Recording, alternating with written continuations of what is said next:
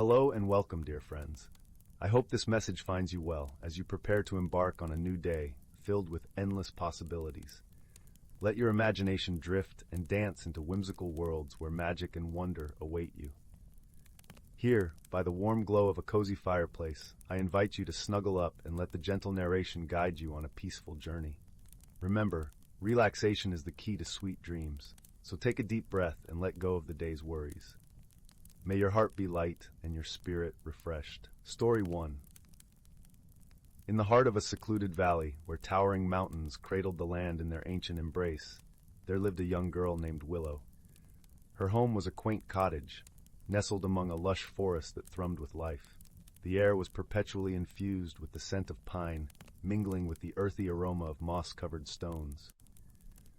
A babbling brook nearby whispered secrets as it meandered through the undergrowth, creating a symphony with the chorus of chirping crickets and the distant hoot of an owl. Dappled sunlight painted the forest floor with a mosaic of light and dark, a canvas of nature's art. Willow was a gentle soul, with eyes the color of the autumn sky and hair that tumbled like a waterfall of auburn leaves.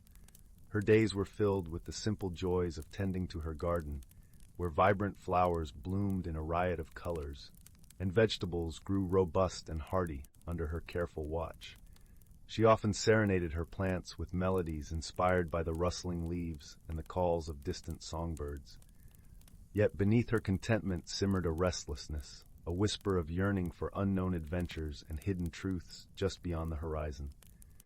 Her tranquil life was laced with the scent of freshly turned earth and the sweet promise of ripening fruit, but Willow often found herself gazing towards the mountains, wondering what lay beyond their misty peaks.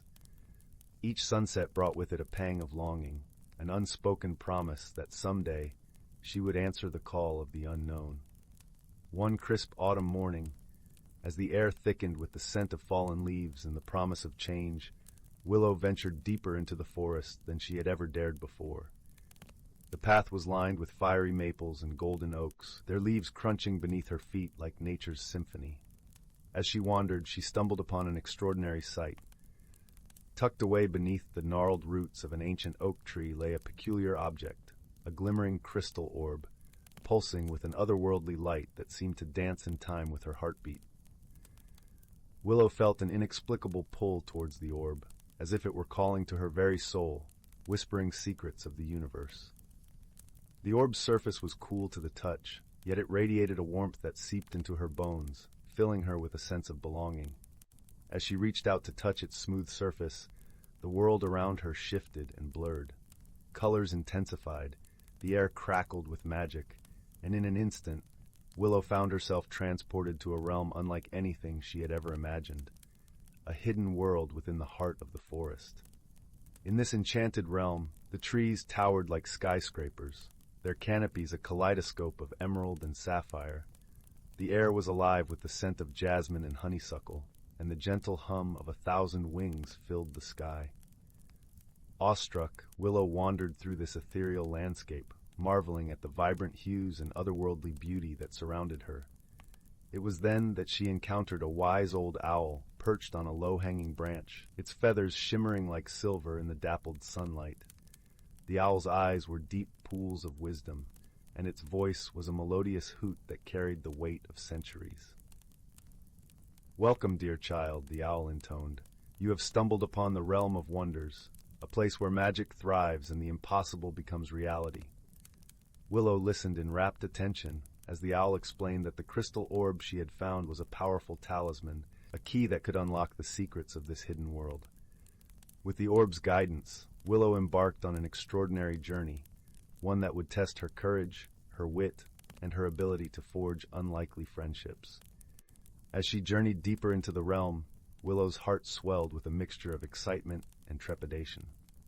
She met a motley crew of companions, a mischievous raccoon named Rascal, whose eyes twinkled with mischief and curiosity, a kind-hearted bear named Bramble, whose gentle nature was as comforting as a warm embrace, and a whimsical fairy named Zinnia, whose laughter sparkled like 1,000 tiny bells.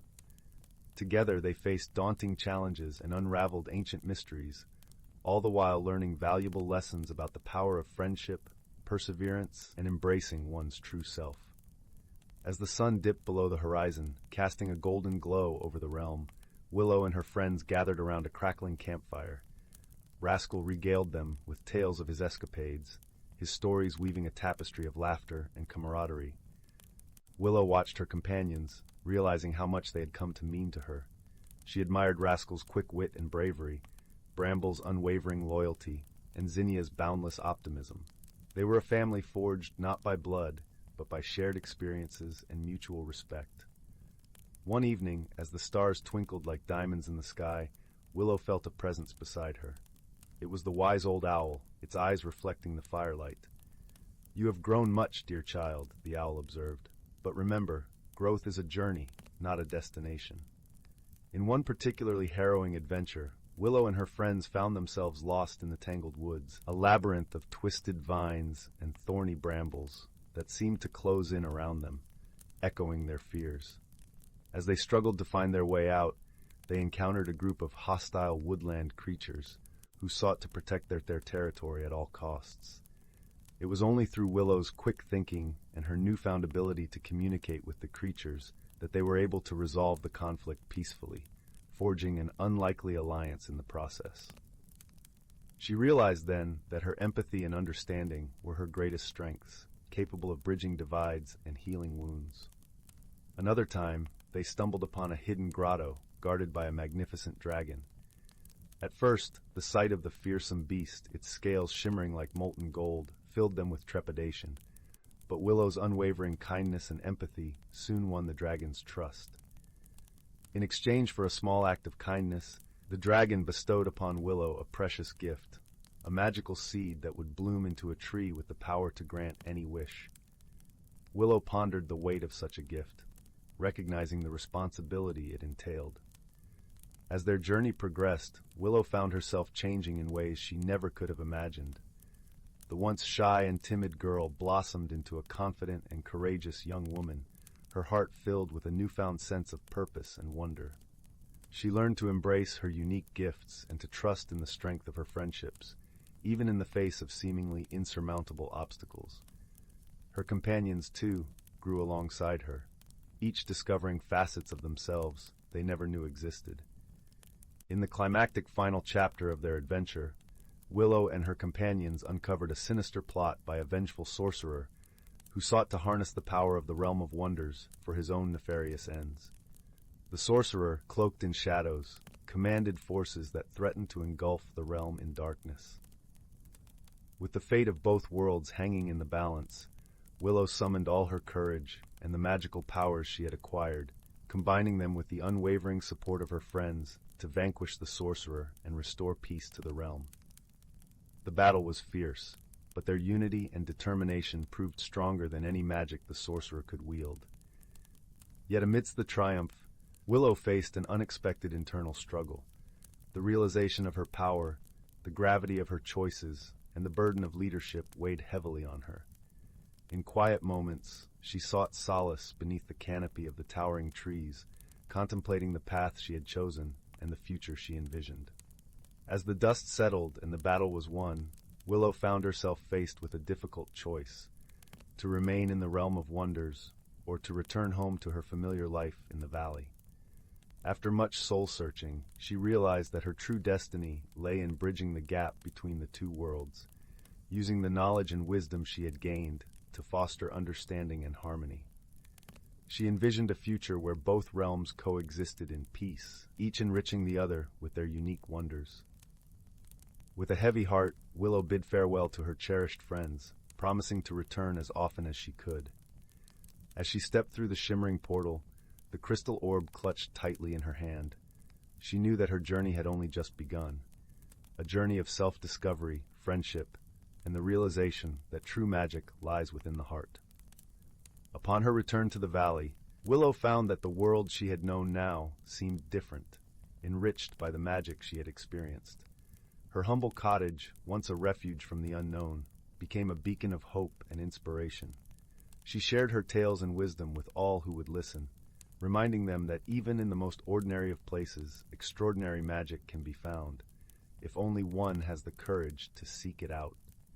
Her stories sparked the imaginations of young and old alike, sowing seeds of curiosity and wonder in the hearts of all who heard them.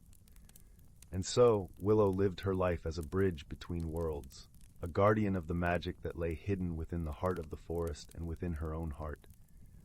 Her adventures continued, each day bringing new discoveries and new friendships, for the realms she had touched were boundless, and her journey was far from over. Story 2. In the quaint village of Willowbrook, where cobblestone paths wound like gentle streams through fields of golden wheat, there stood a charming little shop known as Whispering Wonders. The shop was nestled beneath the sprawling arms of an ancient oak tree, its gnarled branches casting dappled shadows on the thatched roof. The villagers often said that the tree and shop had grown together, sharing secrets with each passing breeze. The tree itself was a towering sentinel, its bark rough and etched with the passage of time, whispering stories of ages long past, its roots entwined with the very foundations of the shop. The shop was owned by a kindly old woman named Clara, whose eyes twinkled like the stars that dotted the velvet night sky. Clara was known for her collection of curious trinkets and baubles that seemed to hum with a life of their own. She was a woman of layers, her laughter as warm as the summer sun, yet her silence as profound as the deepest winter night. Her hands, though wrinkled, moved with a deftness that spoke of years spent weaving magic into the ordinary. From delicate glass birds that shimmered in the sunlight to tiny wooden boxes that played the softest lullabies when opened, each item in her shop held a story waiting to be told. Clara, with her deep appreciation for the stories each item held, spent countless evenings polishing and arranging them, as if setting a stage for their tales to unfold. One crisp autumn morning, a gentle breeze rustled through the village, carrying with it the scent of ripe apples and cinnamon, mingling with the earthy aroma of fallen leaves. A young girl named Lila wandered into Whispering Wonders, her curiosity piqued by the shop's enchanting aura. Lila was a dreamer, with hair the color of autumn leaves and a heart as open as the endless sky. She had always been drawn to the shop, feeling as though it held something just for her. Her eyes, wide and filled with wonder, mirrored the vibrant hues of the world around her, reflecting her insatiable curiosity and the gentle kindness that defined her spirit. As Lila explored the shelves, her fingers brushed against a peculiar object, a small, intricately carved wooden compass. It was unlike any she had seen before, its needle spinning in a slow, mesmerizing dance. The compass's surface was smooth, yet the carving's tiny, intricate swirls seemed to shift and change under her touch, whispering secrets only the heart could understand. Clara noticed Lila's fascination and approached with a gentle smile. "Ah, you've found the compass of whispers," Clara said softly, her voice as soothing as a lullaby. "It's said to guide those who listen closely to the voice of their heart, leading them to where they truly belong." Intrigued, Lila asked if she could borrow the compass, and Clara nodded, her eyes twinkling with a knowing glint. "But remember, dear Lila, sometimes the journey is more important than the destination." With the compass cradled in her hands, Lila stepped out of the shop, feeling the cool embrace of the autumn air. She decided to follow wherever the compass might lead her, eager for an adventure. The air was crisp and invigorating, the kind that made each breath feel like a new beginning, and Lila felt it infuse her with a sense of possibility. The compass guided her beyond the village, through sun-dappled woods where the trees whispered ancient secrets, their leaves rustling in a symphony of nature's own making. The path was lined with vibrant fallen leaves that crunched softly underfoot, and the air was filled with the sweet song of birds flitting between branches, their melodies weaving a tapestry of sound that accompanied her journey. Lila's journey soon led her to the edge of a shimmering lake, where the water mirrored the endless sky above. The lake was a vast mirror, reflecting the heavens and capturing the flight of clouds as they journeyed across its surface. There, she met her first helper, a wise old turtle named Cedric, who was sunning himself on a warm rock, his shell a map of time's passage, etched with the wisdom of countless years. "Good day, young traveler," Cedric greeted, his voice slow and soothing, like the gentle lapping of the waves. "What brings you to these tranquil waters?" Lila explained her journey, showing him the compass of whispers. Cedric nodded sagely, his eyes like polished stones, reflecting the depth of his understanding. The compass has brought you here for a reason. You must listen to the lake, for it holds a lesson you need to hear. Taking his advice to heart, Lila sat by the water's edge, allowing the gentle lapping of the waves to fill her mind. As she listened, she heard a soft, musical voice rise from the depths, a voice that spoke of patience and the quiet strength found in stillness. The water's song was a lullaby of time, teaching her the value of waiting, of letting life unfold in its own time. With newfound wisdom, Lila thanked Cedric and continued on her path, the compass now guiding her to a meadow filled with wildflowers swaying in the breeze. The meadow was a sea of color, each bloom a vibrant note in nature's symphony, and Lila felt herself drawn into its embrace. In the heart of the meadow, she discovered a fox with fur like a sunset, his eyes sparkling with mischief and kindness. "Welcome, dear Lila," the fox said with a playful bow. "I am Finn, keeper of stories and riddles. To continue your journey, you must solve my riddle." Lila grinned, ready for the challenge. Finn's riddle spoke of the power of friendship and the importance of seeing with the heart rather than the eyes. With a thoughtful pause, Lila answered, her heart guiding her words. Finn clapped his paws in delight, his laughter ringing like a chime, the sound as bright and clear as the sky above. "Well done, dear friend," Finn said, his tail flicking with joy. "Your journey teaches you as much as you teach it." As Lila continued, she felt a sense of peace settle over her, the lessons of her journey weaving into the fabric of her soul. The compass led her to a hill overlooking the village, the setting sun painting the sky in hues of gold and rose. Here she met her final guide, a gentle deer with eyes like pools of wisdom. The deer spoke of balance and the harmony found in embracing both light and shadow. With each word, Lila felt her heart grow lighter, her spirit lifted by the understanding she had gained. As twilight descended, Lila returned to Willowbrook, the compass now still in her hands. She made her way back to Whispering Wonders, where Clara awaited her return with a soft smile. "Ah, Lila, you have discovered much," Clara said, her voice warm and enveloping. "The compass of whispers has shown you the way, but it is your heart that has led you home." At that moment, the shop door creaked open, and a young boy named Oliver hesitantly entered. He was new to Willowbrook, having just moved with his family from a bustling city. Oliver's eyes were wide with wonder, yet clouded with uncertainty about his place in this new world. He was an artist at heart, his fingers often stained with ink and charcoal, a testament to his desire to capture the world around him. Seeing Lila's newfound confidence, Clara invited Oliver to join them by the fire. "Every journey begins with a single step, young Oliver," she said, her voice like a gentle hug. Inspired by Lila's stories, Oliver shared his own dreams, revealing a passion for drawing and a desire to capture the magic of Willowbrook on paper. Encouraged by Clara and Lila, he felt the village's warmth embrace him, melting away his apprehension. The fire crackled softly in the hearth, casting a golden glow on the room's treasures. Lila and Oliver exchanged stories, dreams intertwining amidst the shop's whispered wonders. Clara watched over them, her heart swelling with joy as new friendships blossomed under her roof. Yet, as the night deepened, Oliver found himself staring at the compass. Its needle, which had guided Lila on her journey, seemed to beckon him with its silent promise of discovery. Lila noticed his gaze and gently placed the compass in his hands. "Perhaps it holds a journey for you too," she suggested, her voice full of encouragement. With a sense of excitement bubbling within him, Oliver decided to follow where the compass led. The next morning, with the first light of dawn painting the village in soft pastels, he set out. The compass guided him through Willowbrook, revealing hidden corners and forgotten paths. As he walked, he sketched the village's beauty, capturing the essence of his new home. His journey took him to a forgotten clearing at the edge of the village, where ancient stones lay covered in moss, remnants of a bygone era.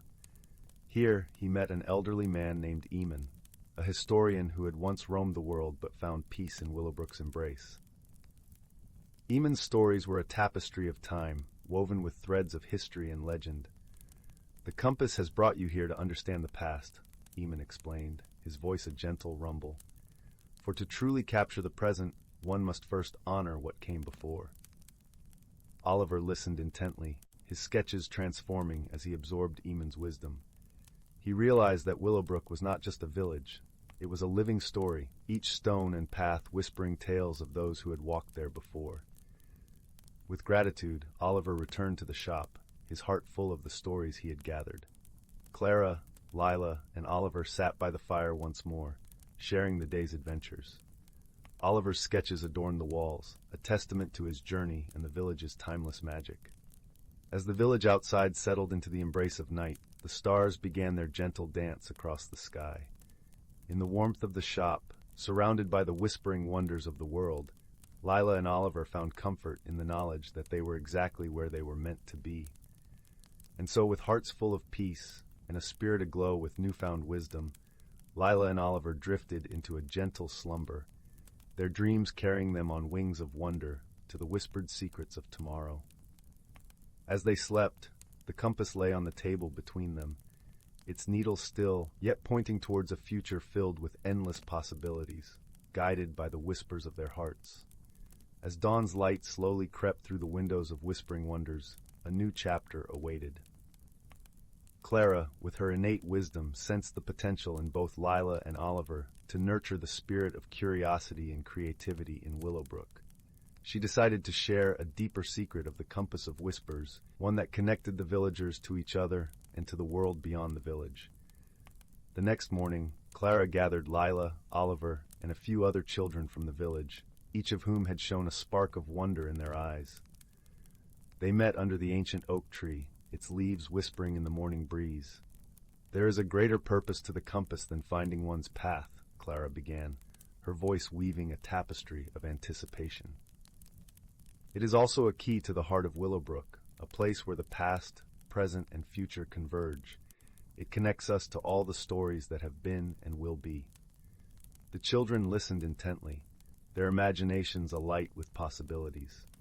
Clara explained that the heart of Willowbrook was a hidden grove deep in the forest, where the village's collective memories were held.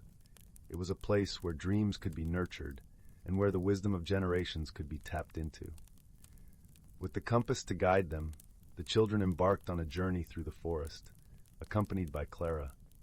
Nature embraced them in its vibrant hues, the forest alive with the soft rustling of leaves and the chorus of birdsong. As they walked, Clara shared stories of Willowbrook's ancestors, of their hopes and dreams, their triumphs and tribulations. The journey was not without its challenges. The children encountered a steep ravine, its edges crumbling and treacherous. Here, Lila's courage shone, her heart guiding her to find a safe passage across. Later, when a sudden storm threatened to drench their spirits, Oliver's artistic eye found beauty in the rain, turning their soggy trek into a dance of droplets and laughter. Finally, they arrived at a secluded glade bathed in dappled sunlight, where ancient stones formed a circle around a bubbling spring. The air was thick with history, the whispers of past generations murmuring through the leaves.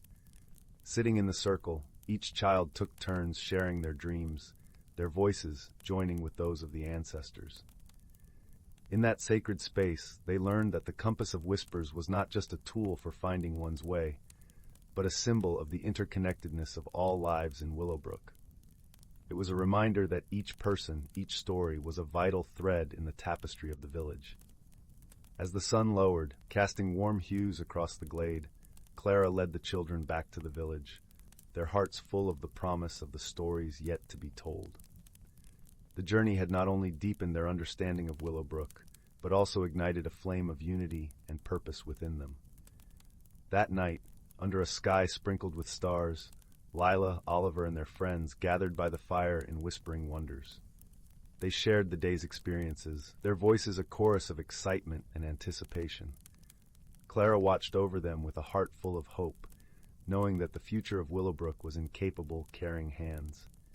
The Compass of Whispers rested on the mantel, its needle still, yet alive with the energy of dreams yet to be discovered. And as the village settled into a peaceful slumber, the oak tree outside swayed gently, its leaves rustling in agreement, as if to say that the stories of Willowbrook would continue to grow with each new dawn. Yet, the tale of Willowbrook was far from complete. As the seasons changed, the bond between Lila, Oliver, and the other children deepened.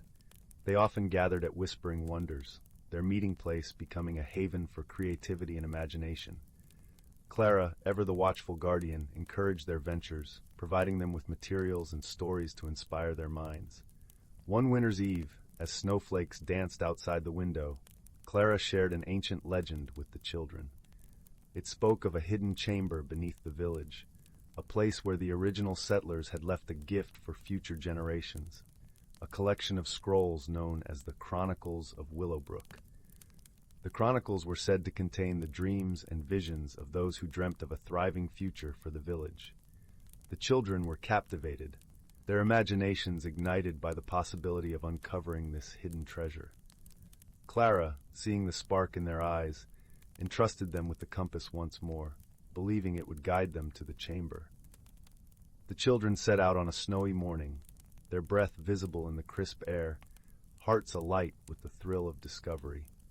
The compass led them to the oldest part of the village, where the remnants of a long-abandoned cottage stood. Beneath the floorboards, hidden under layers of dust and time, they found a trapdoor leading to a forgotten cellar. In the dim light, the air was tinged with the musty scent of history. Cobwebs adorned the corners like delicate lace, and the walls whispered with the echoes of the past. In the center of the room, they found a wooden chest, its surface etched with the same swirling patterns as the compass. Opening the chest carefully, they discovered the Chronicles of Willowbrook, scrolls filled with the hopes and dreams of those who had come before them. Each scroll was a testament to the resilience and vision that had shaped the village. As they read the stories, they felt a profound connection to the past, understanding that they were now the keepers of Willowbrook's legacy. Returning to Whispering Wonders with their newfound treasure, the children shared their discovery with Clara. Her eyes shone with pride, knowing that the village's future was in the hands of those who cherished its past. From that day forward, the Chronicles of Willowbrook became a source of inspiration for the entire village. The children took it upon themselves to share the stories with their families, ensuring that the dreams of the past would guide the dreams of the future. As the village thrived, the spirit of Willowbrook grew ever stronger. The compass of whispers continued to find its way into the hands of those who needed its guidance, connecting hearts and stories across generations. And so, as the years passed and the seasons turned, the village of Willowbrook flourished. Its tales whispered through time, carried on the breeze that rustled the leaves of the ancient oak tree. Whispering Wonders became a beacon of hope and creativity, a place where dreams took flight and stories found their home. In the end, it was not just the compass that guided them, but the understanding that each story, each life, was a part of something greater, a tapestry of wonder and connection, woven through the heart of Willowbrook. Story 3. In a quaint village nestled in a serene valley, surrounded by whispering pines and softly flowing streams, there lived a gentle clockmaker named Oliver. The village itself was a place where time seemed to pause, with cobblestone paths winding through cottages adorned with blooming window boxes, and the air always carrying the scent of fresh bread from the local bakery. Laughter echoed from the village square, where children played and old friends gathered under the watchful eyes of the mountains that framed this idyllic place. Oliver's shop, tucked between two ancient oak trees, was a haven of ticking wonders. The shop's exterior, with its ivy-clad walls and a sign swinging gently in the breeze, invited passers-by into a world where time was both a mystery and a melody. Inside, wooden clocks with intricately carved faces and brass gears decorated the shelves, each holding a steady, rhythmic heartbeat that echoed warmth and tranquility. The air was tinged with the scent of pine and polish, a familiar comfort to those who visited. Oliver, a kind soul with a heart as steady as the timepieces he crafted, lived a quiet life. His days were spent in the company of his beloved clocks, each one a friend with its own story and personality. The villagers admired his craftsmanship, often stopping by to watch as his deft fingers danced over the delicate mechanisms, bringing them to life with precision and care. Yet among this tick-tock symphony, there was one clock that stood out, a small, unassuming pocket watch that sat on a dusty shelf, forgotten by most who visited the shop. This pocket watch, though seemingly ordinary with its slightly tarnished brass and a delicate glass face, held a secret unknown even to Oliver. It wasn't until a particularly rainy afternoon, when the clouds hung low and the rain tapped gently against the shop's windows, that the watch decided to reveal its magic. Oliver sat at his workbench, polishing the gears of an old cuckoo clock. The shop was filled with the comforting aroma of freshly brewed tea and the soft hum of the rain. It was then that the pocket watch began to tick with a rhythm unlike any other. Curious, Oliver set down his tools and reached for the watch, its surface cool yet inviting to the touch. As he gently opened the cover, the room was instantly filled with a warm, golden light. The watch's hands spun gracefully, casting shimmering reflections along the walls. Startled yet mesmerized, Oliver felt a gentle pull, as if the watch was calling him on a journey. "What wonders do you hold, little watch?" Oliver mused softly, his voice barely above a whisper. With a deep breath, he allowed the watch to guide him. In an instant, the shop around him faded, and Oliver found himself standing in an enchanting meadow, bathed in the soft glow of twilight. The air was filled with the scent of blooming wildflowers, their colors vivid under the pastel sky. A gentle breeze rustled the leaves of nearby trees, whispering secrets only the wind knew. Feeling a mixture of curiosity and calm, Oliver took in his surroundings. Before him stood a path of polished stones leading deeper into the meadow, where the twilight seemed to gather like a gentle embrace. It was here that Oliver's journey truly began. As he walked, he was joined by a pair of companions. First, a wise old tortoise named Bert, whose shell was adorned with patterns resembling constellations. Bert moved with a deliberate grace, his eyes twinkling with the knowledge of ages. "Ah, young Oliver!" Bert greeted in a voice as deep and soothing as the earth itself. "You have found the timekeeper's watch, a rare treasure indeed." "Timekeeper's watch?" Oliver echoed, intrigued. "Yes," Bert nodded sagely. "It holds the power to reveal the wisdom of the world to those with a kind heart and a curious spirit." The second companion was a lively sparrow named Lila, her feathers a flurry of russet and gold. She flitted around Oliver with the exuberance of a playful breeze, her chirping laughter filling the air. "Welcome, welcome," Lila chirped cheerfully. "We're here to help you on your quest. It's going to be such fun." Together, the trio ventured deeper into the meadow, the path leading them through fields of swaying grasses and beneath arches of flowering vines. Along the way, they encountered creatures of all kinds, a family of rabbits nibbling on clover, a deer sipping from a crystal-clear stream, and butterflies dancing in the air like living jewels. But their journey was not without its challenges. They soon arrived at a grand, ancient tree, its branches stretching wide and high like a timeless guardian of the land. At its base lay a riddle etched into a stone, glistening under the dimming sky. "To find the truth you seek, speak with the voice of harmony. What you hear is not always what you see." Oliver pondered the riddle, feeling its weight like a gentle breeze brushing his thoughts. Bert offered his wisdom. "Sometimes the answers lie within, and not in the world around us." Lila added with a flutter, "And sometimes what seems hidden is just waiting to be heard."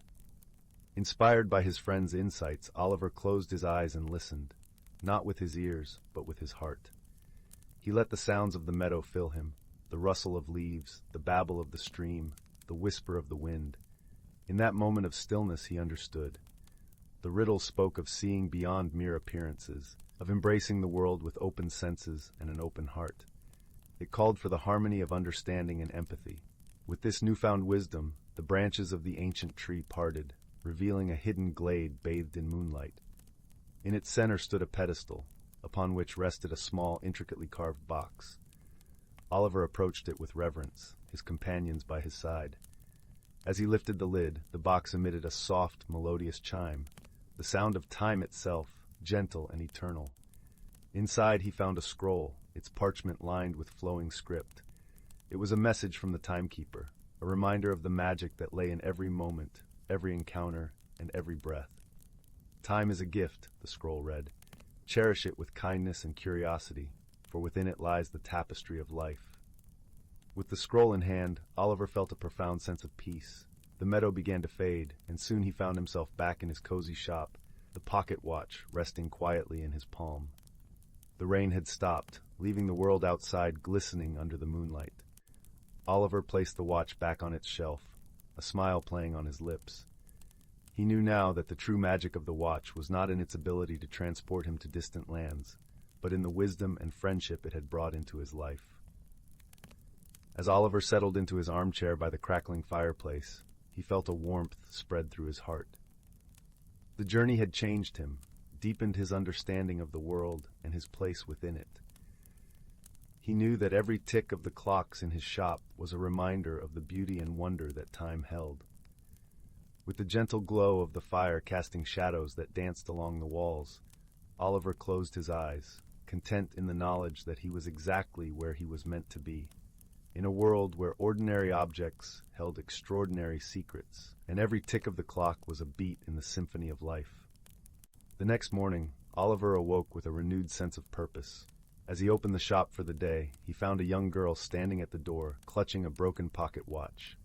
Her eyes, wide and hopeful, reminded Oliver of his own curiosity and kindness. "Can you fix it, sir?" she asked, her voice a whisper of hope. Oliver smiled warmly, taking the watch in his hands. "Of course," he replied, inviting her inside. "Let's see what stories this watch has to tell." And so, under the watchful gaze of the sun now peeking through the clouds, Oliver began his work anew, embracing each day with the knowledge that every moment held its own magic, waiting to be discovered. Story 4. In the heart of the whispering woods, where the air was sweet with the scent of blooming honeysuckle and the gentle rustle of leaves sang lullabies to the earth, there lay a secret hidden from the world. The woods were a place of mystery and enchantment, where ancient trees held wisdom in their gnarled branches, and shafts of sunlight danced playfully on the carpet of ferns and moss. The forest itself seemed alive, breathing in rhythm with a world unseen, a silent witness to the passage of time and the secrets it guarded. Nestled at the edge of these woods was the village of Willowbrook, a quaint settlement where the cobbled streets twisted like old tales, and the thatched cottages stood like sentinels of time.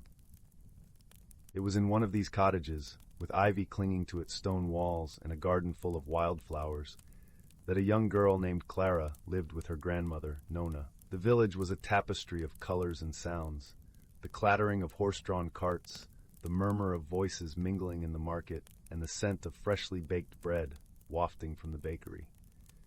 Clara was a curious soul, with hair the color of chestnuts and eyes that mirrored the sky after a spring rain.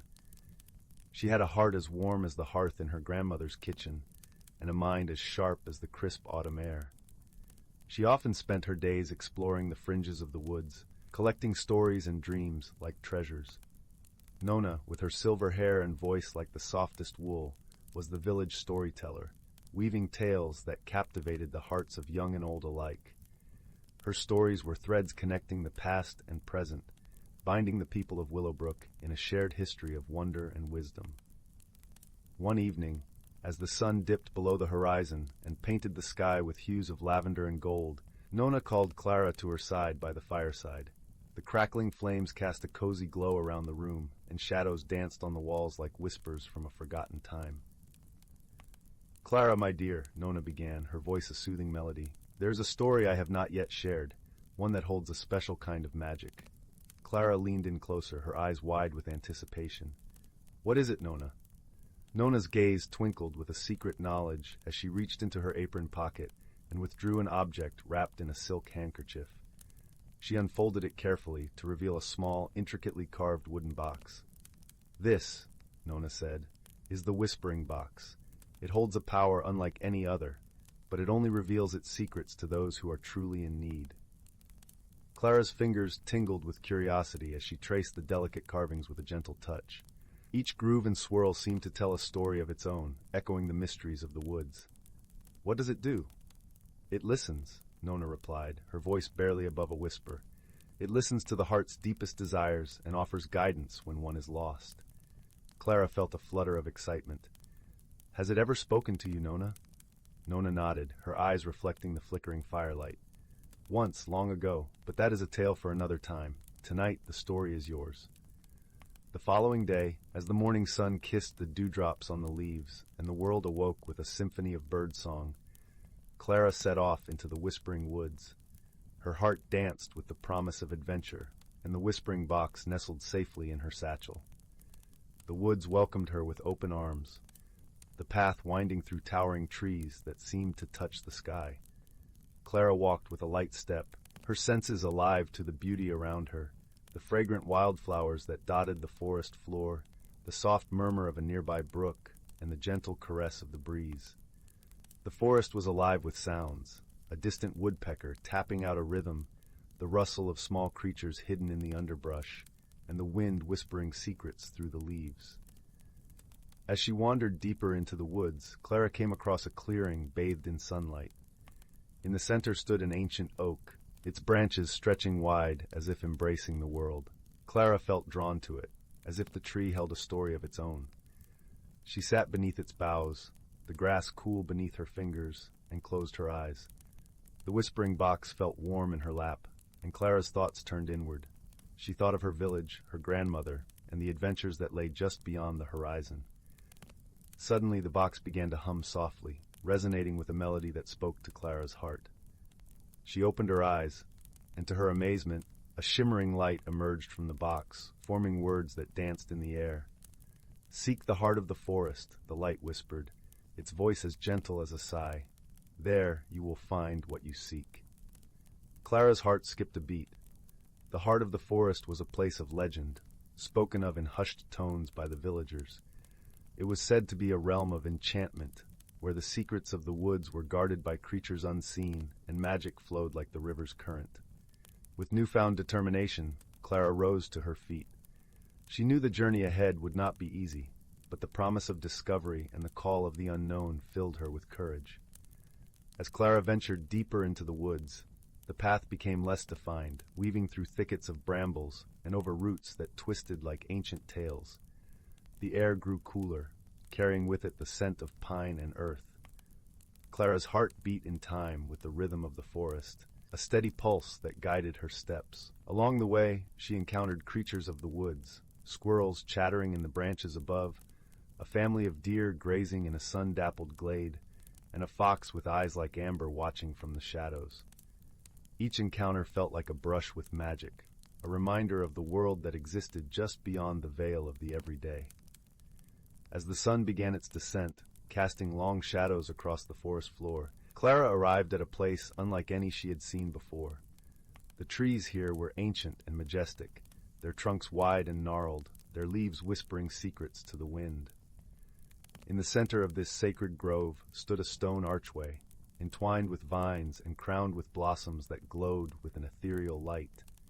Clara approached the archway with a sense of awe, her heart filled with a mixture of trepidation and wonder. She could feel the magic in the air, a tangible presence that beckoned her forward. Taking a deep breath, she stepped through the archway, crossing into a world that felt at once familiar and fantastical. On the other side, the forest opened into a hidden realm bathed in twilight. The air shimmered with a gentle luminescence, and the sounds of the woods were replaced by a serene stillness. Clara felt a sense of peace wash over her, as if she had found a place she had always known but never seen. In the heart of this enchanted forest stood a pool of crystal-clear water, its surface reflecting the sky above. Clara approached it with reverence, feeling the pull of something greater than herself. As she knelt by the water's edge, she noticed her reflection shimmering back at her, but there was something different, something deeper. The whispering box hummed softly, and Clara felt a warmth spread through her chest. She understood now that the journey was not just about finding the heart of the forest, but about discovering her own heart as well. As she gazed into the pool, she saw her hopes and dreams, her fears and doubts, all laid bare in the water's reflection. The journey had changed her, teaching her the power of courage, the strength of kindness, and the wisdom of listening to the whispers of the world around her. With a newfound sense of clarity, Clara rose to her feet. She knew that the magic of the whispering woods would always be with her, a guiding light in times of darkness, a reminder of the world beyond the ordinary. As she made her way back through the archway and into the familiar embrace of the forest, Clara felt a sense of belonging, a connection to the earth and the stories it held. She knew that she would return to Willowbrook with a tale to tell, a story of magic and discovery, of friendship and transformation. When Clara finally emerged from the woods, the village of Willowbrook greeted her with open arms. The sun was setting, casting a warm glow over the rooftops, and the air was filled with the scent of evening fires. Nona was waiting for her at the garden gate, her eyes shining with pride and love. Clara ran to her grandmother, wrapping her arms around her in a warm embrace. "Nona," Clara said, her voice filled with wonder, "the forest is full of magic. I found the heart of the woods, and it showed me who I truly am." Nona smiled, her heart swelling with joy. "The woods have always been wise, my dear. They have a way of revealing the truth that lies within." Together they walked into the cottage, the fire crackling merrily in the hearth. As Clara shared her tale, the warmth of the flames and the comfort of her grandmother's presence wrapped around her like a cozy blanket, and she knew that this was only the beginning of her journey. The next morning, Clara awoke with a new sense of purpose. She spent the day helping Nona around the cottage, her mind buzzing with the stories she would tell, the lessons she had learned. In the afternoon, as they sat in the garden, Nona began to speak of her own encounter with the whispering box. "Long ago," Nona said, her voice soft with memory, "I too ventured into the woods, seeking answers. The box showed me a path I had not considered, one that led me to Willowbrook and to the life I have now. It is a gift, Clara, this connection to the woods. Cherish it." Clara nodded, understanding the depth of her grandmother's words. The Whispering Woods had not only shaped her, but it had also been a part of Nona's journey, a thread woven into the fabric of their lives. Inspired by Nona's words, Clara decided to explore the village and learn more about its history and the stories of its people. She visited the elder villagers, listening intently as they recounted tales of the woods, stories of bravery, love, and loss. Each story added a new layer to her understanding of Willowbrook and its connection to the Whispering Woods. One evening, as the stars began to blanket the sky, Clara and Nona joined the villagers in the town square for a festival to celebrate the changing seasons. Lanterns hung from the trees, casting a warm glow over the gathering, and music filled the air, a melody of joy and community. As Clara danced with the villagers, she felt the weight of the whispering box in her satchel, a constant reminder of the magic that lay just beyond the village. She realized that the stories she had collected were not just tales of the past, but threads that wove the villagers together, connecting them to one another and to the woods that surrounded them. That night, as Clara lay in bed, the gentle hum of the whispering box lulled her to sleep. Her dreams were filled with visions of the forest, the hidden realm she had discovered, and the faces of the villagers who had shared their stories with her. She knew that her journey was far from over, that there were more tales to uncover, more lessons to learn. With each new day, Clara's bond with the Whispering Woods grew stronger. She continued to explore the fringes of the forest, always with the whispering box by her side, a guide and companion in her adventures. Through her explorations, she discovered not only the magic of the woods, but the magic within herself, a strength and wisdom she hadn't known she possessed.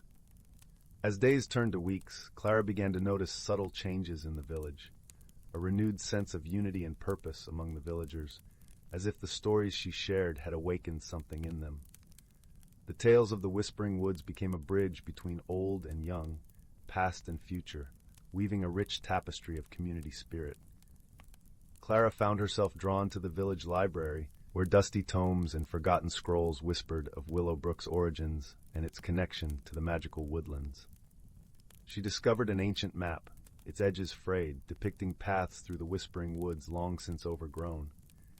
Among the faded ink and cryptic symbols, Clara noticed a familiar pattern, mirroring the carvings on the whispering box. One day, as Clara studied the map in the quiet of the library, the village elder, a wise woman named Alara, joined her. "The forest has chosen you, Clara," Alara said, her voice a gentle echo of wisdom. "You are its keeper, its storyteller. The map you hold is a key, a guide to unlocking the secrets of our shared past." Clara felt a sense of responsibility, a calling to protect the magic that flowed through both the forest and the village. She realized that her journey into the woods was but a beginning, a first step on a path that stretched beyond her own understanding. With newfound determination, Clara began to organize gatherings in the village square, where she and Nona would share the stories of the Whispering Woods. The villagers, inspired by these tales, began to add their own experiences, creating a living tapestry of history, hope, and enchantment. As the seasons changed and the village thrived, Clara's role as a storyteller became more prominent. She found herself mentoring younger children, encouraging their curiosity and guiding them to explore the edges of the woods with respect and wonder. The stories she shared became a part of the village's tradition, a cherished legacy for future generations. One brisk autumn morning, Clara received a letter from a distant village, seeking her wisdom and stories of the Whispering Woods. The news spread quickly through Willowbrook, and Clara felt a mixture of excitement and trepidation. She realized that her journey was expanding beyond the borders of her home, and her heart swelled with a sense of purpose. Before embarking on this new chapter, Clara visited the ancient oak in the clearing, the place where her adventure had first begun. She sat beneath its boughs, the whispering box warm in her hands, and listened to the gentle rustle of leaves. The forest, her constant companion, offered her the courage to face the unknown. As she sat there, a soft breeze stirred, carrying with it the distant melody of a flute, a sound that was both haunting and beautiful. It was said that the forest itself played this tune, a whisper of its ancient stories and forgotten secrets. Clara felt the music resonate in her soul, an echo of her own heart's song. She understood that her journey was a part of a larger symphony, one composed by the very essence of the Whispering Woods. And so, under the watchful gaze of the stars, Clara drifted into a peaceful slumber, her dreams filled with the promise of adventures yet to unfold, and the gentle whispers of the woods singing her to sleep. The journey of discovery continued, not just for Clara, but for all of Willowbrook, as they embraced the magic of their world and the stories that bound them together. Story 5. Nestled in a tranquil valley where misty hills cradled the land and a gentle river sang its endless lullaby lay the quaint village of Willowbrook. The village was known for its lush gardens and cozy cottages, each with a chimney that puffed fragrant smoke from crackling hearths. Here the air was always tinged with the scent of blooming wildflowers and warm bread, and the gentle hum of bees and laughter of children floated through the winding lanes. The village, though seemingly timeless, was a place where traditions interwove with the fabric of everyday life. Every morning, the villagers would gather at the central square, where a grand old oak tree stood, its branches whispering stories of generations past. The square was a hub of activity, with merchants displaying their crafts, farmers offering fresh produce, and elders sharing tales with wide-eyed youngsters. The cobblestones, worn smooth by countless footsteps, bore witness to the life and vibrancy of Willowbrook. In this serene haven lived a young woman named Linnea. She was kind-hearted, with eyes the color of moss and hair that shimmered like autumn leaves in the sun. Linnea had a gift for tending to the plants and flowers that grew around her family's humble cottage. Her garden was a tapestry of color, a symphony of life, where daisies and lavender danced with the breeze, and climbing roses wove intricate patterns along the wooden fence. Yet despite the beauty she nurtured outside, Linnea felt a restlessness within. Change was sweeping through Willowbrook as the elders spoke of new traditions and gatherings. The villagers were eager to embrace these changes, but Linnea found herself clinging to what was familiar, afraid that new ways might unravel the tapestry of her world. One crisp morning, when the fog curled lazily around the village, Linnea decided to seek solace in the whispering woods that bordered Willowbrook. She walked along the familiar path, her steps cradled by the soft earth and her heart heavy with the weight of uncertainty. As she wandered deeper into the forest, she was enveloped by the earthy aroma of damp soil mingled with the fresh scent of dew-kissed ferns. The trees seemed to lean closer, their leaves murmuring secrets only they knew. As she walked, she noticed the forest was alive with the chatter of creatures hidden in the underbrush, their eyes peering curiously at the lone traveler. Birds flitted from branch to branch, their songs weaving a melody that danced through the trees. The scent of pine mingled with the earth, grounding her in the moment, even as her thoughts drifted to the unknown future. In the heart of the woods, where the sunlight dappled the ground and the air was thick with the scent of pine and earth, Linnea stumbled upon a peculiar sight. A shimmering pool lay nestled amidst a ring of ancient oaks, its surface like liquid glass, reflecting the canopy above. Drawn by its ethereal glow, she knelt beside the pool and peered into its depths. As Linnea gazed into the water, the ripples began to form images, painting stories that seemed strangely familiar and yet unknown. She saw herself as a child, fearless and free, running through fields with wildflowers in her hair. She saw herself in moments of courage, of kindness, and of quiet reflection. Each scene was a reminder of who she was and who she could be. Suddenly, the pool shimmered with a soft golden light, and from its depths emerged a figure cloaked in a gown of woven moonbeams. Her eyes were as deep as the night sky, twinkling with stars and wisdom, and her presence was like a gentle breeze that soothed Linnea's troubled heart.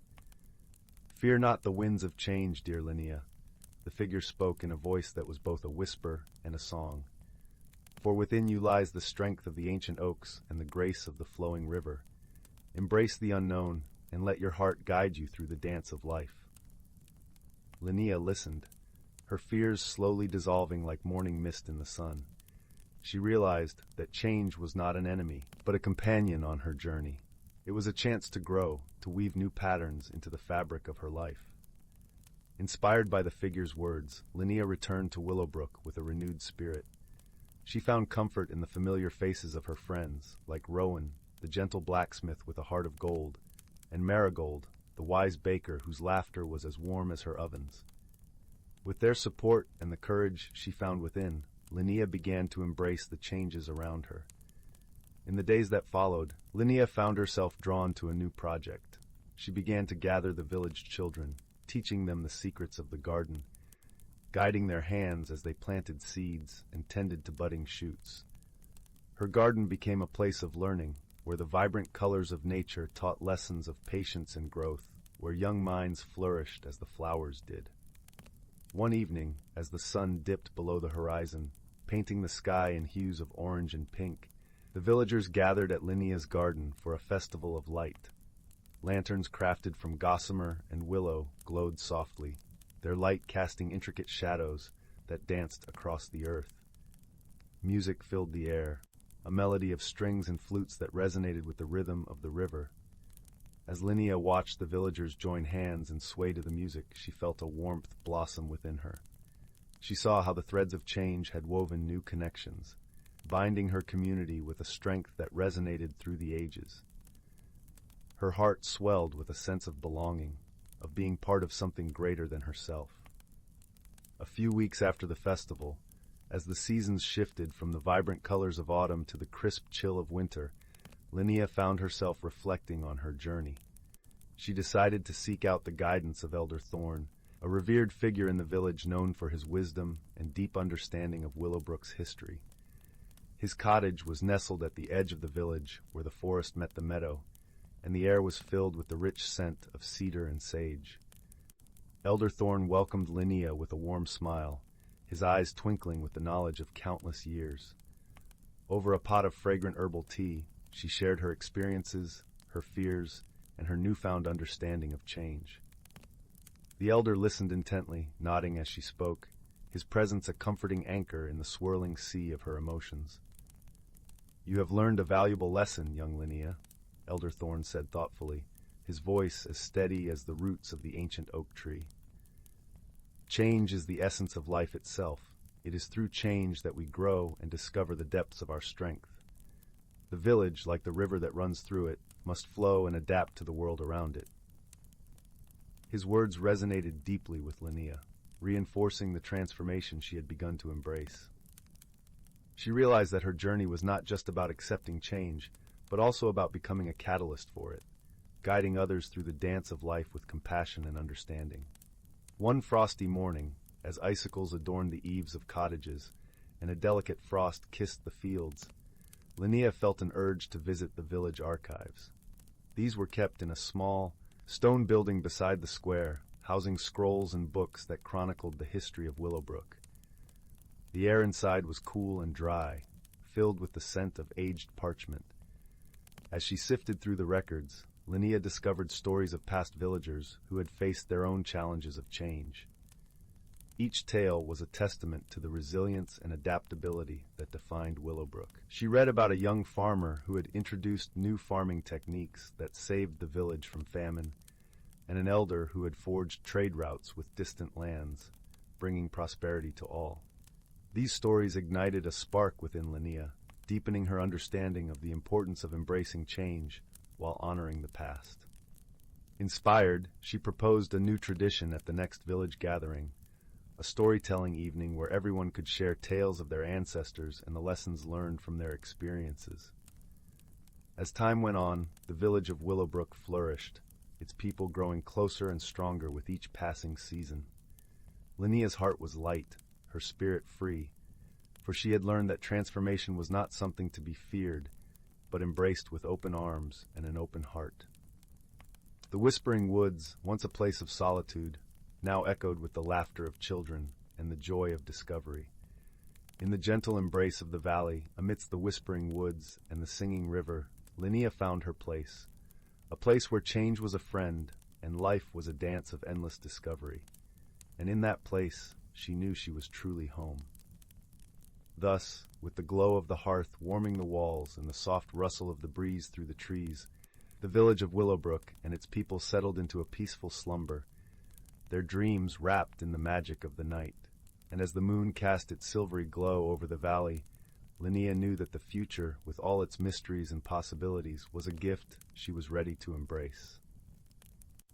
As winter's chill deepened, Linnea decided to explore another facet of her village's culture that was often overlooked during the warmer months: the art of storytelling through weaving.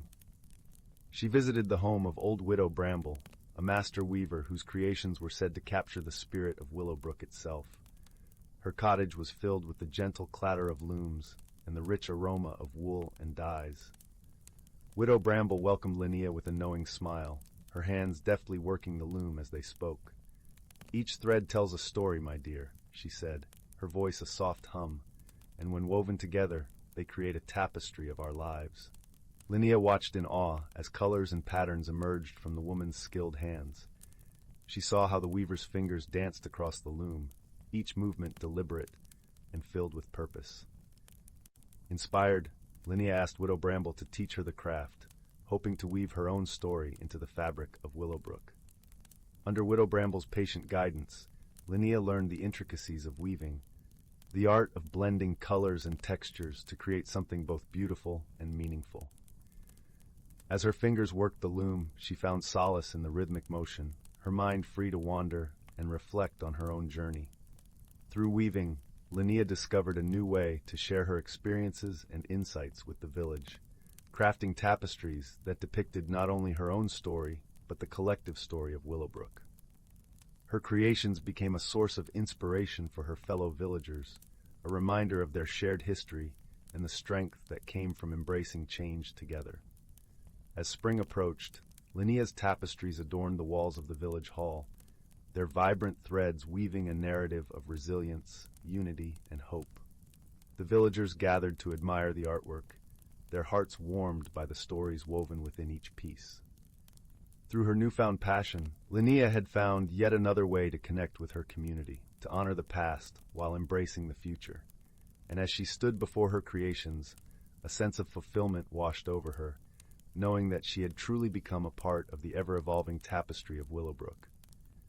With her heart open to new possibilities, Linnea continued to nurture both her garden and her soul, planting seeds of change that would grow and flourish for generations to come. And in doing so, she discovered that the true beauty of life lay not in holding on to the past, but in weaving it into the vibrant fabric of the present, creating a legacy that would endure through the ages. Story 6. In a quaint little village nestled between whispering fields of lavender and the gentle embrace of the emerald woods, there was a place that seemed almost forgotten by the rush of time. This was the village of Willowbrook, where cobblestone paths meandered through rows of charming cottages, each with a garden brimming with vibrant blooms and the scent of freshly baked bread wafting through the air. The villagers of Willowbrook were known for their kindness and gentle hearts, often gathering in the village square to share stories and laughter. But lately, a peculiar mystery had woven itself into the fabric of their lives. Each morning, as the sun cast its golden glow over the village, the townsfolk would awaken to find that their shoes had been mysteriously polished during the night, gleaming as if kissed by moonlight itself. Though this strange occurrence was not unwelcome, it puzzled everyone greatly. The wise old owl, who lived in the tallest oak of the Emerald Woods, had long been a trusted advisor to the villagers. His feathers were a tapestry of browns and creams, and his eyes held the wisdom of countless moons. The villagers decided to seek his counsel, hoping he might shed light on their curious predicament. As the sun began to set, painting the sky in hues of orange and pink, a small group of villagers made their way to the owl's tree. Among them was young Finn, a bright and observant lad with a heart full of wonder. He had always been fascinated by the mysteries of the world, and was eager to uncover the truth behind these nightly visits. "Good evening, wise owl of the woods," called out Finn, his voice gentle and respectful. The owl opened his eyes slowly, glancing down at the gathering below. "Ah, good evening to you, dear villagers. What brings you to my humble abode this fine night?" Finn stepped forward, the twilight casting a soft glow around him. "We have a mystery that has puzzled us all. Each night our shoes are polished, but we do not know who or what is responsible. We hoped you might have some insight." The owl ruffled his feathers thoughtfully, then nodded. "Ah, a mystery indeed. But fear not, for Willowbrook is a place of magic and wonder.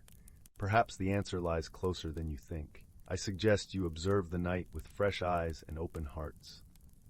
With a nod of gratitude, the villagers returned to their homes, their minds buzzing with curiosity. Finn, however, was determined to solve the mystery. That very night, he decided to stay awake, watching and waiting by the glow of a flickering candle. As the village lay in slumber and the moon rose high, casting silver beams that danced across the fields, Finn spotted something remarkable. Silently, like a whisper in the wind, small figures emerged from the shadows. They were the shoemaker elves, tiny and nimble, their eyes twinkling with mischief and joy. With deft hands, they polished and buffed each pair of shoes with care and precision. Finn watched in awe, his heart full of wonder at the magic unfolding before him. He had heard tales of the shoemaker elves, known for their skill and kindness, but never had he imagined he would see them in his own village. As dawn approached, the elves finished their work and began to slip away as quietly as they had come. But Finn, unable to contain his gratitude and curiosity, called out softly to them. "Thank you, dear friends, for your kindness and hard work. But why do you polish our shoes each night?" The elves paused, their leader stepping forward with a gentle smile. "We are the caretakers of this land, young Finn. We have watched over Willowbrook for many generations. Your village's kindness and warmth have touched our hearts, and we wish to give something back." Finn nodded, understanding the bond that had formed between the villagers and the magical creatures. "Is there anything we can do to show our gratitude?" The elf leader chuckled, a sound like the tinkling of wind chimes. "Your kindness is all we need, but perhaps a basket of berries or a song by the fire would be a delightful gift." With that, the elves vanished into the first light of dawn, leaving Finn with a heart full of joy and a story to share.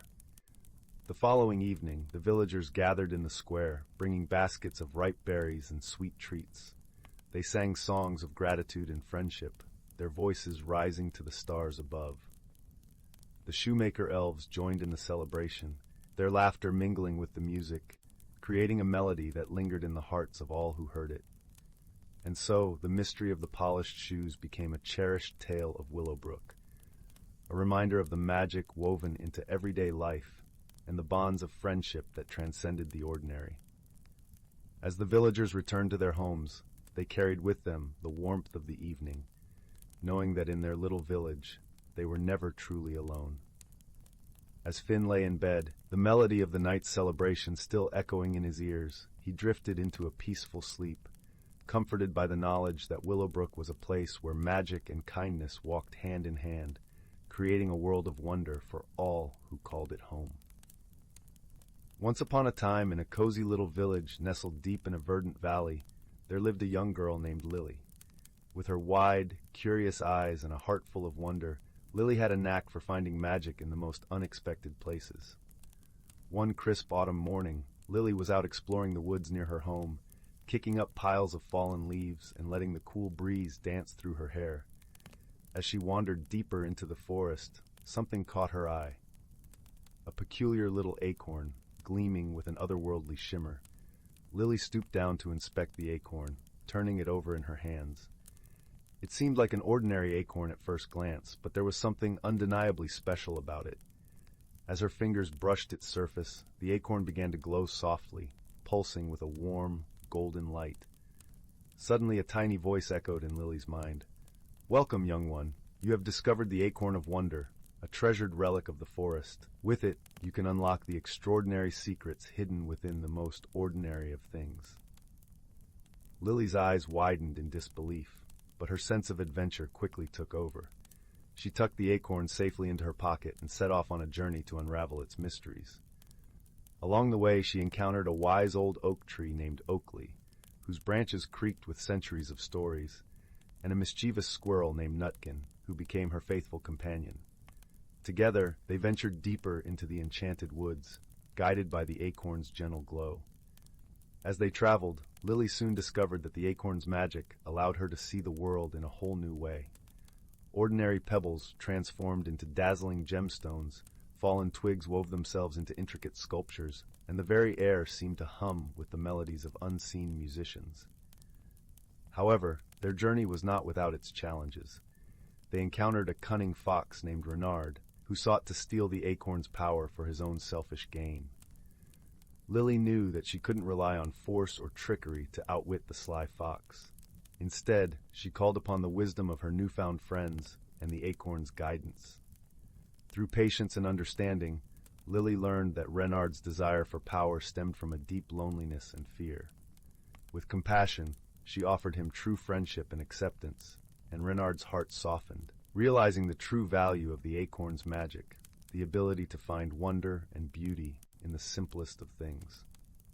As the sun set over the enchanted woods, Lily and her friends returned home, their hearts filled with the warmth of newfound friendships and a deeper appreciation for the extraordinary wonders that surrounded them every day.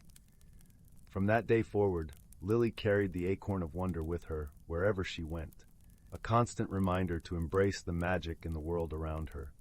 And whenever she felt lost or discouraged, she would simply close her eyes, hold the acorn close, and let its gentle glow guide her back to the path of wonder and joy. Story 8. In a secluded glen, where the sunlight dripped golden through the canopy, the whisper of leaves and the gentle murmur of a stream harmonized in a symphony of nature's quiet magic. This was the heart of the verdant vale, an ancient forest known only to those who listen to the tales of the wind and the secrets of the earth. Here, time seemed to flow differently, echoing the eternal dance of the seasons. In this hidden sanctuary lived creatures whose lives unfolded unseen, their existence woven with the forest's own rhythm. Among them was a wise, elderly tortoise named Oberon, whose shell bore the markings of centuries past and whose eyes held the wisdom of countless seasons. His days were spent wandering the mossy paths, listening to the stories carried on the breeze, and sharing his knowledge with those who sought his counsel. One crisp autumn afternoon, as the leaves blushed with hues of amber and crimson, a young hare named Nisa bounded through the underbrush. Her fur was as soft and gray as the morning mist, and her eyes sparkled with curiosity. She had come to seek Oberon's guidance, for the forest felt different this year. The air was tinged with a strange tension, as if something essential was amiss. "Oberon," Nisa called softly, her voice barely more than a whisper beneath the rustling leaves. "May I speak with you?" The tortoise lifted his head slowly, his kind eyes meeting hers. "Of course, young Nisa. What troubles you?" Nisa settled beside him, her ears twitching anxiously. "I feel the forest is unbalanced. The streams run shallower, the winds carry an unfamiliar chill. Even the birds' songs seem quieter. I do not understand." Oberon nodded, the weight of his years evident in the gentle tilt of his head. "The forest is indeed out of harmony," he said, his voice as soothing as the babble of the brook nearby. "It is the cycle of the seasons, ever shifting, that maintains our balance. Yet now there is a disturbance, What can we do? Nisa asked, her voice earnest and eager for action. We must remind the forest of its own wisdom, Oberon replied. There is an ancient ritual that can restore harmony. It requires the cooperation of all the creatures, a testament to the unity of life here. Nisa's heart lifted with hope, and together with Oberon, she ventured deeper into the forest, spreading word of their plan. As the sun dipped below the horizon, casting the world in twilight's embrace, animals began to gather. Squirrels and foxes, birds and insects, all drawn by the promise of balance restored. The heart of the ritual lay in the dance of the elements, a delicate symphony of water, earth, air, and fire. Oberon guided them, each creature contributing its unique gift. The birds sang the melodies of the wind, their voices weaving through the branches like threads of silver. The squirrels gathered acorns, symbols of life and growth, planting them in the rich earth. Nisa, swift and graceful, led the dance, her feet barely touching the ground as she moved with the rhythm of the forest's heart. Her joy was infectious, and soon all creatures were part of the dance, their laughter and song echoing through the trees. As they danced, the forest began to respond. The air grew warmer, infused with the scent of pine and the sweetness of damp earth. The stream, which had grown sluggish, sparkled anew, its waters clear and lively. The leaves shimmered with the glow of the moonlight, their colors deepening into the rich tapestry of autumn. At the dance's climax, a gentle rain began to fall, a blessing from the sky, each drop a note in the symphony of renewal. The forest drank deeply, and with a sigh of contentment, the balance was restored. In the days that followed, the creatures of the verdant vale noticed the change. The birds sang more brightly, the air was filled with the hum of life, and the forest thrived in a newfound harmony. Nissa often visited Oberon, grateful for the wisdom he shared and the unity they had fostered. As the first snowflakes of winter began to drift lazily from the sky, Oberon and Nissa sat side by side, watching the forest settle into its quiet slumber. The world was serene, the air crisp and filled with the promise of new beginnings. And so the creatures of the verdant vale continued to live in peace, their lives intertwined with the eternal rhythms of nature. The forest, once again in harmony, whispered its secrets to those who listened, a testament to the power of unity and the wisdom passed down through generations. In this hidden sanctuary, where reality and magic danced in perfect balance, the story of the verdant vale lived on, carried on the wings of the wind and the currents of the stream, forever a part of the forest's timeless song. Story 9. In the heart of a tranquil valley, cradled by rolling hills and whispering forests, there lay a small village named Willowbrook. The village was renowned for its lush gardens, whose flowers seemed to blossom in colors more vibrant than anywhere else, and whose fruits tasted as if kissed by the sun itself. In this village lived a young woman named Leora. Leora was known for her gentle spirit and kind heart, yet she carried a deep restlessness within her. She felt trapped in the familiarity of her surroundings, yearning for something more yet fearing change. Every day she watched the seasons shift outside her window, the leaves turning from green to gold, as if the world was inviting her to transform along with it. One crisp autumn morning, as the first frost sparkled on the rooftops, Leora decided to take a walk through the enchanted forest, a place whispered about in tales but seldom visited. The forest was said to be alive with magic, a shimmering world where the trees whispered secrets and the streams sang songs of old. As Leora wandered beneath the canopy of ancient trees, she marveled at the kaleidoscope of colors around her. The air was filled with the scent of pine and earth, the crispness of fallen leaves crunching gently underfoot. It was as if the forest was breathing a gentle lullaby, soothing her anxious heart. Suddenly, she came upon a clearing bathed in soft, golden light. In the center stood an ancient oak tree, its branches stretching wide as if to embrace the sky. Beneath the tree, a small pool of water shimmered, reflecting the dappled sunlight in hues of emerald and sapphire. Leora approached the pool, her reflection wavering in the crystalline surface. As she gazed into the water, she noticed something extraordinary, a flicker of light within her own eyes, a spark that seemed to pulse with a life of its own. From the depths of the pool, a voice as soft as the rustling leaves spoke. "Do not fear change, dear one. Embrace it, for within you lies the power to transform." Startled, Leora looked around, but she was alone. The voice seemed to have come from within the pool itself. Her heart beat faster, a thrill of magic and possibility coursing through her veins. Just then, a gentle rustling announced the arrival of an unexpected companion, a small fox with fur as white as snow and eyes like amber jewels. The fox trotted up to Leora and nuzzled her hand, its presence warm and reassuring.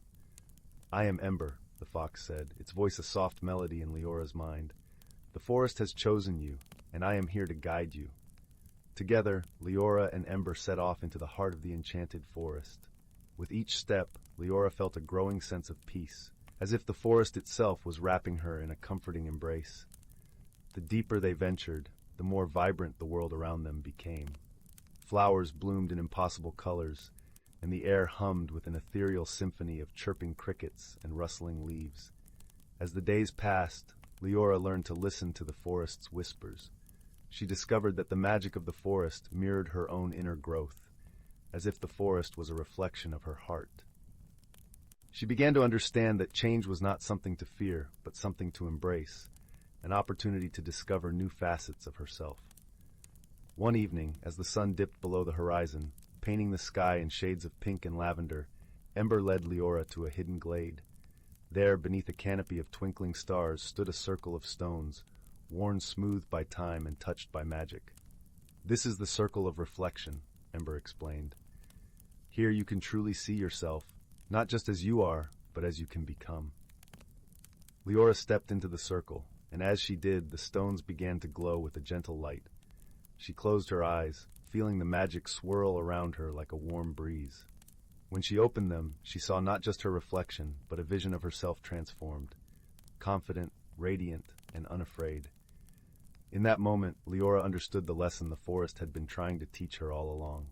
She realized that true transformation began within, sparked by the courage to embrace the unknown and the wisdom to learn from each experience. Thanking Ember and the forest for their guidance, Leora returned to Willowbrook, her heart light and her spirit renewed. She carried with her the lessons of the forest, a reminder of the beauty and power of personal growth. And so, as the seasons continued to turn and the village of Willowbrook thrived, Leora found peace in her ever-changing world. She learned to dance with the winds of change, her heart open to the endless possibilities that lay beyond the horizon. In the warmth of the village hearths, her tale was told, a story of magic and transformation, of courage and friendship. And as her story spread, it became a gentle reminder to all who heard it, that within each of us is the power to grow, to change, and to shine, just as brightly as the stars in the night sky. Story 10. In the heart of the whispering woods, where sunlight danced through emerald leaves and the air was perfumed with the fragrance of wild honeysuckle, there lived a gentle soul named Clara. Clara was known throughout her village for her kind eyes and the gentle way she braided her auburn hair, always adorned with fresh flowers from her garden. Yet, despite her serene exterior, Clara carried a weight in her heart. She often found herself at odds with the changes that life seemed to bring her way. The world around her seemed to shift like the seasons, while she longed for the comfort of constancy. Every morning she would tend to her garden, a small but vibrant patch of earth that felt like an extension of her own spirit. It was her haven, where she could listen to the soft whisperings of the wind and the tender rustle of the leaves. But even here, change was inevitable.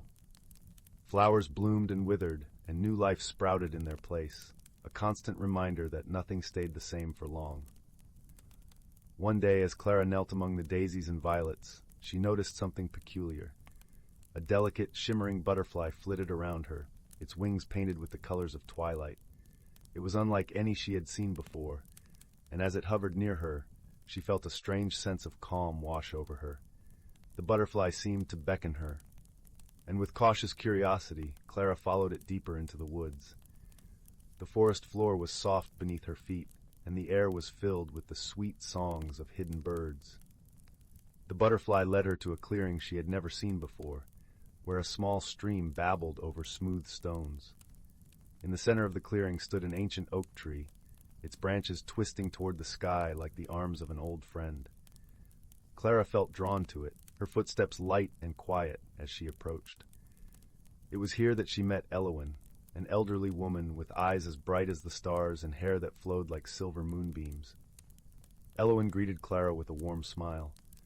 "Welcome, dear heart," she said, her voice as soothing as a lullaby. "I see you've been brought here by the butterfly. It senses the change within you." Clara looked down, uncertainty flickering in her gaze. "I don't like change," she confessed. "It makes me feel lost, like a leaf adrift in the wind." Elowin nodded knowingly. "Ah, but change is the essence of life, my dear. It is how we grow. The butterfly is a symbol of transformation. It wishes to guide you on a journey within." With a gentle wave of her hand, Elowin summoned a soft glow around the clearing, and Clara found herself enveloped in a gentle, warm light. As she closed her eyes, she felt the earth beneath her shift and sway, as if the forest itself was breathing in harmony with her. In this serene moment, Clara embarked on a journey of self-discovery. The light around her transformed into images of her life, the laughter shared with friends, the quiet moments of solitude, and the challenges she had faced. She saw herself tending to her garden, nurturing each plant with love and care, and realized that she was not so different from the flowers she cherished.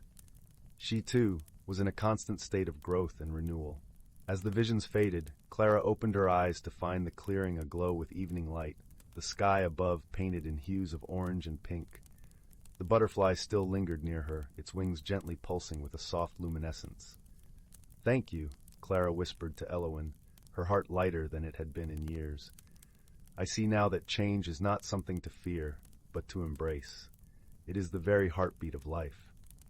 Elowin smiled, her eyes twinkling with warmth. "Indeed, my dear. And remember, you are never alone on this journey. The forest and all its magic are here to support you." With a newfound sense of peace, Clara made her way back through the woods, the butterfly guiding her once more.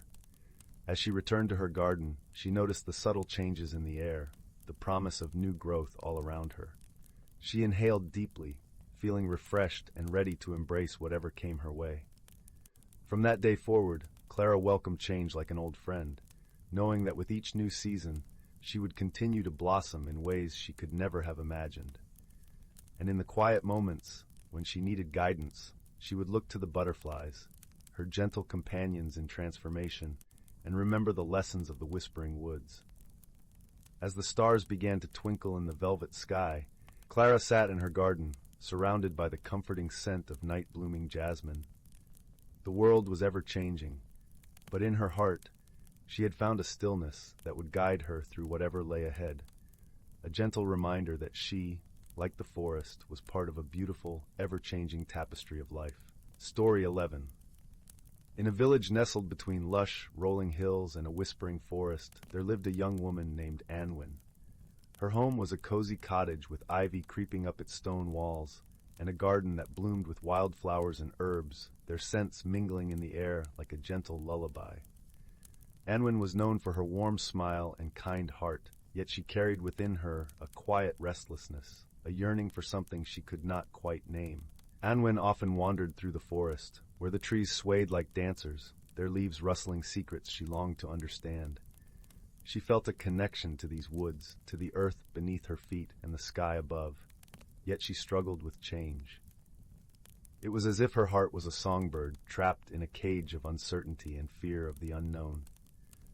One golden afternoon, as the sun dipped low on the horizon, painting the sky with hues of amber and rose, Anwin followed a narrow path deeper into the forest than she had ever dared venture before. The air was cool and fragrant with the earthy scent of moss and pine.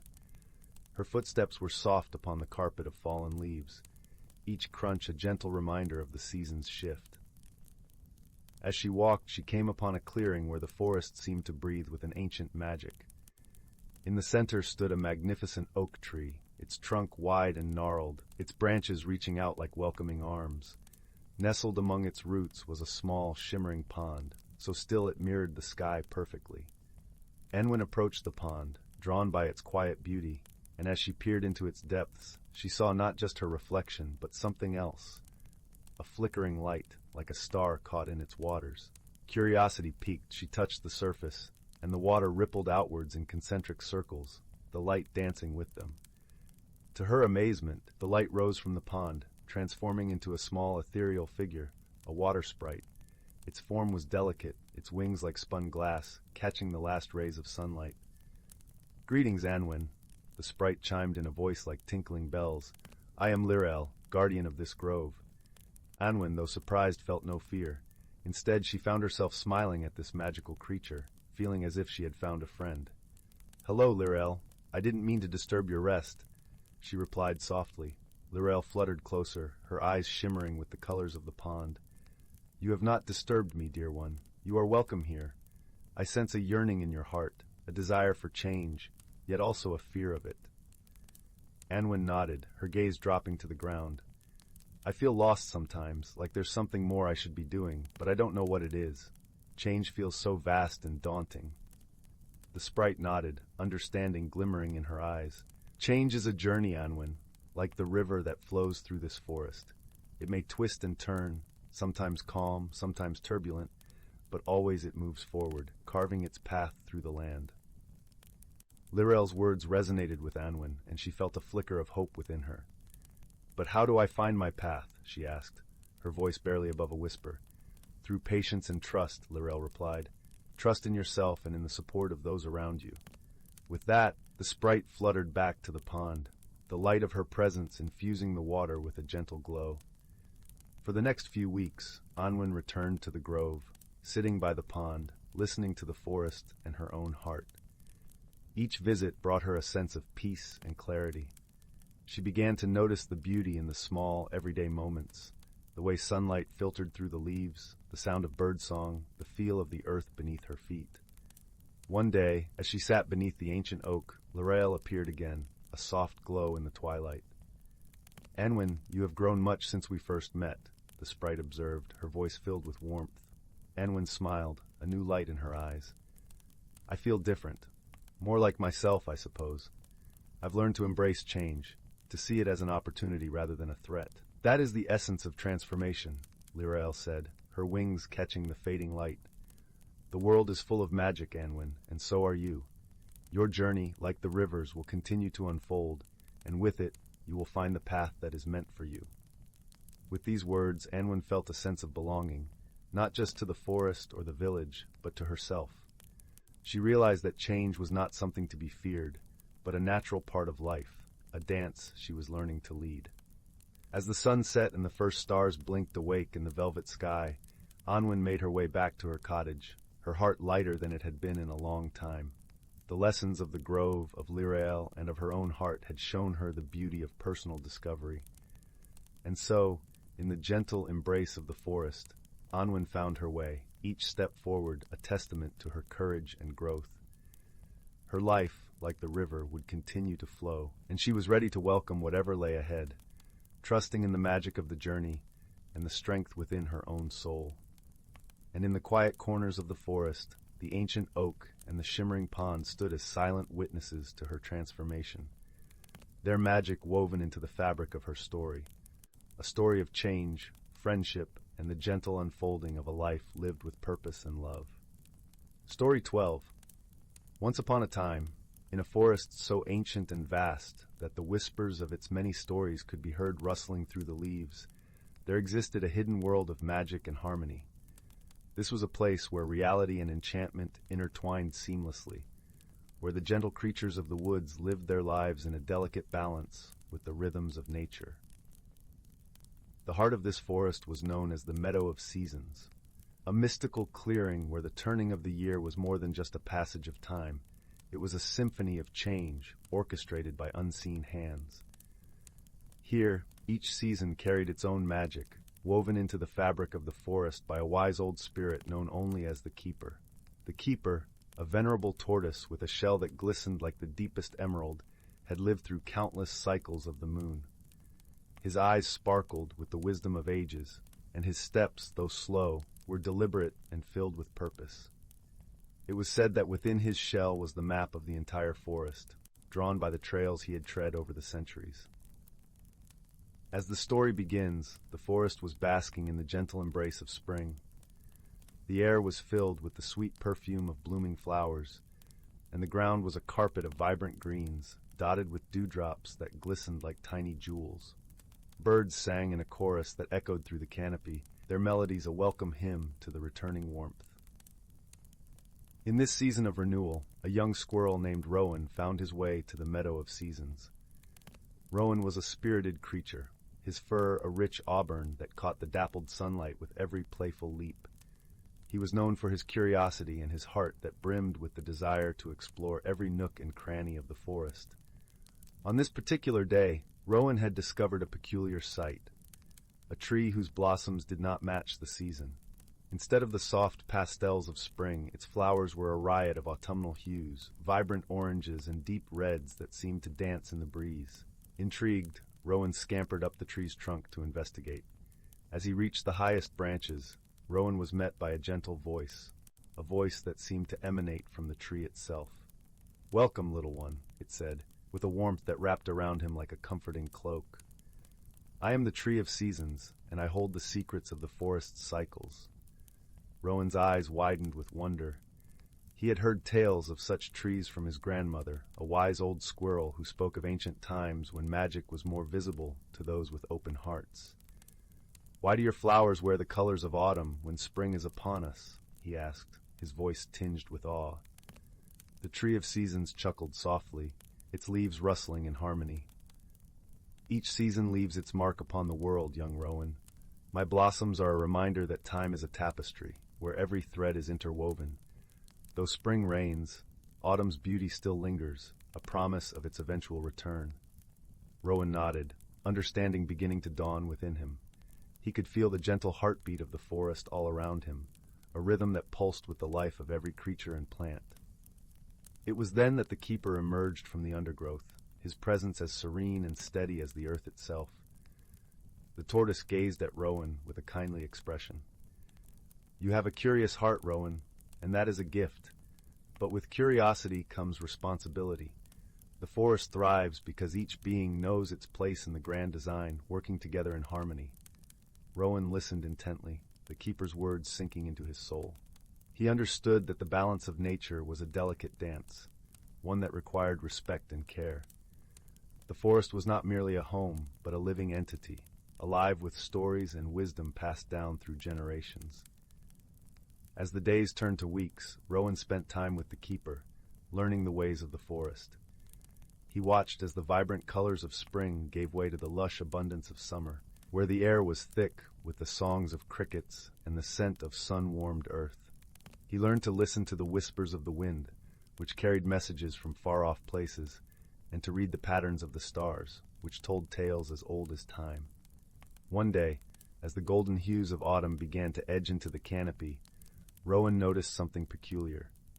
The streams that wound through the forest were running low, and the leaves were falling earlier than usual. Concerned, he sought out the keeper for guidance. The keeper, with his ever-calm demeanor, listened to Rowan's worries. "The forest speaks to those who listen," he said, "and it seems the time has come for you to lend your aid. The balance has been disturbed, and it is up to us to restore it." Together, they ventured to the source of the streams, where they found a beaver named Willow, who had been diligently building a new dam. Willow, with her clever paws and bright, inquisitive eyes, had not realized that her construction was affecting the water flow downstream. When Rowan and the keeper explained the situation, Willow was quick to understand. "I had no idea," she said, her voice filled with concern. "I only wanted to create a safe home for my family. I will find another way." With the keeper's guidance and Rowan's help, Willow adjusted her dam, allowing the waters to flow freely once more. As they worked together, a gentle rain began to fall, as if the forest itself was thanking them for their efforts. As autumn settled over the land, the forest thrived once more, its creatures and plants in perfect harmony. Rowan had learned that wisdom was not just in knowing, but in understanding how to act with kindness and consideration for all living things. The keeper, with a twinkle in his ancient eyes, bestowed upon Rowan a small token, an acorn from the Tree of Seasons. "Plant this, and let it remind you of the balance we must always strive to keep," he said. Rowan accepted the gift with gratitude, his heart full of the knowledge that he was now a part of the forest's timeless story. He planted the acorn near his home, watching as it sprouted and grew, a symbol of new beginnings and the ever-turning wheel of the seasons.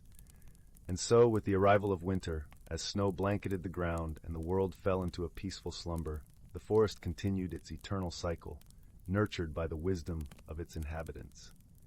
Rowan, now a guardian of the balance, settled into his nest with a heart at peace, knowing that the magic of the Meadow of Seasons would always be a part of him. In the quiet of the night, as stars twinkled like diamonds in the velvet sky, the keeper whispered his ancient blessing to the forest, a soft lullaby carried on the wind. And in that timeless place, where magic and reality danced hand in hand, the spirits of the forest rested, content in the harmony they had created together. Story 13. In the heart of a sprawling, whispering forest, where the sunlight danced through the leaves like golden sprites, there lived a community of creatures whose lives were entwined with the very essence of nature itself. This forest, older than memory, was a realm where the lines between the mundane and the magical blurred, especially so during the twilight hours when the world seemed to hold its breath in anticipation of night. The forest floor was a tapestry of wildflowers and soft moss, their scents mingling in the air with the earthy aroma of damp wood and the crisp, fresh scent of flowing streams. Towering trees stood like ancient sentinels, their leaves rustling gently, sharing secrets in a language older than time. Here, beneath the emerald canopy, resided creatures of every kind, each one playing its part in the symphony of nature. Among these creatures was a wise old tortoise named Tavi. Tavi's shell was etched with patterns that told the stories of the land, a living book of knowledge passed down through the ages. His eyes, deep and knowing, reflected the wisdom of the forest itself. Tavi was known far and wide as a keeper of stories and secrets, a gentle soul who moved with the slow grace of flowing water. Tavi's closest companion was a sprightly squirrel named Pippa. With fur as soft and gray as a cloud and eyes that sparkled like dewdrops in the morning sun, Pippa was as lively as Tavi was serene. She scampered through the trees, her energy a boundless force of nature, gathering acorns and tidbits, always eager to learn from Tavi's tales. One crisp autumn morning, as the forest was cloaked in a blanket of mist, Tavi and Pippa set out on a journey to witness a rare and wondrous event. It was the time of the Great Leaf Fall, a magical phenomenon that occurred once every few decades, when the forest celebrated the changing seasons with a breathtaking display of color and light. The path they took wound through shadowy glades and over babbling brooks, each step accompanied by the soft crunch of fallen leaves underfoot. As they traveled, the air was filled with the gentle lullaby of the forest, a chorus of birdsong, the whisper of the wind through the branches, and the distant murmur of the river weaving through the woods. Along the way, they met friends who joined them on their journey. There was Leora, a wise owl, whose feathers were as white as moonlight. She soared above the treetops, her keen eyes scanning the ground below. Then there was Finn, a playful fox with fur the color of autumn leaves, whose laughter was as infectious as sunshine. Together they formed a merry band, united by friendship and the shared wonder of what lay ahead. As they neared the heart of the forest, the air began to shimmer with an otherworldly glow. The great leaf fall was beginning. Leaves of every hue, scarlet, gold, and amber, floated down from the treetops, swirling in the air like a cascade of jewels. The forest was alive with color, a vibrant testament to the magic of nature in harmony. Tavi settled himself under an ancient oak, the ground beneath him cushioned by a carpet of leaves. Pippa perched on a branch above, her eyes wide with awe. Leora found her place on a high branch, while Finn curled up beside Tavi, his gaze fixed on the dazzling display. As they watched, Tavi began to speak, his voice a soothing murmur that blended with the sounds of the forest. He spoke of the balance of nature, of how every creature had its role, from the smallest ant to the mightiest tree. He told tales of the seasons, each with its own rhythm and purpose, a cycle that sustained life and nurtured the world. His words painted pictures of spring's awakening, when new life burst forth in a symphony of green, of summer's warmth and abundance, when the forest thrived under the sun's gentle gaze. He spoke of autumn's transformation, a time of reflection and preparation, and of winter's rest, when the world lay dormant, gathering strength for the renewal to come. As Tavi's tales wove their magic, The great leaf fall continued around them, a celebration of life and change. The leaves whispered their own stories, tales of seasons past and those yet to come, their voices a gentle reminder of the continuity of nature. As the light began to fade, casting the forest in a soft twilight glow, the creatures felt a deep sense of peace. They had witnessed a moment of pure magic, a testament to the beauty and wisdom of the natural world. In that moment, they understood the importance of harmony, of living in balance with the world around them. With the last of the leaves settling softly to the ground, Tavi and his friends journeyed back to their homes, their hearts full of wonder and gratitude. The forest, now quiet and serene, watched over them like a guardian, its ancient wisdom a guiding light. And as night fell, with the stars sparkling above like diamonds in a velvet sky, the forest settled into a gentle slumber. Tavi's voice, warm and comforting, lingered in the air, a promise of stories yet to be told, of adventures to come, and of the enduring magic of friendship and nature. Story 14. Once upon a time, in a tranquil village nestled between emerald hills and azure skies, there existed a small, enchanting forest known as Whispering Wood. The villagers spoke of the wood in hushed tones, for it was said to be alive with magic and mysteries, the air within its borders thick with the scent of pine and wildflowers. The forest floor was carpeted with soft moss that muffled footsteps, and sunlight filtered gently through the canopy, creating dapples of gold that danced with every breeze. In this village lived a gentle-hearted boy named Finn. Finn was known for his curious mind and the soft kindness that radiated from his eyes like the warm glow of a hearth on a cold winter's night. He lived with his grandmother, a wise woman who often spoke of Whispering Wood's secrets with a twinkle in her eye and a story on her lips. She taught Finn to listen to the rustling leaves and the songs of the brook, for she believed that nature spoke to those who cared to hear. One evening, as the sun began to dip below the horizon, casting the world in a gentle palette of pink and orange, Finn sat with his grandmother by the fire. The flames crackled softly, casting flickering shadows on the walls, as she recounted an age-old tale of the forest. "There is an ancient tree," she began, her voice soft and melodic, "deep within Whispering Wood, known as the Heartwood Tree. It is said to possess the power to grant the deepest wish of one who proves their heart true." Finn listened with rapt attention, his imagination painting vivid pictures of the Heartwood Tree and the secrets it might hold. His grandmother continued, "But to find it, one must follow the path of the moonlit petals, which only bloom under the full moon's gaze." That night, as Finn lay in bed, the story lingered in his mind like the last notes of a lullaby.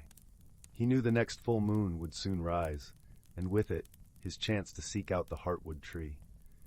Though he had no wish in his heart yet, the allure of adventure and the mysteries of the Whispering Wood called to him irresistibly. The day of the full moon dawned bright and clear, with a promise of magic whispering in the gentle breeze. As twilight descended, painting the sky in hues of indigo and silver, Finn set out towards the forest. He carried with him a small satchel filled with essentials, an apple, a slice of bread, and a small vial of water, alongside his grandmother's cherished compass, a gift from her own adventures in years past. As Finn stepped into the forest, the world seemed to hold its breath. The air was cool and fragrant, and the sounds of the village faded into a serene hush. He walked with careful steps, mindful of each whisper and rustle, until he came upon a clearing bathed in the moon's gentle light. There, beneath the silvery glow, lay a trail of ethereal, luminescent petals, their soft light guiding his path like a ribbon of stars. With his heart beating a steady rhythm of anticipation, Finn followed the trail deeper into the forest. The path wound through towering trees and across gurgling streams, each step taking him further from the world he knew and closer to the heart of the Whispering Wood. As he walked, he felt the forest around him come alive, each sound and sight a gentle companion on his journey. Hours passed in a dreamlike haze until Finn finally arrived at a grove unlike any he had seen. In its center stood the Heartwood Tree, its massive trunk gnarled and ancient, its branches reaching upward as if to embrace the sky. The bark shimmered with an otherworldly light, and the air around it was filled with a soft, melodic hum that resonated deep within Finn's chest. He approached the tree with reverence, his breath catching in his throat at the sheer majesty of it. At that moment, he realized he did indeed have a wish for understanding, for the wisdom to see the world through eyes unclouded by fear or doubt. Kneeling at the base of the tree, Finn closed his eyes and let his heart speak the wish that had quietly grown within him. As if in response, the heartwood tree began to glow with a gentle warmth.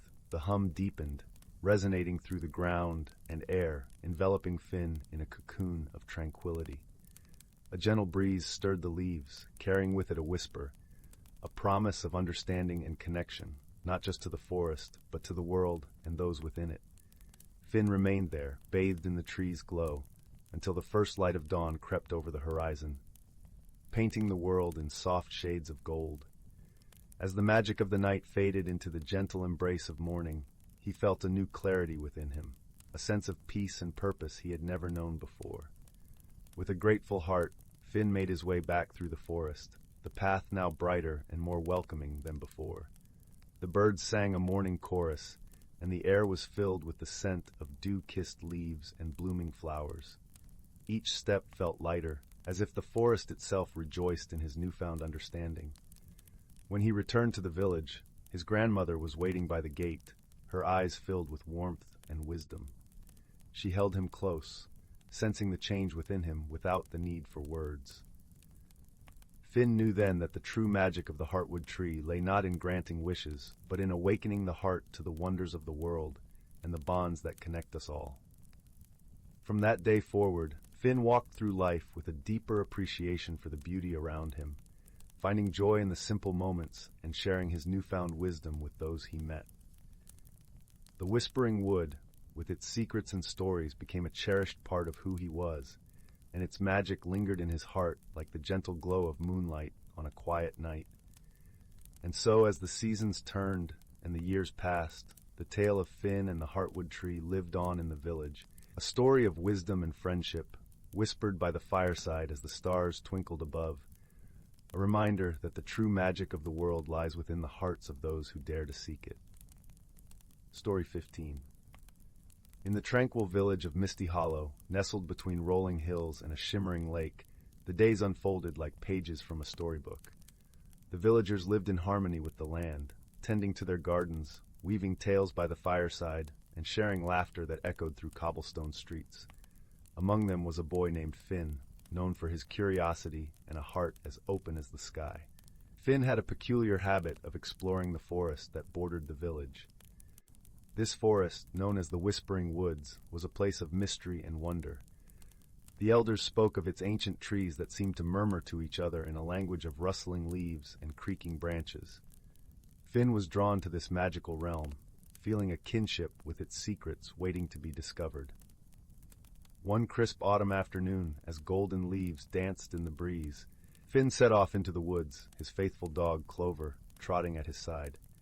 The path beneath their feet was soft with fallen leaves, and the air was filled with the earthy scent of moss and pine. Finn's eyes sparkled with anticipation, for he hoped to uncover something extraordinary. After wandering deeper than ever before, Finn stumbled upon a glade bathed in dappled sunlight. At its center stood a peculiar tree, unlike any he had seen. Its bark was silvery and smooth, and its leaves shimmered with hues of emerald and gold. But what caught Finn's attention was a small, intricately carved wooden box nestled among the roots. Finn knelt down, brushing aside leaves to reveal the box. It was adorned with delicate patterns that seemed to pulse with a gentle light. As he touched it, the box warmed under his fingers, and a sense of calm washed over him. He gently lifted the lid, revealing a crystal that glowed with a soft, iridescent light. Clover sniffed curiously, her tail wagging as if sensing the box's importance. Finn held the crystal in his palm, feeling a connection to something far greater than himself. It was as if the forest breathed through the crystal, telling tales of times long past and secrets yet to be uncovered. As Finn pondered the significance of his find, a soft voice floated through the glade, whispering on the wind. "Guardian of the Heartwood," it said, "you have found the Heartstone, a gift to those who seek with pure hearts." Startled, Finn looked around, but there was no one in sight. The voice seemed to emanate from the very air, wrapping around him like a gentle embrace. "Who speaks?" Finn asked, his voice steady despite the wonder he felt. I am the spirit of the woods, the voice replied. The Heartstone reveals the hidden world within our world. It is a key to understanding, to seeing beyond the ordinary. Finn's heart leapt with excitement and a touch of apprehension. What must I do? He asked, eager to embark on this new adventure. Follow your heart, the spirit whispered. The Heartstone will guide you to where you are needed. Trust in its light, and you will uncover truths that lie beneath the surface. With these words, the glade seemed to shimmer, and Finn felt a newfound sense of purpose. He slipped the Heartstone into his pocket, feeling its warmth against his side, and set off with Clover through the forest, eager to discover what lay ahead. As days turned into weeks, Finn found himself drawn to the woods more than ever. Guided by the Heartstone, he stumbled upon hidden paths and secret nooks, each revealing a fragment of the forest's mysteries. He met creatures that could not be seen by ordinary eyes, a family of gentle sprites who lived in the hollow of an ancient oak, and a wise old owl who spoke in riddles. Each encounter taught Finn a lesson, not through words, but through experiences that opened his heart and mind. He learned to listen to the whispers of the wind, to understand the language of the brook that babbled its way through the woods, and to see the beauty in the smallest details, the veins of a leaf, the sparkle of dew on a spider's web. One day, the Heartstone led Finn to a hidden pond, its surface as smooth as glass, reflecting the world above like a mirror. As he approached, he noticed a figure sitting at the water's edge, a girl about his age, her auburn hair cascading over her shoulders like a waterfall. Finn hesitated, unsure whether to approach, but Clover trotted forward, her tail wagging in greeting. The girl looked up, her eyes meeting Finn's with a warmth that matched the Heartstone's glow. "Hello," she said softly, her voice as gentle as the breeze. "I'm Lyra." "Hello, Lyra," Finn replied, feeling an inexplicable connection to this stranger. "I'm Finn. This is Clover." Lyra smiled, her eyes crinkling at the corners. "You're the one with the Heartstone," she said, as if it was the most natural thing in the world. Finn nodded, surprised. "How did you know?" "I've seen it," Lyra replied, gesturing to the pond. "The water shows me things that are hidden from others." Intrigued, Finn sat beside her, looking into the pond. At first he saw only their reflections, but as he focused, images began to form, glimpses of the forest as it once was, vibrant and teeming with life, and visions of what it could become. "It's beautiful," Finn murmured, captivated by the scenes that unfolded before him. Lyra nodded. "The pond reveals truths to those who seek them. It's a part of the hidden world, just like the Heartstone." Finn felt a sense of kinship with Lyra, as if they were bound by a shared destiny. "Do you live in the woods?" he asked, curious about her connection to this magical realm. Lyra shook her head, her expression thoughtful. "I come here often, but my home is in the village, just like yours. I've always felt drawn to the forest, like it's calling me to understand its secrets." As they spoke, Finn realized that he and Lyra were alike in many ways. Both felt the pull of the forest, a longing to learn and grow, to see beyond the ordinary. Together they explored the woods, guided by the Heartstone and the pond's wisdom. Their friendship blossomed, rooted in shared wonder and a mutual respect for the world around them. With each adventure, Finn and Lyra learned more about themselves and the forest. They discovered that true magic lay not in grand gestures, but in the small, everyday moments, helping a bird find its way home, tending to a wounded fox, or simply listening to the stories the trees had to tell. The Heartstone, ever a source of guidance and light, revealed its final lesson as winter approached, draping the forest in a blanket of snow. Finn and Lyra found themselves back at the glade where it all began, the silvery tree standing tall and proud against the wintry sky. As they stood before the tree, the spirit of the woods spoke once more, its voice a gentle caress. "You have learned well, young guardians. The Heartstone has shown you the power of friendship, of understanding, and of seeing beyond what is visible. It is time to return the Heartstone, to let its light guide others as it has guided you." Finn felt a pang of reluctance, but he knew in his heart that the spirit was right. He took the Heartstone from his pocket, feeling its warmth one last time, and placed it gently at the tree's roots. Lyra joined him, her hand resting on his shoulder. "Thank you, Heartstone," she said softly, her words a promise to carry its lessons forward. As the Heartstone settled into the earth, the glade shimmered with a soft golden light, a testament to the magic that bound them all. The spirit's voice, filled with pride and gratitude, whispered one final blessing. May your hearts always be open, and your eyes always see the wonder in the world. Remember, you are never alone. With those words, the light faded, leaving behind a sense of peace and fulfillment. Finn and Lyra stood together, knowing that their journey had only just begun. They had found not only a hidden world within the forest, but a deeper understanding of themselves and each other. As they made their way back to the village, the snow crunching softly beneath their boots, Finn reflected on all they had learned.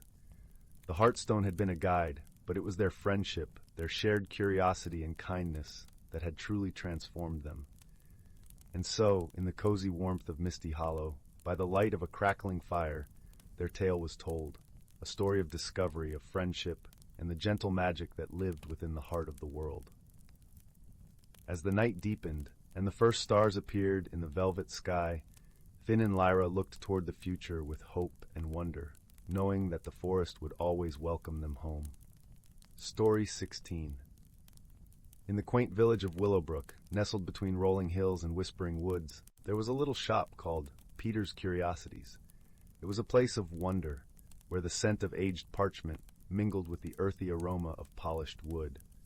The shop was filled with an assortment of peculiar items, intricately carved trinkets, mysterious vials of shimmering liquids, and clocks that ticked with a rhythm all their own.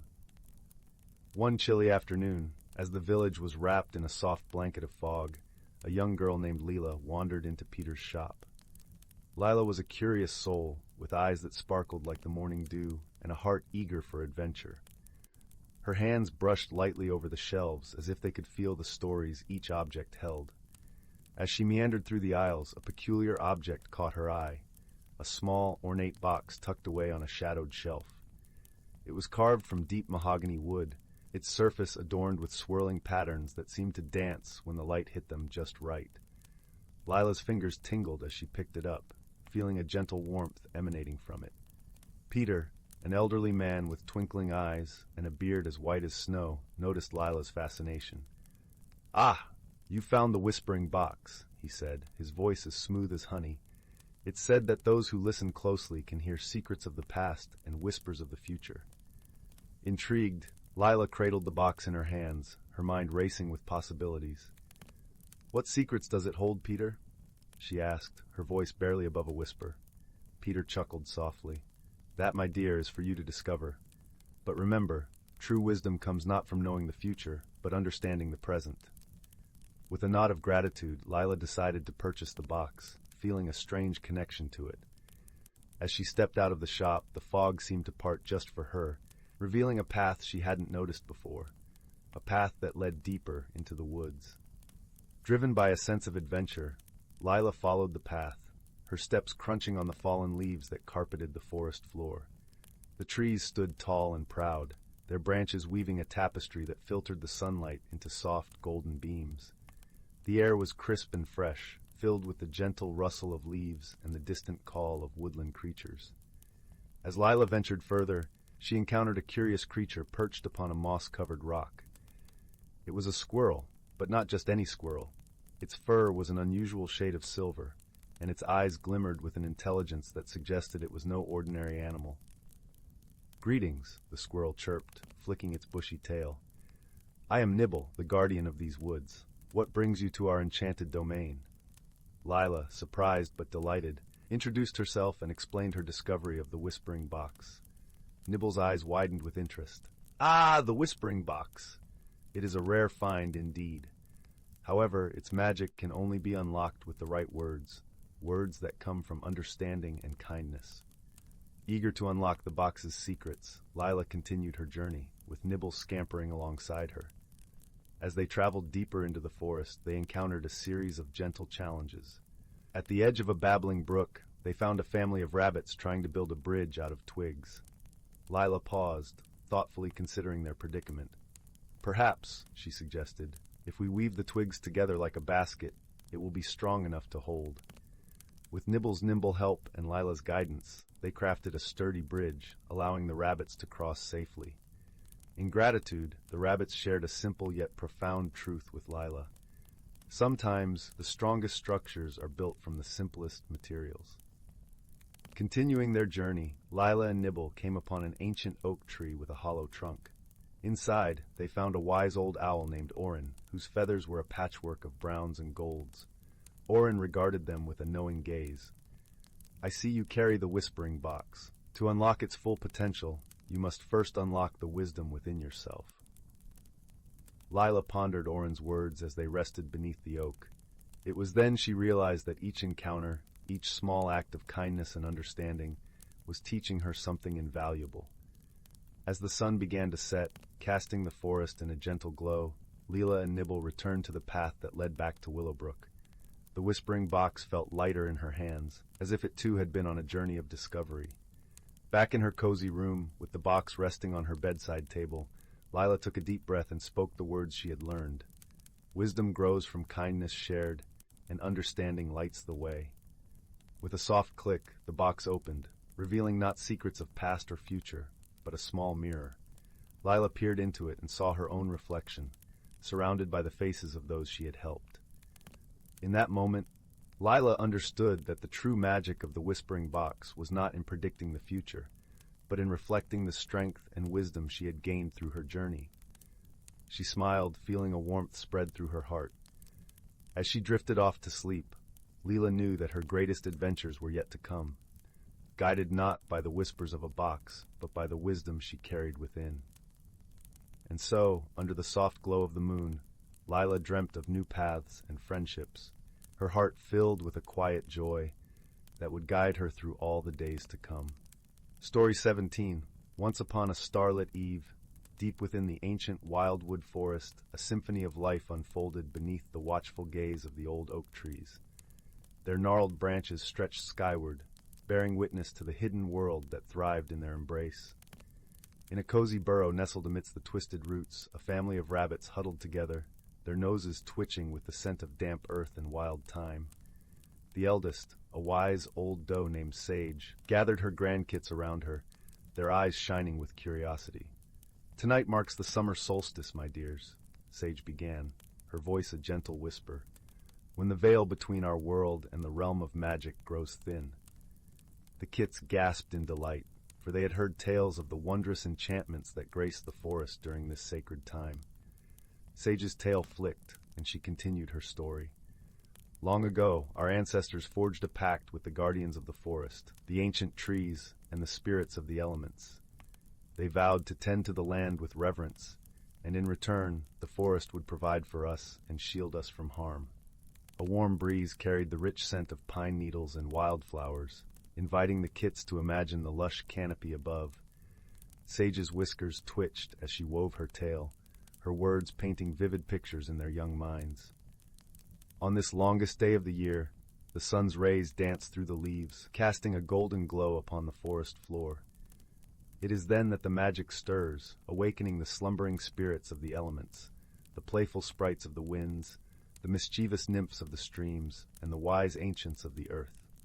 The kits leaned closer, their eyes wide with wonder, as Sage described the ethereal beings that dwelled unseen among the trees.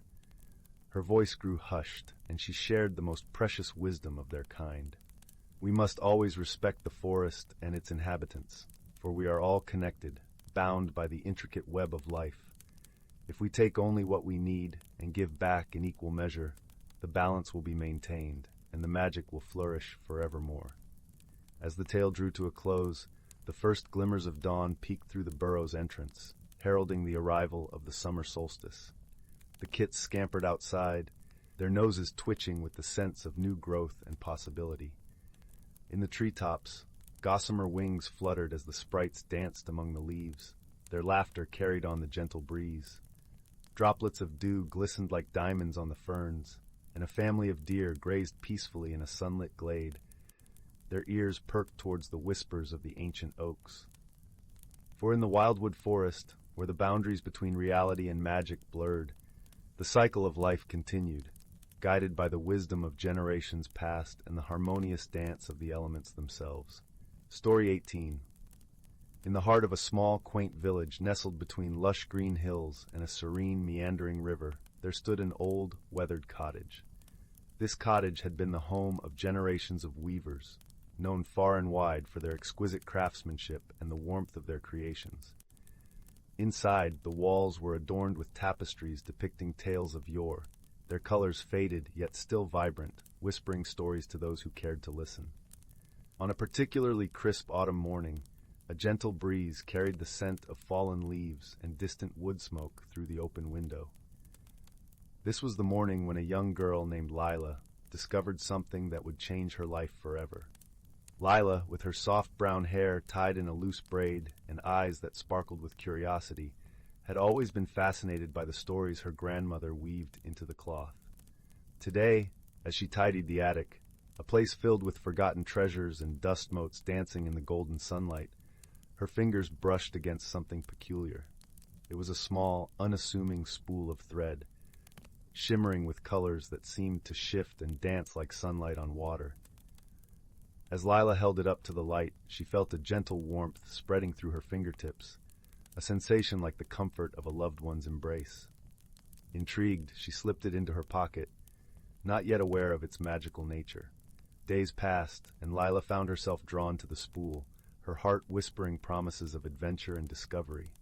She confided in her grandmother, a wise woman with a heart as warm as freshly baked bread. Her grandmother, with a knowing smile, suggested, "Perhaps, my dear, this thread holds a story of its own. Why not weave it into your next tapestry and see what tale unfurls?" Encouraged, Lila began her work. As she wove the shimmering thread into her loom, something extraordinary happened. The threads seemed to guide her hands, creating patterns she had never imagined. The tapestry began to tell a story of a faraway land, of hidden treasures and ancient secrets waiting to be uncovered. But more than that, the tapestry began to reveal glimpses of a place not of this world, a place where the stars hung closer to the earth and the air was filled with the laughter of unseen creatures. Lila felt a pull, a gentle urging to step beyond the familiar confines of her village and into the unknown. With her grandmother's blessing and a heart full of courage, Lila embarked on her journey. She was not alone, for she was joined by 3 companions, each as unique as the patterns on her tapestry. First was Finn, a mischievous sprite with eyes that twinkled like dewdrops. He had a talent for finding paths where none seemed to exist, and a knack for lifting spirits with his playful antics. Next was Maya, a gentle giantess with a heart as vast as the sky. She moved with the grace of a mountain breeze, and had a gift for understanding the language of the earth and its creatures. Her presence was a balm, soothing and strong, offering comfort when the road grew weary. Lastly, there was Tova, a wise old owl whose feathers gleamed like moonlight on still water. Tova spoke in riddles and rhymes, her voice a soft whisper that carried hints of ancient wisdom. She guided them with stories, each filled with lessons wrapped in the soothing folds of her words. Together they journeyed through enchanted forests where the trees sang in harmony with the wind, across fields of flowers that swayed like waves under the moonlit sky, and over mountains that touched the heavens. The world unfolded before them, a tapestry more vibrant and alive than Lila had ever imagined. As they traveled, they encountered a challenge, a labyrinthine garden, filled with twisting paths and illusions that played tricks on the senses. It was said that at its heart lay a secret, one that could only be uncovered by those who truly understood the language of the world around them. The garden was a test, not of strength or valor, but of wisdom and understanding. Lila paused, closed her eyes, and listened, not just with her ears, but with her heart. She heard the whispers of the leaves, the laughter of the brook, the stories carried by the wind. Each sound was a thread in the tapestry of the world, weaving a path through the labyrinth. With her companions by her side, Lila navigated the garden, her heart guiding her steps. When they reached the center, they found not a treasure of gold or jewels, but a simple wooden bench, bathed in the dappled light of the setting sun. It was here that Lila understood the true gift of the journey, the realization that the world was full of stories, each waiting to be heard, each a thread in the grand tapestry of life. As they sat on the bench, the sun setting in a blaze of colors, Leela and her friends shared laughter and stories, their hearts full of the warmth of their journey and the bonds they had formed. The magical thread had guided her not just to a story, but to a deeper understanding of herself and the world around her. With the setting sun painting the sky in hues of gold and purple, Lila knew it was time to return home. The journey had changed her, filling her heart with wonder and her mind with stories waiting to be woven into new tapestries. Back in her village, Lila's newfound wisdom shone through in her work. Her tapestries now held a magic of their own, stories that whispered of distant lands and the beauty of discovery. The villagers gathered to listen, their hearts warmed by the tales she wove. And so, in the cozy warmth of her cottage, with the gentle crackle of the fireplace and the soft glow of candlelight, Lila continued to weave, her hands guided by the magic thread. The world outside her window was vast and full of wonder, and she knew that she would always be part of its grand tapestry. As she lay in bed each night, the stars twinkling like the threads in her tapestry, Lila felt a deep sense of peace. She knew that wherever her journey might lead next, she would always be guided by the wisdom of the stories that whispered to her heart. And with that comforting thought, she drifted off to sleep, dreaming of new adventures yet to come. Story 19. In the quiet village of Willow, where cobblestone streets wound through clusters of charming cottages, and the air was sweet with the scent of blooming lavender, there lived a gentle soul named Lysandra. She was known far and wide for her ability to nurture the most delicate of plants, coaxing them to bloom with colors more vibrant than any artist could capture. Yet, despite her gift, Lysandra was struggling with a change that felt as stubborn and tangled as the oldest roots in her garden. It had all begun with the whisper of autumn on the breeze and the first golden leaves that danced through the air. The village's annual harvest festival was approaching, and with it came the promise of new beginnings. But for Lysandra, the thought of change was unsettling. Her garden, her sanctuary, was perfect as it was, and the thought of altering it filled her with unease. One evening, as she sat in her garden under a canopy of stars, she noticed something peculiar. Amidst her sea of blossoms, a single vine had begun to grow with a life of its own. It was unlike any plant she had ever tended, a twisting spiral of emerald-green tendrils that glowed faintly in the moonlight. It grew faster than any plant should, weaving its way through the garden, reaching toward the sky as if it had a secret to share. Curiosity piqued, Lysandra decided she would care for this mysterious vine, even though it represented the very change she feared. As the days turned to weeks, she noticed something remarkable. The vine seemed to respond not just to her touch, but to her emotions, blooming more vibrantly when she allowed herself to feel joy and shrinking back when she succumbed to doubt. Concerned about the vine's unpredictable nature, Lysandra sought the wisdom of the village elder, a kind-hearted woman named Mira. Mira was known for her calming presence and her deep understanding of the natural world. Over a steaming cup of chamomile tea, Lysandra shared her apprehensions and the strange occurrences in her garden. Mira listened intently, her eyes twinkling with the light of 1,000 secrets. "Ah, my dear," she said in her gentle melodic voice, "what you have is no ordinary vine. It is a reflection vine, a rare and magical plant that mirrors the soul of the one who tends it. It has chosen you for a reason, to guide you through your journey of change." Lysandra was taken aback. "But why me?" she asked, her voice barely a whisper. "Because you are ready," Mira replied, her smile warm and knowing. "The vine will teach you that change is not something to fear, but something to embrace. It will help you see that just as the seasons transform the world, so too must we transform ourselves." With these words echoing in her mind, Lysandra returned to her garden with renewed determination.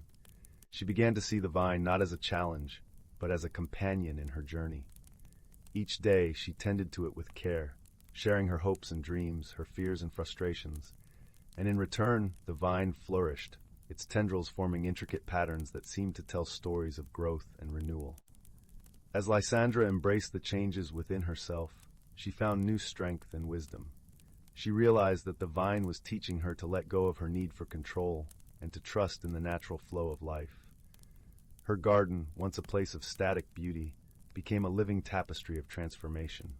where every blossom told a story of resilience and hope. The harvest festival arrived, and with it came a sense of celebration and community. As villagers gathered to admire the fruits of their labor, Lysandra's garden was a sight to behold. The reflection vine had woven itself into a magnificent archway, its blossoms shimmering with a kaleidoscope of colors that reflected the light of the setting sun. As her friends and neighbors marveled at the garden's beauty, Lysandra felt a deep sense of peace.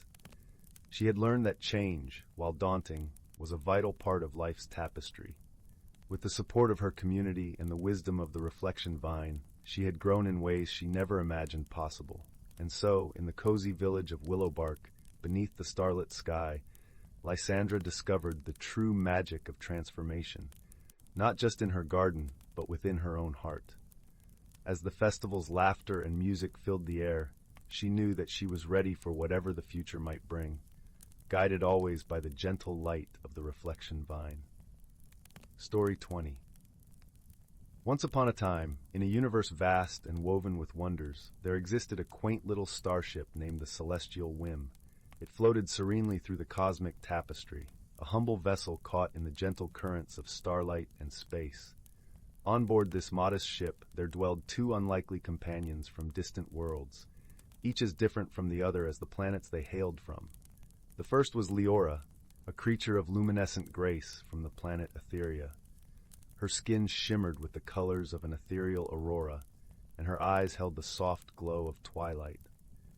Leora was a being of light and air, able to drift effortlessly through her breathable atmosphere without the need for wings. Her voice was like the gentle chime of distant bells, soothing and melodic, yet her heart carried the weight of loneliness, for she longed to understand the hearts of others beyond her luminous world. Her companion was Torvin, a sturdy, kind-hearted miner from the rocky planet of Grunthor. With skin the texture of polished stone and eyes the color of rich, fertile earth, Torvin was as solid and dependable as the mountains he once called home. His voice was deep and resonant, a comforting rumble like the earth itself. Yet beneath his rugged exterior lay a heart full of wonder and a quiet yearning for something beyond the hardened surface of his planet. Their journey together began under unusual circumstances. Leora had embarked on a mission to explore the stars, seeking knowledge and connection. Meanwhile, Torvin had left Grunthor in search of new resources to sustain his people, who faced dwindling supplies deep within their cavernous homes. Their paths crossed unexpectedly when Leora's ship encountered a meteor shower, leaving her stranded and adrift in the vastness of space. Torvin, having detected her distress signal, arrived just in time to offer assistance. At first, their differences seemed insurmountable. Leora's delicate, ethereal presence contrasted starkly with Torvin's grounded, earthy demeanor. Misunderstandings abounded, as their communication styles clashed like comets in the night sky.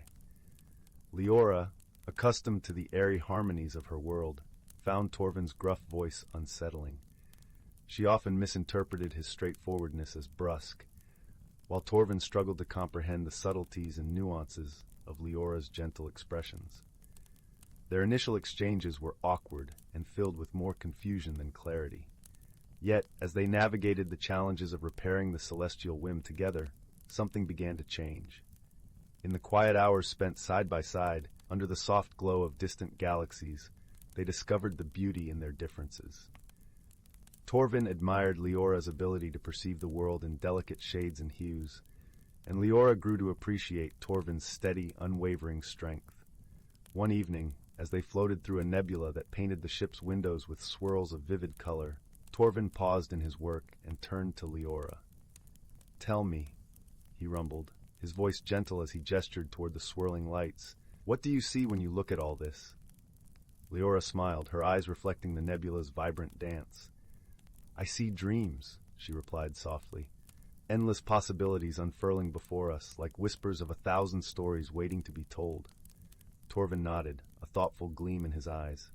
"I see the strength of the universe," he said, "the way these stars and clouds come together, forming something beautiful and enduring." It was in moments like these, when they shared their perspectives openly and without judgment, that their friendship began to blossom. They found solace in each other's presence, their hearts beating in quiet harmony amidst the vast expanse of space. Their bond was further tested when they encountered a hostile asteroid belt, its rocky guardians threatening to shatter their fragile ship. Working together, they navigated the treacherous field, each relying on the other's unique abilities. Leora, with her keen intuition and lightness, guided them through the narrowest passages, while Torvin's strength and precision ensured the ship remained intact. In the aftermath of their escape, as they floated in the gentle embrace of a nearby planet's orbit, Leora turned to Torvin with gratitude shining in her eyes. "Thank you," she murmured, her voice a soft caress. "I couldn't have done it without you." Torvin chuckled, a warm sound that resonated deep within the ship's hull. "We make a good team," he replied, his words carrying the weight of newfound understanding. As their journey continued, Leora and Torvin learned to celebrate their differences, finding strength in their diversity. They shared stories of their worlds, their cultures, and their dreams, each tale weaving them closer together. Leora taught Torvin to see the beauty in the smallest details, while Torvin showed Leora the power of steadfastness and resilience. In their time together, they discovered the true meaning of friendship, a bond that transcended the stars and bridged the chasm between their worlds. It was a friendship built on trust, acceptance, and the shared journey of discovery. And so, under the watchful gaze of distant constellations, Leora and Torvin continued their voyage through the cosmos, their hearts aglow with the warmth of companionship. They knew that no matter where the stars led them, they would face the universe's wonders and challenges together, hand in hand, forever united by the beautiful tapestry of friendship they had woven. As they drifted into the gentle embrace of a new day, the celestial whim carried them onward, a beacon of hope and harmony, a testament to the enduring power of love and understanding. And in that vast, endless expanse, they found peace, knowing they had discovered in each other the universe's greatest treasure, a friend. Story 21. In the peaceful village of Willow Glen, nestled between rolling hills and lush, verdant meadows, lived a young woman named Amara. Her home was a quaint cottage with ivy-clad walls and a garden brimming with wildflowers that danced in the gentle breeze. Amara had always felt a deep connection to the land, a bond she couldn't quite explain but cherished nonetheless. One crisp autumn morning, as the sun cast a golden glow over the landscape, Amara decided to visit the attic, a place she seldom explored. Dust motes floated lazily in the sunbeams streaming through a small window, creating an ethereal atmosphere. As she rummaged through old boxes, her fingers brushed against something cool and metallic. She pulled out a tarnished brass key, its design intricate and unfamiliar, with swirling patterns reminiscent of twining vines. Curious, Amara sought out her grandmother, Ida, who was sitting by the fireplace, knitting a soft blanket. The gentle crackling of the fire offered a comforting backdrop as Amara presented the key. Her grandmother's eyes widened with recognition and a hint of nostalgia. "Ah, the key to our family's legacy," Ida murmured, her voice like a gentle lullaby. "It opens the door to an ancient part of our history, one that has been waiting for you to discover." Intrigued, Amara listened intently as Ida recounted tales from their ancestry. Their family had once been the guardians of a sacred grove, a place where the wisdom of nature was revered and shared. Long ago, the grove had been hidden away to protect its secrets, and only those who truly understood their connection to the earth could find it again. Amara's heart swelled with a sense of purpose and belonging. Guided by her grandmother's stories, she set out the following day to uncover the grove. As she walked through the forest, the rich scent of pine and earth surrounded her, and the soft rustle of leaves whispered ancient secrets. She could feel the gentle pulse of the land beneath her feet, guiding her deeper into the woods. After a time, she came upon a clearing where the sunlight filtered through the canopy, creating a mosaic of light and shadow on the forest floor. In the center stood an ancient oak, its branches stretched wide as if embracing the sky. Beneath its roots lay a small stone door, perfectly formed to fit the brass key. With a deep breath, Amara inserted the key and turned it gently. The door opened with a soft sigh, revealing a hidden enclave filled with artifacts from her ancestors. Delicate carvings, shimmering crystals, and beautifully woven tapestries that told stories of wisdom and harmony with nature. Among these treasures lay a small, ornate box. As she opened it, a warm glow filled the grove, and she found a necklace, its pendant a stunning piece of amber encasing a single green leaf. The moment she placed it around her neck, she felt a surge of warmth and understanding flow through her, as if the spirits of her ancestors were welcoming her home. Amara spent the afternoon in the grove, absorbing its tranquility and the lessons it offered. She learned that her true strength lay in her connection to the world around her, and that through understanding and respect for nature, she could find answers to any challenge she might face. As twilight descended, painting the sky in hues of lavender and gold, Amara returned to her village with a heart full of peace and a newfound sense of purpose. She shared her discoveries with her grandmother and the villagers, and together they revived the ancient traditions, bringing the community closer and fostering a deeper appreciation for the natural world. Every evening, Amara would sit by the fireplace with Ida, sharing stories and laughter, the necklace gleaming softly against her skin. And as the seasons turned, she felt a profound sense of belonging, knowing she was part of something much greater, a legacy that would continue to flourish in the hearts of her family and beyond. In the gentle glow of the fire, as the world outside was blanketed in a serene silence, Amara found comfort and resolution, her journey leading her to a place of peace and understanding. And as she drifted into the embrace of sleep, she knew she was cradled by the wisdom of her ancestors, forever a part of the land she loved so dearly. Story 22, title: The Whispering Woods and the Lantern of Leora. In the heart of the quaint village of Bramble Hollow, where cobblestone paths wound through fields of lavender and clover, there lived a gentle soul by the name of Leora. The village, cradled between the lush, whispering woods and the placid river that gleamed like liquid silver under the moonlight, was known for its warmth and harmony. Each home was a patchwork of soft light and laughter, and every villager shared tales that danced through the night air like fireflies. Leora was a weaver of stories and dreams. Her days were spent tending to the village library, a cozy nook hidden amongst the tallest oaks, where great beams of sunlight would pour through stained glass windows, painting the floor with hues of emerald and sapphire. The library was a place of refuge for those who sought wisdom, solace, or simply the company of a good book. Leora cherished her role, often reading to the children gathered around her in the afternoons, their eyes wide with wonder as they listened to her tales of distant lands and ancient mysteries. But there was one story that the villagers spoke of in hushed tones, a tale of the whispering woods and the magical lantern of Leora. It was said that deep within the woods, a hidden world thrived, a realm untouched by time where the trees hummed with the secrets of the earth. And somewhere in that enchanted forest, the lantern of Leora, a relic from a forgotten era, lay waiting to be found. The lantern was rumored to possess the power to reveal the truth hidden in one's heart, a light so pure that it could guide even the most lost soul to clarity and peace. Leora had always been fascinated by this legend, not because she believed in its magic, but because she felt a connection to it, as if the lantern and the woods were calling her name in the gentle rustle of leaves and the murmur of the brook. She often wandered into the edge of the forest, where she would sit beneath the ancient oaks, the scent of moss and wildflowers wrapping around her like a comforting embrace. One crisp autumn morning, Leora awoke with a familiar longing in her heart, a pull that seemed to urge her to venture deeper into the woods.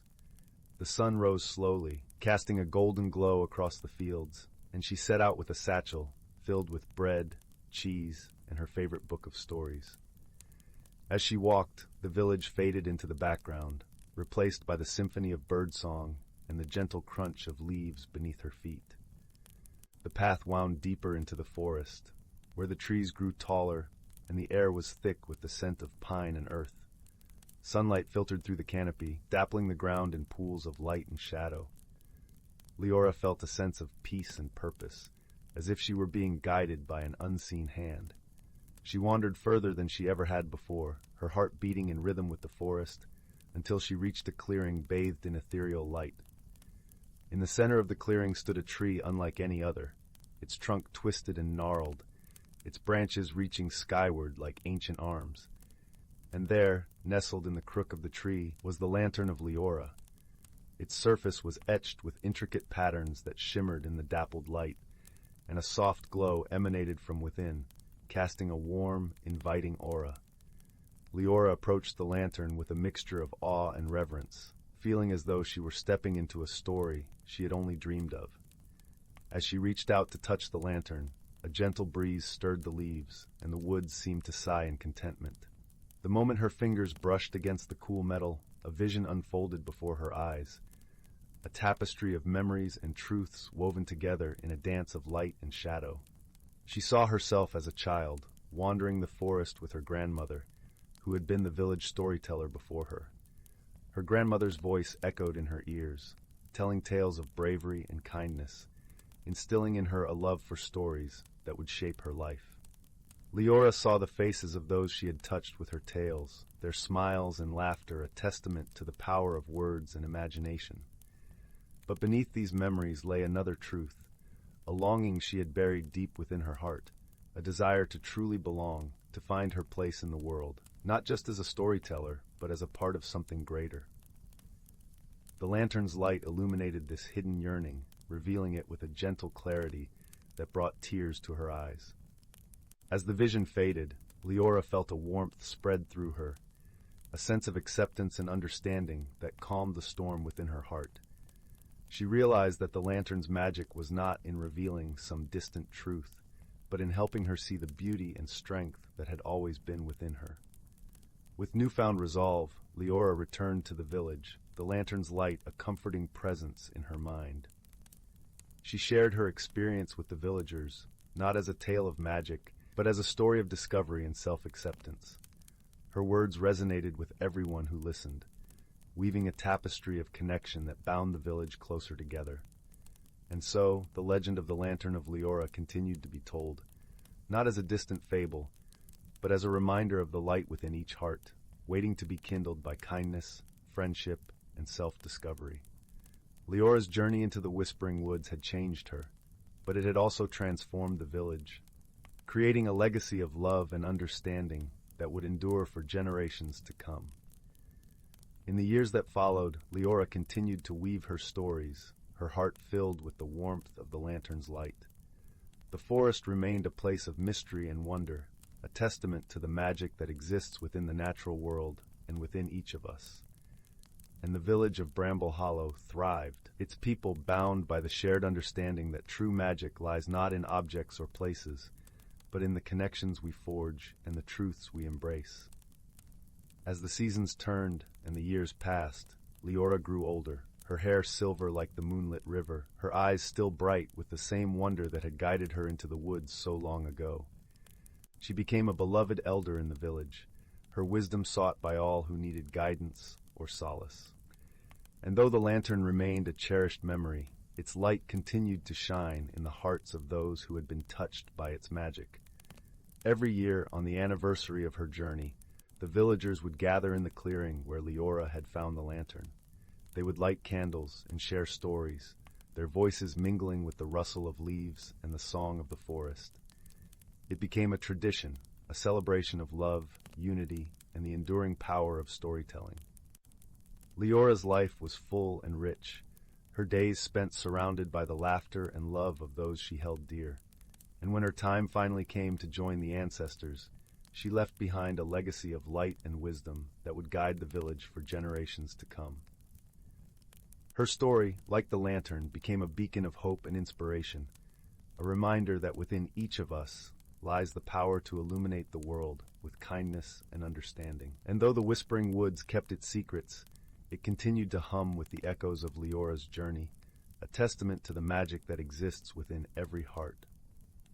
In the end, the village of Bramble Hollow thrived, its people bound by the shared understanding that true magic lies not in objects or places, but in the connections we forge and the truths we embrace. And as long as the stories were told, the light of the Lantern of Leora would never fade, guiding those who sought its warmth and wisdom through the tapestry of life. Story 23. Once upon a time, nestled within the heart of an ancient forest where the whispers of winds carried secrets older than time itself, lay a place known to its inhabitants as Verdant Vale. This forest was no ordinary woodland. It was a realm where the tapestry of life was woven with threads of magic, and nature intertwined harmoniously like the gentle murmur of a brook over smooth stones. As dawn unfurled its golden tendrils across the sky, the forest awoke with a symphony of sounds. The gentle cooing of doves, the rustling of leaves as a soft breeze played among the branches, and the distant laughter of a babbling brook. Here, creatures lived in a delicate balance, each playing a part in the grand orchestra of life. In this enchanted forest there was a wise old turtle named Thistle.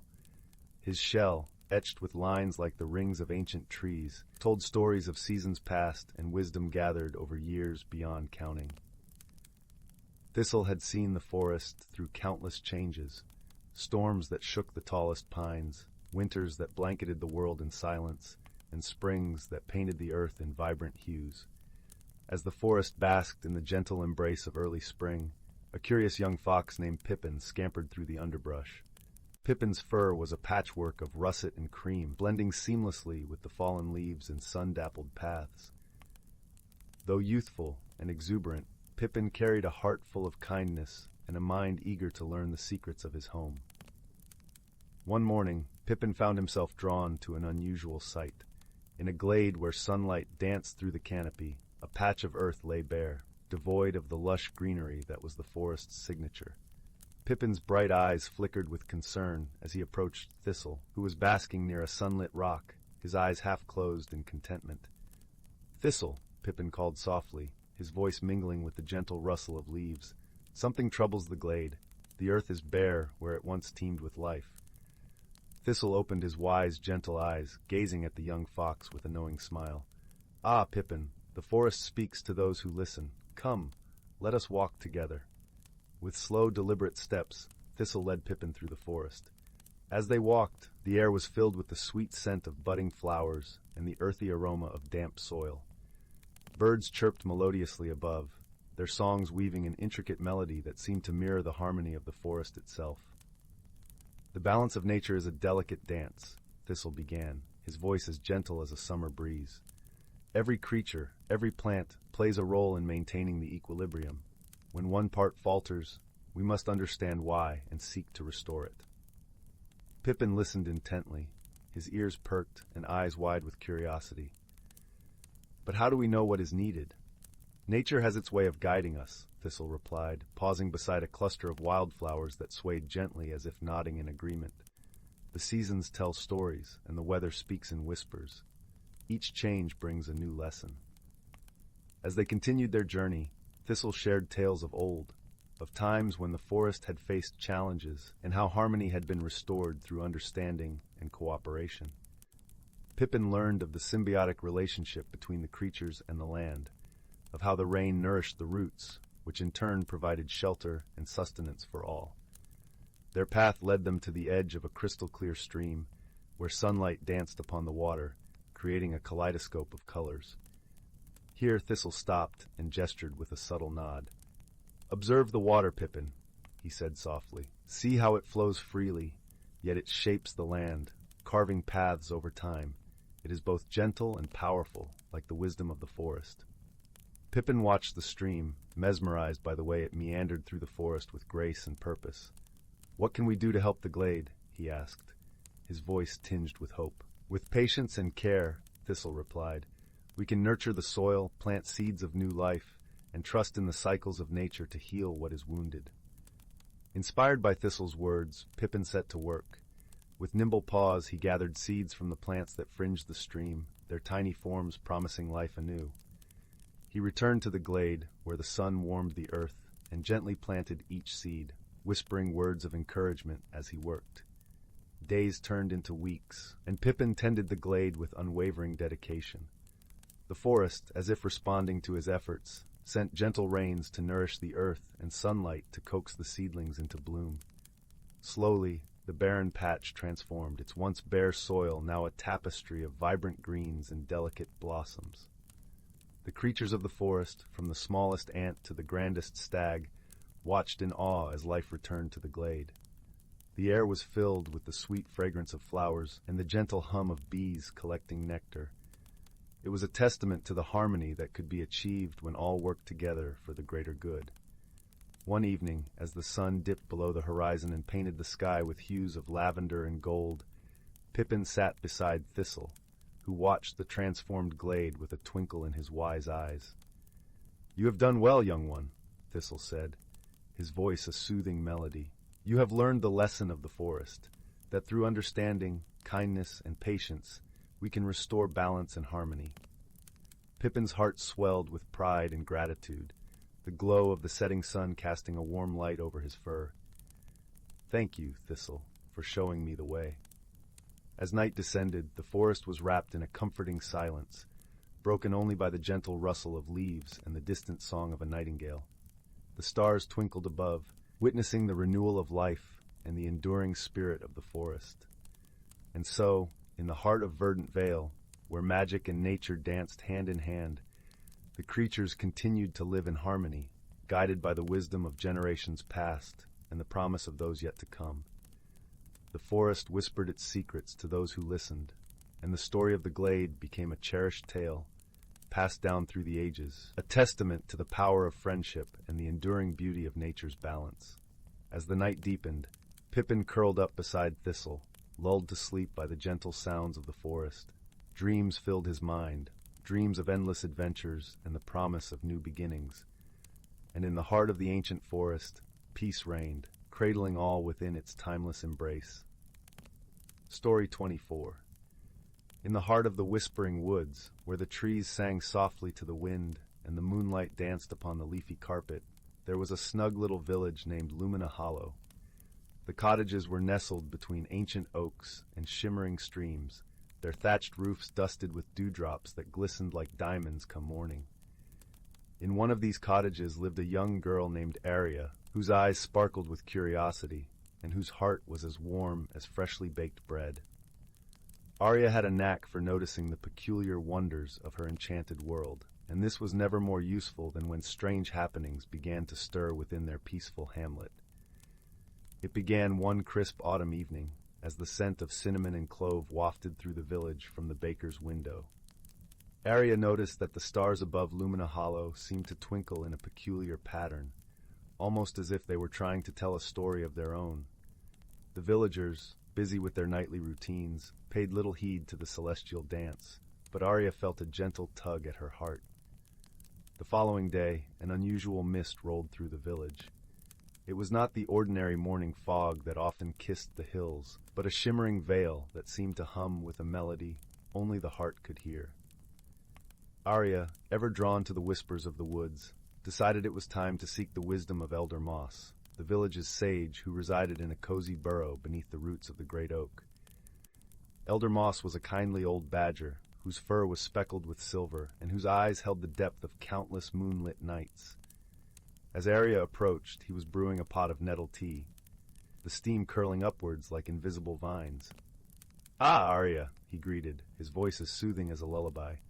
"I sensed you might come. The woods have been speaking, haven't they?" "Yes, Elder Moss," Arya replied, settling onto a tufted cushion made of soft moss.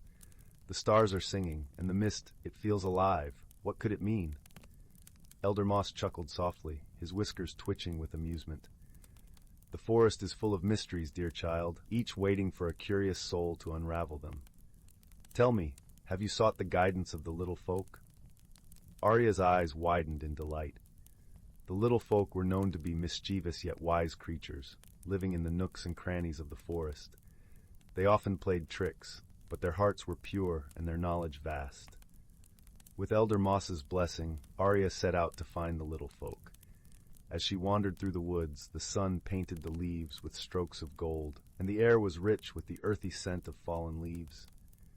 She followed a path of glowing mushrooms that seemed to light up just for her, leading her to a clearing where the little folk were known to gather. There, beneath a canopy of stars and swaying branches, she found them, a merry band of tiny luminescent creatures, each with wings as delicate as fine lace. They were busy weaving strands of moonlight into patterns that fluttered gently in the breeze. "Welcome, Arya," sang the leader, a sprite named Lyra, whose voice chimed like silver bells. "We've been expecting you." Arya smiled, her heart swelling with warmth.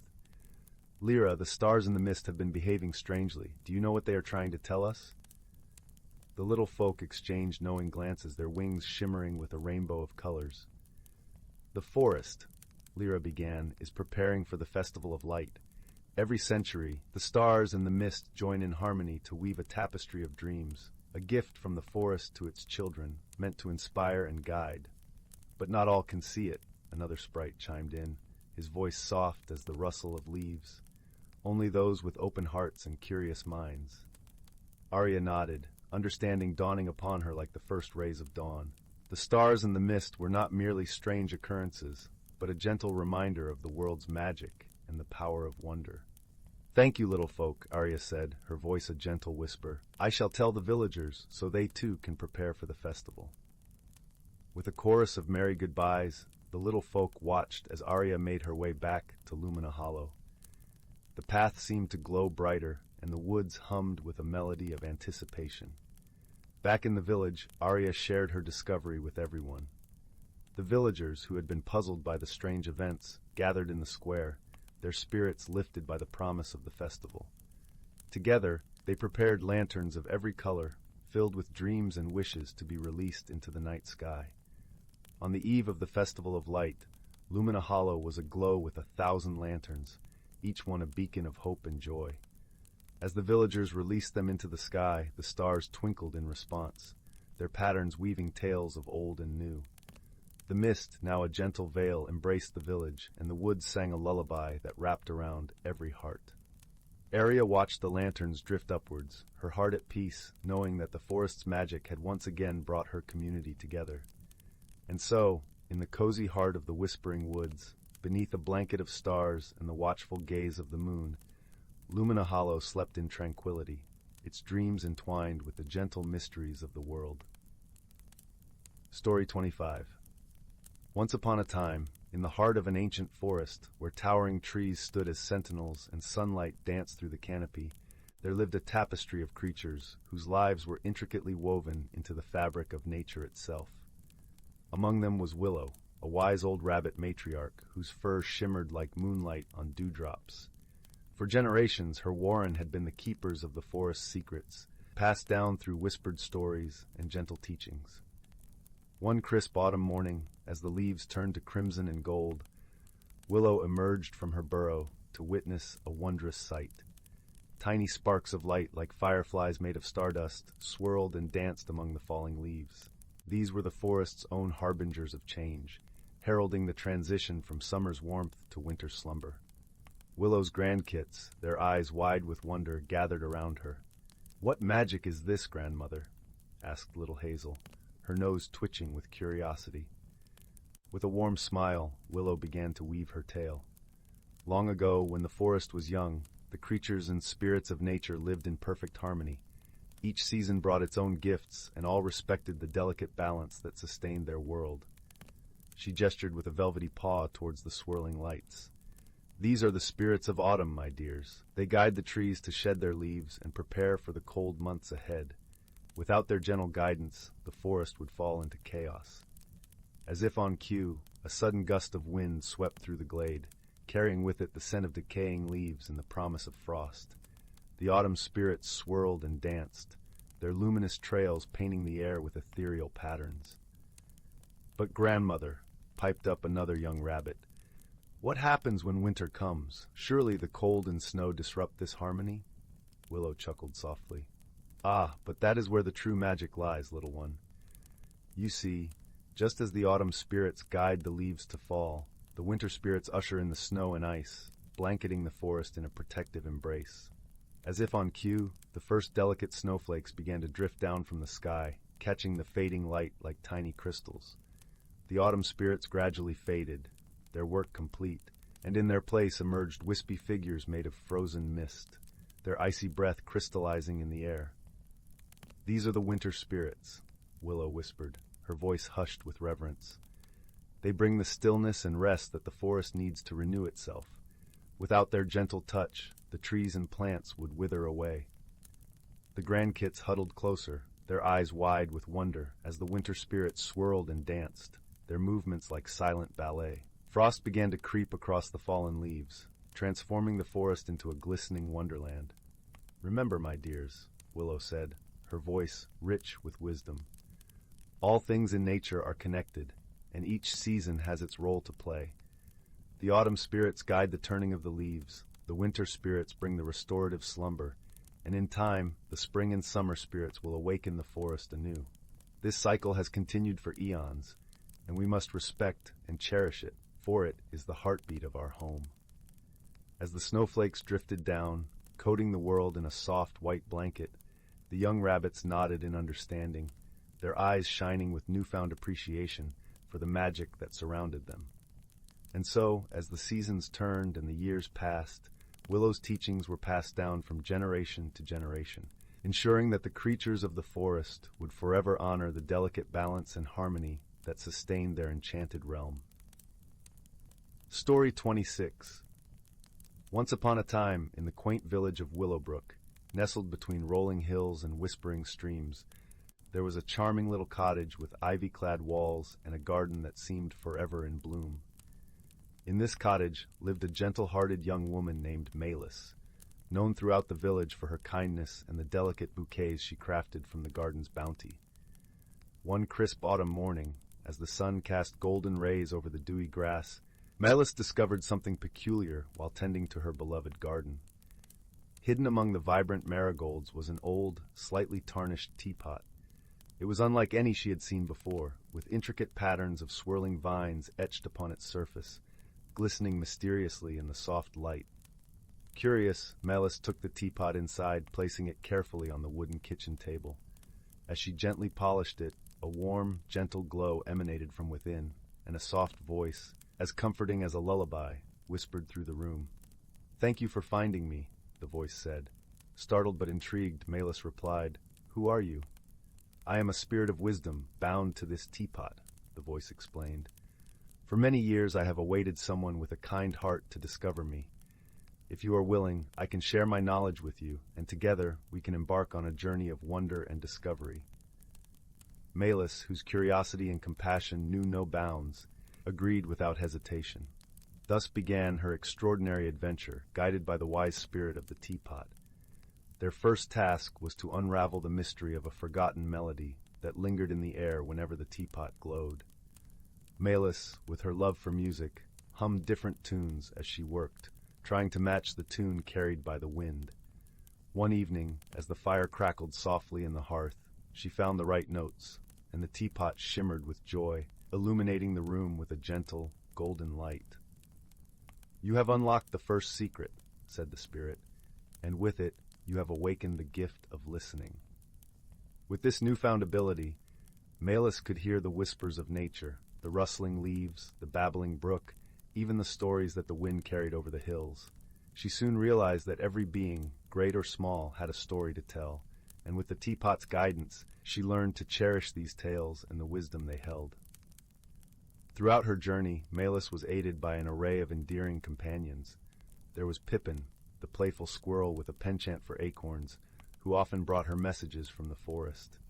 Then there was Eldon, the wise old owl, whose feathers were as soft as moonlight and whose eyes saw far beyond the horizon. Lastly, there was Bella, the gentle deer with a heart as pure as the first snowfall, who guided Malus through the woods with grace and kindness. Together, they faced a challenge that tested the very essence of their newfound abilities. A great fog had descended upon Willowbrook, casting a veil over the village and its inhabitants, leaving them lost and confused. The villagers grew anxious, unable to see the path ahead or hear each other's voices clearly. Malus, with her gift of listening, realized that the fog was more than just a physical barrier. It was a manifestation of forgotten stories and unspoken fears. With the teapot's wisdom, she knew that the only way to dispel it was to share the tales she had gathered, reminding everyone of their bonds and shared histories. Gathering the villagers by the glow of lanterns, Malus began to recount the stories she had learned from the forest and its creatures. Her voice was soothing, like a gentle river flowing through the night, and as she spoke, the fog began to lift, revealing the familiar paths and faces once more. The villagers listened, their hearts warming with the realization that they were never truly alone. With the fog gone, Willowbrook was more vibrant than ever, and Malus, with her magical teapot and newfound friends, continued to share the wisdom she had gathered. Her journey had not only changed her, but had also woven a tapestry of connection and understanding throughout the village. And so, under the starlit sky, as the gentle breeze carried the scent of blooming flowers, Malus knew that she had found a treasure far greater than any gold or gem, the treasure of friendship, wisdom, and the everlasting bonds of love. As the fire crackled softly in the hearth, the spirit of the teapot whispered once more, "Thank you, dear Malus, for listening to the world's gentle whispers and sharing its stories. May your heart always be as open as the sky." And with that, the teapot glowed warmly, a beacon of light in the cozy cottage, a symbol of the wonder and magic that lay hidden in the simplest of things. And so, Malus's tale of discovery and wonder came to a close, leaving her heart filled with peace and joy, knowing that she was part of something truly extraordinary. Story 27. In the heart of an ancient, whispering forest, where the air was sweet with the scent of pine and the songs of birds wove through the branches like a gentle lullaby, there lived a young girl named Leora. The forest was her home, a place of endless wonder where sunlight danced upon emerald leaves and streams babbled softly over smooth stones. Leora was a gentle soul, with eyes the color of the forest canopy and hair that shimmered like spun gold in the dappled light. Yet, despite the beauty surrounding her, a shadow of uncertainty clouded her heart. You see, Leora had always been afraid of change. The thought of leaving her familiar paths, of stepping beyond the known comfort of the trees, filled her with a quiet unease. As the seasons turned, whispers of a grand transformation began to stir among the woodland creatures. The wise old owl, perched high in the branches, spoke of a magical tree deep within the forest that offered a gift to those ready to embrace change. It was said that the tree, with bark like silver and leaves that shimmered in hues of violet and gold, could transform one's fears into strengths. Leora listened to these tales with a mix of curiosity and trepidation. Change, she thought, was like a river she had never dared to cross. But deep within her, a small, persistent voice urged her to seek out the tree, to discover what lay beyond her fears. One crisp autumn morning, when the forest was adorned in a tapestry of amber and rust, Leora set out on a journey. Her heart beat with excitement and a hint of apprehension as she ventured deeper into the woods than she ever had before. The forest seemed to welcome her, its ancient trees bending gently as if to guide her path. As she walked, Leora met a wise tortoise named Thistle, whose eyes sparkled with knowledge of the ages. Thistle had seen many like Leora, hesitant yet hopeful, and he offered to accompany her on her quest. "Change is but a gentle breeze," he said with a slow, deliberate nod. "Embrace it, and you will find the strength you seek." With Thistle by her side, Leora felt a warmth in her heart that seemed to grow with each step. Together, they wandered through sunlit glades and shadowed groves, their journey punctuated by the soft rustle of leaves and the distant call of a cuckoo. Along the way, they were joined by a curious rabbit named Willow, who bounded with an infectious joy that lifted Leora's spirits. As the sun dipped below the horizon, painting the sky in hues of rose and lavender, they finally arrived at the magical tree. It stood in a clearing bathed in moonlight, its leaves shimmering like stars against the indigo sky. Leora gazed upon it, her heart swelling with a mix of awe and anticipation. The tree seemed to pulse with a gentle energy that resonated with Leora's very soul. She stepped forward, her fingers brushing the silken bark, and in that moment, a soft light enveloped her. It was as if the tree whispered secrets of the universe, of growth and change, of fear transformed into courage. In the glow of the tree, Leora felt the weight of her fears begin to lift. She realized that change was not something to be feared, but a journey of discovery. It was the gentle unfolding of petals, the turning of a page in the grand story of life. With Thistle and Willow by her side, Leora embraced this newfound understanding. She saw the beauty in stepping beyond the familiar, in allowing herself to grow and transform. And as she stood there, bathed in the tree's light, she felt a quiet peace settle within her. The journey back home was filled with laughter and stories shared under the stars. Leora, with a heart now open to the beauty of change, found joy in every step, every rustle of leaves, every whisper of the wind. She realized that she was not alone in her journey. for she had friends who believed in her, who saw her potential even when she could not.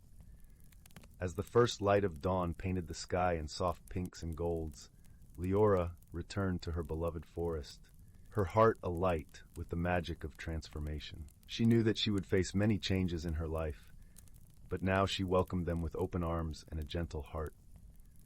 In the days that followed, Leora shared her experience with others, teaching them the lessons she had learned from the magical tree. She spoke of the beauty in embracing change, in allowing oneself to grow and transform. And as she did, the forest seemed to sing with a newfound harmony, a melody of unity and peace.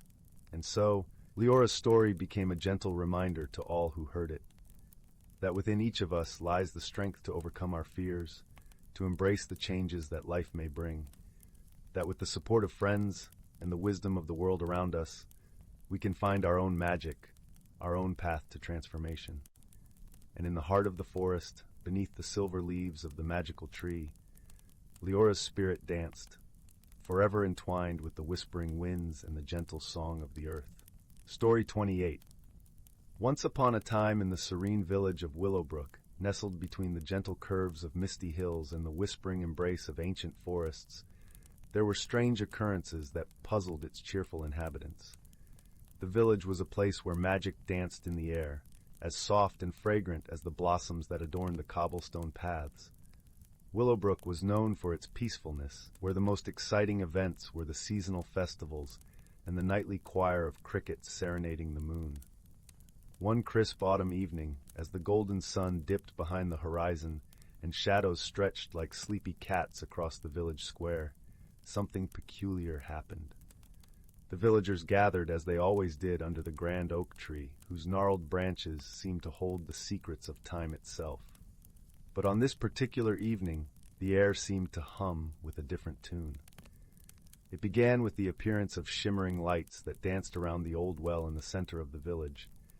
At first they were soft and subtle, like the flicker of fireflies at dusk, but soon they grew more vibrant, swirling in colors that no one had ever seen before, emerald greens and deep amethysts twinkling like stars brought to earth. The villagers, though curious, felt no fear, for there was a warmth to the lights, an invitation to explore and understand. Among the villagers was a thoughtful young boy named Finn, known for his inquisitive nature and gentle heart. His eyes, as blue as the summer sky, sparkled with wonder as he watched the lights weave their magic around the well. Finn had a knack for noticing things others might overlook, and he felt a stirring within him, a call to unravel the mystery. "Perhaps the lights are a message," Finn mused aloud, his voice as soft as the autumn breeze rustling through the fallen leaves. He turned to the villagers gathered there. "Maybe if we listen closely, we'll understand what they wish to tell us." Mrs. Thistlewood, the village baker, nodded thoughtfully, her cheeks rosy from hours spent by the warmth of her ovens. "Aye, young Finn," she said, her voice like the comforting aroma of freshly baked bread. "Magic speaks in whispers, not shouts." With this gentle encouragement, Finn decided to seek the wisdom of the oldest living creature in the village, the wise tortoise named Elder Moss. Elder Moss lived at the edge of the village, in a hollowed-out tree that had stood for centuries. Legend spoke of Elder Moss's ability to commune with the elements and understand the language of magic. Finn made his way through the forest path, the leaves crunching softly underfoot and the scent of pine hanging in the cool evening air. As he reached Elder Moss's abode, he found the tortoise resting on a bed of moss, his shell glistening like polished mahogany in the fading light. "Elder Moss," Finn greeted with a respectful bow.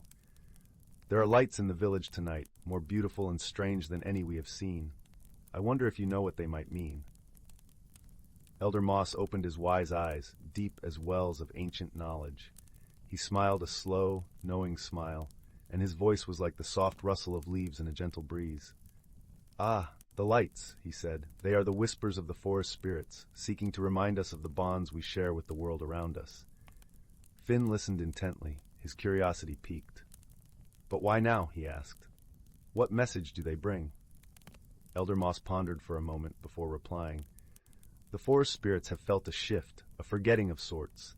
The village has grown so comfortable in its routines that it has forgotten to listen. to truly connect with the magic that breathes life into every leaf and stream. Understanding dawned on Finn like the morning sun chasing away the shadows of night. "We must show the spirits that we remember, that we cherish the connection," he said, determination lighting up his young face. With Elder Moss's blessing, Finn returned to the village and shared what he had learned. The villagers, inspired by Finn's words and the gentle wisdom of Elder Moss, decided to hold a gathering to honor the forest spirits. They decorated the village with lanterns, crafted from autumn leaves, and played music that mimicked the sounds of nature, reedy flutes like the song of the wind, and drums like the heartbeat of the earth. As the villagers celebrated under the watchful gaze of the stars, the lights returned, brighter and more joyful than before. They mingled with the lanterns, creating a tapestry of color and light that filled the village square with a warm, magical glow. The forest spirits, pleased with the villagers' heartfelt efforts, sent a gentle breeze through the village, carrying with it the scent of wildflowers and the promise of harmony. The villagers felt a renewed connection to the world around them, a reminder of the magic in everyday life. As the celebration drew to a close, Finn stood by the old well, watching the last of the lights dance into the night sky. He felt a sense of peace and fulfillment, knowing that through curiosity and kindness, he and his village had rekindled their bond with the magical world. And so, the mystery of the lights was resolved, not through force or fear, but through understanding and friendship. The village of Willowbrook returned to its peaceful routines, forever carrying the lesson of the lights in their hearts, a lesson of awareness, connection, and the gentle touch of magic that exists in every corner of their world. And from that day forward, whenever the villagers saw a flicker of light in the corner of their eyes or heard the rustle of leaves in the breeze, they would smile, knowing that the forest spirits were watching, reminding them of the wonder and wisdom that surrounded them. As the moon rose high, casting its silver glow over the sleeping village, the gentle melody of dreams carried the villagers into a restful slumber, wrapped in the comforting embrace of a world where magic was as real as the earth beneath their feet. And in that cozy, mystical world, they slept soundly, knowing that all was well. Story 29. In the quaint village of Willowbrook, nestled among rolling hills and bordered by an emerald forest, a gentle hush fell as twilight blanketed the sky in hues of lavender and rose. The village was a place where time seemed to pause, where laughter echoed softly through cobblestone streets, and the scent of fresh-baked bread mingled with the crisp evening air. It was here that a young boy named Oliver lived, a boy with eyes the color of the forest canopy and a heart full of wonder. Oliver was known throughout the village for his curiosity and kindness. He spent his days exploring the nooks and crannies of the village and the lush woodland beyond. His best friend, a petite girl named Lila, with hair like spun gold and a smile that could warm the coldest winter night, often accompanied him. Together, they shared a bond as strong as the ancient oaks that stood sentinel at the edge of the forest. One golden afternoon, while the sun hung low and cast long shadows across the village, Oliver and Lila discovered something extraordinary. They had ventured deeper into the forest than ever before, following the melodic call of a nightingale. The path was dappled with sunlight, and the air was filled with the earthy scent of moss and pine. As they pushed through a thicket of ferns, they stumbled upon a clearing they had never seen. In the center of this hidden glade stood a magnificent tree, its bark shimmering like silver in the fading light. Its branches reached out like the arms of an ancient guardian, and nestled within its roots was a small, ornate box. It was crafted from a wood that seemed to pulse with a soft, ethereal glow. Oliver and Lila exchanged a glance, their eyes wide with delight and curiosity. "What do you think it is?" Lila whispered, her voice barely a breath. Oliver knelt beside the box, running his fingers over its intricate carvings. "I don't know," he replied, a sense of awe in his voice, "but it feels special." With a gentle click, the box opened, revealing a crystal orb nestled within. It was smooth and cool to the touch, swirling with colors that shifted and danced like the northern lights. As Oliver picked it up, a warm sensation spread through his fingertips, and a soft whisper, like a breeze through leaves, filled his mind. "This is the heart of the forest," the voice murmured, comforting and wise. "It grants the gift of seeing beyond what is into what could be." Lila leaned closer, her eyes bright with intrigue. "What does it mean?" she asked. Oliver shook his head, mesmerized by the orb's luminescence. "I'm not sure," he admitted, "but I think we're meant to find out." The days that followed were filled with wonder and discovery. Oliver and Lila found that by holding the orb and concentrating, they could glimpse into hidden worlds. They saw visions of the forest bustling with creatures unseen by ordinary eyes, tiny fairies darting among the flowers, whispering will-o-wisps dancing on the breeze, and ancient spirits weaving the tapestry of nature itself. But with this gift came responsibility. The voice within the orb guided them, revealing that the balance of the forest was fragile, threatened by a mysterious shadow that sought to unravel the harmony of the natural world. It was a shadow that fed on fear and discord, growing stronger as it spread. Determined to protect the forest and their village, Oliver and Lila embarked on a journey deeper into the heart of the woodland. They followed trails of light woven by the forest spirits, navigating through shimmering groves and over babbling brooks. The forest embraced them, its presence both a comfort and a reminder of the task at hand. Their journey led them to the Whispering Falls, a sacred place where water cascaded over rocks in a symphony of serenity. Here the forest spirits gathered, their forms like mist and moonlight. They spoke in hushed tones, their voices blending with the music of the falls. "The shadow grows stronger," one spirit intoned, its eyes like stars. "It seeks to break the bonds of friendship and trust, for in division it finds power." Lila stepped forward, her voice steady and resolute. "We won't let that happen," she declared. "Tell us how we can stop it." The spirits regarded her with a mixture of hope and gratitude. "The heart of the forest holds the key," they explained. "You must journey to the Valley of Echoes, where the shadow's influence is strongest. There you will find the source of its power." Oliver and Lila nodded, their resolve unwavering. With the blessings of the forest spirits, they set off once more. The path ahead, both daunting and illuminated by the promise of friendship and courage. As they ventured deeper into the forest, the air grew cooler, and a sense of anticipation filled the atmosphere. They passed through glades where moonlight painted patterns on the ground and crossed bridges woven from vines, each step echoing with the support of unseen allies. Finally, they arrived at the Valley of Echoes, a place shrouded in mist and mystery. The valley was a natural amphitheater, its walls rising high and jagged, casting shadows that danced with an eerie life of their own. At its center stood a stone altar, etched with symbols of an ancient language. It was here that the shadow awaited, a swirling mass of darkness that seemed to pulse with malevolent energy. It shifted and writhed, a living entity of fear and doubt. As Oliver and Lila approached, it spoke with a voice like crackling ice. "You think you can defeat me?" The shadow sneered, its form expanding and contracting. "You are mere children, powerless against the force of despair." Oliver tightened his grip on the crystal orb, feeling the warmth of the forest spirits flow through him. "We're not afraid of you," he said, his voice steady. "Together, we can overcome anything." Lila stood beside him, her eyes fierce and unyielding. "You have no power over friendship," she added. "It's stronger than anything you can conjure." The shadow laughed, a sound that echoed off the valley walls. "We shall see," it hissed, lunging toward them with tendrils of darkness. With a deep breath, Oliver raised the heart of the forest high, its light radiating outward in a brilliant cascade of colors. The orb resonated with their hope and determination, its warmth enveloping them like a protective shield. The shadow recoiled, its form flickering and disjointed. It lashed out, but each strike was met with the unwavering bond of friendship that surrounded Oliver and Lila. The valley echoed with the clash of light and dark, the air charged with the energy of their struggle.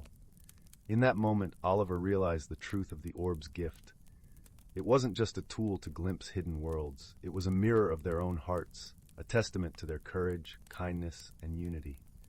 As the realization dawned, the light of the orb intensified, a beacon of hope that pierced the shroud of darkness. With a final resounding pulse, the heart of the forest released its energy, a wave of light that swept across the valley. The shadow screamed, its form unraveling like smoke in the wind, until it was nothing but a memory, a whisper of what once was. The valley was silent, the air still and serene. Oliver and Lila stood together, their hands clasped, the crystal orb glowing softly between them. They had faced the shadow and emerged victorious, their friendship and the forest stronger than ever. As they made their way back to the village, the forest seemed to celebrate their triumph. The leaves rustled in applause, and the nightingale sang a song of joy. The path home was lit by the gentle glow of fireflies, their light a reminder of the magic that thrived in the world around them. When they reached the village, the stars glittered like diamonds in the night sky, and the villagers welcomed them with open arms. Oliver and Lila shared their tale, the story of how friendship and courage had saved the forest, and in turn, themselves. The heart of the forest was returned to its resting place beneath the silver tree, its purpose fulfilled for now. But its light remained, a promise that the bond between Oliver, Lila, and the forest would endure, no matter what challenges lay ahead. In the warmth of their home, as the fire crackled softly in the hearth, Oliver and Lila sat side by side, their hearts full of the journey they had shared. The village settled into a peaceful slumber, the night embracing them with its gentle lullaby. And so they drifted into dreams, knowing that the power of friendship was the greatest magic of all, a light that would never fade, even in the darkest of times. Story 30. In the heart of a lush emerald forest, where sunlight dripped like golden honey through the canopy, there lived a young woman named Marin. She had spent all her days in the small, quaint village of Eldergrove, where every face was familiar, and every routine was as predictable as the sun rising in the east. Marin loved her home dearly, but she felt a stirring within her heart, a whisper of something more, something just beyond her reach. Marin was not comfortable with change. She liked the safety of the known, the comfort of what had always been. But as the seasons shifted, so did the winds, bringing with them hints of transformation that danced on the breeze. It was during these restless days that Marin stumbled upon the enchanted Glimmerwood, a place spoken of in hushed tones among the villagers, where magic was said to dwell. One crisp autumn morning, Marin decided to wander deeper into the forest than ever before. The air was cool and sweet, the scent of pine mingling with the earthy aroma of fallen leaves. As she walked, she felt a gentle tug within her, guiding her to a small, hidden grove bathed in soft, dappled light. In the center of this grove stood a tree, unlike any she had seen, a magnificent oak with silver leaves shimmering like stars. Drawn by its beauty, Marin approached, her heart beating with a mix of fear and excitement. As she reached out to touch the bark, she felt a warm pulse beneath her fingertips, and the world around her began to shimmer with a soft, iridescent glow. From the roots of the tree emerged a figure, a gentle spirit of the forest with eyes like pools of moonlight and a voice like the rustle of leaves. "I am Arion," the spirit said, "guardian of this wood and keeper of its secrets. What brings you to the Glimmerwood, young seeker?" Marin, startled yet entranced, found her voice. "I feel lost," she confessed. "I fear change, yet I long for something more. Can you help me understand this yearning?" Arion smiled, a serene and knowing smile, and gestured to the tree. "This oak is a mirror of your soul, Marin. It grows and changes with the seasons, yet remains true to its essence. So too can you grow, embracing change as a friend rather than a foe." Intrigued, Marin visited the grove each day, seeking the wisdom of the forest. She learned to listen to the whispers of the wind and the songs of the birds, finding comfort in their constancy amid change.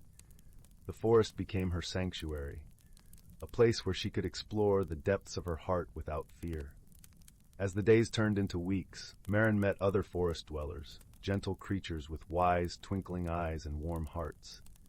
There was Finn, the cheerful fox who taught her the art of playful curiosity, Lyra, the graceful deer who showed her the beauty of stillness, and Thistle, the chatty squirrel who reminded her of the joy found in simple things. Each friend offered Marin a piece of themselves, and in doing so, helped her discover pieces of herself she had never known. Through their friendship, she learned that change was not something to be feared, but a chance to grow, to transform into something new and wonderful. One evening, as the sun dipped below the horizon and the forest was painted in hues of twilight, Marin stood before the silver-leafed oak once more. She felt different, more whole, more at peace. The fears that had once gripped her heart had loosened their hold, replaced by a gentle acceptance and a quiet strength. Arion appeared beside her, his presence as calming as the moonlit sky. "You have grown, Marin," he said softly. "You have embraced the magic within you, and with it the beauty of change." Marin smiled, her heart swelling with gratitude. "Thank you, Arion. Thank you for showing me that I can be both rooted and free, like this oak." As she spoke, the silver leaves of the tree shimmered brighter, and Marin felt a warmth envelop her, a promise of new beginnings and endless possibilities. She knew that she would carry the lessons of the Glimmerwood with her always, a guiding light in times of uncertainty. With the forest as her ally and her friends by her side, Marin returned to Eldergrove, her heart open to the world and all its wonders. She had discovered the magic of transformation, not in some distant land, but within herself, and in doing so, found the courage to embrace whatever the future might bring. And so, beneath the starlit sky, the forest whispered its secrets to the night, cradling Marin in its tender embrace, as she drifted into a peaceful, dream-filled slumber, knowing that she was exactly where she was meant to be. Story 31, title, The Whispering Woods. In the quaint village of Alderwood, nestled among rolling hills and lush meadows with the gentle hum of bees and the soft rustle of leaves, there was an old tale told by the elders. It spoke of the Whispering Woods, a mysterious forest where the trees seemed to hum with secrets, and where only the pure of heart could hear their ancient songs. And at the heart of these woods lay a magical brook, whose waters held the power to reveal hidden truths to those who dared to listen. Our story begins with Clara, a gentle-hearted girl with eyes the color of dewy moss and hair that danced like autumn leaves in the breeze. She lived with her grandmother, a wise woman known throughout the village for her healing herbs and kind spirit. Their cottage, a cozy nook adorned with ivy and wildflowers, sat on the edge of the village where the fields met the forest. Every morning, Clara would help her grandmother gather herbs in the meadow, delighting in the simple joys of nature. She knew each plant by name and loved the feel of the earth beneath her fingers. Her grandmother often shared stories of the Whispering Woods, her voice a soft melody, weaving tales of wonder and magic. Clara would listen, her heart dancing with curiosity and a longing to explore the hidden world at the edge of her reality. One crisp autumn day, as the leaves turned to gold and the air carried the scent of wood smoke, Clara's grandmother fell ill. Her once bright eyes dimmed and her lively spirit waned. The villagers tried to help, offering remedies and prayers, but the illness clung to her like a shadow. Clara was filled with worry, her heart heavy with the weight of her grandmother's frailty. Desperate to save the woman who had been both mother and friend, Clara remembered the tales of the magical brook in the Whispering Woods. It was said that its waters could heal the deepest wounds and reveal the truth needed to overcome any obstacle. With resolve as firm as the ancient oaks, Clara decided she would journey into the forest to seek the brook and the wisdom it held. As dawn broke over the village, painting the sky with shades of lavender and rose, Clara set off towards the Whispering Woods. She wore a cloak of deep green, and in her pocket she carried a small pouch of her grandmother's herbs for protection. The villagers watched her go, their hearts filled with hope and trepidation. Upon entering the forest, Clara was enveloped by a world unlike any she had ever known. The trees stood tall and proud, their branches intertwining to form a lush canopy above. Sunlight filtered through leaves, casting dappled patterns on the forest floor. The air was alive with the gentle hum of the woods, a sound that seemed to beckon her deeper into its embrace. As she walked, Clara marveled at the beauty around her. The forest was a tapestry of vibrant hues. Mushrooms of every shade peeked from beneath the ferns, and wildflowers bloomed in rainbow patches. The scent of pine and earth filled the air, grounding her as she ventured further into the unknown. After a time, Clara came upon a clearing where the trees parted to reveal a crystal-clear brook. The water sparkled in the sunlight, dancing over stones worn smooth by time. Clara approached the brook, her heart beating in time with the gentle babble of the water. She knelt by its edge, her reflection mingling with the dappled light. She remembered the stories her grandmother had told her, and with a deep breath she whispered her plea to the waters. "Please, show me how I can help my grandmother," she asked, her voice a gentle ripple in the hushed forest. The brook seemed to pause, its waters stilling as if listening to her heart's desire. Then, with a soft murmuring, the water began to swirl, forming images within its depths. Clara watched, entranced, as scenes unfolded before her eyes, a tale of the forest and its connection to her grandmother's illness. She saw a shadowy figure, a twisted spirit of the woods, who had been angered by the villagers' neglect of nature. This spirit had cast a wilting spell upon the land, affecting her grandmother, the village's gentle healer and protector. The brook showed Clara that she must find this spirit and offer a gift of peace, a token of the villagers' renewed respect for the forest, to lift the curse. Clara's heart filled with determination, and she thanked the brook for its guidance. With renewed purpose, she set off deeper into the woods, guided by the whispers of the trees. As she walked, she gathered tokens of nature's beauty, a feather from a soaring hawk, a smooth stone that glowed in the sunlight, and a single perfect acorn, a symbol of growth and renewal. As twilight descended, turning the forest into a realm of shadow and mystery, Clara felt a presence. The air grew chill, and the trees seemed to lean in closer, their whispers now a low hum of concern. Clara knew she was close, and she tread carefully, her heart steady and her mind clear. In a secluded glade, Clara came face to face with the spirit of the forest. It was a creature of shadows and light, its form shifting like mist in the moonlight. Its eyes glowed with an ancient wisdom, and its voice was the rustle of leaves on a quiet night. "Why have you come, child of the village?" the spirit asked, its tone both curious and wary. Clara stepped forward, her voice unwavering. "I seek to lift the shadow from my grandmother and our village. I bring these gifts as a token of our respect and gratitude for the forest's beauty and wisdom." She laid the gifts at the spirit's feet, each one a symbol of her heartfelt promise to honor the bond between the village and the woods.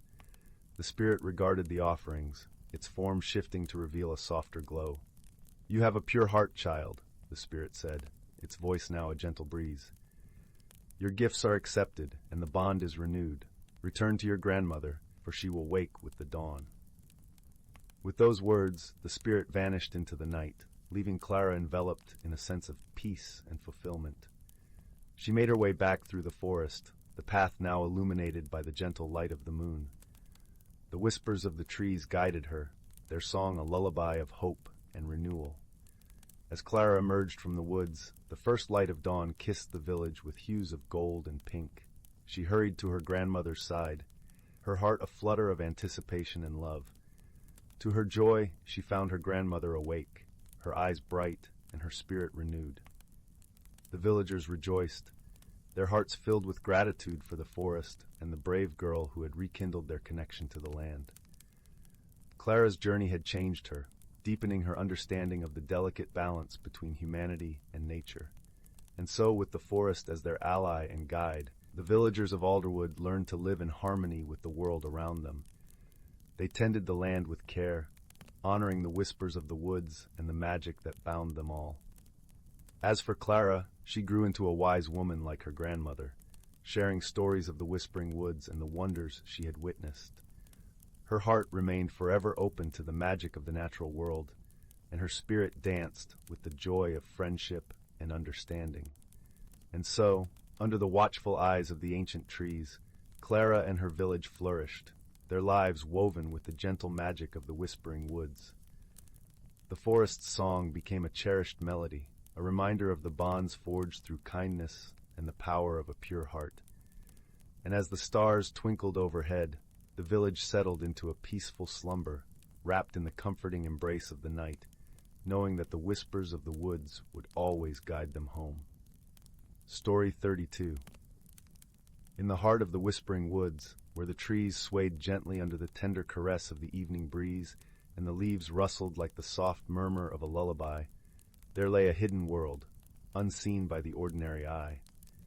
This was a place where sunlight danced through the canopy, sprinkling patches of golden warmth onto the forest floor, and where the scent of pine and wildflowers mingled in the air like a delicate perfume.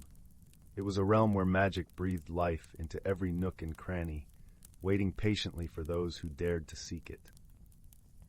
At the edge of this enchanted forest stood a quaint little village, known to its inhabitants as Willow Glen. It was a place where cobblestone paths wound between charming cottages with thatched roofs and gardens overflowed with vibrant blooms and sweet ripe berries. The villagers went about their lives with a gentle rhythm, tending to their fields, crafting their wares, and gathering in the square for lively exchanges of stories and laughter. Among the villagers was a young girl named Lila. She was of slight build, with hair the color of chestnut and eyes that sparkled like the sunlit river that meandered through the village. Lila had an unwavering curiosity about the world around her, and her heart was as warm and open as the skies on a summer's day. One of her most cherished pastimes was exploring the whispering woods, where each visit promised new wonders and discoveries. Lila's closest companion on these adventures was a small, clever fox named Bramble. With a coat that gleamed like rust in the dappled sunlight and eyes that twinkled with mischief, Bramble was as much a part of the forest as the trees themselves. The two shared a bond that ran deeper than words, understanding each other in ways that transcended the boundaries between human and animal. One particularly crisp autumn afternoon, as the sun dipped low on the horizon and painted the sky in hues of orange and pink, Lila and Bramble set out on an adventure unlike any they had taken before. Their journey began with the discovery of an ancient map, hidden within the pages of an old book Lila found in her grandmother's attic. The map was yellowed with age, its ink faded but still legible, and it depicted a path leading deep into the heart of the whispering woods, to a place simply marked as the secret glade. Intrigued by the possibility of uncovering a long-lost secret, Lila and Bramble set off into the woods, guided by the map and the promise of adventure. The path was narrow and winding, flanked by towering trees, whose branches wove together to form a natural archway above them. The air was filled with the sweet scent of fallen leaves, and the ground crunched softly underfoot as they made their way deeper into the forest. As they walked, Lila couldn't shake the feeling that they were being watched.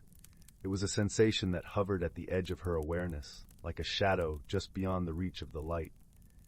She glanced at Bramble, who seemed unfazed, his nose twitching eagerly as he trotted alongside her. Deciding it was simply her imagination, Lila pushed the thought aside and focused on the path ahead. The journey was not without its challenges. They crossed babbling brooks on stepping stones slippery with moss, navigated through thickets of brambles that snagged at their clothes and fur, and climbed over fallen logs that blocked their way like sleeping giants. Yet with each obstacle, Lila and Bramble found a way through, their determination unwavering and their spirits buoyed by the thrill of discovery. As the afternoon sun began to wane, casting long shadows across the forest floor, they finally arrived at the edge of the secret glade. It was a place of breathtaking beauty, nestled in a hollow surrounded by ancient oaks whose gnarled branches formed a protective canopy overhead. The ground was carpeted in soft moss, and a gentle stream wound its way through the glade, its waters sparkling in the fading light. In the center of the glade stood a magnificent tree, unlike any Lila had ever seen. Its trunk was wide and twisted, its bark a deep, rich brown that seemed to shimmer with a life of its own. The tree's branches reached out like welcoming arms, and from them hung delicate silver leaves that tinkled softly in the breeze, creating a melody that filled the air with an ethereal charm. Lila approached the tree with a sense of reverence, feeling as though she was in the presence of something truly magical. As she reached out to touch the bark, she felt a gentle warmth spread through her fingertips, and a soft voice echoed in her mind. "Welcome, seeker of secrets," the voice whispered, its tone as soothing as the rustle of leaves. "You have journeyed far and shown great courage. In this place, the hidden world reveals itself to those who are worthy." Startled but not afraid, Lila exchanged a glance with Bramble, who nodded encouragingly. She took a deep breath, her heart filled with wonder and anticipation. "What is this place?" she asked softly, her voice barely louder than the whisper of the wind. "This is the heart of the forest," the voice replied, its warmth wrapping around Lila like a comforting embrace. "It is a place where the magic of the world gathers, where the boundaries between the seen and unseen blur and intertwine. Here, you may discover truths that elude the eye and find answers to the questions that stir within your heart. As Leela listened, she felt a sense of peace and clarity settle over her, as though the very air around her was infused with understanding. She closed her eyes, letting the gentle melody of the leaves wash over her, and allowed herself to be guided by the whispers of the forest. In that moment, Leela understood that the journey she had undertaken was not simply a quest for hidden treasures or forgotten secrets. It was a journey of self-discovery, a path that had led her to the realization that the true magic of the world lay not in the extraordinary, but in the quiet beauty and wonder of everyday life. As the sun set and the first stars began to twinkle in the evening sky, Lila and Bramble made their way back through the whispering woods, their hearts full of the knowledge and wisdom they had gained. The path that had seemed so daunting at the start now felt familiar and welcoming, a reminder that even the most challenging journeys can lead to the most rewarding destinations. When they finally returned to Willow Glen, the village was aglow with the warm light of hearth fires, and the air was filled with the comforting sense of home. Lila and Bramble were greeted with smiles and laughter from the villagers, who listened eagerly to the tale of their adventure and marveled at the wonders they had discovered. As Lila lay in her bed that night, with Bramble curled up beside her, she felt a deep sense of contentment and fulfillment. The journey to the secret glade had changed her in ways she could not have imagined, teaching her the value of friendship, courage, and the quiet magic that resides within every heart. And so, with a heart full of gratitude and a spirit ignited by the wonders of the world, Lila drifted into a peaceful slumber, cradled by the gentle whispers of the forest and the soothing embrace of her dreams. The story of her journey, like the leaves of the great tree in the secret glade, would continue to tinkle softly in the hearts of those who heard it, a reminder of the beauty and magic that awaits those who dare to seek it. Story 33. Once upon a time, in a forest so ancient that its roots seemed to stretch back to the dawn of creation, there lived a vibrant community of creatures, great and small. This verdant realm was a tapestry woven from the threads of life, death, and rebirth, where every entity played its part in the delicate dance of nature. At the heart of this sylvan symphony dwelled the great oak, a towering guardian whose gnarled bark and twisting branches had borne witness to countless seasons. Its roots delved deep into the earth, pulsing with the rhythm of the world, and its canopy stretched towards the heavens, filtering the golden rays of the sun. Beneath the great oak's sheltering boughs, a family of rabbits made their warren, their soft fur blending seamlessly with the fallen leaves and rich soil. The patriarch, a wise old buck named Thorn, would often gather his kits around him and regale them with tales passed down through generations uncounted. "Listen well, my little ones," Thorn would say, his voice a gentle rumble. "The forest is a living, breathing entity, and we are all part of its great cycle. The changing seasons bring forth wonders and challenges, but if we remain in harmony with nature's ebb and flow, we shall thrive." As Thorn spoke, his kits would gaze up at him with wide, wondering eyes, their noses twitching at the earthy scents carried on the breeze. They learned of the first buds of spring, when the forest awakened from its slumber, and the delicate balance between predator and prey that maintained the natural order. In the heart of summer, when the forest was ablaze with verdant life, strange and wondrous phenomena would occur. Whispers carried on the wind spoke of the will-o'-the-wisps, ethereal lights that danced among the ferns, leading those who followed them on magical adventures. Some even claimed to have glimpsed the rare and elusive woodland sprites, mischievous beings whose laughter tinkled like wind chimes. As autumn's chill crept into the air, the forest prepared for its long slumber. The leaves transformed into a kaleidoscope of crimson and gold, and the creatures scurried to stockpile food for the coming winter. It was during this season that the great oak's true magic was revealed. On the night of the first frost, when the world seemed to hold its breath, the ancient tree would shed a single glowing leaf. This leaf, imbued with the essence of the forest itself, would drift upon the wind, carrying the hopes and dreams of all who dwelled beneath its boughs. Wherever it landed, a new tree would take root, ensuring the cycle of life continued unbroken. Winter brought its own enchantments when the forest was cloaked in a mantle of pristine white. The rabbits huddled deep within their warren, listening to the stories of their elders and dreaming of the spring to come. Above, the snow-laden branches creaked and groaned, but the great oak stood steadfast, a guardian against the biting winds. As the seasons turned once more, and the first tender shoots peeked through the thawing earth, the forest would awaken with a joyous symphony of life. The rabbits would emerge from their burrows, blinking in the warm sunlight, and Thorn would gather his kits around him once again. "Remember, my little ones," he would say, his voice resonating with the wisdom of ages. "The forest is a cycle without beginning or end, and we are all part of its eternal dance. As long as we respect and cherish this sacred place, its magic will never fade." And so the tales were passed down, from one generation to the next, ensuring that the forest's secrets and splendors would never be forgotten. For in this realm where the veil between the natural and the wondrous was thin, the magic lived on, sustained by the harmony of all who called it home. Story 34. In the heart of a sprawling ancient forest where sunlight dappled the ground with golden patches and a gentle breeze whispered secrets through the leaves, there lived a young girl named Leora. Leora was known throughout her village for her gentle spirit and her love for the forest, yet she carried a heavy heart.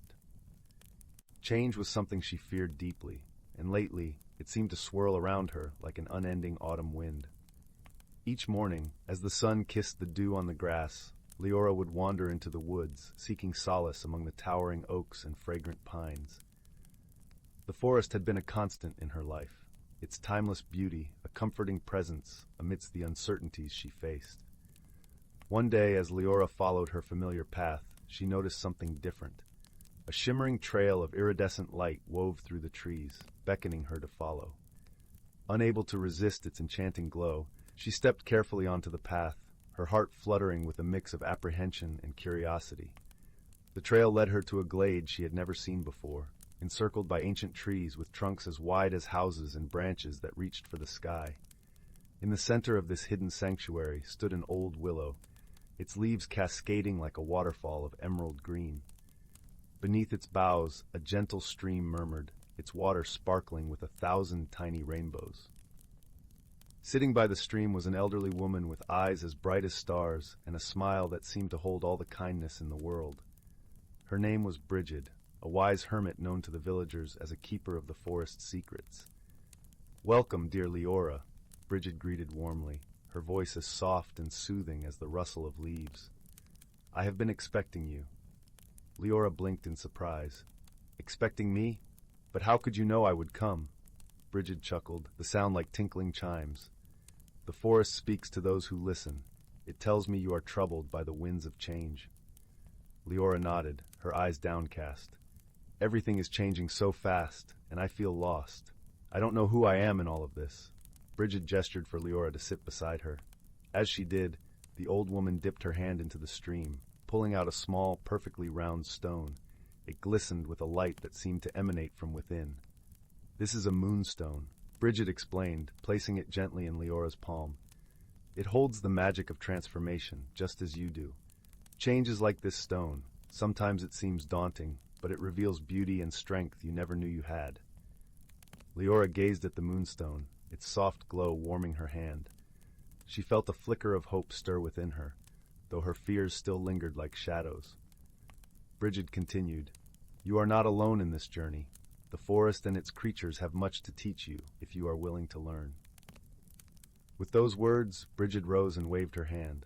The glade shimmered, and suddenly Leora was surrounded by the gentle creatures of the forest. Wise old owls, playful squirrels, and a family of deer, their eyes filled with knowing. Over the following days, Leora returned to the glade, guided by the moonstone's glow. She learned from the animals, each encounter a lesson in patience, courage, and the beauty of letting go.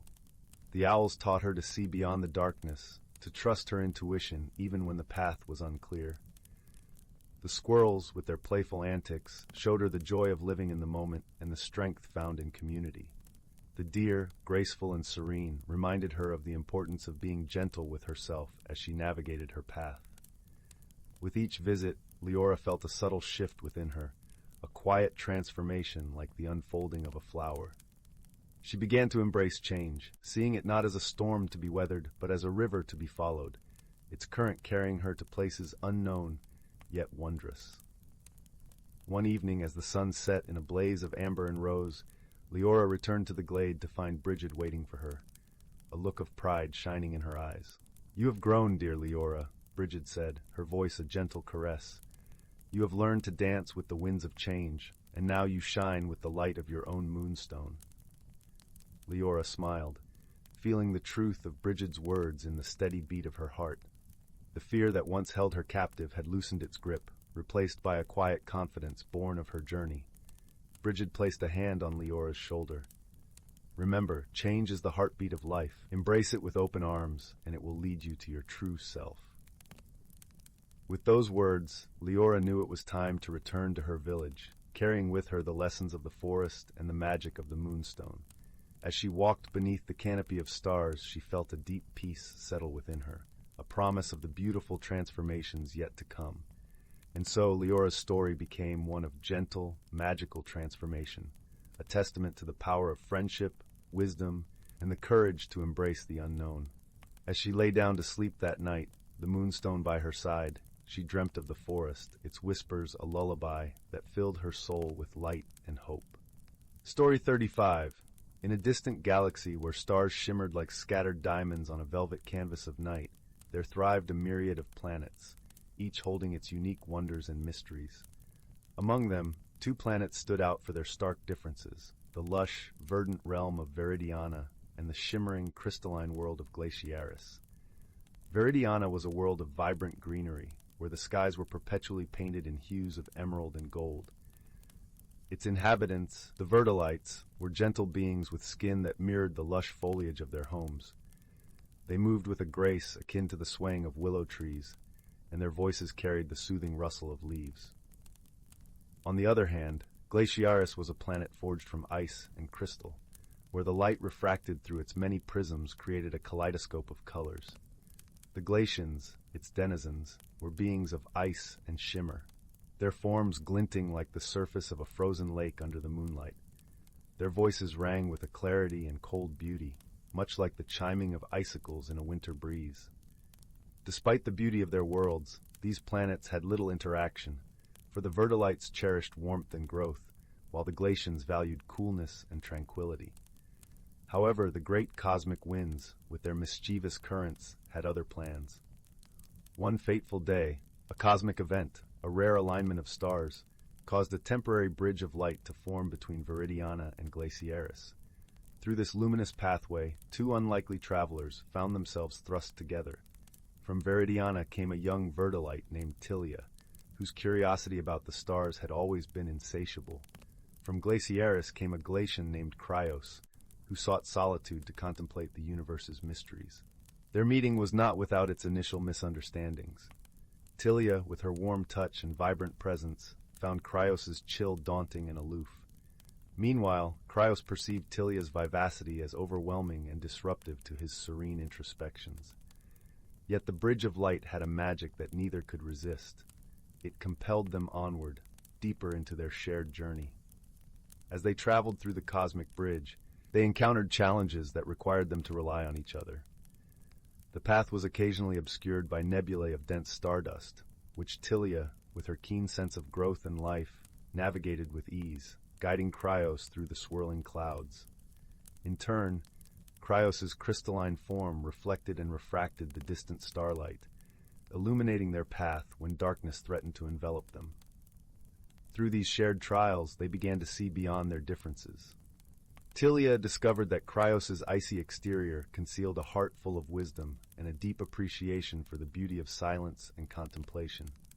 Cryos, meanwhile, found in Tilia's warmth a source of inspiration and life, a reminder of the power of growth and change. One evening, as they rested on a comet's tail, Tilia turned to Cryos, her eyes alight with the glow of distant galaxies. "I never imagined I'd find such beauty in the stillness of ice," she admitted, her voice a gentle breeze in the cosmic silence. "Your world has taught me the value of quiet reflection." Cryos nodded, his crystalline form catching the light of a passing meteor shower, casting a rainbow of colors around them. And I have learned from you, Tilia, that warmth can bring new life to what seems frozen and unchanging. Your spirit is like the sun, bringing clarity and vibrancy to the coldest corners of existence. As their journey continued, they faced a final challenge, a cosmic storm that threatened to tear the bridge of light apart. It was only through their combined strengths that they managed to stabilize the bridge. Tilia harnessed her connection with the living essence of the universe, creating a protective shield of verdant energy, while Cryos used his ability to focus and direct light, reinforcing the shield with beams of crystallized radiance. Together, they weathered the storm, emerging on the other side with a bond that transcended the physical distance between their worlds. The bridge of light began to fade, signaling the end of their shared journey, but not the end of their friendship. As they prepared to return to their respective planets, Tilia and Cryos stood together one last time on the bridge, gazing at the vast tapestry of stars. "We may come from different worlds," Tilia said softly, "but the universe has shown me that friendship knows no bounds." Cryos nodded, his heart filled with a warmth that rivaled the glow of the stars. "Our differences have made us stronger, and our journey has taught us what truly matters, the connections we build and the understanding we share."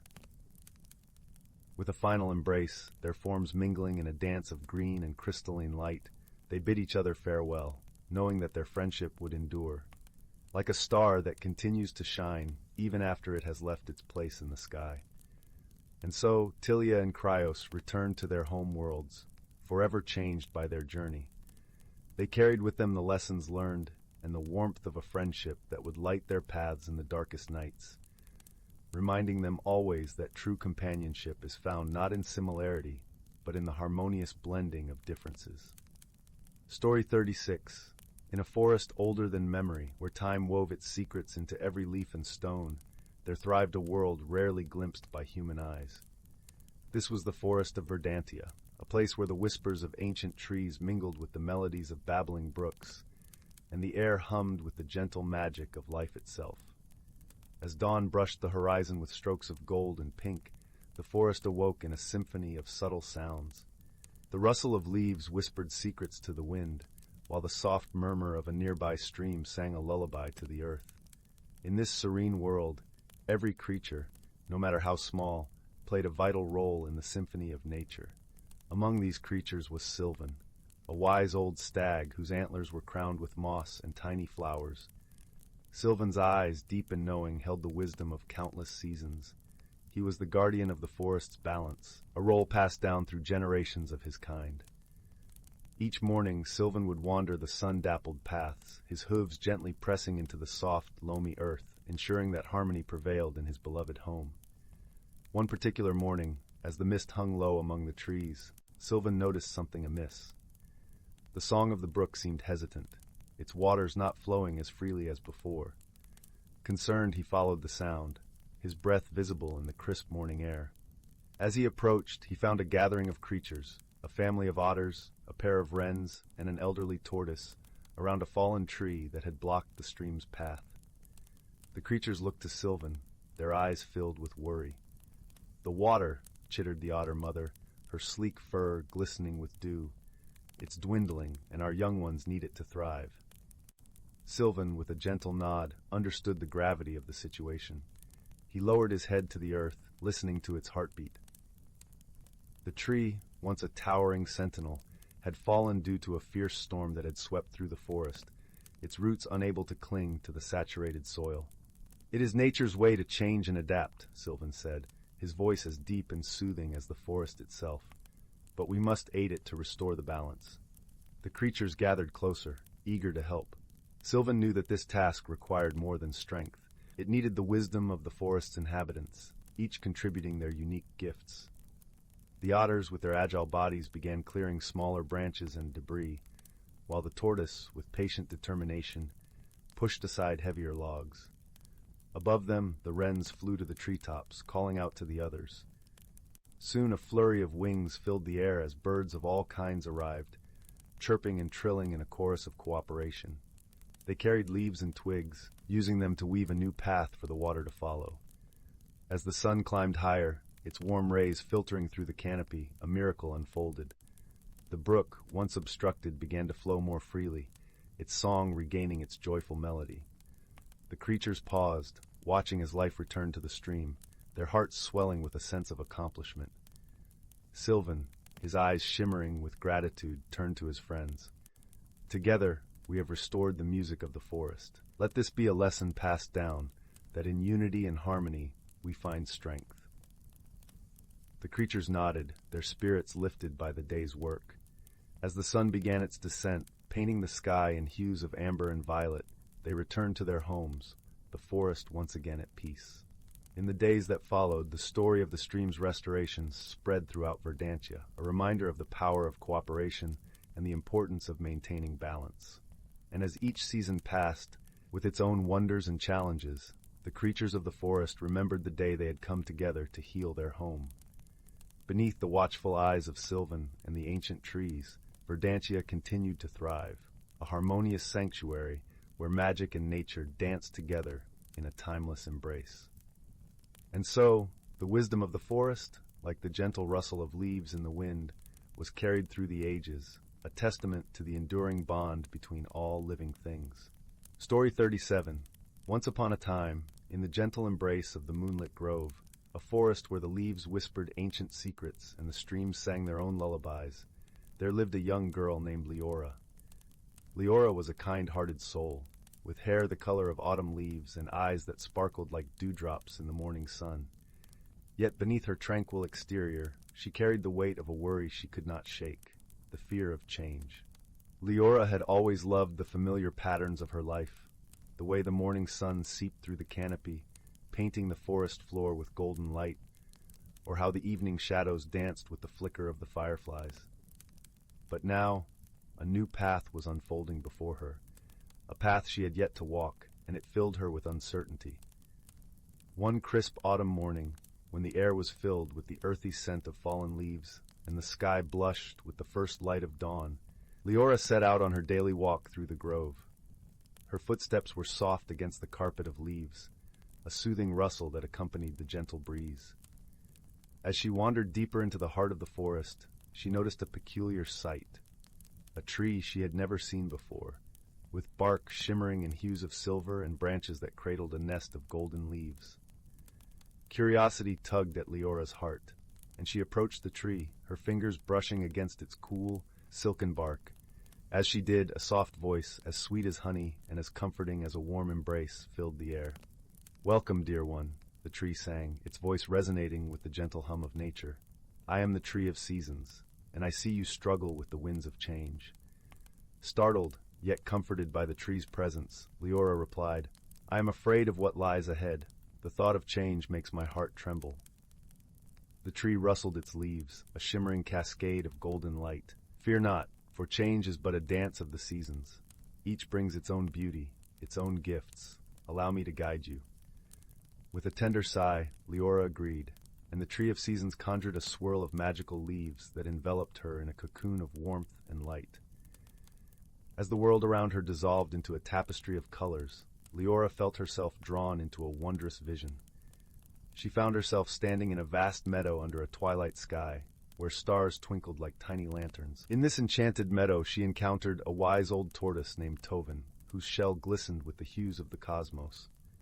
"Greetings, Leora," Tovin said in a voice that rumbled with the wisdom of ages. "In this meadow, time flows differently, allowing you to explore the transformations within." Leora tilted her head, intrigued. "How can I embrace change without fear?" Tovin chuckled softly, a sound like the gentle crackling of a cozy fire. "Change is nature's way, my dear. It is the river that carves the valley, the wind that shapes the dunes. Embrace it, and you shall find the beauty in becoming." With Tovin's guidance, Leora embarked on a journey through the meadow, where each step revealed a new wonder. She met a butterfly named Brisa, whose wings shimmered with every color of the sunset.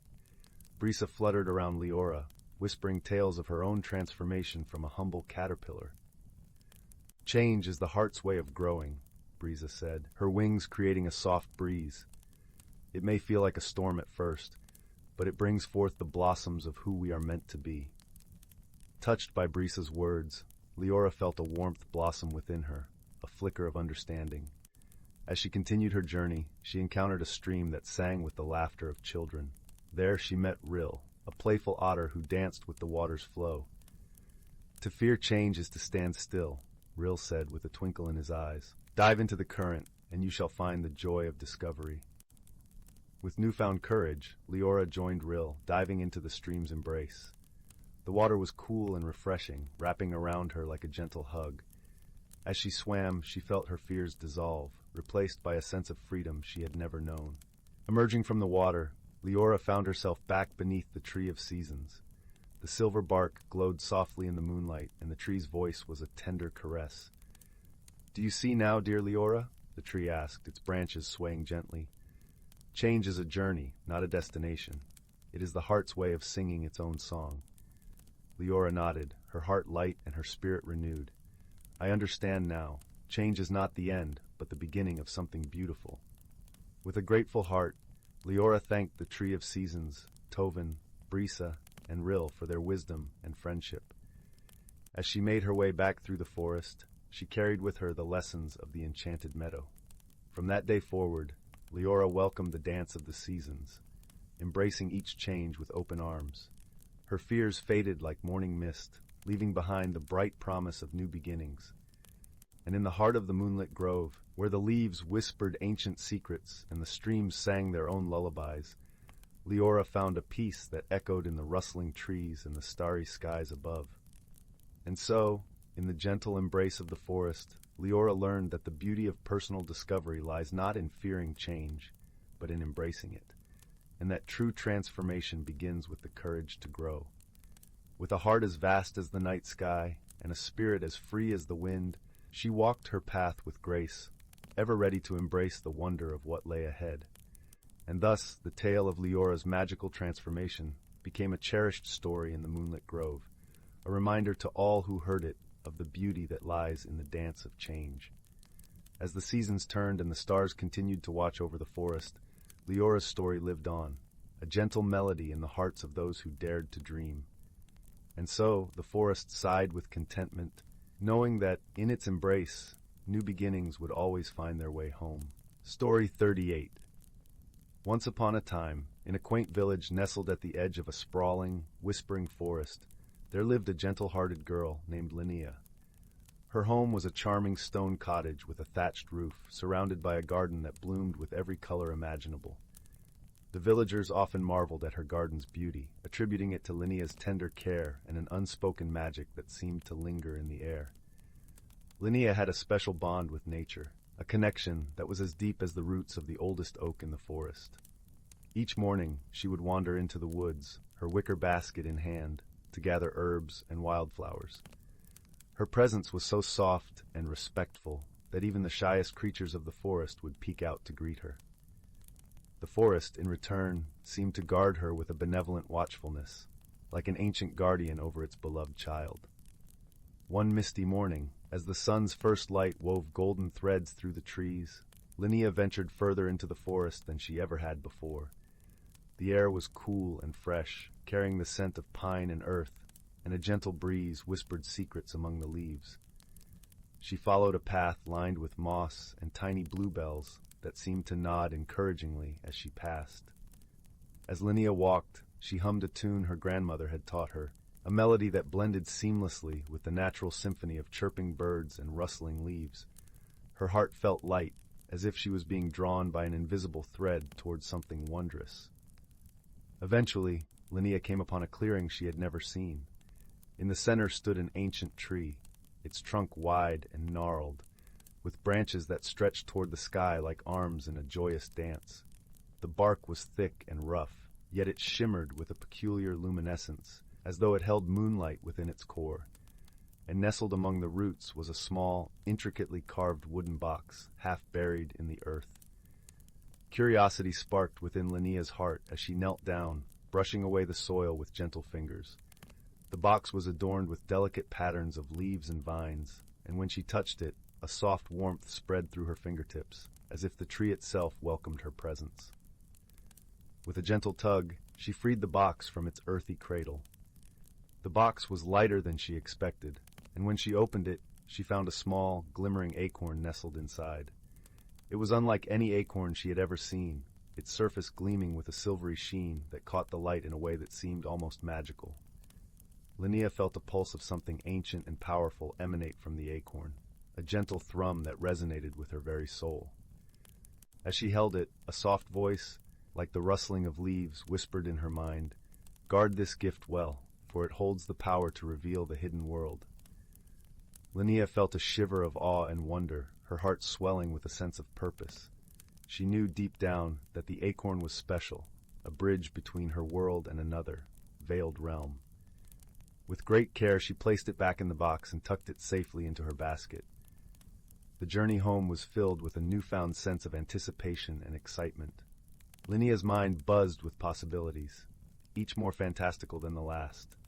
She wondered what hidden world the acorn might reveal, and what role she was destined to play in its unfolding. Once back in her cozy cottage, Linnea placed the box on the windowsill, where the sunlight danced across its surface.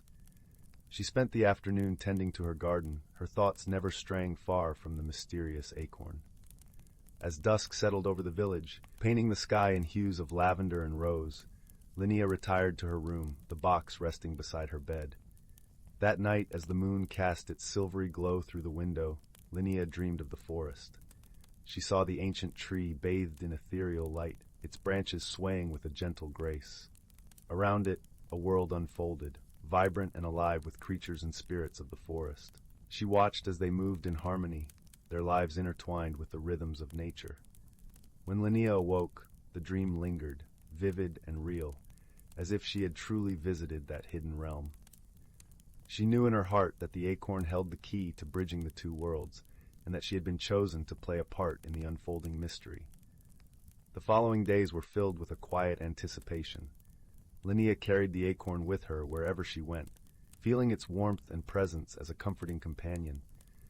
She shared her secret with no one, sensing that this was a journey she must undertake alone. One afternoon, as she sat beneath the shade of her favorite oak tree, Linnea decided to plant the acorn. She chose a spot near the edge of the forest, where the light filtered through the leaves in dappled patterns, and the soil was rich and dark. With gentle hands, she dug a small hole and placed the acorn inside, covering it with earth and whispering a soft blessing. As she stood up, a breeze swept through the forest, rustling the leaves and carrying a sense of promise. Linnea felt a deep sense of peace, knowing that she had set something in motion, a journey that would unfold in its own time. Days turned into weeks, and Linnea continued her visits to the forest, nurturing the spot where the acorn lay. She spoke to it as if it were an old friend, sharing her hopes and dreams, her fears and joys. And though nothing seemed to change on the surface, Linnea felt a quiet transformation taking place within her heart. One morning, as the sun rose over the village, Linnea noticed a tiny sprout emerging from the earth where she had planted the acorn. It was delicate and fragile, yet it held a promise of growth and wonder. Linnea's heart soared with joy, and she knew that the journey had truly begun. As the sprout grew, so too did Linnea's understanding of the hidden world. She began to notice things she had never seen before. The way the light danced on the water's surface, the subtle language of the wind, the secret songs of the birds. It was as if the acorn had opened her eyes to the magic that had always surrounded her, a veil lifted to reveal the beauty beneath. With each passing day, Linnea's connection to the forest deepened. She learned to listen to its whispers, to understand its rhythms and stories. The creatures of the forest, once shy and elusive, now greeted her as a friend, their eyes reflecting a shared understanding. One evening, as the sun dipped below the horizon, Linnea returned to the sprout to find it had grown into a young sapling, its leaves shimmering with the same silvery luminescence as the acorn. The sight filled her with awe and gratitude, a testament to the magic that lay within the hidden world. As Linnea stood before the sapling, she felt a presence beside her. Turning, she saw a figure emerging from the shadows, a being of light and grace. It was a guardian of the forest, its form shifting like the dappled light through leaves, its eyes wise and kind. "Thank you, Linnea," the guardian spoke, its voice like a gentle breeze. "You have awakened the heart of the forest, and in doing so, you have become a part of its story. Linnea felt a warmth spread through her chest, a sense of belonging and purpose. She realized that her journey was not just about discovering the hidden world, but about embracing the magic within herself and the connections that bound all living things. The guardian extended a hand, and Linnea felt a soft energy envelop her, a promise of friendship and guidance. She knew that she was not alone, that the forest would always be with her, a source of wisdom and wonder. With a heart full of joy, Linnea returned to her village, the stars twinkling above like 1,000 tiny lanterns. She carried the memory of the guardian's presence with her, a reminder of the magic that lay within every leaf, every breath, every moment. As the years passed, the sapling grew into a grand tree, its branches sheltering generations of creatures and whispering stories to those who would listen. Linnea, now a wise and beloved elder of the village, shared her tales of the hidden world with children who gathered around her, their eyes wide with wonder. And though the acorn's magic remained a cherished secret, Linnea knew that its gift had transformed her life in ways she could never have imagined. For she had learned that the true magic lay not in the hidden world itself, but in the journey of discovery and the connections she had forged along the way. And so, under the gentle glow of the moon, with the forest as her eternal companion, Linnea lived a life of quiet enchantment, her heart forever open to the wonders of the world around her. And in the whispers of the wind and the rustle of leaves, the story of the acorn and its hidden world lived on, a testament to the power of friendship, wisdom, and the magic that resides within us all. Once upon a time, in the heart of the evergreen valley, nestled between rolling hills and whispering forests, there was a little village called Larkwood. This village was unlike any other, for it held a secret known only to its inhabitants. A hidden world existed within the sprawling forest that bordered its eastern edge. This world was neither entirely seen nor entirely hidden, but lay somewhere in between, like the fleeting shimmer of a dream remembered on waking. The village was home to a young girl named Marin. She was known for her bright eyes, the color of leaves under the first rays of morning light, and a curious spirit that could not be tamed. Marin spent her days exploring the woods, her heart thrumming with the pulse of adventure. She knew every nook and cranny of the forest, every twisting path and babbling brook, or so she thought. One crisp autumn morning, when the sun painted the world with shades of gold and amber, Marin decided to wander deeper into the forest than she had ever dared. The air was filled with the earthy scent of fallen leaves, and the gentle rustle of the wind played like a symphony of old. She clutched a small satchel filled with bread and cheese, wrapped tightly in a checkered cloth for a picnic later on. Her trusty companion, a wise old raven named Quill, perched on her shoulder, offering occasional caws of encouragement. As Marin wandered further into the forest, the familiar paths began to change. The trees grew taller and older, their gnarled branches twisting like the fingers of ancient guardians. The light grew softer, filtered through a canopy so dense that it seemed to hold secrets only the forest knew. It was here, in the depths of the woods, that Marin first noticed something unusual. A soft, shimmering glow emanated from beneath a cluster of ferns, like moonlight captured in a bottle. Curiosity piqued, Marin knelt down, gently parting the ferns to reveal a small, smooth stone that pulsed with a gentle light. It was warm to the touch and seemed to hum softly, as if whispering secrets of old. Quill tilted his head, his beady eyes reflecting the glow of the stone. "What do you think it is, Quill?" Marin asked, her voice barely a whisper. The raven ruffled his feathers, offering a low, contemplative caw. Marin gently lifted the stone, feeling a strange warmth spread through her fingers and up her arm. It was as if the stone was alive, breathing softly in her palm. She slipped it into her satchel, feeling a strange connection to the forest deepen with every step she took. As she continued her journey, the forest began to change. The trees seemed to lean in closer, their leaves whispering in a language Marin couldn't quite understand. Shadows danced in the corners of her vision, not menacing but rather inviting, urging her to explore further. The path twisted and turned, leading her to a place she had never seen before, a hidden glade bathed in the soft glow of twilight, even though it was still morning. In the center of the glade stood an ancient oak, its branches stretching wide like welcoming arms. Beneath the oak's boughs sat an old woman, her hair as white as the winter's first snow, her eyes twinkling with the light of 1,000 stars. She wore a cloak of deep green, woven with patterns of leaves and vines that seemed to shift and move with a life of their own. "Welcome, child," the old woman said, her voice warm and soothing, like the first sip of tea on a cold evening. "I have been waiting for you." Marin felt a strange sense of familiarity, as if she had known the woman all her life. "Who are you?" she asked, stepping closer, quill flapping gently to perch on a low branch nearby. "I am Lyra, the keeper of the hidden world," the woman replied, gesturing to the forest around them. "And you, Marin, have found the Heartstone, a gift from the forest itself." Marin's eyes widened in wonder. "The Heartstone?" Lyra nodded, her gaze gentle and knowing. "It is a rare gift, one that allows you to see the world as it truly is, to understand the whispers of the trees and the songs of the streams. But it also carries a responsibility, for with this gift, you must help protect the forest and the creatures that call it home." Marin felt a thrill of excitement mixed with a hint of trepidation. "What must I do?" Lyra smiled, her eyes crinkling at the corners. "You must journey to the heart of the forest, to the ancient well that lies hidden there. It is a place of great power, but it has fallen silent. The balance of the forest depends on its song, and only you can restore it." With a sense of purpose blooming in her heart, Marin nodded. "I will do it," she promised, feeling the Heartstone warm against her side.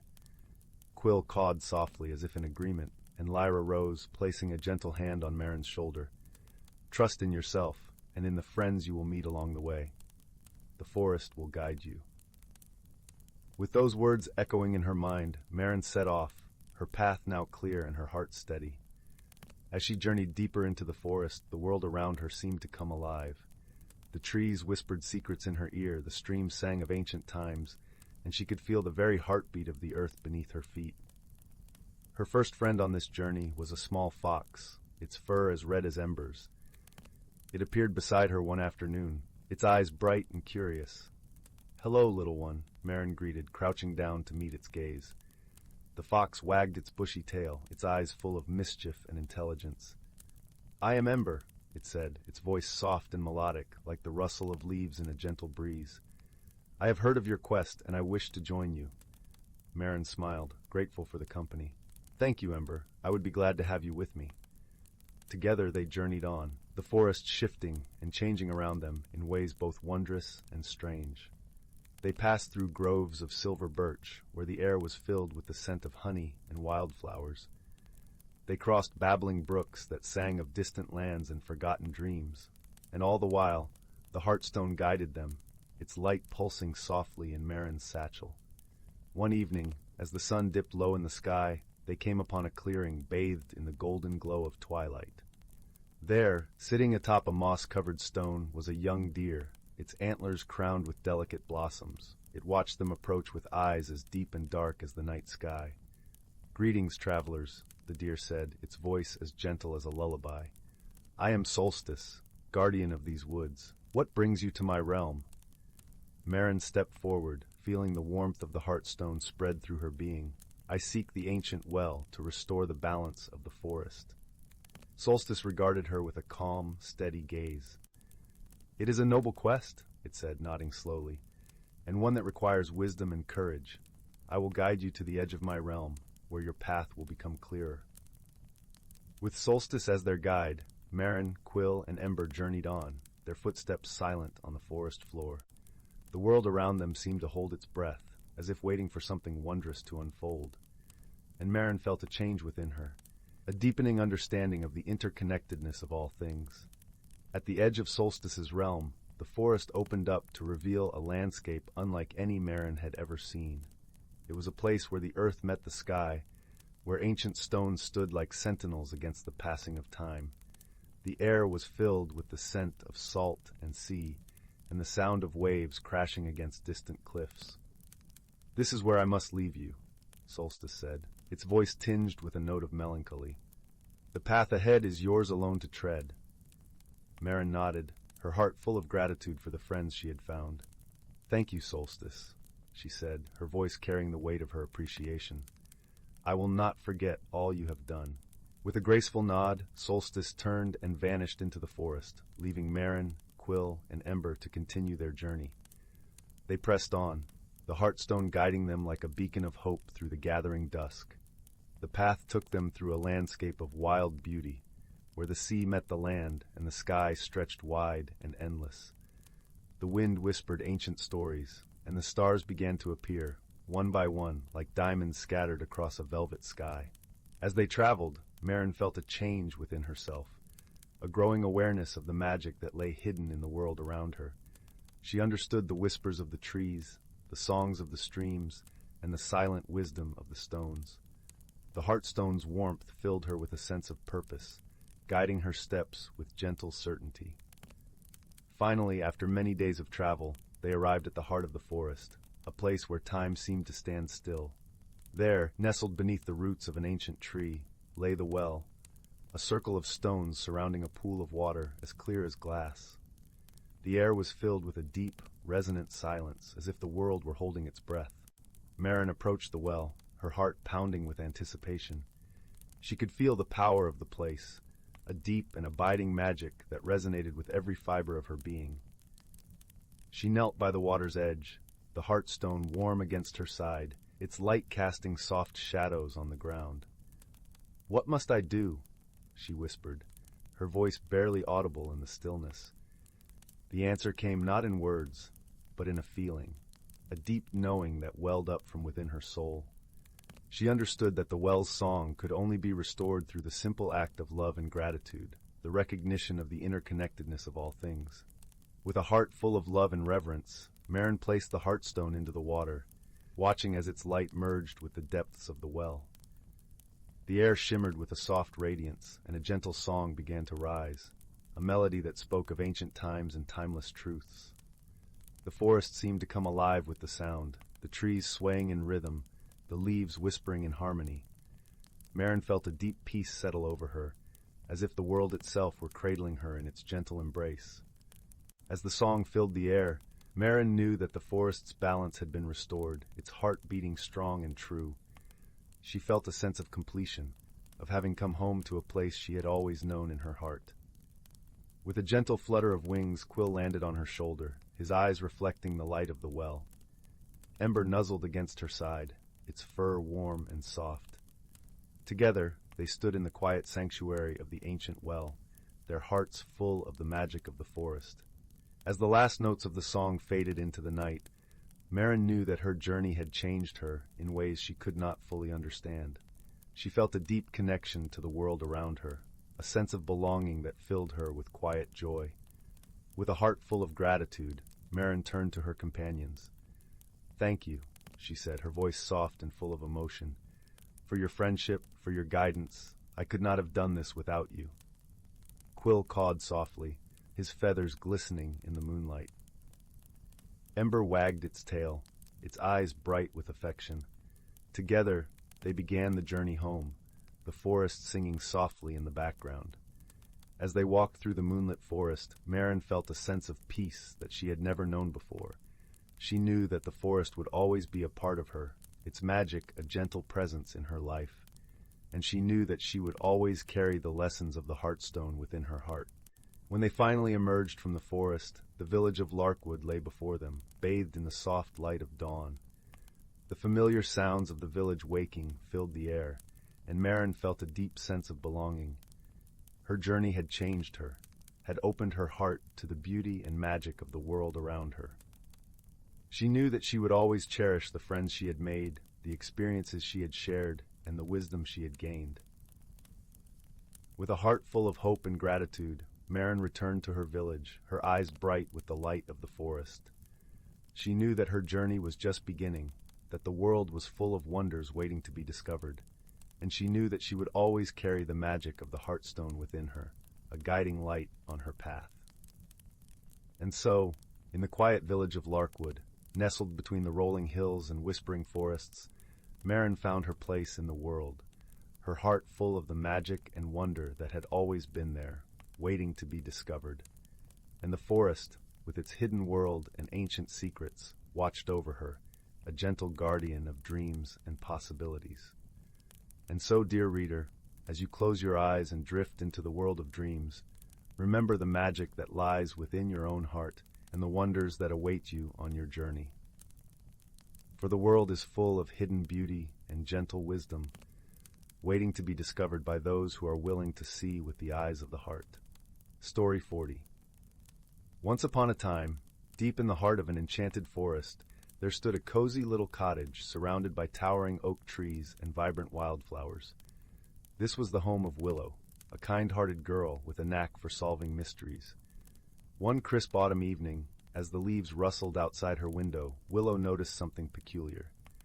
The candles in her room kept flickering, as if a gentle breeze was dancing through the cottage. But the windows were tightly shut, and not a draft could be felt. Puzzled, Willow ventured into the forest, following the soft glow of the lanterns that lined the winding path. As she walked, she couldn't help but notice that the fireflies seemed to be forming strange patterns in the air, almost as if they were trying to spell out a message. Suddenly, a rustling in the bushes caught her attention.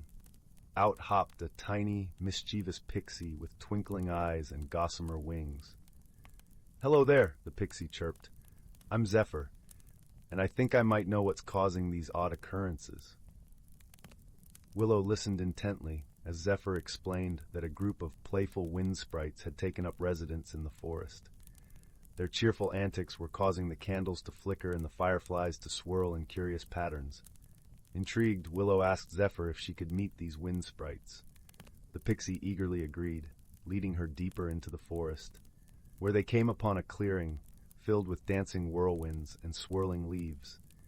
In the center of the clearing stood a tall, wizened oak tree, and nestled among its branches was an ancient, bearded sprite with kind eyes.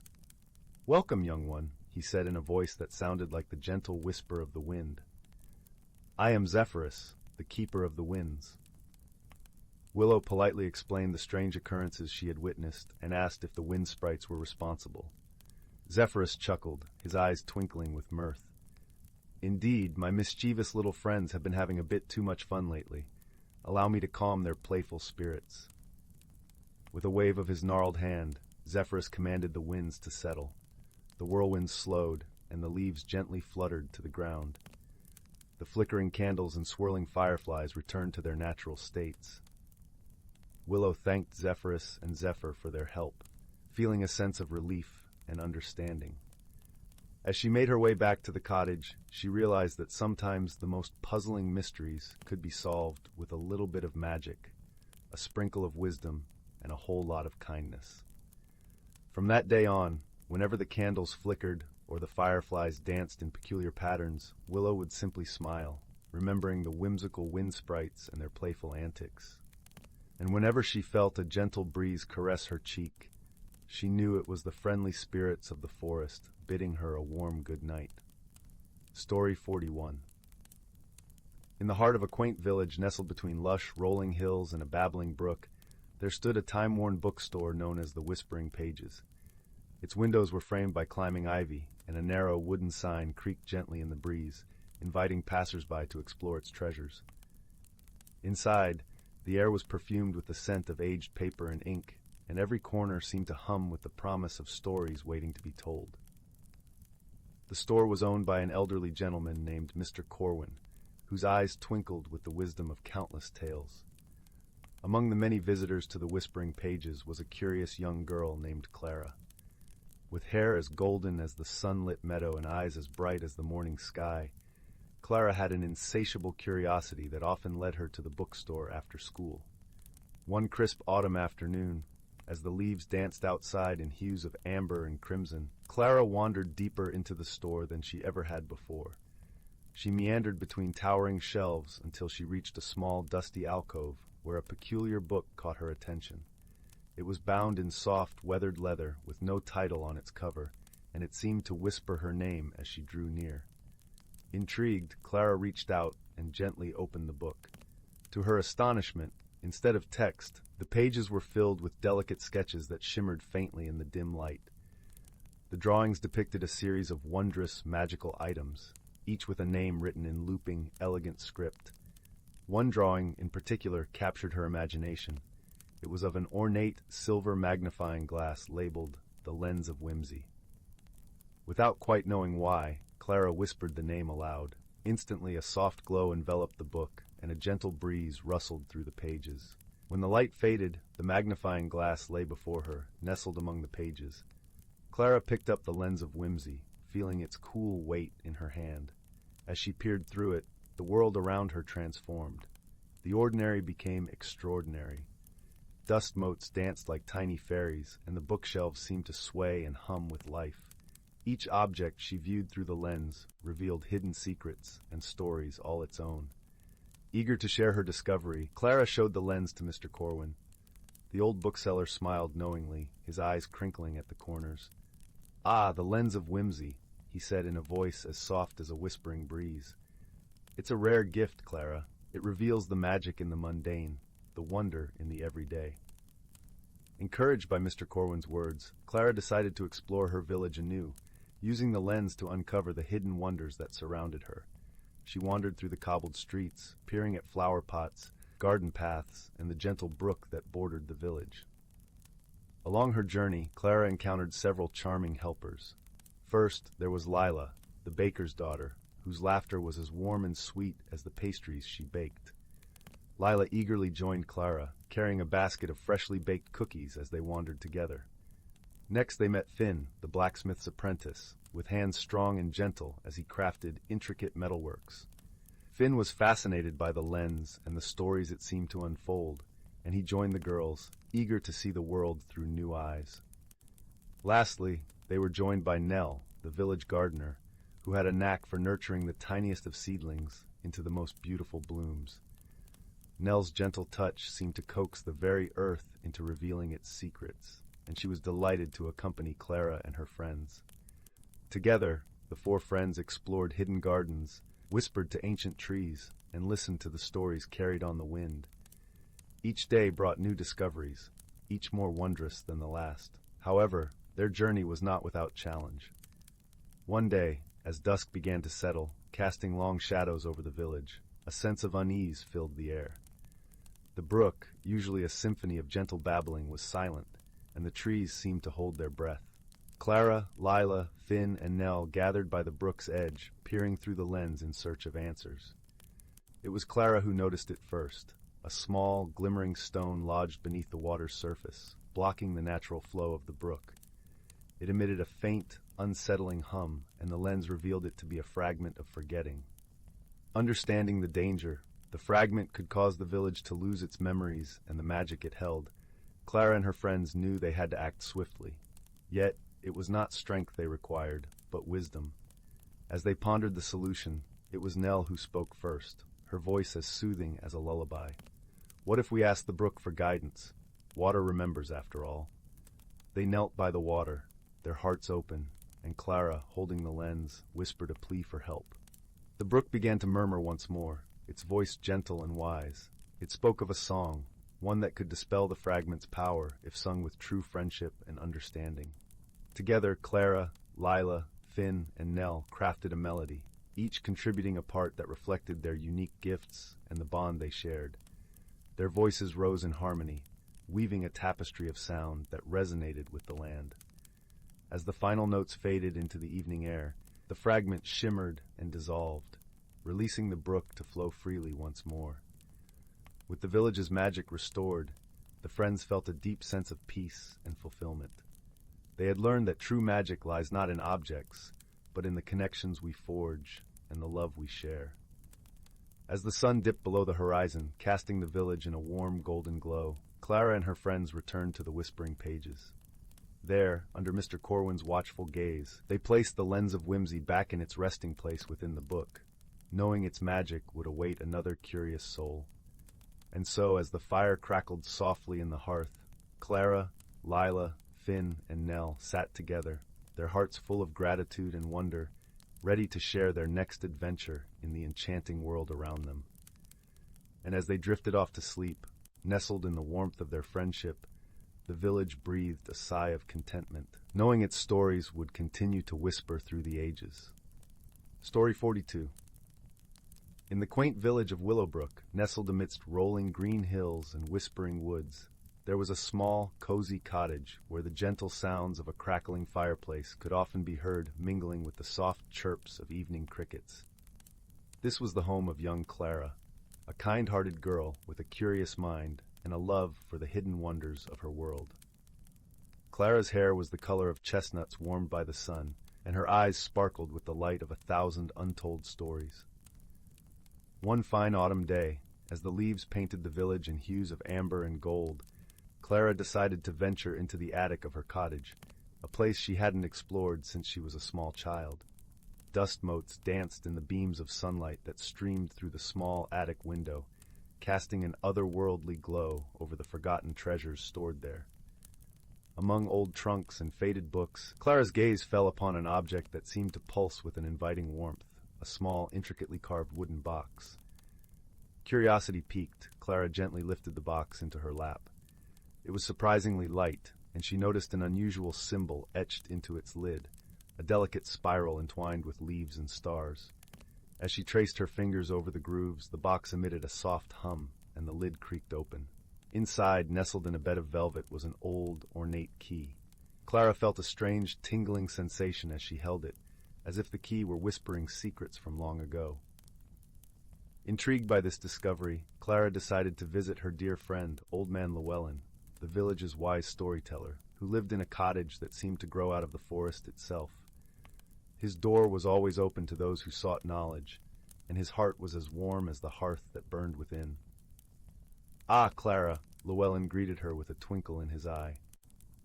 "What brings you to this corner of the woods on such a fine day?" Clara showed him the key, recounting the tale of her attic adventure. Llewellyn's eyes widened with recognition and delight. "This, my dear, is no ordinary key. It is said to unlock the hidden wonders of our world, but only for those who are pure of heart and keen of mind." He leaned closer, his voice a conspiratorial whisper. "There's an ancient oak in the heart of the whispering woods. They say it guards a hidden door, but none have been able to open it for many years. Perhaps this key is meant for you." With a sense of purpose, Clara set off toward the whispering woods, her heart alight with the thrill of discovery. The forest was alive with the rustling of leaves and the gentle chatter of woodland creatures. It wasn't long before she reached the ancient oak, its gnarled branches stretching towards the sky like the arms of an old, wise guardian. As Clara approached, she noticed a small keyhole nestled among the roots of the tree, almost hidden from view. With a deep breath, she inserted the key. There was a soft click, and the earth trembled ever so slightly as a hidden door swung open, revealing a glowing passage beneath the tree. Steeling herself with a mixture of excitement and wonder, Clara descended the steps into a world that shimmered with magic. The air was filled with the sweet scent of blossoms, and the walls glowed with gentle, pulsating colors. As she wandered deeper, she was greeted by the inhabitants of this secret realm, each more enchanting than the last. There was Pip, a mischievous sprite with wings that sparkled like dew-kissed cobwebs, and Marigold, a gentle dryad with hair woven from golden leaves. They welcomed Clara with laughter and warmth, eager to share the wonders of their hidden world.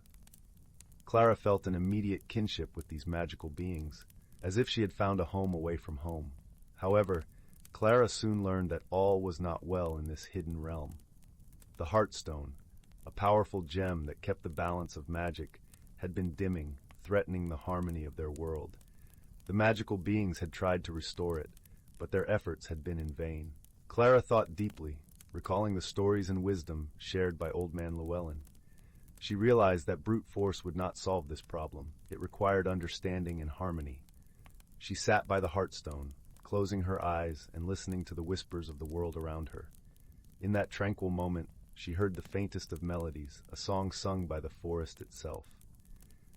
Inspired, Clara began to hum along, her voice merging with the gentle symphony. As she sang, she encouraged Pip and Marigold to join her, their voices intertwining in a harmonious chorus that resonated with the very essence of the realm. Slowly the Heartstone began to glow brighter, its light pulsing in time with their song. When they finished, the Heartstone shone with renewed brilliance, and a warm, soothing glow spread throughout the realm. The magical beings rejoiced, their world restored to its former glory. Pip and Marigold thanked Clara for her wisdom and kindness, and she promised to return and visit often. Clara left the enchanted realm with a heart full of joy and a promise of new friendships.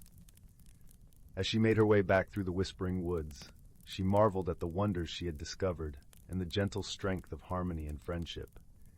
That night, as Clara nestled into her bed with the key carefully placed on her nightstand, she felt a profound sense of peace. The world was filled with hidden wonders, she realized, waiting to be discovered by those who listened with their hearts. And with that comforting thought, she drifted off to sleep, her dreams filled with the soft glow of magic and the gentle laughter of new friends. Story 43. In the serene expanse of the Celestara galaxy, where stars twinkled like scattered diamonds across a velvet sky, there existed a small, unassuming planet named Viridia. Its lush green forests and tranquil blue oceans were home to the Viridians, gentle beings with skin that shimmered like emeralds under the sun. They were known for their wisdom and their deep connection to nature, living in harmony with the planet's rhythms. On a neighboring planet, Altronica, life was vastly different. It was a world of towering metal spires and intricate networks of technology. The Altronics, with their silver-hued skin and eyes that glowed a warm amber, thrived in this mechanical paradise. They were a curious and inventive species, constantly seeking to push the boundaries of their technological prowess. One bright Viridian morning, as the soft breeze carried the scent of blooming lumina flowers, two unlikely companions found themselves thrust together by the whims of the universe. Lyra, a young Viridian with a heart as open as the ocean, had been tending to her beloved garden when she noticed a strange object hurtling through the sky. It landed with a gentle thud beyond the forest, leaving a trail of glittering stardust in its wake. Intrigued, Lyra ventured towards the crash site. There, amidst the tangled ferns, she found a sleek, silver spacecraft, and beside it, a bewildered Altronic named Zephyr. His eyes glowed with a mixture of confusion and awe as he surveyed the lush surroundings, so different from his metallic homeland. "Are you okay?" Lyra asked, her voice as soft as the rustle of leaves in the wind. Zephyr blinked, his neural circuits buzzing with unfamiliar sensations. I didn't mean to land here. My navigation system malfunctioned," he admitted, his voice tinged with embarrassment. Lyra smiled gently. "It's all right. You're welcome here. My name is Lyra." "I am Zephyr," he replied, offering a tentative smile. Their initial interactions were marked by curiosity and a touch of awkwardness as they navigated the vast differences between their worlds. Lyra found Zephyr's fascination with technology endearing, though she couldn't quite comprehend the allure of cold metal and whirring gears. Meanwhile, Zephyr marveled at the natural beauty surrounding him, yet struggled to understand the Viridian way of life, where time seemed to flow as gently as a stream. Their misunderstandings were small but significant. Lyra couldn't fathom why Zephyr needed to constantly check his handheld device, even as she tried to introduce him to the joys of simply being present in the moment. Zephyr, on the other hand, was perplexed by Lyra's reluctance to embrace technology, which he believed could enhance and simplify life. But as the days turned into weeks, shared challenges began to weave a thread of understanding between them. One afternoon, as they explored the vibrant forests, a sudden storm swept across the land. The skies darkened, and the winds howled with an intensity that sent shivers down Lyra's spine. "We need to find shelter," Zephyr shouted over the roar of the storm, his analytical mind already calculating their best options. Together, they raced through the forest, branches lashing against their skin as the rain poured down in torrents. Lyra led Zephyr to a hidden cave she knew well, its entrance veiled by cascading vines. Inside, the air was cool and dry, a haven from the tempest outside.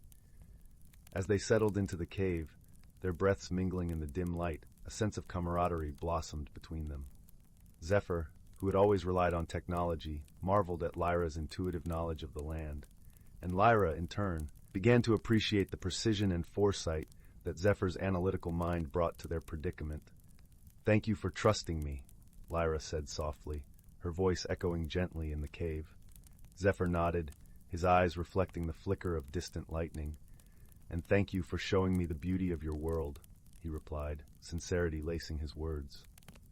As the storm raged on, they shared stories of their homes, their hopes, and their dreams. Lyra spoke of the Viridian festivals, where music and laughter filled the air, and Zephyr described the wonder of ultronic light shows, where the night sky danced with colors unimaginable. Gradually, the storm abated, leaving behind a sky washed clean and a world glistening with renewed life. As they emerged from the cave, a delicate rainbow arched across the horizon, a symbol of the harmony they had found. In the days that followed, Lyra and Zephyr grew inseparable. They learned to blend their strengths, using Zephyr's technological skills to create a device that helped Viridians predict weather patterns, ensuring the safety of their crops. In return, Lyra introduced Zephyr to the healing properties of Viridian plants, which helped calm his often overactive circuits. Through their friendship, they discovered that differences need not be a barrier, but rather a bridge to understanding. They taught each other the value of balance, between nature and technology, between intuition and logic, and realized that true wisdom lay in embracing both. As the time came for Zephyr to return to Altronica, there was a bittersweet tinge to their farewell. "I'll miss this place," Zephyr admitted, his voice soft with emotion. "And I'll miss you," Lyra replied, her eyes shimmering like the morning dew. But they knew that their friendship had transcended the stars, that it would remain a constant light guiding them, no matter the distance. As Zephyr's spacecraft lifted into the sky, Lyra waved, her heart full of gratitude for the unexpected journey that had brought them together. And in the quiet moments that followed under the vast canopy of the universe, both Lyra and Zephyr carried with them the gentle lesson that friendship, like the stars above, could illuminate even the darkest of nights. Story 44, The Whispering Woods. Once upon a time, in a quaint little village nestled between emerald hills and sapphire rivers, there lay a secret known only to the whispering winds and the rustling leaves. This village, called Elderglen, was surrounded by an ancient forest known as the Whispering Woods, a place of both mystery and magic. The villagers often spoke in hushed tones about the peculiar happenings and enigmatic creatures that dwelt within its verdant embrace. In this village lived a young girl named Marin. She was a bright soul with a heart full of curiosity and a mind ever eager to learn. Her days were spent listening to tales from the village elders, who recounted stories of the forest with a mix of awe and caution. However, Marin harbored a secret longing to explore the woods herself, to uncover the truths hidden beneath its leafy canopy. One crisp autumn morning, as leaves fluttered like golden confetti from the trees, Marin set out on her journey. The air was cool and fragrant with the scent of pine and earth. She wrapped herself in a cloak of deep crimson, a color that stood out against the muted hues of the forest, and ventured beyond the familiar paths of the village. The moment she stepped into the Whispering Woods, a gentle breeze caressed her face, carrying with it a soft, melodic hum as if the trees themselves were greeting her. Marin paused, her heart fluttering with excitement and a hint of apprehension.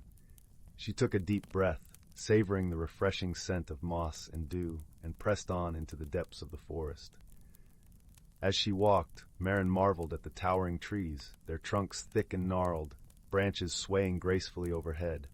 Sunlight filtered through the leaves, casting dancing patterns of light and shadow upon the forest floor. The woods were alive with the sound of birds chirping merrily and the distant babble of a brook. After some time, Marin came across a small clearing bathed in sunlight. In the center of the clearing stood an old, twisted oak tree, its bark covered in a tapestry of soft green moss.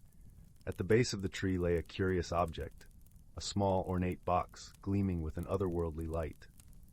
It was crafted from silver and etched with intricate patterns that seemed to shift and change as the light played across its surface. With a mixture of wonder and caution, Marin approached the box. She knelt beside it and reached out a tentative hand. The moment her fingers brushed the cool metal, a gentle warmth spread through her, and the box opened with a soft, melodious chime. Inside, nestled on a bed of velvet, was a delicate, shimmering stone, a crystal the color of the sky at dusk. As Marin held the crystal aloft, it began to glow softly, casting a serene light that enveloped her in a cocoon of warmth and peace. It was as if the crystal had awakened, responding to her touch, and a sense of calm and clarity filled her mind. With the crystal cradled in her hands, Marin felt a strange tingling in her fingertips, and a gentle, whispering voice echoed in her mind. "Guardian of the whispering woods," the voice intoned, "the time has come to awaken the magic within." Marin's heart skipped a beat, and she turned her gaze around the clearing, half expecting to see someone standing there. But she was alone with the trees and the whispering breeze. "Who are you?" Marin asked softly, her voice barely above a whisper. "I am the spirit of the woods," the voice replied, as soothing as a lullaby. "The crystal you hold is a key to the hidden world within these trees, a world of wonders beyond your imagination. But it is also a guardian, a protector of the balance between nature and magic." Marin listened, her heart swelling with a mixture of wonder and responsibility. "What must I do?" she asked. "Use your heart and your wisdom," the spirit said. "There are creatures within these woods who need your help. The balance has been disrupted by those who seek to possess the magic of the forest for their own gain. You must restore harmony and learn the true power of friendship and kindness." With a newfound sense of purpose, Marin set off deeper into the forest, the crystal glowing like a beacon in her hands. The path was winding and mysterious, but the crystal seemed to guide her steps, illuminating the way. As she journeyed, Marin encountered many creatures, gentle deer with eyes like pools of midnight, rabbits whose fur was as white as snow, and birds with plumage that shimmered in every color of the rainbow. Each creature greeted her with a nod or a flutter, acknowledging her as the bearer of the crystal's light. Eventually, Marin arrived at a glen where the trees stood like silent sentinels around a shimmering pond. The water's surface was as smooth as glass, reflecting the sky above. At the edge of the pond stood a figure, a young boy about Marin's age, with hair like spun gold and eyes that held the depth of the ocean. He seemed to be in distress, and Marin's heart went out to him instantly. "Hello," she called gently, stepping closer. "Are you all right?" The boy turned to her, a flicker of hope lighting his features. "I am Alaric," he said, his voice as soft as the rustle of leaves. "I was brought here by a dream, but now I find myself lost." Marin offered him a warm smile, the crystal in her hand glowing brighter. "I am Marin. Perhaps we can find our way together." Alaric nodded, his expression one of relief and gratitude. "Thank you, Marin. I am searching for a way to restore the magic to my home." Together, they set off into the heart of the forest, the crystal's light guiding their way. As they walked, Marin and Alaric spoke of their homes, their hopes, and their dreams. A bond of friendship began to blossom between them, one that felt as natural and enduring as the forest itself. As the sun began to dip below the horizon, casting the woods in a golden glow, they reached a grove where the trees were unlike any they had seen before.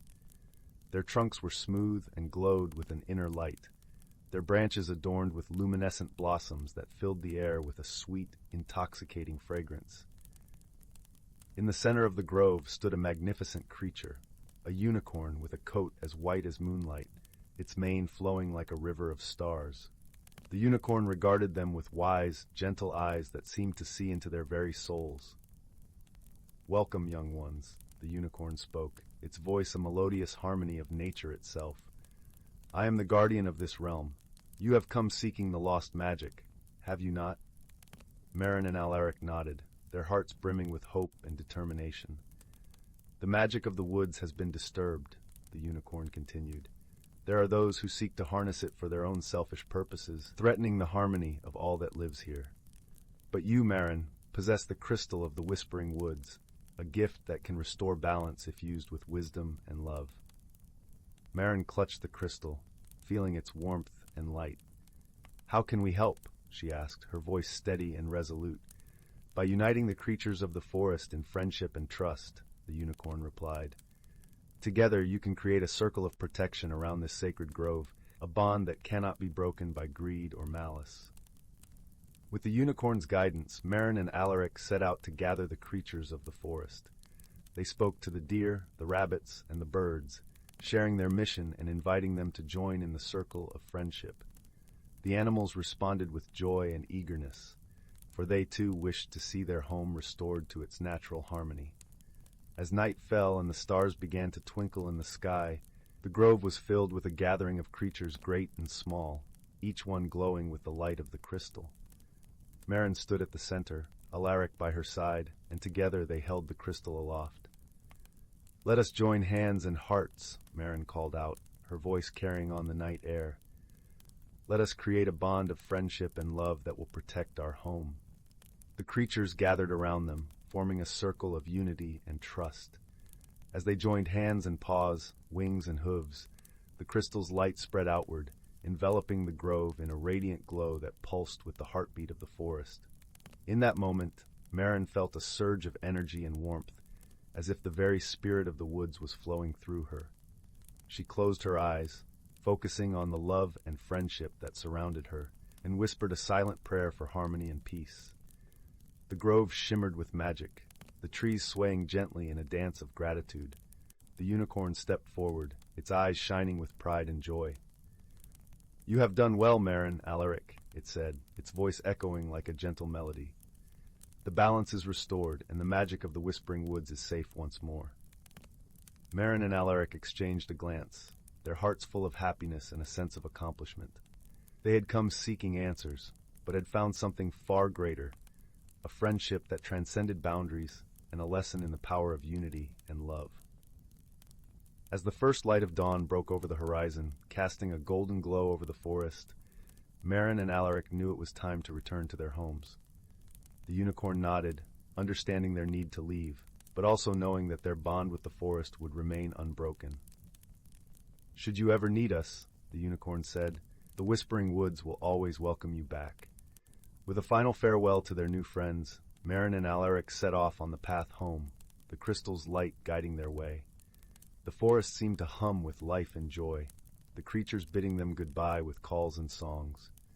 As they walked, Marin knew that the Whispering Woods would always hold a special place in her heart, a place of magic and wonder, where friendship and love could overcome any challenge. And so, with hearts light and spirits high, Marin and Alaric returned to their villages, forever changed by their journey and the magic they had discovered within themselves and the world around them. From that day forward, the villagers of Elderglen spoke of Marin's adventure with awe and admiration, knowing that the forest's whispering secrets were safe in the hands of those who truly understood the power of kindness and friendship. And in the quiet moments, when the stars shimmered in the night sky and the winds whispered through the trees, Marin would often find herself gazing towards the forest, her heart filled with gratitude for the adventure that had taught her the true magic of the world. The end. Story 45.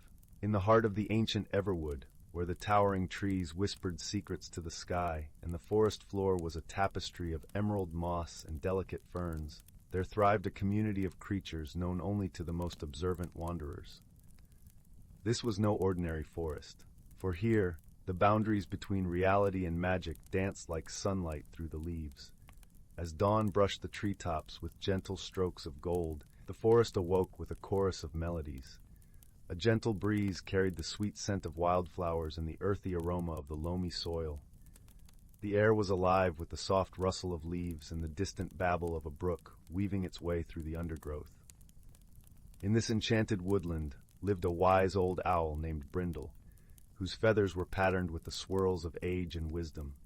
His eyes, deep as the night sky, had witnessed the passing of countless seasons. Perched high in an ancient oak, he watched over the forest with a serene vigilance, his presence a silent promise of guidance to all who called the forest home. Among the creatures of the Everwood was a sprightly squirrel named Pippin, whose bushy tail was a fluttering pennant of curiosity and mischief. Pippin loved to scamper through the canopy, leaping from branch to branch with a grace that belied his small size. His heart was as light as the dappled sunlight that danced through the trees, and he was known for his infectious laughter that echoed like bells on the breeze.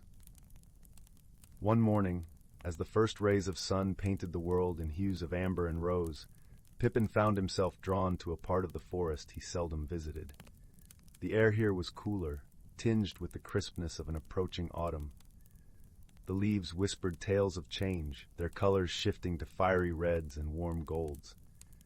As he ventured deeper, Pippin's sharp eyes caught sight of something unusual. Nestled among the roots of a gnarled oak was a delicate cocoon, shimmering with an iridescent sheen that seemed to hold the very essence of twilight. Pippin paused, his heart quickening with wonder. He knew this was no ordinary cocoon. It was a sign of the magical phenomena that graced the Everwood each season. Brindle, ever watchful, noticed Pippin's discovery from his perch. With a gentle sweep of his wings, he descended silently beside the curious squirrel. "Ah, young Pippin." The owl's voice was a soothing murmur, like the rustle of pages in an ancient book. "You have found the cocoon of seasons. It holds the spirit of change and renewal, a gift from the forest itself."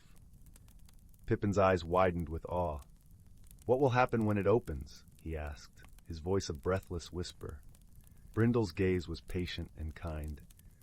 "When the time is right, the cocoon will release a flurry of magic that will usher in the new season. It is a delicate balance, one that has been maintained through wisdom passed down by those who came before us." As the days passed, Pippin visited the cocoon each morning, watching its colors shift with the changing light. He marveled at the subtle changes in the forest, as creatures prepared for the coming winter. The rabbits thickened their coats, and the birds gathered in flocks, their songs a farewell to the warmth of summer. One evening, as the sun dipped below the horizon and the forest was bathed in the soft glow of twilight, Pippin heard a gentle crackle from the cocoon. He hurried to the oak, his heart fluttering with anticipation. There, under the watchful eye of Brindle, the cocoon began to unravel, threads of magic unfurling like ribbons in the breeze. A soft light spilled forth, casting a gentle glow over the forest. From within emerged a host of tiny ethereal creatures, their wings glistening with the hues of autumn leaves. They danced on the air, weaving patterns of light and shadow, their laughter a melody of joy. As the creatures spread throughout the forest, the air filled with the scent of fresh rain and the rich, earthy perfume of fallen leaves. The trees sighed with contentment, their branches swaying in a harmonious dance with the wind. A sense of peace and balance settled over the Everwood, a reminder of the wisdom and magic that guided its rhythms. Pippin watched, his heart swelling with gratitude and understanding. He turned to Brindle, who stood beside him, his eyes reflecting the gentle glow of the magical creatures. "Thank you, Brindle," Pippin said softly, "for sharing this wonder with me." Brindle nodded, his feathers rustling softly. "Remember, dear Pippin, the forest thrives on harmony and balance. It is up to us to cherish and protect the magic that sustains our home." With the cocoon's transformation complete, the forest settled into the embrace of autumn, its vibrant tapestry a testament to the cycle of life. Pippin returned to his daily adventures, his heart forever touched by the wisdom of the Everwood. And as the stars twinkled above, the forest sang a lullaby of peace, a promise that the magic of nature would endure through the ages, guided by the gentle hands of those who believed in its beauty. Story 46. In a galaxy where planets drifted through the cosmic currents like sparkling gems, there lived a young stargazer named Astra. Her fur shimmered with hues of midnight blue, and her eyes twinkled with the same curiosity that had led her ancestors to chart the very stars she now studied. On the neighboring world of Xenar, a world forged from the embers of a dying sun, dwelled Ignis, a fiery salamander whose scales glowed with an eternal flame. While Astra's people were gentle cloud herders, Ignis's kind were known for their fiery tempers and love of adventure. One fateful night, as Astra peered through her telescope, she witnessed a brilliant streak of light race across the heavens. Little did she know that falling star was none other than Ignis, cast out from his home planet after a heated disagreement with the elders. Ignis crashed onto Astra's tranquil world, leaving a smoldering trail in his wake. Astra ventured forth, her heart filled with wonder at this celestial visitor. But upon seeing Ignis's fiery form, she recoiled in fear, for his kind were feared and misunderstood on her world. Ignis, disoriented and quick to anger, lashed out with a torrent of flames, singeing the delicate clouds that gave Astra's people life. In that moment, any chance of understanding seemed to evaporate like mist before a raging wildfire. Yet fate had other plans. A massive storm front swept across the planet, whipping the flames into an uncontrollable blaze that threatened to consume everything in its path. Astra and Ignis found themselves united against a common foe, one that could only be overcome through cooperation. Ignis learned to temper his flames, controlling the blaze with precision, while Astra's gentle cloud-herding abilities smothered the areas he could not reach. Together, they formed an unlikely alliance, their differences becoming strengths when combined. As the smoke cleared, Astra and Ignis found themselves stranded in the smoldering aftermath, their home worlds now distant memories. But in the ashes of their old lives, a new bond had been forged, one that transcended the boundaries of species and culture.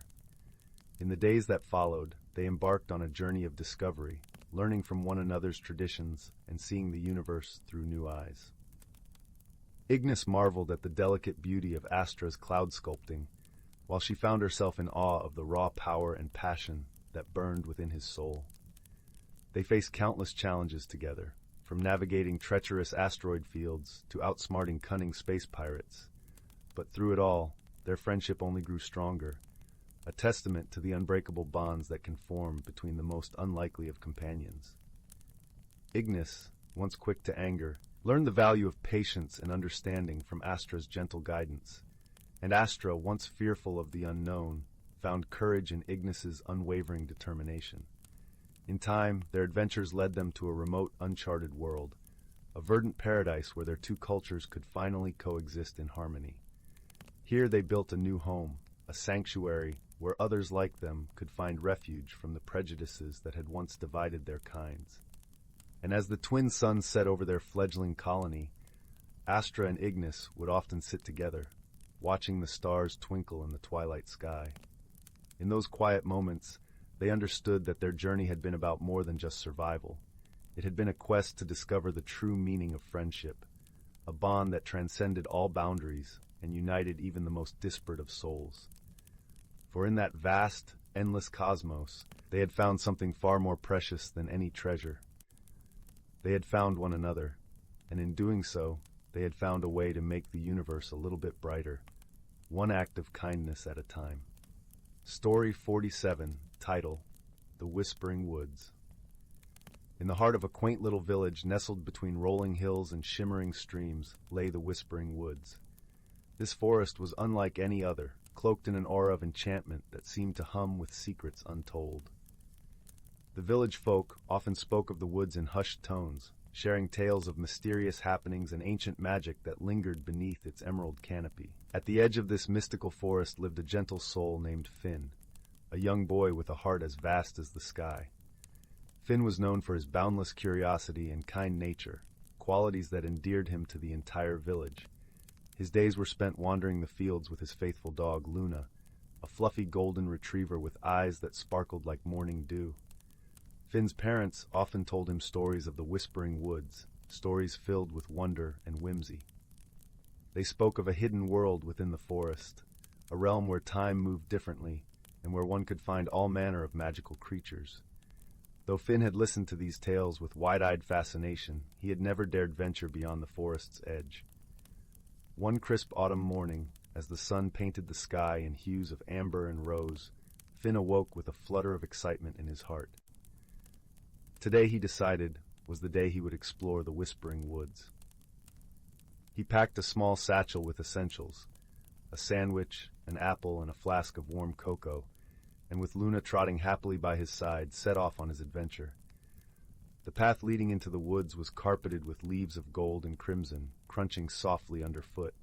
As Finn and Luna ventured deeper, the air grew cooler, and the light took on a gentle, dappled quality as it filtered through the canopy above. The woods were alive with sound, the soft rustle of leaves, the chirping of hidden crickets, and the distant call of a lone owl settling in for the day. As they walked, Finn noticed something curious. The deeper they went, the clearer the whispers became.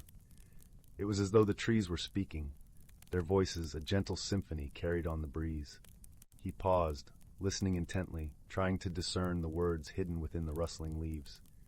Suddenly, Luna barked, breaking the spell of silence. She bounded ahead, stopping at the base of a towering oak tree.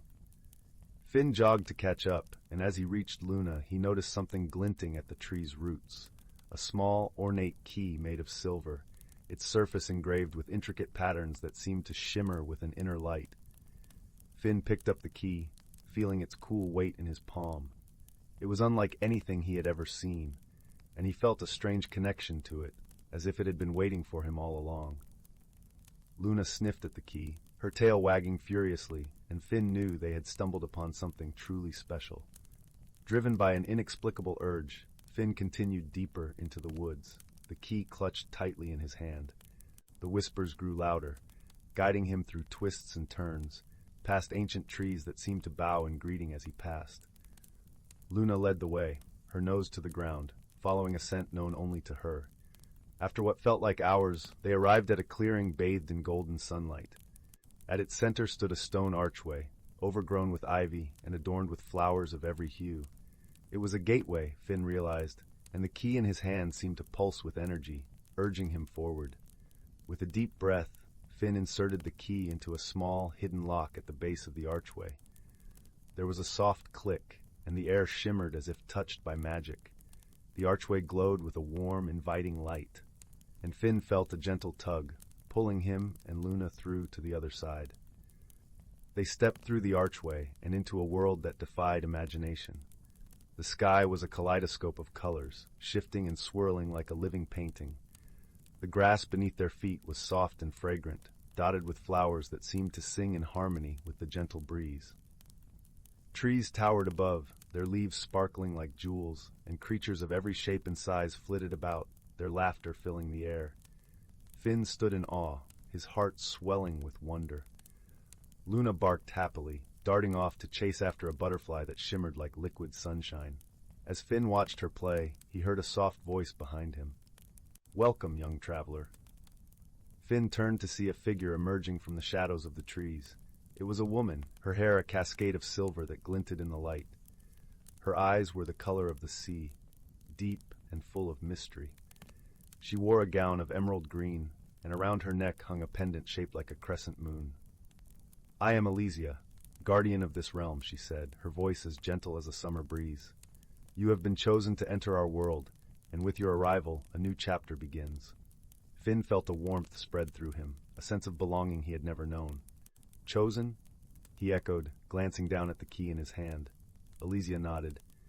"The key is a token of trust, a symbol of your heart's purity and courage. It led you here because you possess the qualities our world needs most: kindness, curiosity, and a willingness to understand." Finn felt a flush of pride, but also a flicker of uncertainty. "But why me? I'm just a boy from the village." Elysia smiled, her eyes twinkling like stars.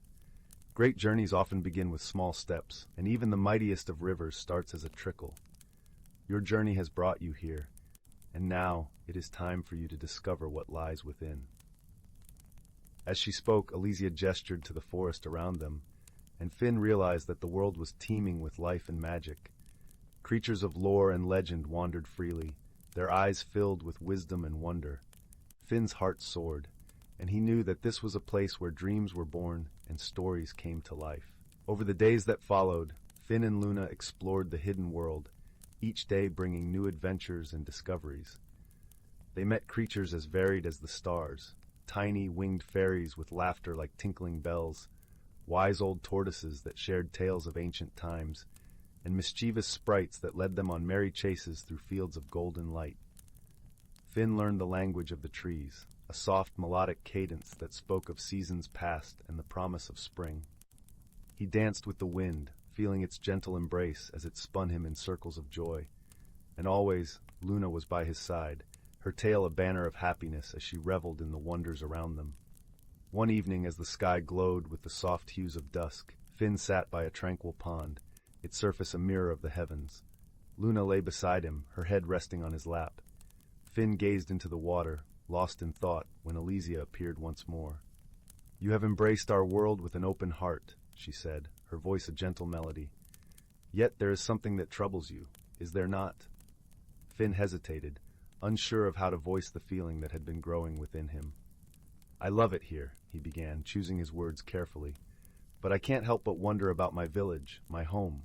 What if they need me there?" Elysia nodded, her expression thoughtful.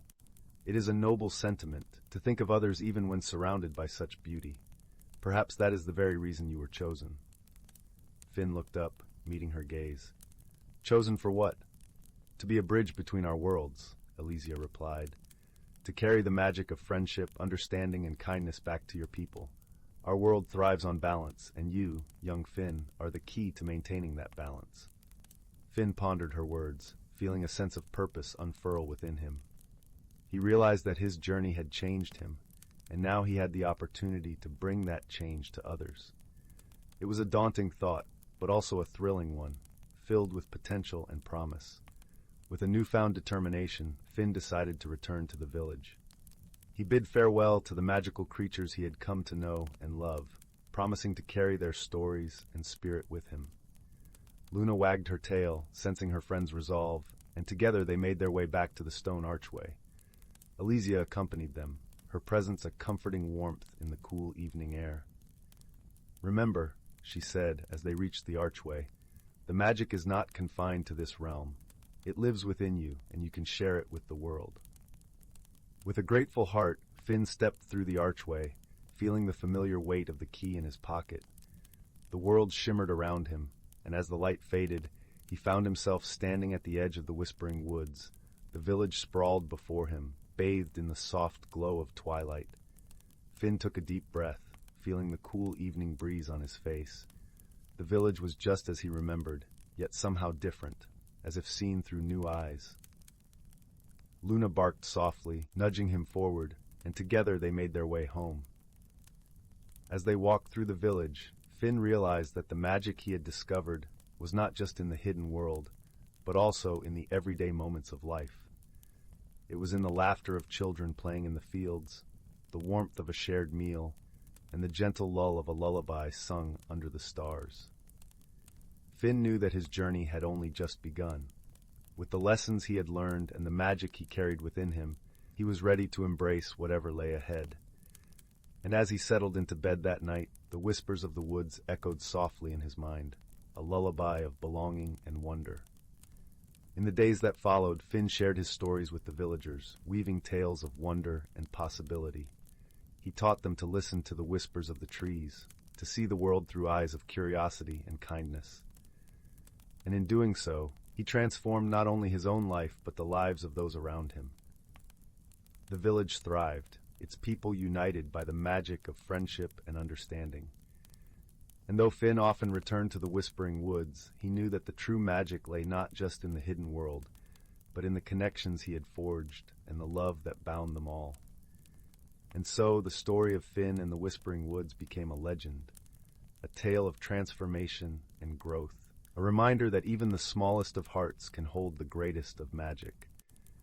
And as the years passed, the whispers of the woods continued to sing their song, a melody of hope and wonder that echoed through the generations. As the fire crackled softly, the story came to a gentle close, leaving a warm, lingering glow in the hearts of those who listened.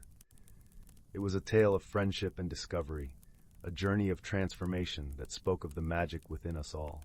And as the last embers flickered in the hearth, the whispers of the woods carried a promise that the magic of the world was always just a heartbeat away, waiting to be discovered by those with the courage to seek it. Story 48.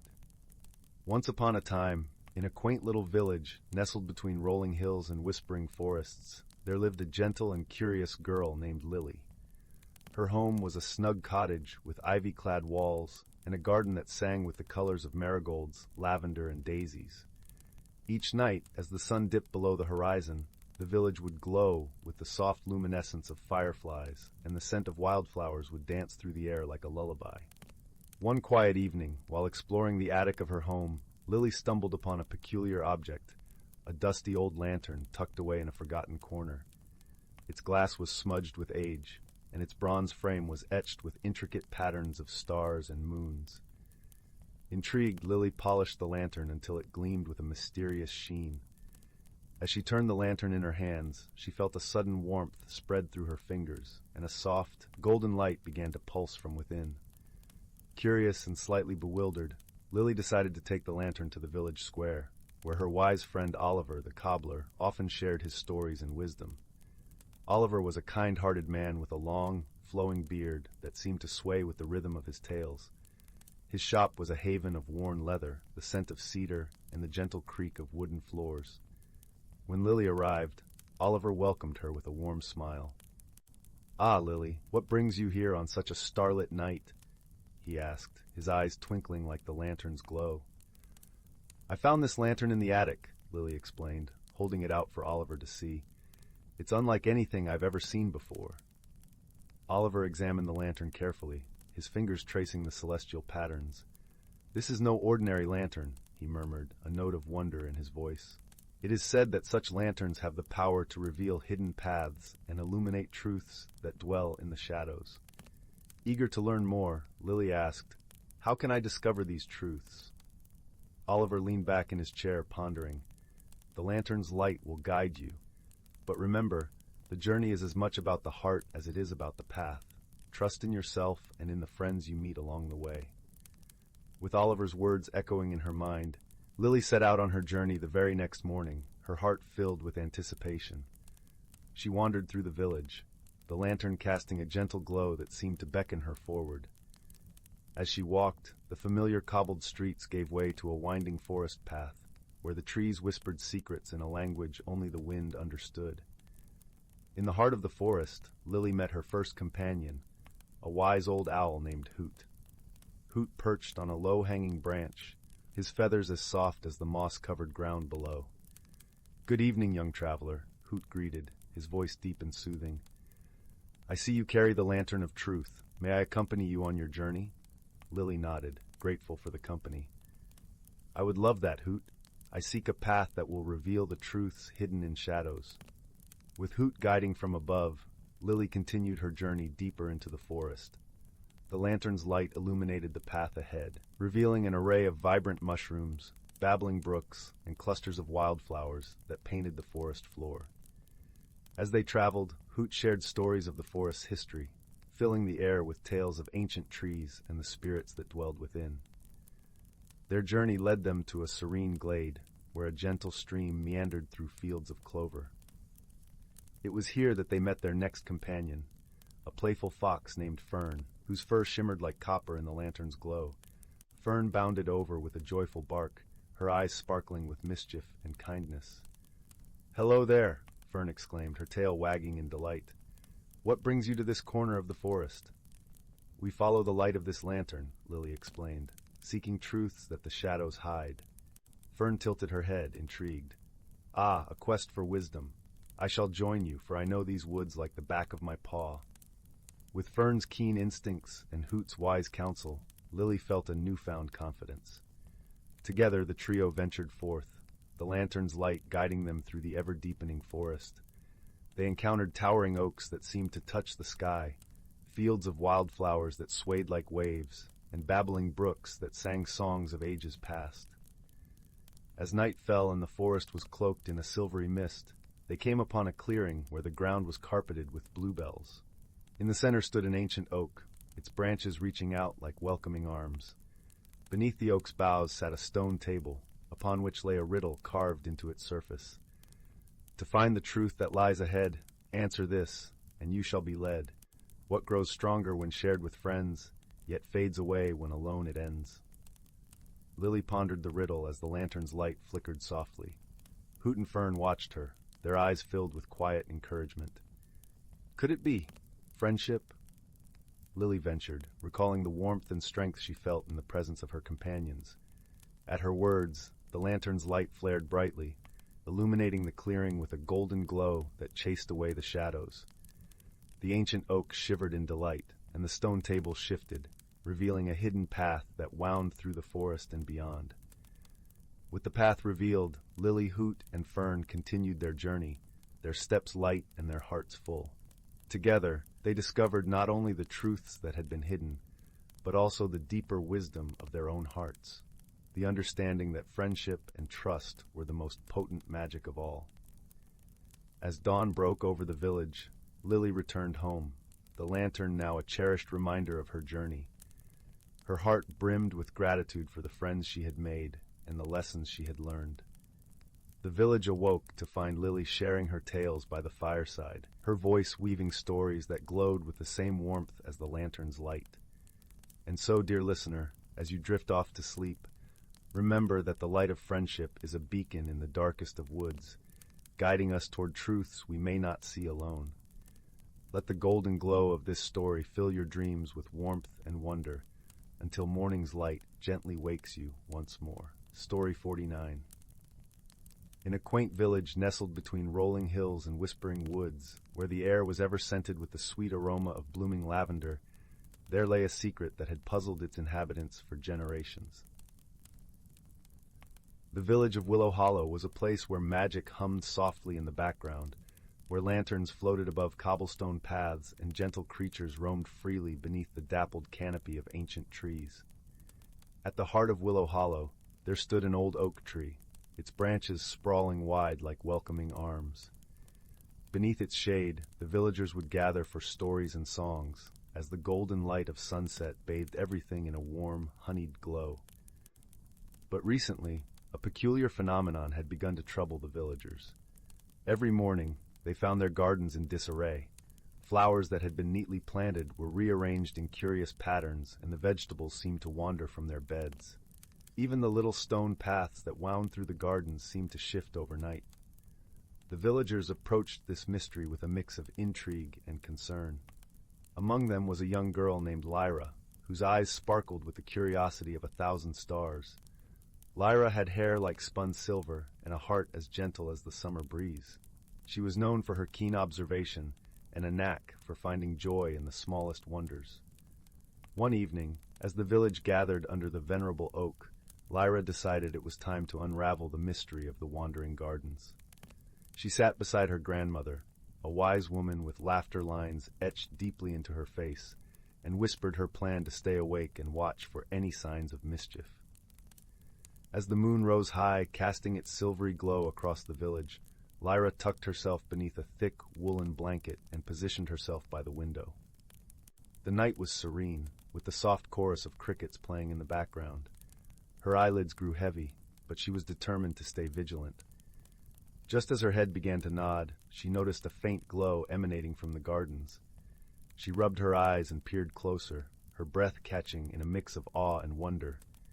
There, dancing through the rows of flowers and climbing vines, were tiny figures no taller than a daisy. They moved with grace and purpose, their skin shimmering like moonlit dew. Fairies! Lyra's heart skipped with excitement. She had heard tales of these magical beings, but never imagined she would witness them herself. The fairies seemed to be arranging the flowers and vegetables into intricate designs, their tiny hands working swiftly under the cover of night. Understanding dawned on Lyra. The fairies were not causing mischief. They were creating art. Each pattern was a masterpiece, a fleeting tapestry woven from nature's bounty. She smiled to herself, feeling a warmth spread through her chest as she realized the fairies meant no harm. The following day, Lyra shared her discovery with the villagers. They gathered around her, their eyes wide with wonder as she recounted the night's events. Her grandmother nodded knowingly, her eyes twinkling with the wisdom of ages. "The fairies have long been our unseen companions," her grandmother said softly. "They teach us to look beyond the ordinary, to find beauty in the unexpected." Inspired by the fairies' artistry, the villagers decided to embrace the changes in their gardens. They began to leave small offerings of honey and berries, a gesture of gratitude for their magical neighbors. In return, the fairies continued their nightly dance, transforming the village into a living gallery of enchanting designs. Lyra often watched from her window, her heart full of joy and a newfound appreciation for the magic that wove itself into the fabric of everyday life. She learned to see the world through a lens of wonder, understanding that sometimes the answers we seek are hidden in the gentle whispers of the night. And so in Willow Hollow, the mystery of the wandering gardens became a cherished tradition, a reminder of the beauty that blooms when we open our hearts to the unexpected. The village thrived, its gardens a testament to the harmonious dance between nature and magic, between humans and the unseen guardians who watched over them. As the seasons turned, Lyra grew older, but the sparkle of curiosity never left her eyes. She passed down the story of the fairies to the children who gathered beneath the old oak, ensuring that the magic of Willow Hollow would continue to blossom for generations to come. And at night, as the village lay under the watchful gaze of the moon, the fairies danced on, their delicate footsteps weaving dreams into the very soil. Story 50. In the heart of an ancient forest, where the trees grew tall and wise, there existed a realm where the whispers of the wind carried stories older than time itself. This forest was a place where the boundaries between reality and magic were as thin as the morning mist that danced over the dew-kissed ferns. Here, every creature, from the tiniest beetle to the stately stag, lived in harmony, each playing its part in the grand tapestry of life. At the center of this forest stood the great oak, an immense tree whose branches stretched towards the heavens and whose roots delved deep into the earth. It was said that the great oak was the heart of the forest, its leaves shimmering with a gentle light that changed with the seasons. In spring, they were a tender green, whispering promises of renewal. In summer, they shone with a vibrant emerald, a testament to life's abundance. Autumn painted them in hues of gold and crimson, a reminder of the beauty in change. And in winter, when the leaves fell, the bare branches stood stark against the sky, a symbol of endurance through the quiet, cold months. Beneath the great oak, in a burrow woven with twigs and lined with soft moss, lived a wise old hare named Thistle. Thistle had been the forest's keeper of tales for many years, his long ears having heard the secrets of the winds and the songs of the streams. His fur was the color of the earth itself, a mottled blend of browns and grays that allowed him to move unseen through the underbrush. Thistle spent his days tending to the stories of the forest, ensuring that the wisdom of the ages was passed down to those who would listen. His closest companion was a bright-eyed squirrel named Lark, whose bushy tail flicked with excitement at the mere suggestion of an adventure. Though young, Lark was eager to learn and full of curiosity about the world beyond her treetop home. One crisp autumn morning, as the first frost dusted the forest floor, Thistle noticed a change in the air. The wind, usually filled with playful whispers, carried a hint of urgency. As he listened closely, he discerned a message woven into the rustling leaves. The balance of the forest was in peril. "The stream," the wind murmured, "the stream is losing its song." Concerned, Thistle called for Lark, who scampered down from her perch in the branches above. Her eyes sparkled with curiosity, and she listened intently as Thistle shared the wind's message. "The stream," Thistle began, his voice as soft as the rustle of leaves, "is the lifeblood of our forest. It feeds the roots of the trees, quenches the thirst of the animals, and carries the stories of the land. If its song fades, so too will the harmony we cherish." Lark nodded, understanding the gravity of the situation. "What can we do, Thistle? How can we help the stream find its song again?" Thistle pondered for a moment, his ears twitching as he considered the stories he had heard in his long life. "There is an ancient legend," he said slowly, "of a magical phenomenon known as the Mist of Memories. It appears only when the forest is in dire need, summoned by those who truly seek to restore balance. We must find the source of the stream and call upon the mist." With a shared resolve, Thistle and Lark set out on their journey. The path to the stream wound through the forest, beneath arching boughs that formed a cathedral of leaves above them. The air was crisp and fragrant with the scent of pine and earth, and the sun filtered through the canopy, laying patches of golden light on the forest floor. As they walked, the forest creatures paused in their tasks to watch the pair pass by. A family of deer grazed in a nearby glade, their eyes gentle and wise. Birds flitted from branch to branch, their songs a symphony of hope and encouragement. Even the insects paused in their busy scuttling to watch Thistle and Lark's journey. After a time, they arrived at the stream. Its waters, usually clear and babbling with joy, now flowed sluggishly, their song muted and mournful. The stones that lined its bed were dull, lacking the usual sparkle of sunlight dancing on water. Thistle and Lark stood at the edge of the stream, the cool breeze ruffling their fur. What could have caused this? Lark wondered aloud, her voice tinged with concern. It may be something blocking its path, or perhaps the source itself is in distress, Thistle replied. We must follow the stream to its beginning and discover the root of the problem. Their journey took them deeper into the forest, where the trees grew older and more majestic, their trunks thick and gnarled with age. The air here was thick with the scent of loam and the quiet wisdom of centuries. Finally, they reached the source of the stream, a hidden spring nestled between two ancient stones. But the spring was nearly dry, a mere trickle of water slipping weakly between the rocks. As Thistle and Lark gazed at the fading spring, the air around them began to shimmer. A gentle mist rose from the earth, swirling with colors that reflected the hues of the forest itself. This was the mist of memories, a phenomenon both rare and wondrous, summoned by the pure intentions of those who sought to restore nature's harmony. The mist enveloped Thistle and Lark, filling their senses with visions of the past. They saw the forest as it once was, lush and vibrant, the stream flowing freely and joyously. They saw the creatures of the forest living in unity, their lives intertwined in a delicate balance. And they saw the source of the stream, once fed by an underground river that had been diverted by a shifting of the earth. Guided by the visions, Thistle and Lark understood what needed to be done. With a gentle touch, Thistle adjusted the stones around the spring, allowing the water to flow more freely.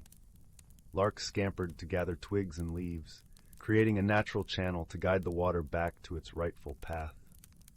As they worked, the mist began to recede, leaving behind a renewed sense of peace. The stream's song grew stronger, a melody of gratitude and hope that resonated through the forest. With their task complete, Thistle and Lark returned to the great oak, their hearts light with the knowledge that they had helped restore balance to their beloved home. The wind, once again playful and gentle, carried their story through the forest, a tale of friendship, wisdom, and the enduring magic of nature.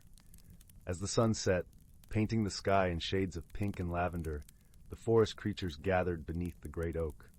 There Thistle shared the day's adventure, his voice weaving the story into the fabric of the forest's history. Lark, nestled beside him, listened with bright eyes, knowing that she had become a part of something greater than herself. And so, as the stars began to twinkle in the velvet sky, the forest settled into a peaceful slumber, its harmony restored by the gentle hands and kind hearts of those who called it home. Story 51. In the heart of an ancient forest, where sunlight filtered through a canopy of whispering leaves, a gentle peace reigned. The forest was a realm where the boundaries between the tangible and the magical danced like the dappling shadows of the trees. Here, among the towering oaks and serene streams, lived a myriad of creatures, each with their own secret lives and stories. At dawn, as the first golden rays of sunlight touched the forest floor, a soft rustling announced the awakening of a curious little squirrel named Bramble. His fur was a rich, warm brown, and his eyes sparkled with the curiosity of youth. Bramble loved the early morning hours when the forest seemed to hold its breath in anticipation, and the air was crisp and filled with the scent of pine needles and earth. Bramble had heard tales from the elder squirrels of a magical phenomenon that occurred once every season, an event known as the Dance of the Seasons. It was said that during this time, the very essence of the forest would shimmer with enchantment, and the creatures would come together to celebrate the harmony of nature. Eager to witness this marvel, Bramble scampered through the underbrush, his tiny paws barely making a sound on the mossy ground. He passed by the babbling brook, its waters singing a melody that only the forest creatures seemed to understand. As he approached the clearing where the dance was said to take place, Bramble noticed the air growing warmer, carrying the sweet aroma of blooming wildflowers. In the clearing, a gathering was forming.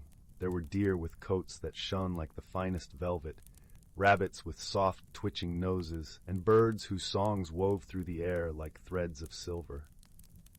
Each creature carried with them a sense of calm and purpose, as if they knew their part in a grander design. In the center of the clearing stood wise old Willow, a venerable tree whose branches spread wide, offering shelter and wisdom to all who sought it. The leaves of the willow rustled gently, whispering secrets of the ages.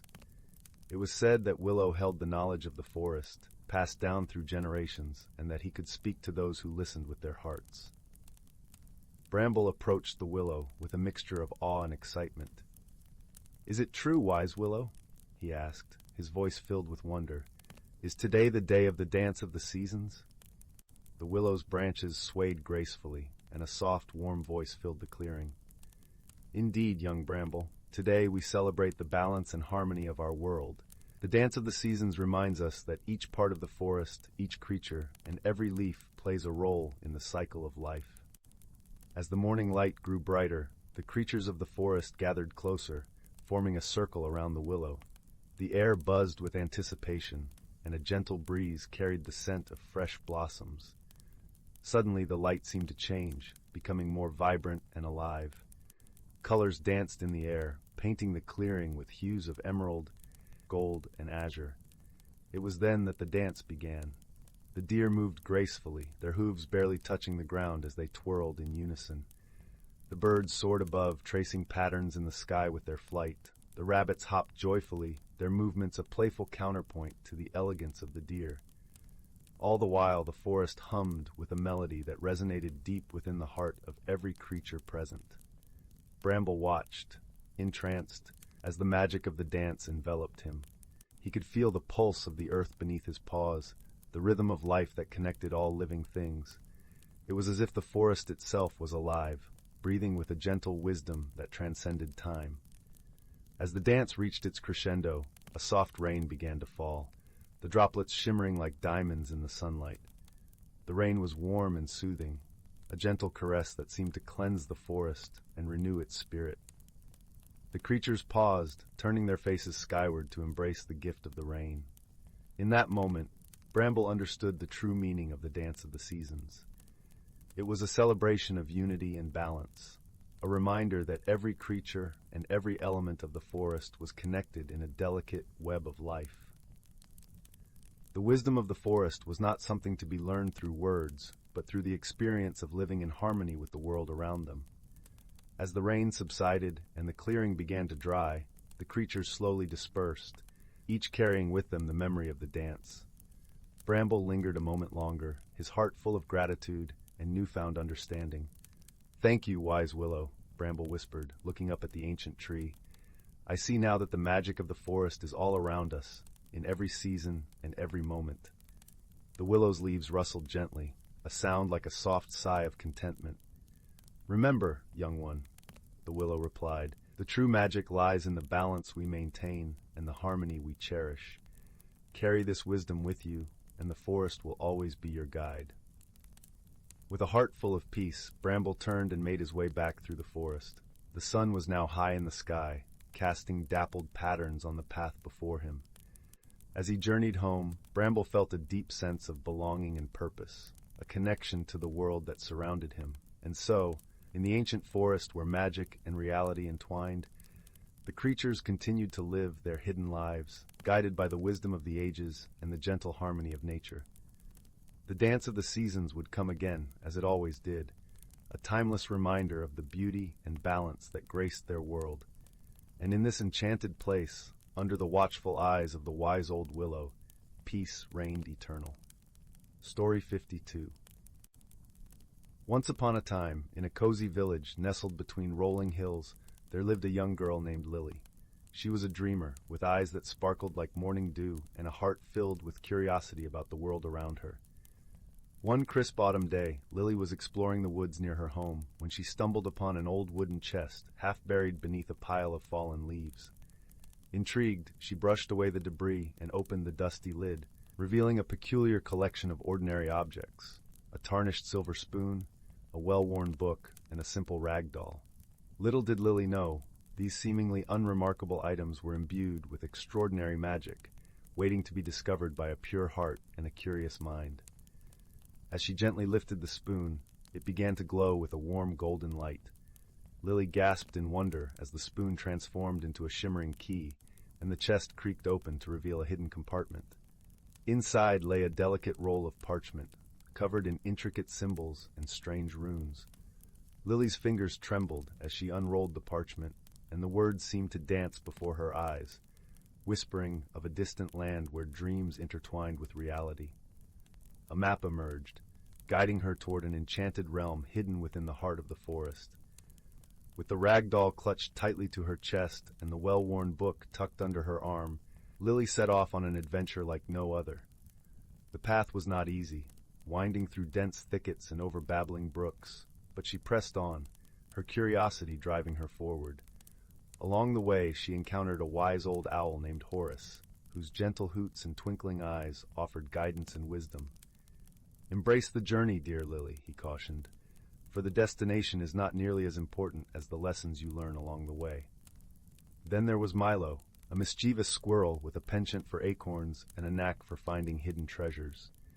His boundless energy and playful antics lightened Lily's steps, reminding her to embrace the wonder and joy of each moment. As they ventured deeper into the forest, the trio faced a series of challenges that tested their ingenuity and resolve. A roaring river blocked their path, its waters churning with the fury of 1,000 storms.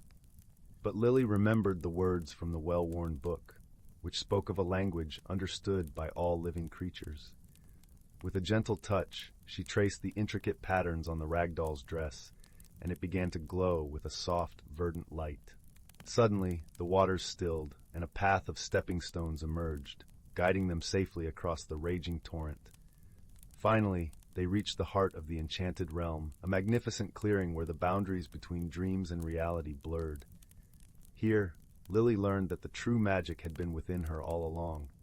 The power of imagination, the courage to embrace the unknown, and the wisdom to see the extraordinary in the ordinary. As the sun dipped below the horizon, painting the sky in hues of amber and rose, Lily returned home, her heart overflowing with the treasures she had discovered. The spoon, the book, and the rag doll were now cherished companions, reminders of the wonders that awaited those with open eyes and open hearts. From that day forward, Lily saw the world through a lens of enchantment, finding magic in the simplest of things, a butterfly's dance, a dewdrop glistening on a blade of grass, or the laughter of a friend. And whenever she felt the weight of the world upon her shoulders, she would close her eyes and remember the enchanted realm, where dreams took flight and ordinary objects held extraordinary secrets. Story 53. In the far reaches of the galaxy, where stars shimmered like distant diamonds against the velvet night, there lay a cluster of planets known as the luminous sphere. Each world spun with its own rhythm, its own unique tapestry of life. Among these planets were two particularly vibrant ones, the lush, water-rich world of Nereidia and the desert planet of Aradara, where sand dunes stretched endlessly under a blazing sun. From Nereidia came Amara, a gentle being with skin that shimmered like the scales of a fish, hues of blues and greens flowing over her like the tides. Her eyes were deep pools of midnight, reflecting the wisdom of her ancestors. Amara's people lived in harmony with the ocean, their songs echoing through the coral reefs and their laughter mingling with the surf. From Aradara came Kale, a sturdy creature whose skin was the texture of smooth stone, warm to the touch like the desert sands. His eyes were as golden as the sun that watched over his arid world, and his voice rumbled with the strength of 1,000 storms. Kale's people were known for their resilience, thriving amidst the harshest conditions with an unwavering spirit. Amara and Kale met on a neutral moon, a place of gathering for those from the luminous sphere. They were both delegates, chosen to discuss the preservation of their respective worlds. At first, their differences seemed insurmountable. Amara found Kale's manner brisk and abrupt, his words like gusts of hot wind. Kale, on the other hand, struggled to understand Amara's fluid, almost musical way of speaking, her thoughts flowing like a river without clear banks. Their first meeting was fraught with misunderstandings. Amara tried to explain the delicate balance of Nereidia's ecosystems, but her metaphors of tides and currents left Kale confused and frustrated. Kale spoke of the need for strength and endurance, but his tales of enduring sandstorms and surviving without water seemed harsh and alien to Amara. Yet amidst their differences, there was a spark of curiosity. Both sensed in the other a depth of experience, a well of knowledge gained from living in such contrasting worlds. This curiosity was the first seed of their unlikely friendship. The turning point came during a shared challenge, a malfunction in the moon's environmental controls. The moon's surface began to heat rapidly, threatening to become as inhospitable as Kale's own planet. Panic spread among the delegates, but Amara and Kale stepped forward, united by necessity. Together they ventured into the moon's control center, a labyrinth of technology buried beneath the surface.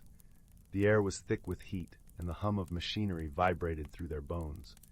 Amara's keen intuition guided them through the maze, while Kale's strength cleared obstacles in their path.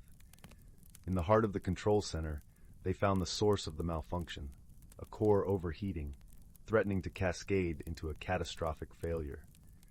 Amara's gentle hands soothed the machinery, adjusting the flow of energy with the same care she used to tend the coral gardens of her home. Kale, drawing on his understanding of heat and pressure, stabilized the core, his hands steady as stone.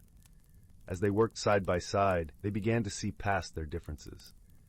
Amara realized that Kale's brusque manner concealed a deep understanding of survival and adaptation. Kale, in turn, saw that Amara's gentle nature was not weakness, but a strength that fostered harmony and balance. With the crisis averted, they emerged from the control center, their bond forged in the crucible of shared challenge. The delegates hailed them as heroes, but Amara and Kale knew that their true victory was the friendship they had discovered. In the days that followed, they spent time learning from one another. Amara shared stories of the ocean's wonders, of creatures that glowed with bioluminescence beneath the waves. Kale spoke of the beauty of the desert night, where stars blazed fiercely in the absence of light pollution. Through these stories, they found common ground. They learned that while their worlds were vastly different, both were precious and deserving of protection. They realized that friendship, like the stars that bound their planets in the luminosphere, was a force that could transcend boundaries and illuminate the darkest of skies. When the time came to return to their respective planets, Amara and Kale parted with promises to visit each other's homes. They knew that their friendship had not only enriched their lives, but it also strengthened the ties between their people. And so, under the watchful gaze of the galaxy, Amara and Kale returned to their worlds, forever changed by their journey. They carried with them the understanding that true friendship was not defined by similarity, but by the willingness to embrace and learn from each other's differences. In the years that followed, the luminosphere flourished, its planets bound by the unseen threads of cooperation and respect. And Amara and Kale, though separated by light years, remained close at heart, their friendship a beacon of hope in a vast and wondrous universe. Story 54. Once upon a time, in a quaint village nestled between rolling hills and whispering forests, there was a small, charming cottage. Its walls were draped in ivy, and the garden brimmed with lavender and daisies, painting the air with their sweet fragrance. Inside this cottage lived a young girl named Lila, known for her bright curiosity and warm heart. Lila adored exploring the forest that bordered her home, always eager to uncover its secrets. One sunny afternoon, as golden light spilled through the leaves like liquid gold, she ventured deeper than ever before. Her feet followed an invisible path, guided by the gentle rustle of leaves and the distant song of a brook. As she walked, Lila's keen eyes caught a glint of something unusual beneath an ancient oak tree. Curiosity piqued, she knelt to brush away the soft moss and soil, revealing an old compass. Its brass surface was worn but polished, and the needle spun energetically before settling, pointing steadfastly toward the heart of the forest. Intrigued, Lila tucked the compass into her pocket, feeling a strange warmth emanate from its metal. Little did she know, this was no ordinary compass. It was a magical item, crafted long ago by the forest's guardian spirits to guide those with pure hearts. With the compass in hand, Lila's journey truly began. The needle led her through the winding paths of the forest, where sunlight danced through the canopy, creating a mosaic of light and shadow on the forest floor. The air was alive with the chirping of crickets and the soft coo of doves, wrapping around her like a comforting blanket. As Lila ventured further, she encountered a wise old owl perched on a low branch. Its feathers were a patchwork of browns and creams, eyes glinting with ancient wisdom. Who goes there?" the owl asked, tilting its head in curiosity. "I'm Leela," she replied, her voice gentle like the breeze. "I'm following this compass, though I'm not quite sure where it's leading me." The owl blinked slowly, considering her words. "Follow your heart, dear child, for it knows the way," he hooted softly. "The compass will guide you, but it is your heart that truly sees." With those words echoing in her mind, Lila continued her journey, the compass guiding her through thickets and across babbling brooks. Along the way, she met a band of merry squirrels, their tails bushy and their eyes twinkling with mischief. They chattered excitedly, offering her acorns and stories of the forest's hidden wonders. "We'll join you on your journey," they squeaked, their voices as light as the wind. We know the forest like the back of our paws, and together we'll find what you seek." Grateful for their company, Lila felt her heart swell with joy. The squirrels scampered beside her, their laughter ringing through the trees like a joyful melody. They led her to a clearing where the air seemed to shimmer with magic. In the center of the clearing stood a magnificent tree, its trunk wide and its branches reaching up to the sky. The bark was smooth and silver, and its leaves glistened with an ethereal glow. It was the heartwood, a tree of legend said to hold the wisdom of the ages. Lila approached the heartwood, her breath catching at its beauty. The compass needle quivered, pointing directly at the tree. As she reached out to touch its bark, she felt a gentle pulse beneath her fingertips, as if the tree had a heartbeat of its own. It was then that the forest's guardian spirit appeared, a luminous figure woven from light and shadow. "You have found the heartwood, young seeker," the spirit spoke, its voice like a soft breeze rustling through leaves. "But your journey is not yet complete. To unlock its secrets, you must solve a riddle, one that requires the wisdom of your heart." The spirit's eyes, deep and kind, met Lila's, and she nodded, ready to embrace the challenge. The riddle was spoken in a lilting rhythm, each word a note in a song older than time itself. "In the quiet of the night, I am still. Yet when dawn breaks, I move at will. I hold the past, the present, and the future too. Tell me, young one, who am I to you?" Lila pondered the riddle, her mind sifting through possibilities. The squirrels gathered around her, their eyes bright with encouragement. The answer lay not in strength or cunning, but in understanding and reflection. As she considered the guardian's words, Lila felt the compass warm in her pocket, reminding her of her journey and the lessons learned along the way. The answer came to her like a whisper carried on the wind, and she spoke it aloud with quiet confidence. "Time," she said, her voice unwavering. "You are time, for you hold all that has been and all that will be." The spirit smiled, a radiant warmth spreading through the clearing. "You have answered wisely, dear child. The heartwood shall share its wisdom with you." As the spirit's light enveloped her, Lila felt a profound sense of peace and understanding. The heartwood murmured secrets of the past and visions of the future, weaving them into the fabric of her being. She saw the interconnectedness of all things, the delicate tapestry of life that bound the forest and its creatures together. When the light faded, Lila stood in the clearing, the weight of the compass in her hand a comforting reminder of her journey. The forest seemed more alive, its colors richer, its sounds more harmonious. The owl, now perched on a nearby branch, watched her with approving eyes. "You have learned much, young one," he hooted softly.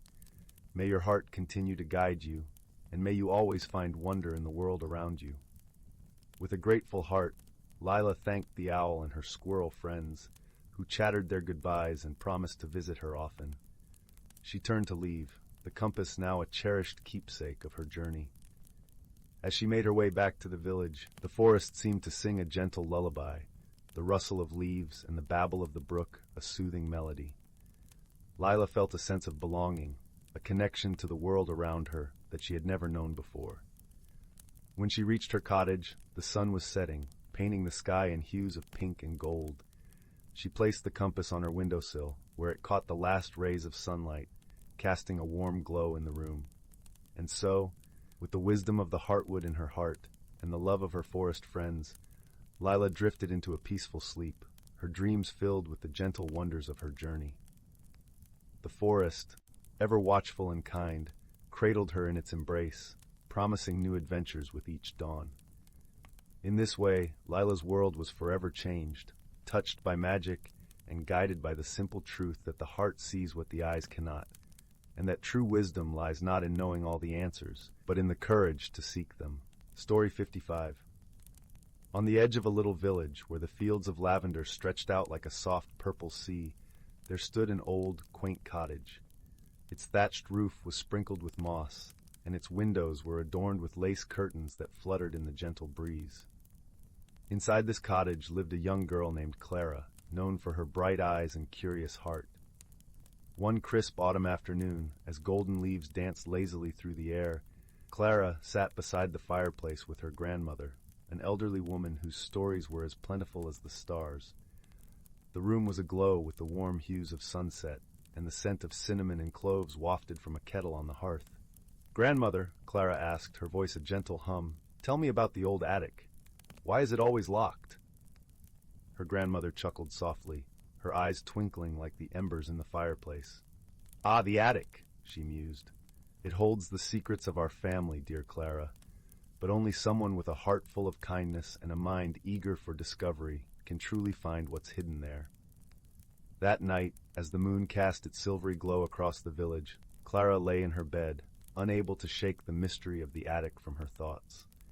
The wind whispered through the trees, carrying with it a promise of adventure.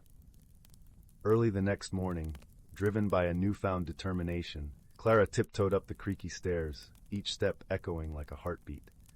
She reached the attic door, its ancient wood adorned with intricate carvings of vines and blossoms. As she touched the doorknob, a warm sensation spread through her fingers, and to her surprise, the door swung open with a soft sigh.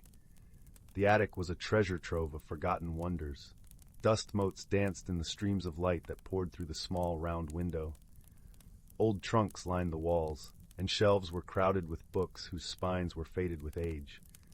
But what caught Clara's attention was a peculiar mirror standing in the corner, its frame carved with scenes of nature, birds in flight, rabbits leaping, and flowers in bloom. As Clara approached, her reflection shimmered and shifted, revealing not her own face but a landscape of rolling hills and vibrant meadows. Her eyes widened in wonder, and she reached out, her fingers brushing the cool glass. Instantly, a feeling of weightlessness enveloped her, and she found herself transported into the mirror's world.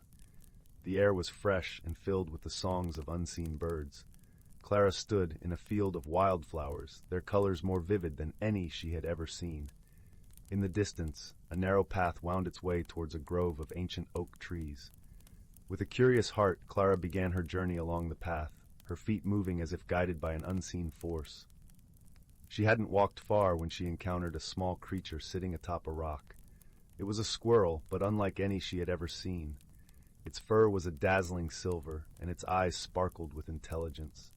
"Welcome, Clara," the squirrel greeted, its voice a melodic chime.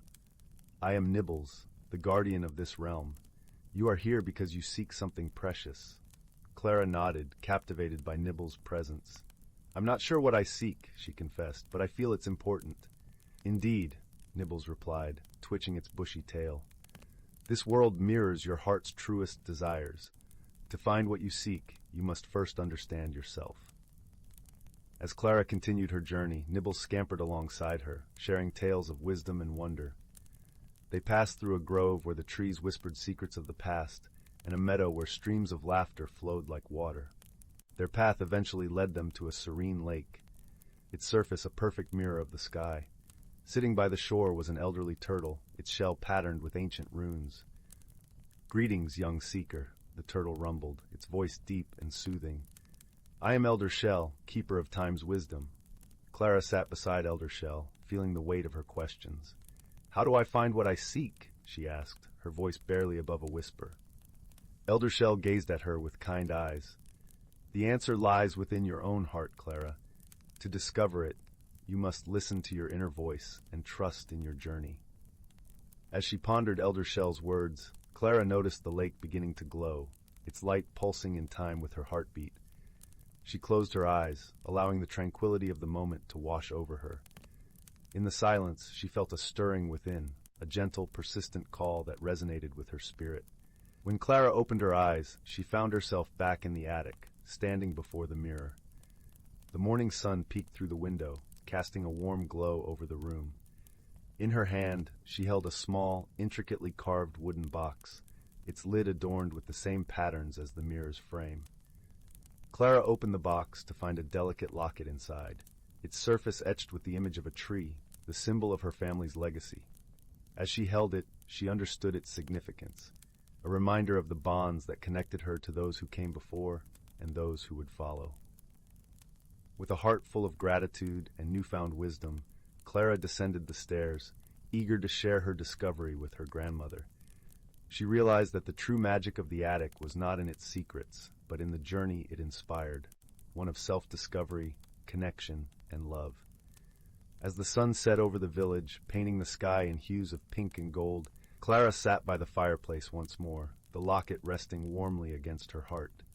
Her grandmother smiled, her eyes reflecting the flame's gentle dance. And so the cottage stood as it always had, a beacon of warmth and love, its attic door now open, inviting all who dared to seek its wonders.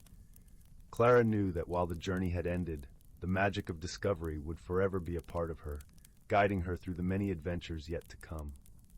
Story 56. Once upon a time, there lived a young girl named Lily, whose dreams were filled with images of a place unlike any other. One night, her slumber was interrupted by a soft, glimmering light drifting in through her bedroom window. Lily followed the captivating trail, which led her deep into an enchanted forest, where every tree seemed to sparkle with stardust. As Lily wandered further into this mystical realm, she encountered wondrous sights that delighted her senses. Fireflies danced like tiny lanterns, illuminating the path ahead. Translucent mushrooms emitted a gentle, pulsing glow, casting an ethereal ambiance over the forest floor. The sweet fragrance of night-blooming jasmine wafted through the air, mingling with the earthy scent of moss and wild berries. Lily's eyes grew wide with amazement as she stumbled upon a clearing where a family of miniature winged creatures flitted about, sprinkling shimmering dust onto the foliage. They welcomed her warmly, introducing themselves as the guardians of this enchanted realm. One of them, a curious little fellow named Zephyr, offered to be Lily's guide through this wondrous world. Together they ventured deeper into the forest, encountering ever more incredible sights and sounds. Lily marveled at towering trees adorned with luminescent blossoms that chimed like wind chimes in the gentle breeze. A burbling stream wound its way through the underbrush, its waters shimmering with iridescent hues that seemed to dance with every ripple. As they wandered, Zephyr regaled Lily with tales of the forest's many wonders, teaching her about the delicate balance that sustained this magical place. Lily learned that each creature and plant played a vital role in preserving the enchantment, and she felt a growing sense of reverence for this extraordinary world. Their journey was not without its challenges, however. At one point, they encountered a thicket of thorny vines that seemed to shift and twist of their own accord, blocking their path. Lily's initial fear quickly gave way to determination as she recalled Zephyr's teachings about the interconnectedness of all things in the forest. With a deep breath, she approached the vines with patience and respect, gently coaxing them to part and grant them passage. As they emerged from the thicket, Lily and Zephyr found themselves in a secluded glade where a crystal-clear pool shimmered beneath the starry night sky. Here, Zephyr revealed the true purpose of their journey, to witness the annual gathering of the forest's guardians, a breathtaking spectacle where they would renew the enchantment that protected this wondrous realm. Lily watched in awe as the winged creatures performed an intricate dance, their movements leaving trails of shimmering stardust in the air. The very fabric of the forest seemed to vibrate with magic, and Lily felt a profound sense of wonder and connection to this extraordinary place. As the night drew to a close, Zephyr bid farewell to Lily, assuring her that she would always be welcome in the enchanted forest. With a heavy heart but a renewed sense of courage, Lily retraced her steps back to the familiar world, carrying with her the precious memories of her extraordinary journey. From that day on, Lily approached life with a newfound appreciation for the magic that surrounds us, if only we open our eyes and hearts to its wonders. She knew that the enchanted forest would forever be a part of her, a constant reminder to embrace her curiosity, face her fears with courage, and cherish the beauty and interconnectedness of all living things. Story 57. In a village nestled between whispering woods and a shimmering lake, where the air was sweet with the scent of pine and the gentle hum of nature's lullaby, there lived a young woman named Liana. She was known for her kindness, often seen tending to the vibrant gardens that surrounded her small ivy-clad cottage. Yet, within her heart, she harbored a quiet fear, a fear of change. Liana loved her village dearly, the familiar cobblestone paths, the laughter of children playing by the water's edge, and the comforting routine of her days filled her with a sense of security. But as the seasons turned, whispers of transformation drifted on the breeze. calling her towards something she could not yet see or understand. One crisp autumn evening, as leaves danced in the twilight wind, Liana sat by the lake, the water reflecting the sky's fiery hues. She watched as a single leaf, golden and delicate, floated down upon the surface, creating ripples that spread out in perfect circles. As if sensing her thoughts, a gentle voice spoke from the shadows of the trees. "Change is like the ripples on the lake, dear Liana," said the voice, warm and rich like honey. From between the trees emerged a figure cloaked in soft, shimmering robes. It was Eldrin, the wise old guardian of the woods, whose presence was as calming as the forest itself. Each ripple touches another, altering the path of the water, yet never losing its essence. Liana sighed, her breath mingling with the cool evening air. But what if the change takes me away from everything I know? What if I lose myself in the process? Eldrin stepped closer, his eyes twinkling like stars. "Ah, but therein lies the magic, my dear. Change doesn't take you away. It brings you closer to who you truly are." As the sky deepened into a velvet night, Eldrin extended his hand, revealing a small seed, a seed that glowed softly with an inner light. "Plant this in your garden, Liana. Nurture it as you would your own heart, and you shall see the magic unfold." With a nod of gratitude, Liana accepted the seed, feeling its warmth seep into her palm. She returned to her cottage, her mind abuzz with thoughts, and carefully planted the seed in a patch of rich, dark soil beneath her window. Days turned into weeks, and as Liana tended to her garden, she noticed something extraordinary. The seed sprouted and grew, its stem reaching skyward with a determination that mirrored her own. Its leaves shimmered with a silvery sheen, and its blossoms unfurled into petals of deep, enchanting blue, a blue that seemed to hold the mysteries of the night sky. During this time, Liana found comfort in the companionship of her friends, who visited her often. There was Mira, with her infectious laughter and stories of distant lands, and Rowan, whose gentle wisdom calmed Liana's restless heart. Together, they shared stories, laughter, and the simple joys of life, each visit a reminder of the strength found in friendship. As the magical plant grew, so did Liana's understanding of herself. The more she cared for it, the more she realized that change was not something to be feared but embraced. The plant, with its vibrant growth and ethereal beauty, became a symbol of her own journey, a journey of transformation and self-discovery. One day, as she sat by the plant, a soft breeze whispered through the garden, carrying with it a message from Eldrin. "The time has come, Liana. Trust in your heart, and let the magic guide you." With newfound courage, Liana stood, her heart steady and her spirit light. She realized that the magic had always been within her, waiting for the moment she would open her heart to its wonders. Her fear of change had transformed into a quiet excitement, a readiness to embrace whatever lay ahead. As the first snowflakes of winter began to fall, Liana knew she was ready for whatever path her life would take. The magical plant stood tall beside her, a testament to the beauty of embracing change and the power of personal growth. And as she walked through the village, a sense of peace enveloped her, like a warm blanket on a chilly night. In the heart of the village, Liana found herself surrounded by the people she loved, each one a part of her journey. Together they celebrated the magic of life, the joy of friendship, and the beauty found in the ever-changing dance of the seasons. As the fire crackled warmly in the hearth and the stars twinkled above, Liana realized that she was exactly where she needed to be, at home within herself, ready to welcome whatever wonders the future held. And so, with a heart full of hope and a spirit aglow with magic, she embraced the gentle promise of tomorrow. Story 58. In a quaint village nestled amidst rolling hills and whispering forests, there lived a gentle-hearted young woman named Leora. Her home, a cozy cottage with ivy-clad walls and a garden brimming with lavender and wild thyme, sat at the edge of the village where the path met the woods.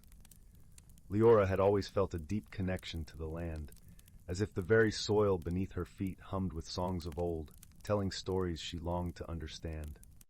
One crisp autumn morning, as the first rays of dawn painted the sky with hues of amber and rose, Leora sat in her garden sipping warm chamomile tea. The air was fragrant with the scent of fallen leaves and the distant call of songbirds. It was on this serene morning that her grandmother, a wise and kind woman with eyes like twinkling stars, approached her with a small, time-worn chest. "This," her grandmother said, her voice as soft as the rustling leaves, "is a gift from our ancestors. It holds the key to our legacy." The chest, though aged and covered in intricate carvings of vines and stars, seemed to pulse with a gentle life of its own, as if eager to share its secrets. Curiosity sparked within Leora's heart, and with gentle hands she opened the chest. Inside lay a shimmering amulet shaped like a crescent moon, its surface engraved with symbols that danced in the morning light. Alongside it rested a small, leather-bound journal, the pages yellowed with age but still strong.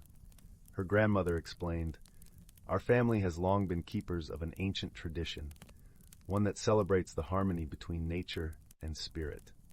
This amulet connects us to the earth and to each other, and the journal holds the wisdom of those who came before us." With each word, Leora felt a warmth spreading through her, a sense of belonging she hadn't known she was missing. She spent the afternoon nestled by the fireplace, the golden flames casting playful shadows on the walls, as she carefully studied the journal. Each page was a tapestry of knowledge, filled with tales of her ancestors' journey, their bond with nature, and the magic they nurtured in their hearts. As she read, Leora discovered that the amulet was not just a symbol, but a conduit for the energy that flowed through the world. It was said to resonate with the heartbeat of the earth, allowing its wearer to understand the whispers of the wind and the songs of the streams. Her ancestors had used this connection to bring peace and prosperity to their community, fostering unity and understanding. Inspired by the stories, Leora decided to embark on a journey through the forest to the ancient stone circle, where her ancestors once gathered. The path was lined with towering oaks and delicate ferns, their leaves rustling like a gentle lullaby. The sun filtered through the canopy, creating dapples of light that danced along the forest floor. As she walked, Leora felt the amulet warm against her chest, its glow guiding her through the woodlands. She paused by a babbling brook, its crystal-clear waters singing a melody that seemed to resonate with the very essence of her being. She closed her eyes, listening deeply, and felt the presence of those who had walked this path before her. Upon reaching the stone circle, she was greeted by an awe-inspiring sight. The stones stood tall and proud, their surfaces etched with the same symbols as the amulet, glowing softly in the afternoon sun. Leora stepped into the circle, feeling a gentle energy envelop her, like a warm embrace from the earth itself. She sat in the center, cross-legged, and placed the amulet in front of her. As she closed her eyes once more, the world around her seemed to come alive with a symphony of sounds. The rustle of leaves, the distant call of an owl, the heartbeat of the earth beneath her. She felt an overwhelming sense of peace and clarity, as if the wisdom of her ancestors flowed through her veins. With each breath, Leora understood more about her heritage and the importance of her role as a bridge between the past and the present. She realized that the true magic lay not only in the amulet or the journal, but in the love and wisdom she carried within her heart. It was a legacy of kindness, unity, and respect for all living things. As the sun dipped below the horizon, painting the sky in shades of twilight, Leora stood up, her spirit renewed and her heart full. She knew that she was not alone, but a part of a long and cherished lineage. With the amulet around her neck, she walked back through the forest, her steps light and her spirit joyful. Returning to her cottage, she found her grandmother waiting by the fireplace, a gentle smile on her face. "Did you find what you were looking for?" she asked softly. "I found more than I ever imagined," Leora replied, her voice filled with gratitude. "I found a sense of home within myself." Together they sat by the fire, the warmth enveloping them as they shared stories and dreams. In that moment, Leora knew that the legacy of her ancestors would continue to live on through her, woven into the fabric of her life and the lives of those she touched. And so, under the watchful gaze of the moon and stars, Leora felt a profound peace settle over her. She drifted into a gentle slumber, cradled by the sounds of the night and the comforting knowledge of her place in the world, a place where past and present danced together in harmony and the future shone bright with promise. Story 59. In the heart of a lush, whispering forest where the trees held hands in a canopy of emerald leaves, there was a small village named Elderglen. Nestled between the gentle curves of rolling hills, Elderglen was a place where time seemed to wander slowly, meandering like the babbling brook that wound its way through the village. The air was always filled with the sweet scent of blooming wildflowers, and the gentle hum of bees floated like a lullaby in the breeze. In this village lived a young girl named Clara. Clara had a heart as open as the sky at dawn, and eyes that sparkled with the curiosity of 100 questions. Her days were spent exploring the nooks and crannies of Elderglen, always searching for the hidden secrets of the world around her. She had a knack for finding the extraordinary in the ordinary, and her boundless imagination often led her to places that others simply overlooked. One golden afternoon, as the sun began its slow descent, painting the world in hues of amber and rose, Clara found herself drawn to the edge of the forest. There she discovered a path she had never noticed before, a narrow trail cloaked in shadows and whispers. With a heart full of adventure, she stepped onto the path, her feet crunching softly against the carpet of fallen leaves. The path wound deeper into the forest, where the air was cool and damp, and the light trickled through the leaves like liquid gold. Clara felt a tingle of excitement as she ventured deeper, the familiar world of Elderglen fading behind her. She listened to the symphony of the forest, the rustling leaves, the chirping of crickets, and the distant call of a lone owl. It was as if the forest itself was breathing, alive with secrets and stories waiting to be uncovered.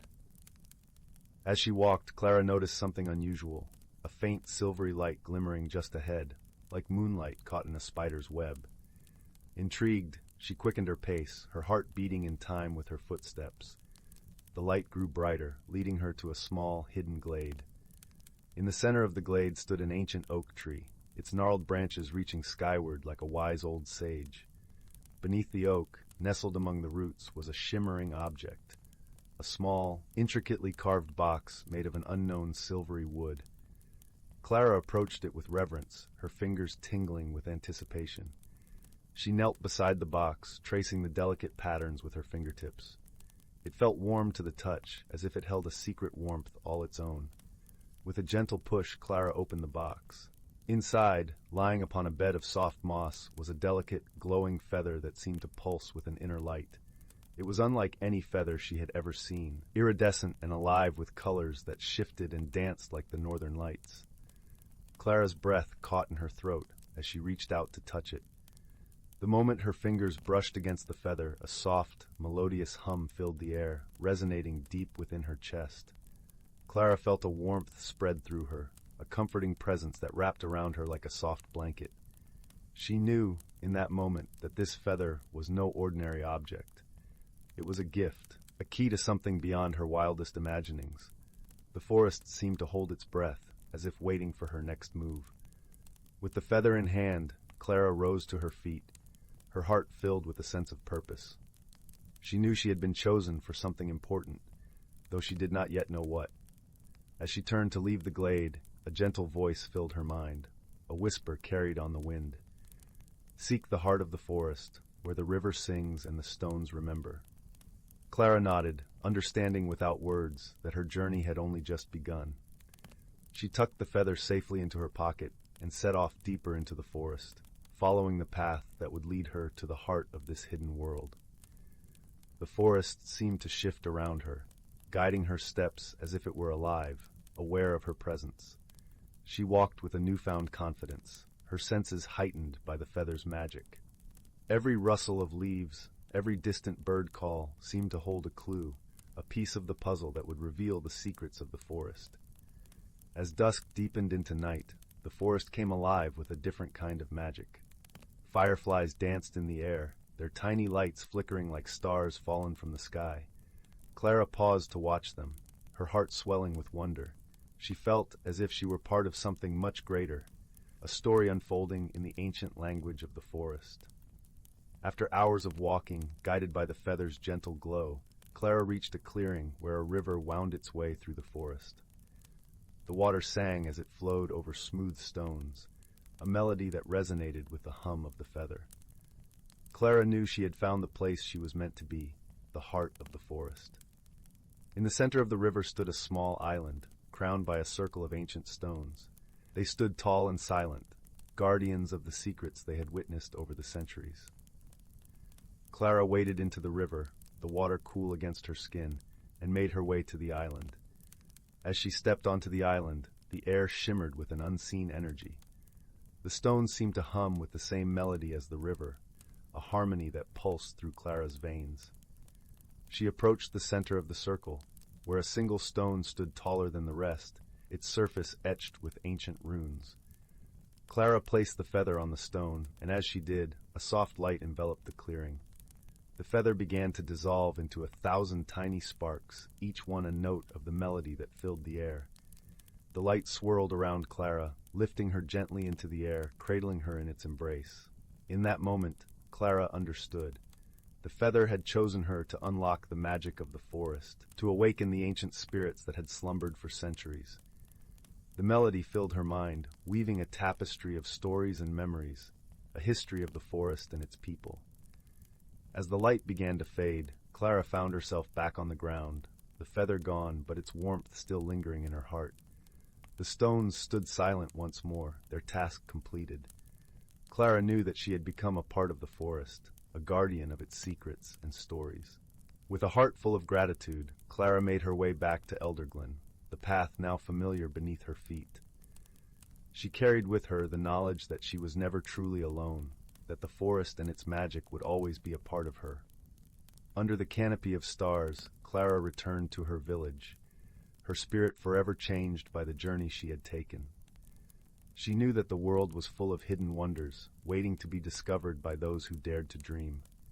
And so, as the village slept peacefully under the watchful eyes of the moon, Clara lay in her bed, her heart light with the knowledge that she was part of something greater, a story that would continue to unfold with each new dawn. And with that comforting thought, she drifted into a gentle sleep, the forest's melody a lullaby that carried her into dreams filled with magic and wonder. Story 60. In the heart of a serene forest, where the trees whispered secrets in the softest rustle, there lay the quaint village of Willow. The village, nestled snugly between two gentle hills, was known for its warm-hearted inhabitants and its endless supply of glowing fireflies that danced like tiny lanterns in the night air.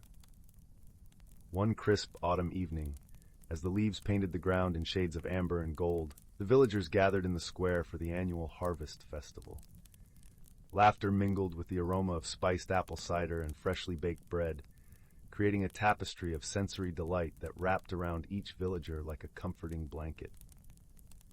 However, amid the merriment, a curious event unfolded. The village bell, a grand old relic that hung atop the clock tower, began to toll softly of its own accord. Its gentle chimes were not alarming, but they were certainly unusual, as no one had pulled the rope to sound it. The villagers paused, puzzled but intrigued, their eyes turning towards the clock tower. Among them was young Marin, a girl with wide, inquisitive eyes and a knack for noticing the little things others might overlook. She felt a gentle tug in her heart, a calling to uncover the mystery behind the bell's unexpected song. Marin decided to seek the wisdom of Oswin, the village elder. Oswin was a kindly soul known for his endless stories, and a twinkle in his eye that suggested he knew more than he let on.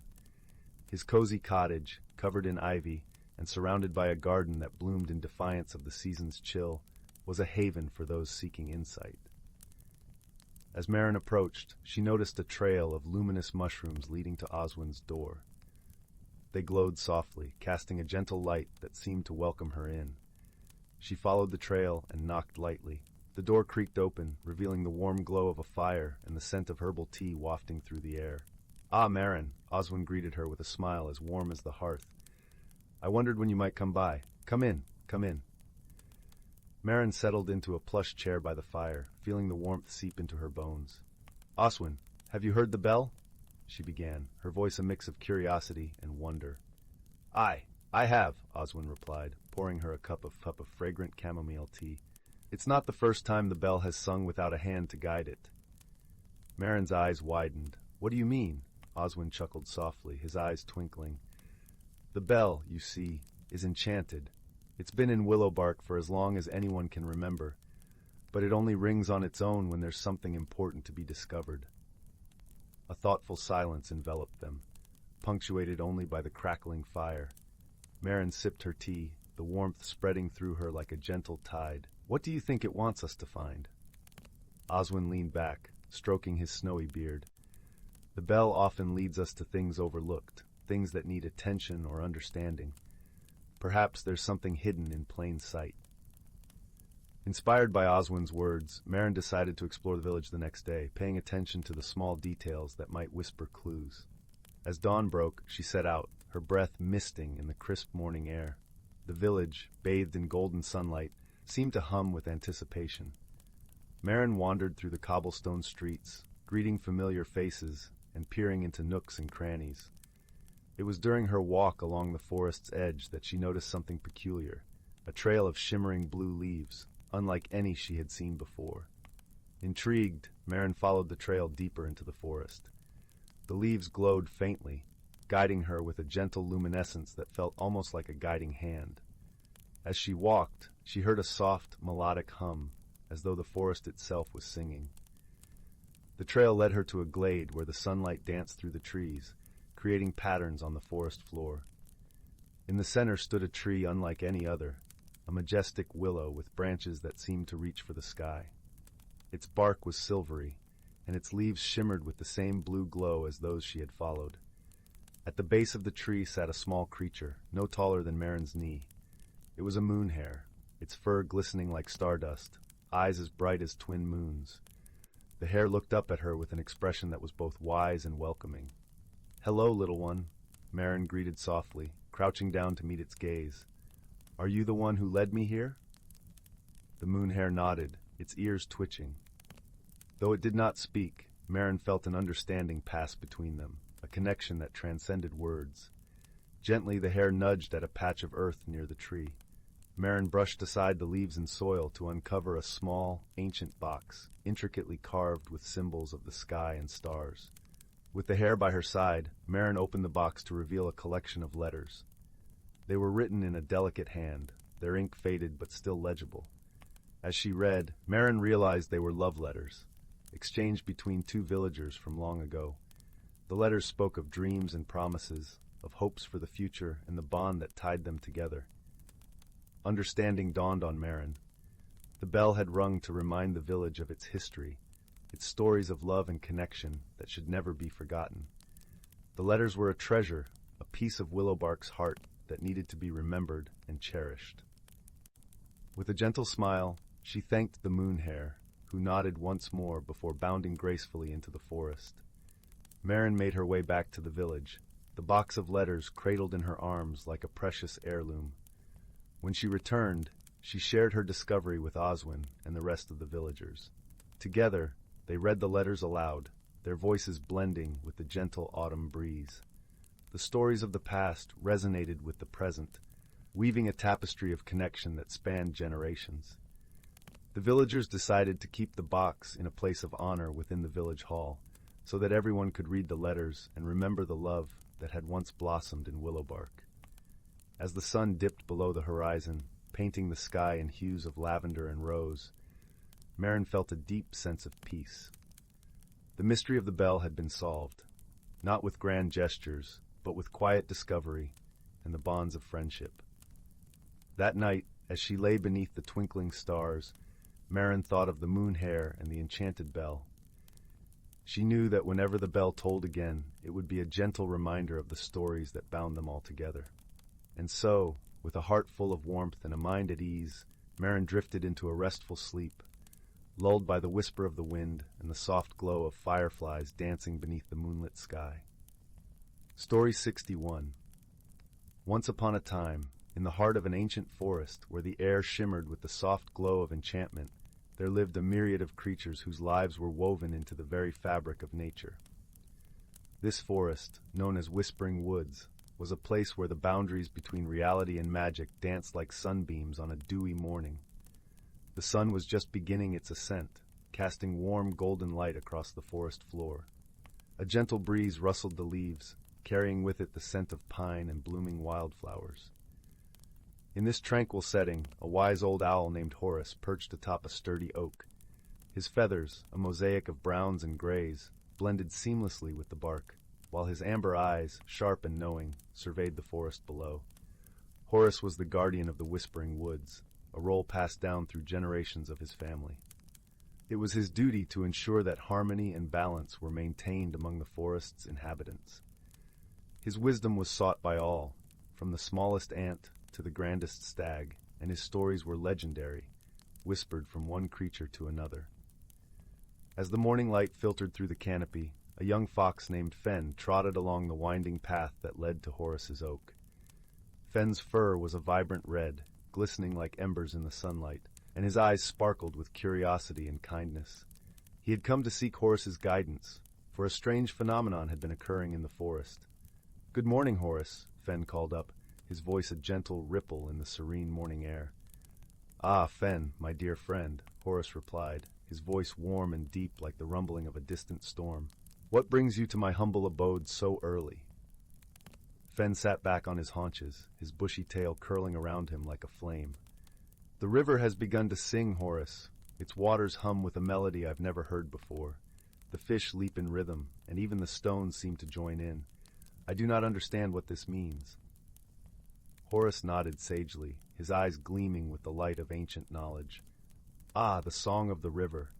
It is a rare and wondrous event, one that occurs only when the forest is in perfect balance. It is a celebration of harmony among all of nature's children." Fen's ears perked up, his heart lifting at the thought. "But why now? Is there something special about this time?" Horace fluttered down to a lower branch, closer to Fen, and began to speak in a tone that was both soothing and enlightening. "Each season brings its own magic, dear Fen. Spring is a time of renewal and rebirth. The earth awakens from its slumber, and the forest must prepare to grow. The song of the river heralds this change, reminding us all to cherish the balance that sustains us." Fen listened intently, his mind painting pictures of the stories Horace wove. "How can we keep this balance, Horace? What must we do?" "The forest thrives on friendship and wisdom," Horace replied, his feathers ruffling softly in the breeze. "Every creature has a role to play, no matter how small. You, Fen, with your quick mind and kind heart, can help by ensuring that the forest's needs are met. Share your knowledge, guide the young, and remember that harmony is a gift we give to each other." With newfound purpose, Fen thanked Horace and set off along the path, determination in his step. He would speak to the other creatures, spreading the wisdom of the owl and the song of the river, ensuring that the forest thrived in the gentle embrace of spring. As the days passed, Fen became a bridge between the creatures of the forest. He visited the burrows of the rabbits, shared tales with the squirrels, and even conversed with the dragonflies that flitted over the river's surface. Each creature listened to Fen's stories, learning to see the world through eyes of harmony and respect. One afternoon, as Fen lay beneath the shade of a willow by the singing river, he was joined by a family of deer. The fawns frolicked nearby, their hooves tapping a soft rhythm on the grassy bank. The mother deer nuzzled Fen affectionately, her eyes filled with gratitude. "Thank you, Fen," she said, her voice as gentle as the rustling leaves. "Your stories have brought us closer to the heart of the forest. We see the world anew, with reverence and understanding." Fen smiled, his heart swelling with a sense of fulfillment. "It is not my stories alone, but the wisdom of the forest itself. We are all part of a tapestry, each thread vital and unique." As the sun dipped below the horizon, painting the sky in hues of pink and gold, the creatures of the whispering woods gathered by the river. They listened to its melodious song, a symphony of nature's harmony, and felt the magic of the forest envelop them like a warm, comforting blanket. Horace watched from his perch, a proud smile on his beak. The forest was alive with the whispers of friendship and the gentle hum of unity. The song of the river continued, a timeless melody that echoed through the ages, a reminder that in the heart of nature, balance was always within reach. And so the whispering woods thrived, a sanctuary of peace and enchantment, where the lives of its creatures unfolded like petals in the sun. Each day was a new chapter, a story of nature's magic, told in the language of the wind and the river, the trees and the stars. And in this story, the wisdom of the ages was passed down, a precious gift for all who listened. Story 62. Once upon a time, in a quaint village nestled among rolling hills, there lived a young girl named Lily. She was a curious child, always eager to explore the wonders that surrounded her. Little did she know, her world was about to be turned upside down by a most unexpected discovery. One crisp autumn day, Lily was playing in the woods near her home when she stumbled upon an old, tattered book lying half-buried in the fallen leaves.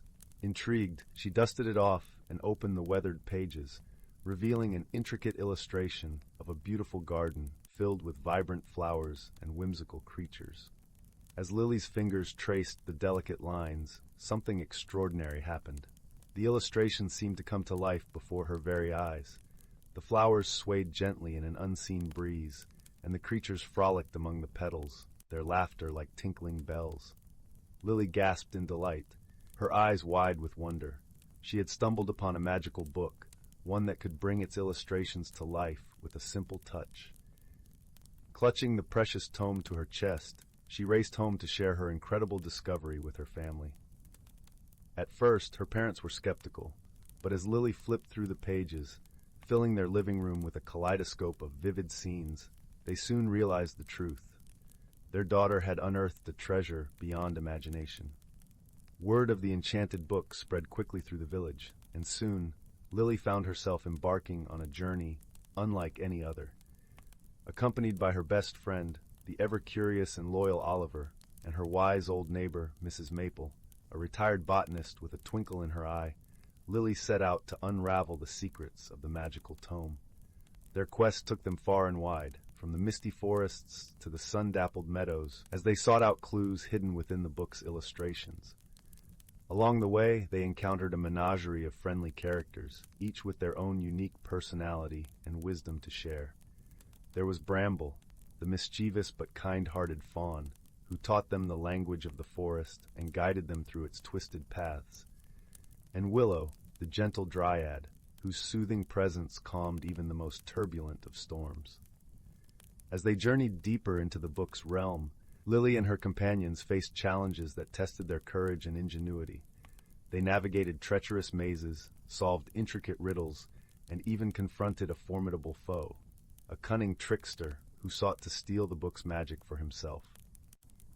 But through it all, Lily remained steadfast, relying not on brute force but on the wisdom imparted by her friends and the lessons woven into the book's pages. She learned the value of patience, the power of kindness, and the strength that comes from believing in oneself. In the end, Lily and her companions emerged victorious, not only having safeguarded the book's magic, but also having grown in ways they never could have imagined. Lily had blossomed from a curious child into a brave and compassionate young woman, her heart filled with the wonders of the world around her. And as she returned home, the enchanted book tucked safely under her arm, she knew that her journey was far from over. For within its pages lay countless adventures waiting to be explored, each one a testament to the extraordinary magic that can be found in the most unexpected of places. From that day on, Lily became the keeper of the magical tome, sharing its incredible stories and vibrant illustrations with all who would listen. And as the seasons turned and the years passed, her tales inspired generations of children to embrace the magic within their own hearts and never lose their sense of wonder at the world around them. Story 63, The Whispering Willow. Once in a quaint village nestled between rolling hills and deep, mysterious woods, there was a young girl named Lila. The village was known for its vibrant meadows and sparkling streams, but to Lila, the most enchanting place of all was the old willow tree at the edge of the forest. Its grand branches swept down like the arms of an ancient guardian, and its roots twisted into the earth like the fingers of a wise elder holding secrets untold. Lila often visited the willow, drawn by the soft rustling of its leaves that seemed to whisper stories of old. She had always felt a peculiar connection to the tree, as though it understood her longing for something beyond the ordinary. She would sit beneath its shade, reading tales of distant lands, her imagination weaving the stories into vivid daydreams. One cool autumn afternoon, as the sun dipped low in the sky, painting the world in hues of amber and gold, Lila noticed something unusual. A faint, shimmering light glimmered at the base of the willow. Curiosity piqued, she approached the tree, her heart fluttering with excitement.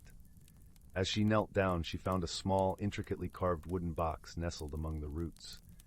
It was adorned with delicate patterns of leaves and vines, and it pulsed gently with an otherworldly light. Gently, Lila opened the box, and inside lay a smooth stone, cool to the touch and glowing softly. As her fingers brushed against it, a warm sensation spread through her, and she felt a gentle tug at the core of her being. The world around her seemed to fade, and she heard a soft, melodic voice echoing in her mind. "Dear child," it whispered, "you have found the heart of the willow. With it comes the gift to see the unseen, to hear the unheard. But use it wisely, for it will reveal truths both wondrous and challenging." Lila's heart filled with wonder and a hint of trepidation. She understood that this was no ordinary discovery, and she vowed to respect the gift and the responsibilities it carried. From that day on, Lila's world transformed. She noticed things she had never seen before: the delicate dance of light on dew-kissed grass, the secret language of the birds, and the gentle sighs of the breeze as it wove through the trees. But most astonishing of all was the hidden world within the forest, a realm alive with magic and mystery. One morning, as mist clung to the earth like a silken veil, Lila ventured deeper into the woods than she had ever dared. With the heart of the willow safely tucked in her pocket, she followed a narrow path that twisted through the trees, guided by an unspoken intuition. As she walked, she felt the presence of unseen eyes watching her, not with malice, but with curiosity. The air was filled with the faint scent of jasmine and pine, and she could hear the soft murmur of a brook somewhere in the distance. Suddenly, the path opened into a clearing, and Lila found herself standing before a circle of ancient stones, their surfaces etched with runes that glowed faintly in the dappled sunlight. At the center of the circle stood a figure, tall and graceful, with hair like spun silver and eyes that sparkled like the night sky. The figure smiled warmly, and Lila felt a sense of recognition, as if she had come home to a place she had never visited. "Welcome, Lila," the figure spoke, their voice as soothing as a gentle breeze. "I am Eldrin, guardian of the forest's secrets. You have been chosen to bridge our worlds. The heart of the willow has deemed you worthy." Lila's heart swelled with a mix of pride and humility. "But why me?" she asked, her voice barely more than a whisper. Eldrin's eyes twinkled with a knowing light. "Because you see with your heart, dear child, and listen with your soul. The world needs more dreamers like you, those who can embrace the magic of the unseen and guide others to do the same." Thus began Lila's journey into the hidden world of the forest. Under Eldrin's gentle guidance, she learned to communicate with the creatures of the woods, to understand their needs and their stories. She discovered that every leaf and stone, every creature great and small, held a tale of its own, woven into the grand tapestry of life. Lila met many wondrous beings, playful sprites who danced upon the wind, wise old owls who shared tales of ancient times, and gentle deer whose eyes held the wisdom of the ages. Each encounter taught her more about the interconnectedness of all things and the importance of harmony and balance in the world.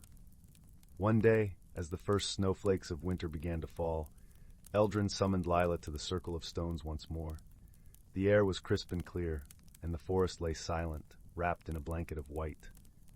"My dear Lila," Eldrin spoke gently, "the time has come for you to make a choice.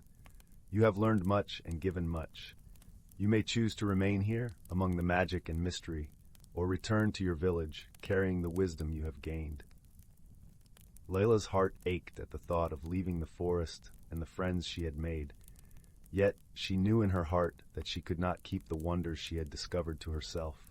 Her village needed to know of the magic that lay hidden in the world, the beauty and harmony that could be found in embracing the unseen. With a deep breath, Lila made her decision. "I will return," she said softly, "but I will carry the magic with me and share it with those who are willing to see." Eldrin nodded, their eyes filled with pride and understanding. "Remember, dear child, the heart of the willow will always be with you, guiding you and those you touch." With Eldrin's blessing, Lila returned to her village, her heart full of the forest's magic. She shared her stories with anyone who would listen, guiding others to see the beauty and wonder in the world around them. Her tales of the hidden realm inspired a new appreciation for the natural world. and soon the village thrived with renewed vitality and harmony. Years passed, and Lila grew into a wise woman, her hair touched with silver and her eyes still bright with wonder. She remained a beloved storyteller, her tales of the whispering willow and the hidden world captivating the hearts of young and old alike. Though she often returned to the old willow at the forest's edge, the heart of the willow remained a secret known only to her. Its gentle glow reminded her of the magic she carried within, a magic that had transformed her life and the lives of those around her. And so, in the quiet of the night, by the warmth of a crackling fire, Lila would sit with children gathered around her feet, their eyes wide with anticipation. She would tell them of her adventures, of the world that lay just beyond the veil of the ordinary, teaching them to see with their hearts and listen with their souls. For in every leaf and every breeze, in every creature and every stone, there was a story waiting to be told. And Lila, with the heart of the willow beating softly in her chest, was there to share it, weaving a tapestry of magic and wonder that would endure for generations to come. As the fire crackled and the stars twinkled above, Lila's gentle voice would lull her listeners to sleep, their dreams filled with the beauty and mystery of the hidden world. And in those dreams, the whispering willow would stand as a beacon of hope and magic, forever entwined with the hearts of those who dared to see the unseen. Story 64. In the heart of an ancient forest, where sunlight danced through the canopy in playful patterns and the air hummed with the whispers of leaves, there lay a hidden realm seldom seen by human eyes. This was a place where the natural world and magic intertwined, creating a delicate balance that had thrived for centuries. The forest was alive with the symphony of nature, a melody composed by rustling leaves, the babbling of brooks, and the soft calls of creatures hidden in the underbrush. In this enchanted forest there was a small glade encircled by towering oak trees, their branches stretching skyward as if to embrace the heavens. In the center of the glade stood a crystal-clear pond, its surface mirroring the brilliant blue of the sky above. The pond was a sacred place, said to be the heart of the forest's magic, where the spirits of nature gathered to weave the tapestry of life. Among the inhabitants of this magical forest was a wise old tortoise named Thistle. Thistle's shell was etched with the lines of countless years, each marking a story of wisdom and experience. His eyes, though heavy with age, sparkled with a gentle warmth that spoke of kindness and understanding. Thistle was regarded as the keeper of the forest's secrets, a role he cherished and fulfilled with great care. One crisp autumn morning, as the air was tinged with the scent of fallen leaves and the promise of change, Thistle awoke to an unusual stillness. The forest, usually alive with the chatter of birds and the rustle of small creatures, felt hushed, as if holding its breath. Sensing something amiss, Thistle decided to investigate. As he slowly made his way through the forest, his path illuminated by shafts of golden sunlight, Thistle noticed that the leaves upon the trees had begun to change color, painting the forest in hues of amber, crimson, and gold. It was a beautiful sight, a reminder of the cyclical nature of life and the inevitable passage of time. Yet beneath this beauty, Thistle felt a subtle imbalance, a discordant note in the symphony of the forest. Pausing by the edge of a bubbling brook, Thistle spotted a young squirrel named Pip, frantically gathering acorns. Pip was known for his boundless energy and cheerful spirit, but today his eyes darted nervously and his fluffy tail twitched with anxiety. "Good morning, Pip," Thistle greeted, his voice as soothing as the gentle flow of the brook. "You seem troubled, my friend. What weighs upon your heart?" Pip paused, clutching an acorn tightly in his tiny paws. "Oh, Thistle," he sighed. "The trees are shedding their leaves faster than usual, and the air grows colder with each passing day. I'm worried we won't have enough food for the winter." Thistle nodded slowly, that understanding the young squirrel's concern. "Change is upon us, dear Pip, as it always is with the turning of the seasons.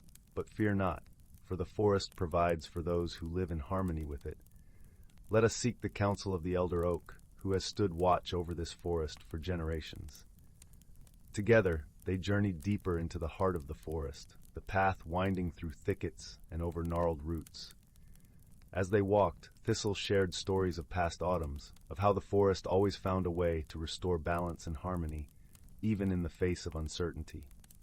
At last they arrived at the foot of the elder oak, its massive trunk rising majestically toward the sky. The elder oak's leaves rustled softly, as if acknowledging their presence, and a gentle breeze carried its ancient voice to them. "Welcome, Thistle, and young Pip," the elder oak intoned, its voice rich and resonant like the deep rumble of distant thunder. "What brings you to my roots this fine autumn day?" Pip stepped forward, his small voice filled with earnestness. "Great elder oak, the forest feels different this year. The leaves fall too soon, and the chill comes too quickly.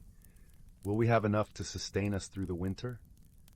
The elder oak's branches swayed thoughtfully, casting dappled shadows upon the forest floor.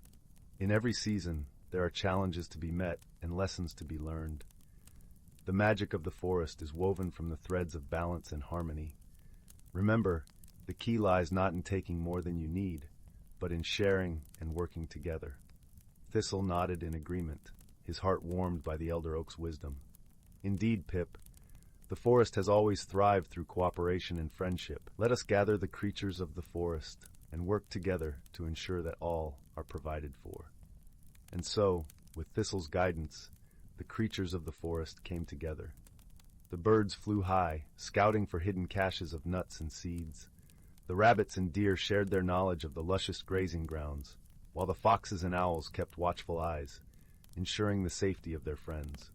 As the days grew shorter and the nights longer, the forest transformed into a bustling community, each creature playing its part in preparing for the winter ahead. The spirit of cooperation and unity filled the air, a reminder of the power of friendship and the strength found in working together. One evening, as the sun dipped below the horizon, painting the sky in shades of pink and violet, Thistle gathered the creatures by the pond. The water shimmered with the reflection of the first stars, and the air was filled with the sweet scent of pine and earth. "Tonight, we celebrate not just the changing of the seasons, but the bonds that unite us," Thistle spoke, his voice carrying across the glade. "In our shared journey, we have learned that harmony is not merely the absence of conflict, but the presence of understanding and compassion." As the creatures settled in a circle, the elder oak's leaves rustled in agreement, and the forest seemed to sigh with contentment. The gentle light of the moon bathed the glade in a silvery glow, and a sense of peace enveloped them all. With the wisdom of the ages and the strength of their unity, the creatures of the forest knew they were ready to face whatever challenges lay ahead. For in their hearts, they carried the timeless magic of the forest, a magic born of balance, harmony, and the enduring power of friendship. And so, as the fireflies danced above the pond, the ancient forest settled into a deep, tranquil slumber, cradled by the comforting embrace of nature's eternal rhythm. Story 65. In the heart of an ancient forest, where the air shimmered with secrets and the sunlight sifted down like golden rain, there lay a hidden glade untouched by time. Here the trees stood tall and solemn, their bark etched with the runes of ages past, and their leaves whispered stories in the language of the wind. Moss-laden stones formed a gentle path that wound through the undergrowth, inviting the curious and the kind-hearted to wander deeper into the forest's embrace. In this enchanted glade lived creatures of remarkable grace and wisdom. Among them was a wise old tortoise named Grindle, whose shell bore the colors of the earth and was as smooth as river stones worn by centuries. Grindle had seen many seasons and knew the forest's rhythm as intimately as his own heartbeat. Beside him, on most days, frolicked a young hare named Lyra, whose fur was as soft as the thistledown that drifted on the summer breeze. Lyra was curious and sprightly, always eager to learn from Grindle, whom she regarded as both a friend and a teacher. Together, they formed a bond as enduring as the forest itself. One crisp autumn morning, when the leaves blazed in hues of amber and crimson, and the air was rich with the scent of fallen pine needles, Lyra bounded over to Grindle, her eyes alight with wonder. "Grindle," she said, her voice a melody of excitement, "look at the sky! There are colors dancing in the wind." Grindle lifted his wise gaze toward the heavens, where the auroras of the season played, weaving patterns of cerulean and violet across the early morning sky. "Ah," he rumbled in a voice deep and steady as the earth, "the sky weavers are at their work again. It is their way of reminding us of the beauty of change." Lyra sat back on her haunches, listening intently. Sky weavers? She echoed. Who are they? Grindel chuckled, a sound like distant thunder. The sky weavers are the spirits of the seasons. Each year, they dance through the sky, spinning the threads of time and guiding the forest through its cycles. They teach us that change is not to be feared but embraced. As Lyra pondered these words, a gentle breeze rustled through the glade, carrying with it the soft murmur of the brook that wound its way through the trees. It was a reminder of the ever-present harmony that thrummed beneath the forest's surface. The days grew shorter, and the air turned crisp as winter began to weave its quiet magic over the land. The forest creatures prepared for the cold with a sense of calm purpose. Birds tucked themselves into cozy nests high in the branches, while the squirrels gathered the last of the acorns, their tails flicking like shadows. One evening, as the first snowflakes began to drift lazily down, Grindel and Lyra sat side by side, watching the world transform into a pristine wonderland. The snow fell silently, wrapping the forest in a soft white blanket that glistened under the silvery moonlight. It's so peaceful, Lyra whispered, her breath forming little clouds in the chilly air. Grindel nodded, a slow and deliberate movement. Winter teaches us patience, he said. In its stillness, we find a time for reflection and rest, just as the earth does. Emboldened by Grindel's wisdom, Lyra decided to explore the snowy forest the following day. Her journey led her to a small clearing where she noticed something peculiar, a patch of earth, warm and green, untroubled by the snow. Curious, she approached and found a cluster of delicate flowers blooming defiantly against the winter chill. These flowers, with petals of frosted silver and centers that glowed like embers, seemed to pulse with a gentle warmth. Lyra marveled at the sight, feeling a sense of awe and respect for the resilience of life. When she returned to Grindel, she recounted her discovery with breathless enthusiasm. The flowers are like stars on the earth, Grindel. How do they bloom in the cold? Grindel smiled, his eyes twinkling with the light of ancient knowledge. Those are the winter blooms, he explained. They are a gift from the sky weavers, a reminder that even in the harshest times, beauty and life persist. They show us that warmth and light can be found even in the coldest heart. As the seasons continued to turn, the forest flourished under the watchful eyes of its inhabitants. Spring brought a symphony of colors and scents, with wildflowers carpeting the forest floor and the songs of birds filling the air. Summer followed, with its long, lazy days and the gentle hum of bees weaving through the clover. Throughout it all, Grindel and Lyra remained steadfast companions, learning from each other and from the forest around them.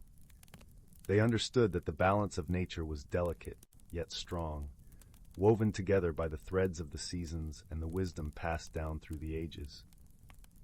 One evening, as the sun dipped below the horizon and painted the sky with strokes of rose and gold, Grindel shared one last story with Lyra. It was a tale of the first sky weaver who had spun the world from stardust and dreams, teaching the earliest creatures the harmony of life and the importance of caring for their home. As Grindel's voice faded into the hushed whisper of the night, Lyra felt a profound sense of peace settle over her. She understood now that the forest was not just a place, but a living tapestry of connections. Each creature, each tree, each stone a vital part of the whole. And so they sat side by side, under the watchful gaze of the stars, content in their shared journey and the unending cycle of life. As the cool night air wrapped around them, Lyra snuggled closer to Grindel, her heart full of gratitude for the wisdom she had gained and the friendship that had guided her path. In the heart of the ancient forest, the hidden lives of its creatures continued, bound together by the gentle magic of the seasons and the timeless lessons learned beneath the canopy of the stars. And as the world turned, the forest remained, a sanctuary of balance, beauty, and eternal peace. Story 66. Once upon a time, in the heart of an ancient forest, where towering trees stretched their branches towards the sky like gentle giants, a world of wonder unfolded. This was a realm where the boundaries between the natural and the mystical intertwined, creating a tapestry of enchantment. Deep within the emerald embrace of the forest dwelled an array of extraordinary creatures. The wise old oak tree, its gnarled bark etched with the stories of centuries past, served as a guardian to those who called this verdant sanctuary their home. Beneath its sheltering boughs, a family of red squirrels scampered, their bushy tails swishing with each graceful leap from branch to branch. In a secluded glade, a crystalline brook babbled its soothing melody, inviting all who listened to partake in its tranquil dance. Here, a troop of mischievous water sprites delighted in weaving intricate patterns upon the water's surface, their laughter tinkling like wind chimes on a gentle breeze. As the seasons ebbed and flowed, the forest unveiled its magical phenomena. In the vibrant days of spring, the forest floor blanketed itself with a vibrant tapestry of wildflowers, each petal a brushstroke of color upon nature's canvas. It was during this time that the graceful wood nymphs emerged from their slumber, their gossamer wings catching the sunbeams as they flitted from blossom to blossom, bestowing their blessings upon the awakening landscape. When summer's warmth caressed the forest, the air was perfumed with the rich scents of pine and honeysuckle. The melodious trills of songbirds serenaded those who wandered the winding paths, while dragonflies danced upon the gentle zephyrs, their iridescent wings shimmering like gems. Autumn brought with it a symphony of crimson and gold, as the trees donned their fiery cloaks in preparation for the coming chill. It was during this season that the forest's inhabitants gathered to celebrate the bountiful harvest, weaving garlands of vibrant leaves and sharing tales around the crackling flames of a bonfire. Yet, even in the depths of winter, when the world beyond the forest's embrace lay dormant beneath a blanket of snow, magic flourished. Frost fairies delicately traced intricate patterns upon the frozen ponds, their icy kisses transforming ordinary surfaces into breathtaking works of art. The mighty stags, their antlers adorned with icicles, kept vigilant watch over their domain, their every breath a misty plume in the crisp air. Through it all, the forest thrived in perfect harmony, its denizens living in reverence of the delicate balance that sustained their world.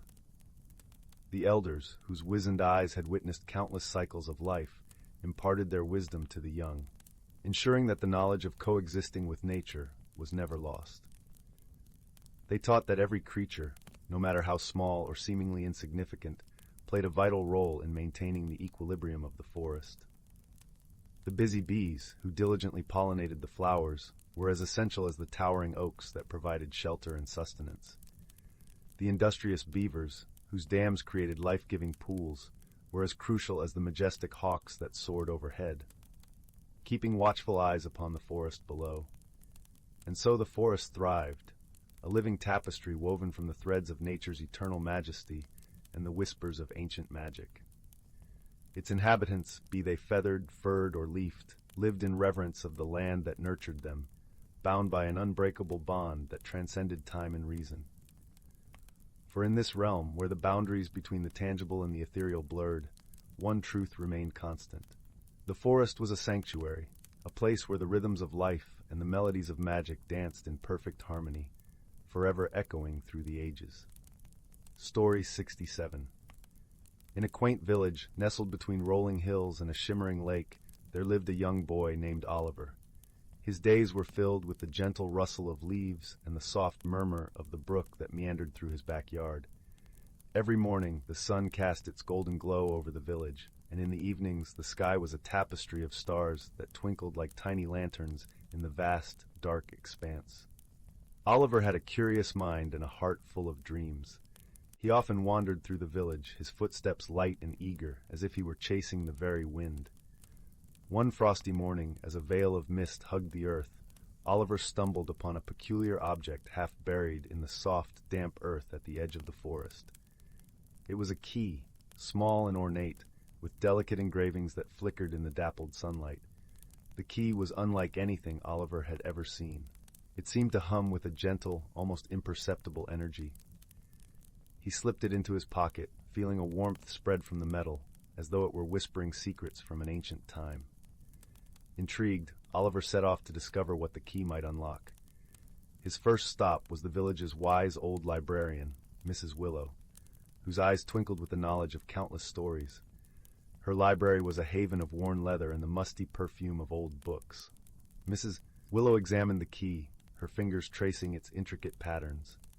"This key," she said softly, is not just any key. It is said to open the door to the echoing cavern, a place where one can hear the whispers of the world and find the answers to questions unasked. Oliver's heart fluttered with excitement and a touch of fear. The echoing cavern was a place spoken of in hushed tones, a cavern hidden deep within the forest, where only the bravest dared to tread.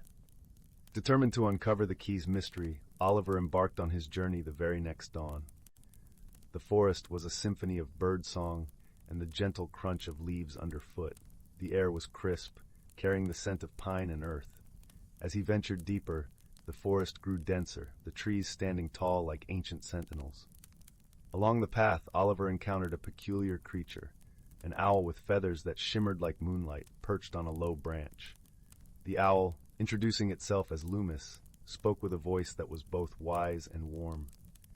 "Young traveler," Loomis hooted softly, "I see you carry the key to the echoing cavern. I shall guide you, for the forest holds many secrets." Together, Oliver and Loomis journeyed onward, their path lit by patches of sunlight filtering through the canopy. As they neared the cavern, a gentle breeze carried the scent of wildflowers and the distant melody of a stream. The entrance to the cavern was hidden behind a curtain of ivy, and Oliver's heart beat with anticipation as he approached. Inside, the cavern was vast and echoing, as its name suggested. Stalactites hung like delicate icicles from the ceiling, and the walls shimmered with a faint, silvery light. It was a place of serene beauty, and Oliver felt a profound sense of peace envelop him. In the heart of the cavern, Oliver paused, listening to the whispers that filled the air. They were not words, but feelings, a tapestry of hopes, dreams, fears, and joys woven into a gentle melody.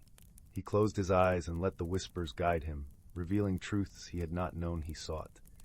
The cavern spoke of the importance of kindness and the strength found in gentle wisdom. It reminded Oliver of the value of listening, not just with ears, but with the heart. As the whispers faded, Oliver felt a newfound understanding bloom within him. With Loomis by his side, Oliver returned to the village, the key now a cherished symbol of his journey. He carried with him the lessons of the cavern, sharing them with those around him through acts of kindness and understanding. The village, once a quiet place, thrummed with a new energy, an energy born of shared stories and a deeper connection to one another.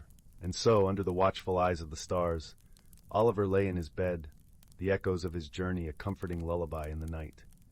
The key, resting on his bedside table, glinted softly in the moonlight, a reminder of the magic found not just in distant caverns, but in the hearts of those who choose to listen.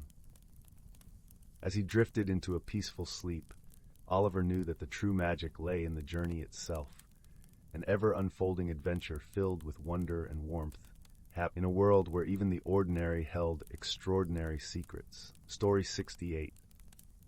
In a small, tucked-away village that lay beyond the rolling hills and whispering woods, there was a place known simply as Willow Glen. This village was unlike any other, for it was woven with threads of magic that sparkled like dew on a sunny morning. The cobblestone paths twisted playfully between quaint cottages, each adorned with climbing roses and whimsical wind chimes that sang gentle tunes with the breeze. The heart of Willow Glen was a large, ancient oak tree whose branches stretched protectively over the village square. It was said that the tree's roots connected with every home and every heart in the village, whispering secrets of the earth and sky. Beneath its verdant canopy, villagers often gathered to share stories and laughter, always with a sense of belonging. One crisp autumn evening, as the golden leaves danced down from the trees, a peculiar thing began to happen in Willow Glen. The twilight air was filled with the soft hum of magical energy, and tiny shimmering lights began to float gently around the village, like miniature stars that had decided to visit the earth. These lights, though beautiful, were a mystery, for they seemed to appear and vanish with the rise and fall of the moon.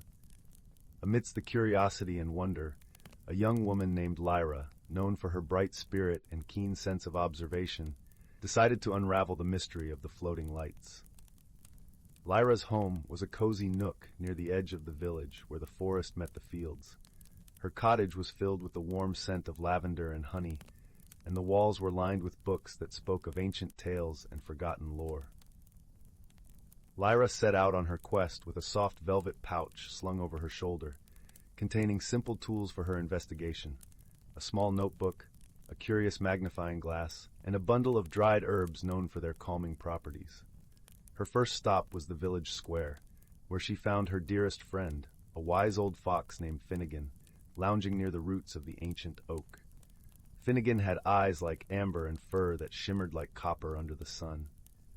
He was known to be as clever as he was kind, often helping the villagers with his sage advice. As Lyra approached, he lifted his head, his bushy tail swishing lazily in greeting. "Ah, Lyra," Finnegan said, his voice a smooth blend of wisdom and warmth. "I see the lights have caught your curiosity as well." "They have indeed," Lyra replied, settling down beside him. "Have you any thoughts on what they might be?" Finnegan pondered for a moment, his gaze thoughtful. "I have seen such lights before, long ago, in the stories my grandmother used to tell.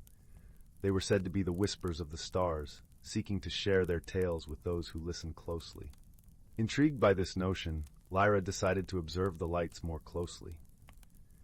As dusk fell and the village was bathed in the soft glow of twilight, she noticed that the lights seemed to gather around certain places, each one flickering like a tiny, attentive lantern. One such place was the edge of the whispering woods, where the trees leaned in as if sharing secrets with one another. As Lyra moved closer, she felt a gentle tug at her heart, a sensation both familiar and comforting. With Finnegan padding silently beside her, she ventured into the woods, following the trail of lights that danced ahead like playful will-o'-the-wisps. The forest was alive with the sounds of crickets serenading the night and the rustling of leaves whispering in the breeze. As they walked, the lights seemed to guide them deeper into the woods, until they reached a small clearing. There, in the center, stood a petite figure, a woodland nymph known to the villagers as Serene. Serene was as ethereal as the moonlight itself, her hair flowing like a silver waterfall, her eyes deep as the night sky. She turned to greet them with a gentle smile, her presence calm and reassuring. "Welcome, Lyra and Finnegan," Serene said, her voice as soft as the rustling leaves. "I see you have come to seek the truth of the lights." Lyra nodded, her curiosity piqued. "What are they, Serene? And why have they come to our village?" "The lights you see," Serene began, lifting her hand to let one rest upon her palm, "are the dreams and hopes of the land, seeking to be heard. They come when the world needs a reminder of its own magic, when hearts need to be uplifted and connected." Finnegan, who had listened intently, tilted his head. "How can we help them fulfill their purpose?" Serene gestured to the clearing, where the lights now hovered like a gentle constellation. "By sharing your own stories and dreams with them, you can guide them to where they are most needed. Allow them to gather your hopes, and they will, in turn, light the way for others." Lyra understood then that the mystery of the lights was not something to be solved, but something to be embraced. With Finnegan by her side, she sat in the heart of the clearing and began to share her dreams, the dream of a world filled with kindness, where every creature found its place and every heart found its peace. As she spoke, the lights gathered around her, shimmering with a warmth that seemed to echo her words. Finnegan added his own dreams, of forests that thrived and villages that flourished in harmony with nature. The lights, now infused with their shared hopes, began to drift away, spreading their gentle glow throughout the forest and back towards the village. They carried with them the stories of Lyra and Finnegan, weaving them into the very fabric of Willow Glen. As the night deepened, Lyra and Finnegan returned to the village, their hearts light with the knowledge that they had helped guide the lights on their journey. The village slept peacefully under the watchful branches of the ancient oak, the lights now a part of the dreams that cradled the townsfolk through the night. In the days that followed, the villagers noticed a change, a softening in the air, an ease in their hearts. They found themselves sharing more stories, supporting one another with newfound warmth and understanding.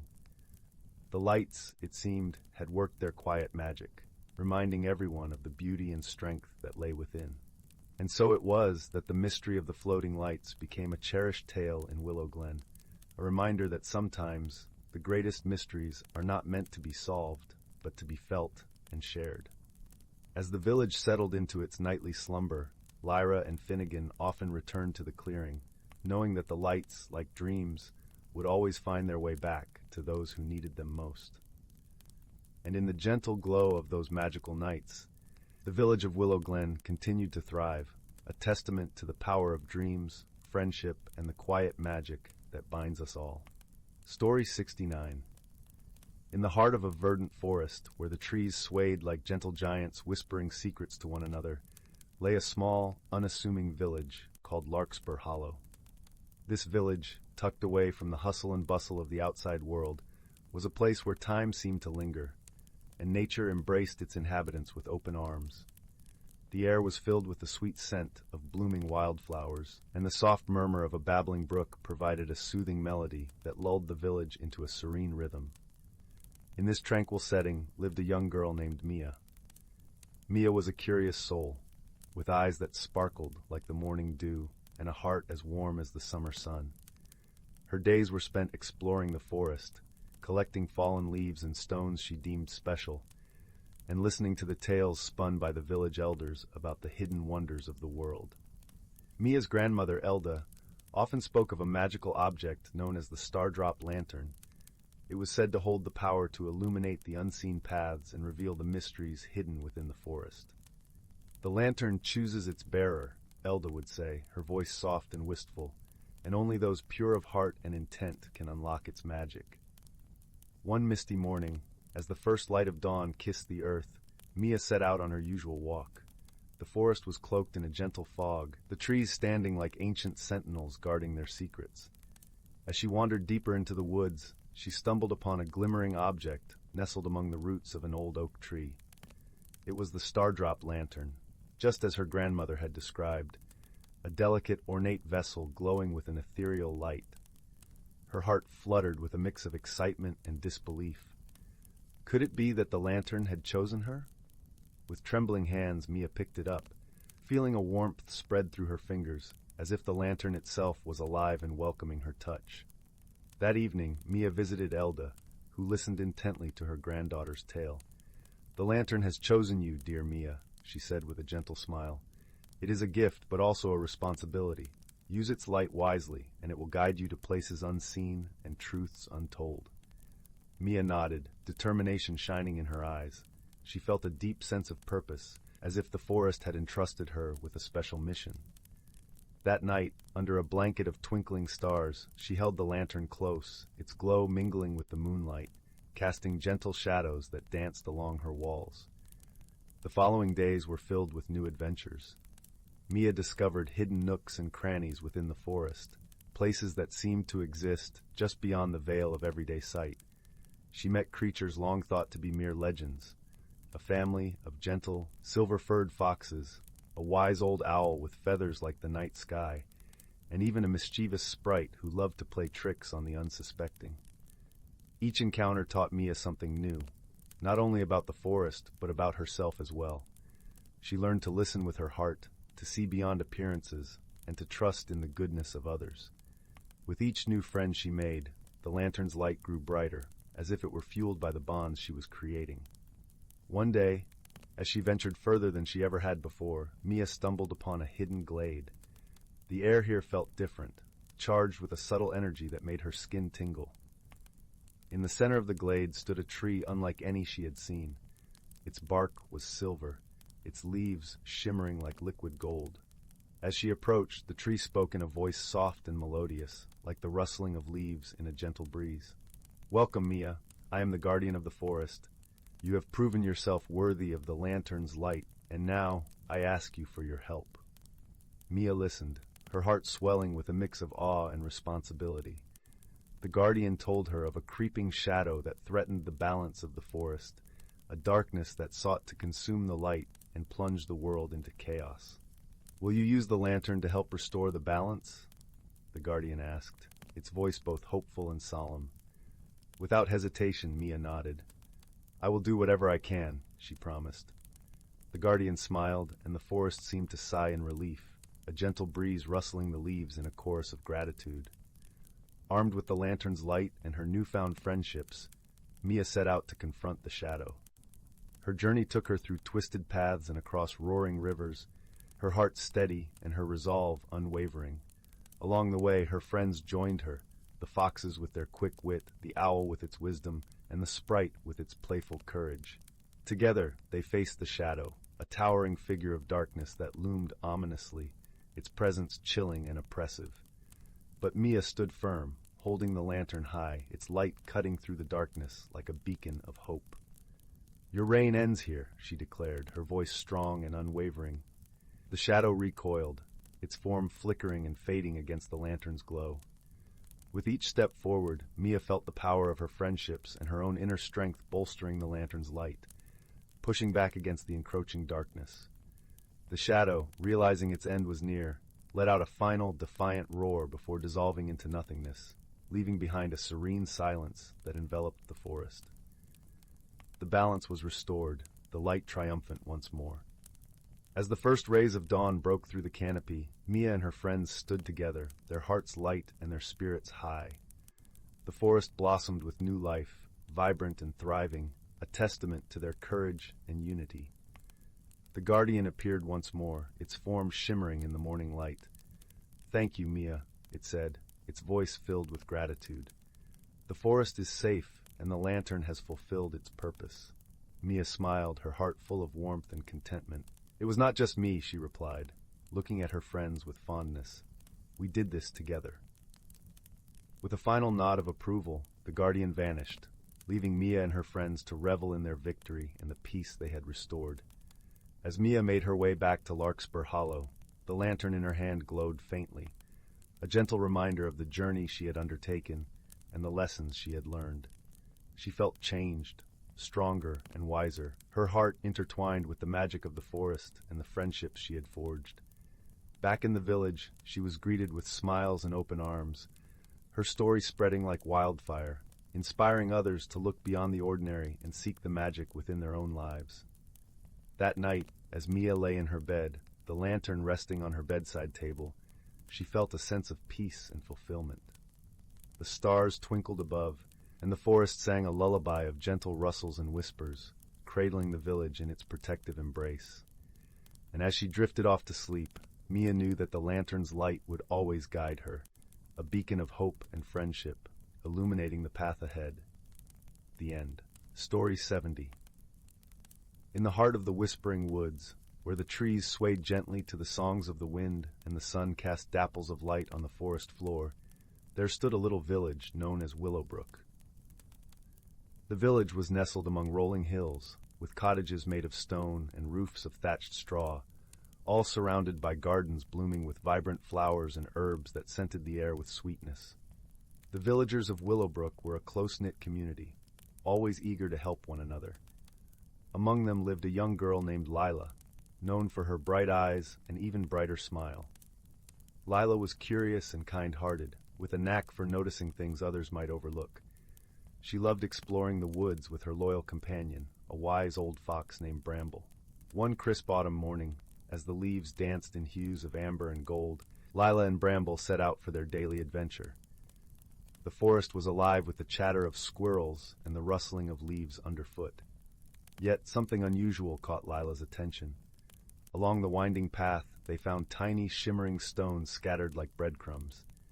"These weren't here yesterday," Lila mused, kneeling to pick one up. It was cool to the touch, glimmering with a soft, iridescent glow. Bramble sniffed the air inquisitively, his whiskers twitching. "These stones seem to lead somewhere," he remarked in his gravelly yet gentle voice. The pair decided to follow the trail, which led them deeper into the forest than they had ever gone before. The path wound through towering oaks and past bubbling brooks, each step accompanied by the melodic chirping of birds hidden in the canopy above. As they walked, they encountered a family of rabbits, their fur as soft as clouds. The rabbits seemed strangely perplexed, hopping in circles and twitching their noses. "Have you seen our moonstones?" the eldest rabbit asked. "We use them to light our burrows, but they've vanished." Lila and Bramble exchanged a knowing glance. "We've found these scattered stones," Lila said gently. "Could they be your moonstones?" The rabbit's eyes widened with relief. "Oh, thank you. But how did they end up here?" she wondered aloud. Determined to solve the mystery, Lila and Bramble continued following the trail of moonstones, which led them to the base of a grand, ancient tree whose roots twisted and turned like the fingers of an old hand. Here, they found an unexpected sight. A small, shimmering dragon, no bigger than a cat, napping peacefully among the stones. The dragon's scales glimmered like polished jewels, casting tiny rainbows on the ground. Its breaths were soft puffs of smoke, curling into the crisp air. As they approached, the dragon opened one eye, its gaze curious but friendly. "Hello there," Lila spoke softly, not wanting to startle the creature. "We found these moonstones scattered through the woods. Are they yours?" The dragon yawned, revealing a small ridge of pearly teeth. "Oh dear, I didn't mean to cause trouble," it said in a voice that chimed like tinkling bells. "I found the stones and thought they were beautiful. I've been gathering them for my nest." Lila smiled, understanding the little dragon's intent. "They are lovely, but they belong to the rabbits. They use them for light in their burrows." The dragon's eyes widened with realization. "I see. I must return them at once. I'm terribly sorry for the confusion." With a gentle flick of its tail, the dragon began to gather the moonstones, placing them in a neat little pile. Lila and Bramble helped, carefully collecting each stone and ensuring none were left behind. Once the task was done, the dragon thanked them with a deep bow, its scales catching the light in a dazzling display. As a token of gratitude, the dragon gifted Lila a single scale, which shimmered with all the colors of the forest. "For your kindness and understanding," the dragon said, its voice warm and sincere. With the moonstones safely returned, Lila and Bramble accompanied the dragon to the rabbit's burrow. The rabbits were overjoyed to see their cherished stones returned, and they invited everyone inside for a small feast of wild berries and fresh greens. As the sun began to set, painting the sky in shades of pink and orange, Lila, Bramble, and their new dragon friend sat together, sharing stories and laughter. The mystery had been solved not through confrontation, but through understanding and friendship, leaving everyone with a sense of contentment and camaraderie. As Lila and Bramble made their way back home, the dragon promised to visit often, bringing tales from its own adventures. Lila tucked the shimmering scale into her pocket, a reminder of the day's unexpected yet delightful journey. And so, under the gentle glow of the moon, Willowbrook settled into a peaceful night, the air filled with the harmonious lullabies of the forest, a testament to the magic of friendship and the wonders hidden in everyday adventures. Story 71. Once upon a time, in a cozy little valley nestled between rolling, pine-covered hills, there stood a village of the most peculiar sort. Here, the winding cobblestone streets were lined with thatched-roof cottages, each one painted in fanciful hues that seemed to glow in the warm evening light. Softly billowing smoke rose from the chimneys, carrying the scents of hearth fires and freshly baked treats. It was the kind of place where doors were always left unlatched, and strangers were greeted with friendly smiles and warm mugs of spiced cider. But the most curious thing about this village was not just its picture-perfect charm. No, the real wonder lay in the fact that it was home to all manner of magical beings. Sprites with glimmering wings flitted amongst the flower boxes, their tinkling laughter mingling with the gurgling of the village brook. Stout dwarves whistled merrily as they tended to their metalworking forges, while wise old gnomes pored over ancient tomes of enchantment under the shady boughs of ancient oak trees. Yet even in this realm where magic was an everyday occurrence, every now and then the most delightfully strange mysteries would unfold, little puzzles that would set the whole village abuzz with curiosity and delight. One crisp autumn morning, young Willow Meadowbrook awoke to a truly perplexing scene. As she rose from her cozy feather bed and threw open the curtains, instead of the usual view of the village green, all she could see were hundreds upon hundreds of floating soap bubbles. The iridescent spheres drifted lazily on the breeze, shimmering like miniature rainbows in the golden morning light. Willow giggled in delight and raced outside, bursting bubble after bubble, as she danced through the shimmering cloud. But her merriment was soon tinged with confusion as she noticed that the entire village was engulfed in the same soapy spectacle. Bubbles clung to every surface, rolling down the thatch roofs and forming frothy piles in the street. "How extraordinary!" she exclaimed, twirling about with her arms flung wide. "I've never seen such a thing." Before long, her neighbors began emerging from their homes, faces bright with wonder and bewilderment. Hushed whispers of "Did you see?" and "What is happening?" rippled through the crowd gathering in the village center. Even Mayor Thornmeadow, resplendent in his plum-colored robes, seemed utterly baffled by the bubble blizzard. Just then, a wizened old gnome hobbled forward, leaning heavily on his gnarled wooden staff. Sage Willowmoss's yellowed eyes twinkled with mischief behind his wild brows as he surveyed the scene. "Well, it seems our village has found itself quite lathered up," he chuckled, poking at a bubble with the tip of his staff and sending it bobbing merrily away. "But worry not, my friends. I sense no dark magic at work here. This is merely a delightfully frothy mystery for us to unravel." The gnome's words seemed to break the spell of confusion. Suddenly, the villagers began buzzing with excitement and curiosity, debating the source of the sudsy phenomenon. Some wondered if a fairy had gone overboard with laundry day spells, while others suspected the klutzy young wizard Nigel was behind it after another potion mishap. Theories both logical and outlandish were proposed, each more fanciful than the last. Through it all, Willow listened intently, her bright hazel eyes shining.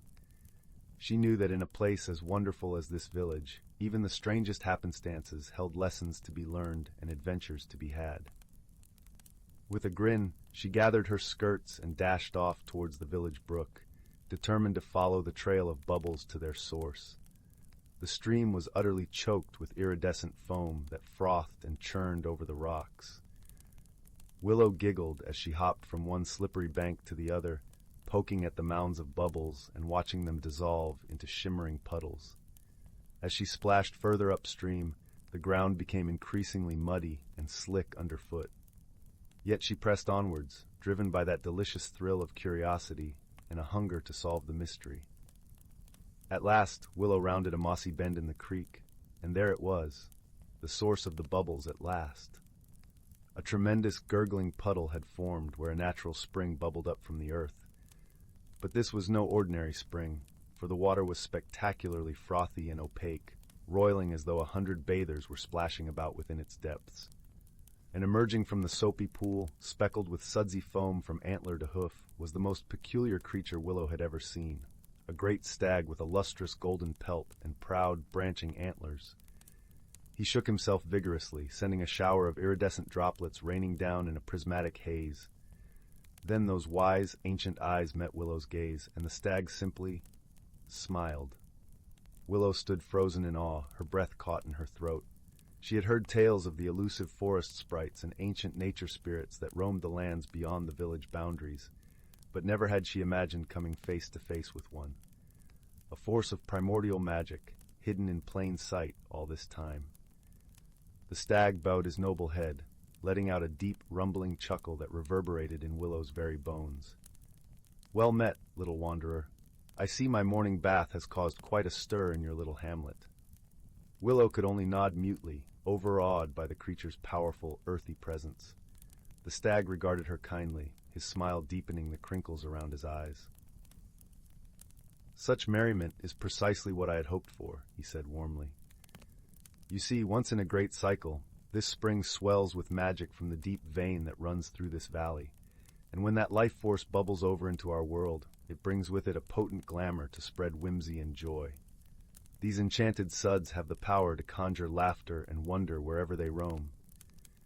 Even as the stag spoke, Willow could feel her cares melting away, her spirit growing buoyant and bright. A giggle escaped her lips, and soon she was overcome by helpless peals of mirth, rolling in the dewy grass as tears of joy streamed down her cheeks. All at once, it seemed the weight of the world had lifted from her shoulders. The stag threw back his head, antlers tall and proud, and bellowed a rich, rolling laugh that echoed over the hills. As the enchanted laughter spread through the valley, Willow imagined the sound carrying on the bubbles, slipping through open cottage windows to tickle the souls of all who heard it. For a fleeting, glittering moment, every care and worry would be washed away by the cleansing tide of mirth. At last, the giggle fit subsided, and Willow sat up, her cheeks rosy and sore from grinning. She gazed at the stag with eyes alight, utterly captivated. "Oh, thank you," she cried, her heart swelling fit to burst. "What a wonderful, silly gift to share with our village, though I do hope the fun won't prove too messy." The stag merely winked one glittering eye, then rose to his hooves in a spray of bubbles. With a mighty toss of his mane, he began to wade out of the spring, each step leaving a sparkling trail of foam in his wake. "Fear not, little one," he rumbled, amusement lacing his rich voice. "The bubbles only last until the setting of tomorrow's sun.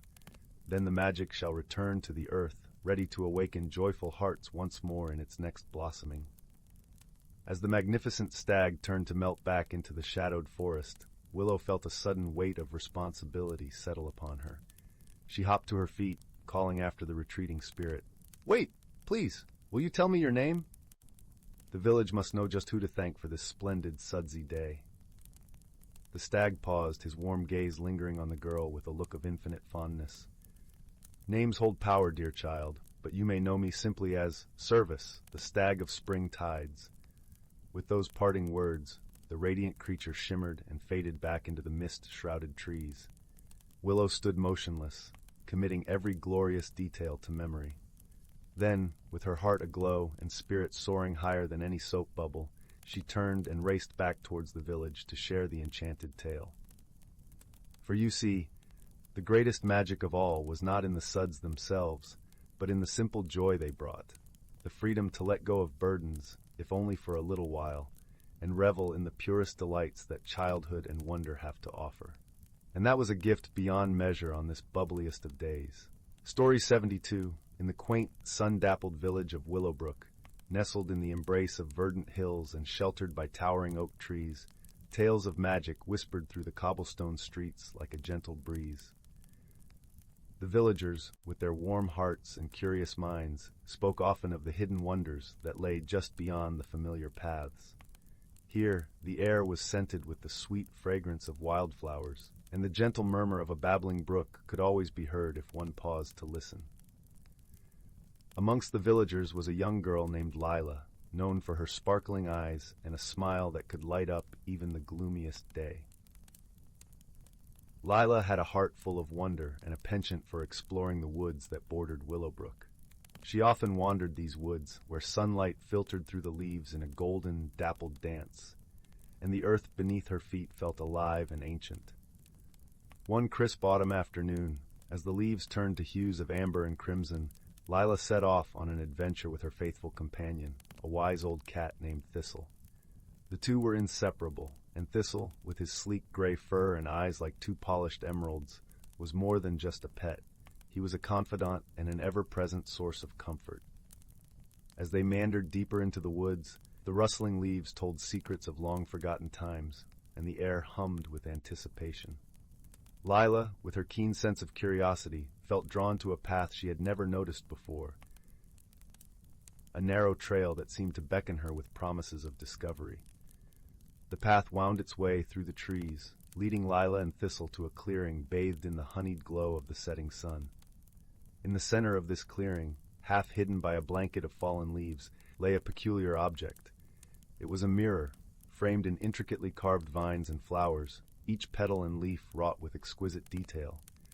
The mirror shimmered with an ethereal light, as if it were a window to another world. Lila, entranced by the mirror's beauty, reached out to touch its cool surface. As her fingers brushed against it, a ripple like a gentle breeze spread across the glass, and Lila felt a tingling sensation run through her. Thistle, ever cautious, circled the mirror, his nose twitching as if sensing the magic that lay within. With a soft meow, he nudged Lila's leg as if urging her to be careful. Lila knelt beside her feline friend, her mind filled with questions. What was this mirror? Who had left it here, and why? As if in answer, the mirror began to glow even brighter, and Lila saw images flicker across its surface, a lush, vibrant world teeming with life and color, where creatures of all shapes and sizes roamed freely. She saw a shimmering river that wound its way through emerald forests and towering mountains that kissed the sky. Suddenly, Lila felt a gentle pull, as if the mirror were calling to her, inviting her to step through and explore this wondrous realm. With a deep breath and a glance at Thistle, who seemed to nod in encouragement, Lila took a step forward and passed through the mirror's surface. To her amazement, she found herself in another world, a place where magic was woven into the very fabric of existence. The air was filled with the sweet scent of blooming flowers, and the sound of birdsong echoed all around. Lila marveled at the vibrant colors that surrounded her, from the deep blues of the sky to the brilliant greens of the grass beneath her feet. As she stood there, taking in the splendor of this new world, a creature approached her. It was a small, winged being with delicate features and a warm smile. Its wings shimmered like sunlight on water, and its voice was as melodic as a gentle stream. "Welcome, traveler," the creature said. "I am Sylph, guardian of the hidden realm. What brings you to our world?" Lila, still awestruck by her surroundings, explained how she had discovered the mirror and felt drawn to explore.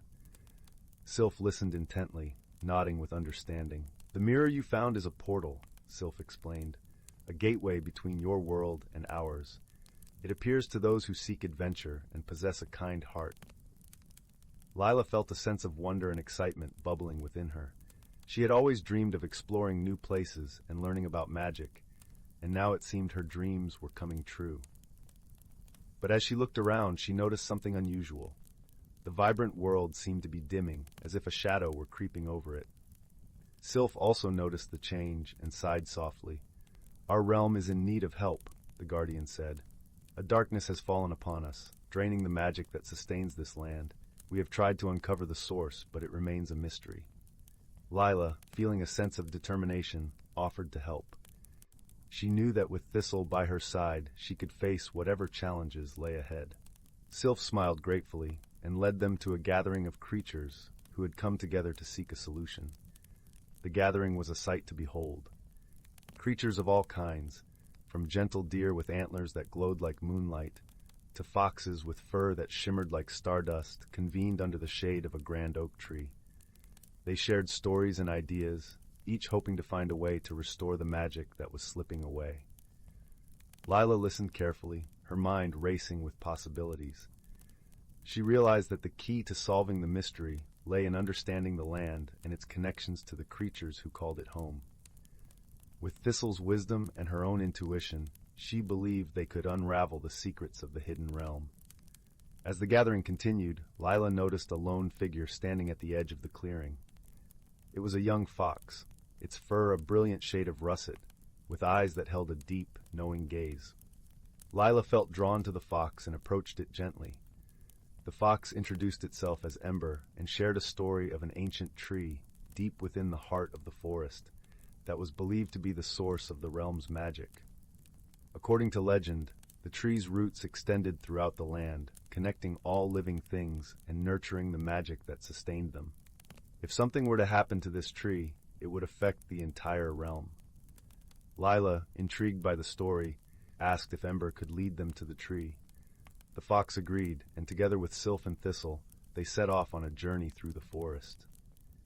As they traveled, Lila marveled at the beauty that surrounded them, the way sunlight danced through the leaves, the chorus of birdsong, and the gentle rustle of the wind.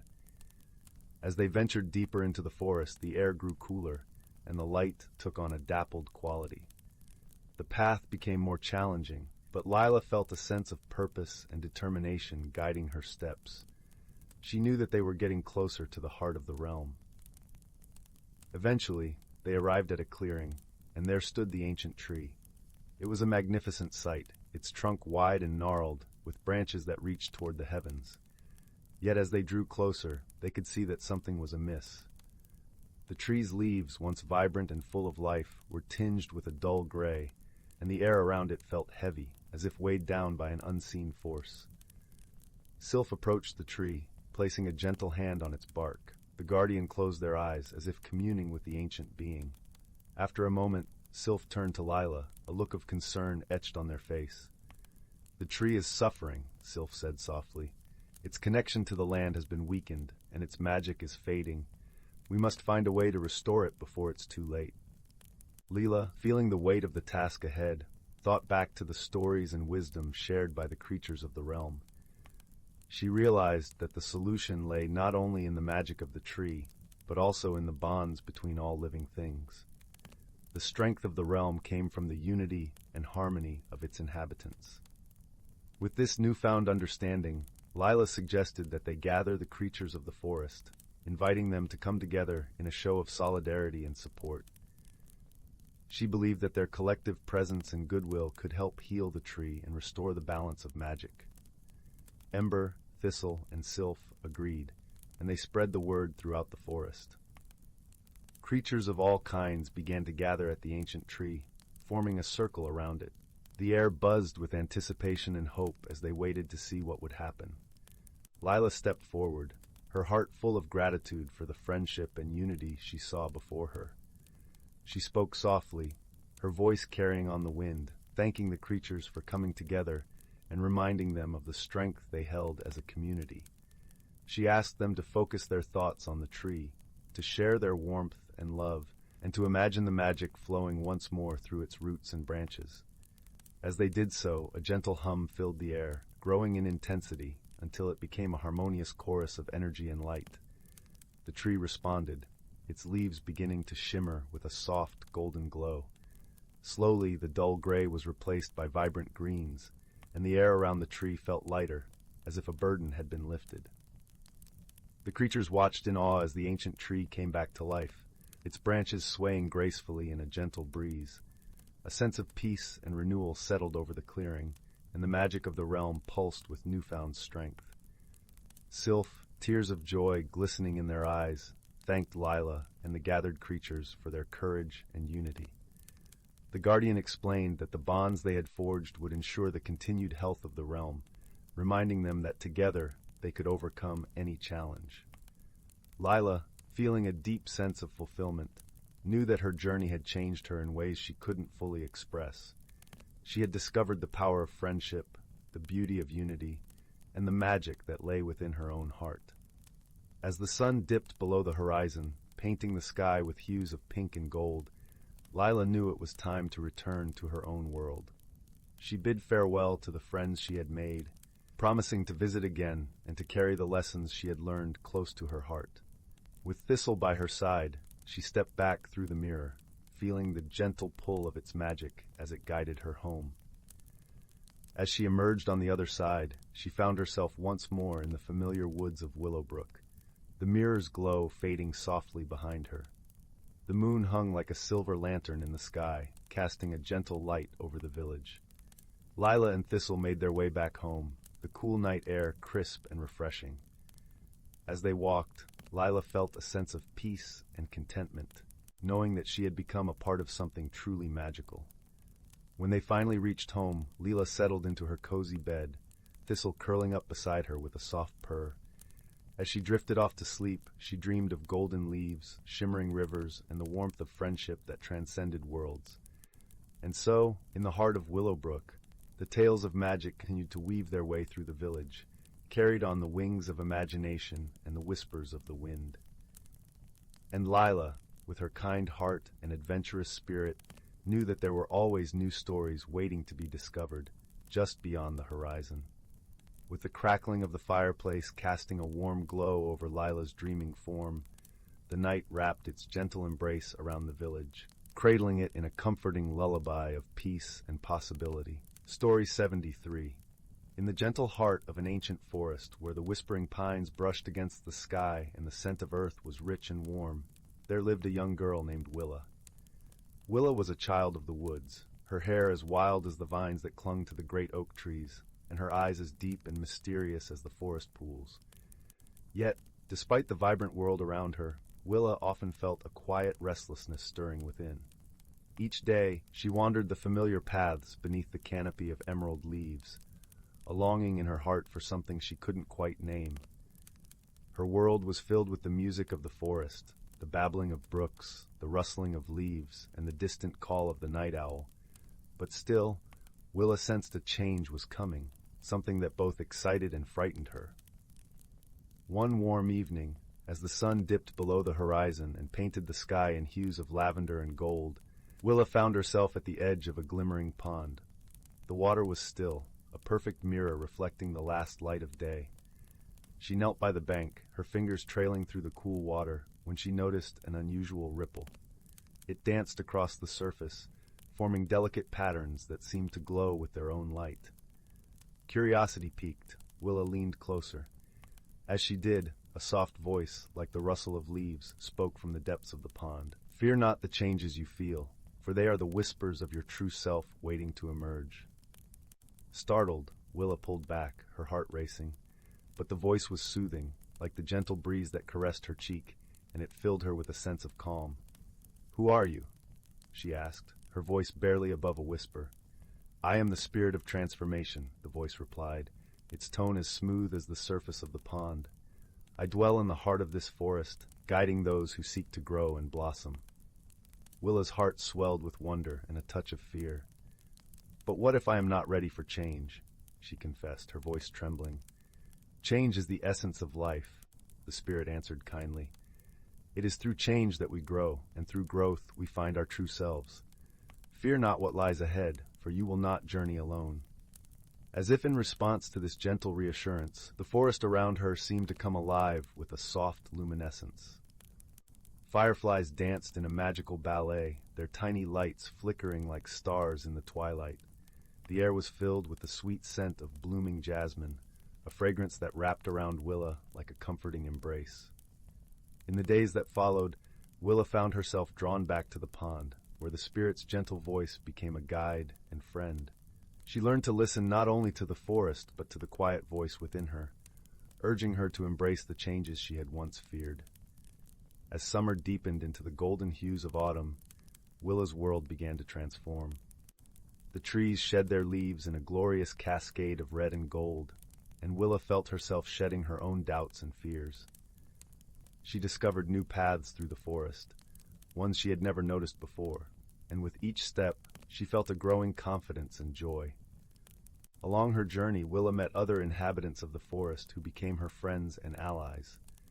There was Thistle, the wise old squirrel, whose bushy tail was as silver as moonlight.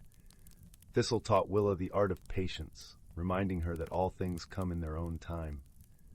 Then there was Bramble, the lively fox cub with a coat of fiery red, who showed her the value of play and laughter even when the world seemed uncertain. And there was Hazel, the gentle deer, who had eyes like pools of the deepest forest green. Hazel became Willa's closest companion, guiding her through the forest with grace and kindness. Hazel taught her to see the beauty in every moment and to trust in the gentle unfolding of life's seasons.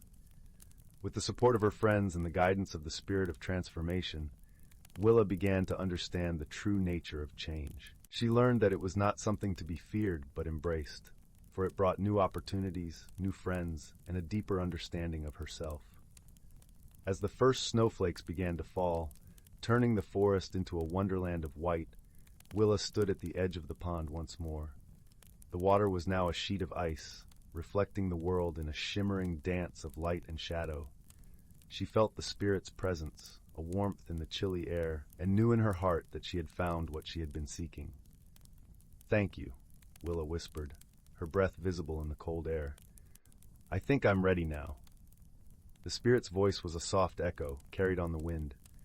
"Remember, dear Willa, that change is but the beginning. Your journey is yours to shape, and the world is full of wonders waiting to be discovered."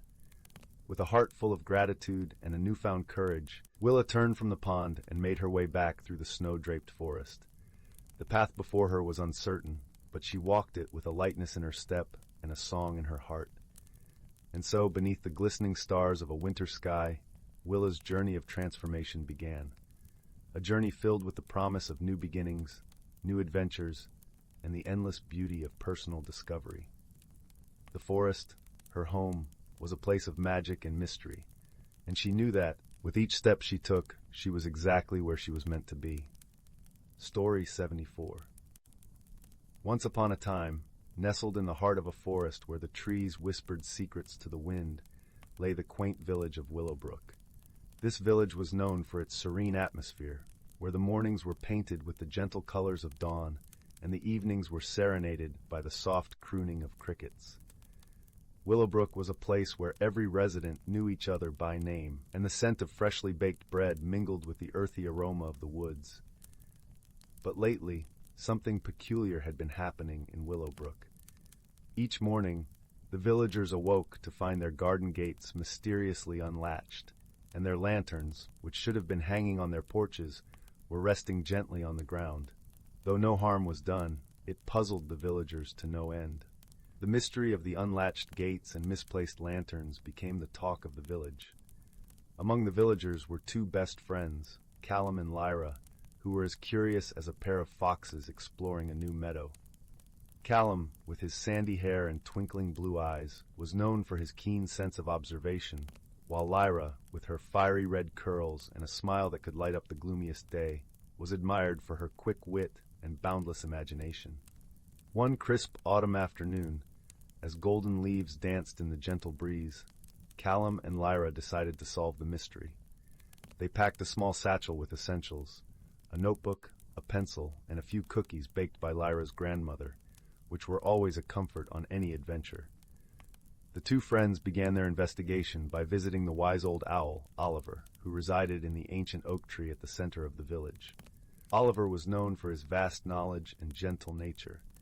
As they approached, Oliver opened one eye, then the other, and hooted softly, "Ah, young Callum and Lyra, what brings you to my humble abode?" Lyra spoke up, her voice as warm as the afternoon sun. "Oliver, we've come to ask if you've seen anything unusual during your nightly watch. The gates and lanterns are being moved, and we can't figure out why." Oliver ruffled his feathers thoughtfully and replied, "Indeed, I've noticed the changes, but the night holds many secrets. You might find answers by observing the forest creatures, who often see what we do not." Taking Oliver's advice, Callum and Lyra ventured deeper into the forest, where the air was rich with the scent of pine, and the ground was a soft carpet of fallen leaves.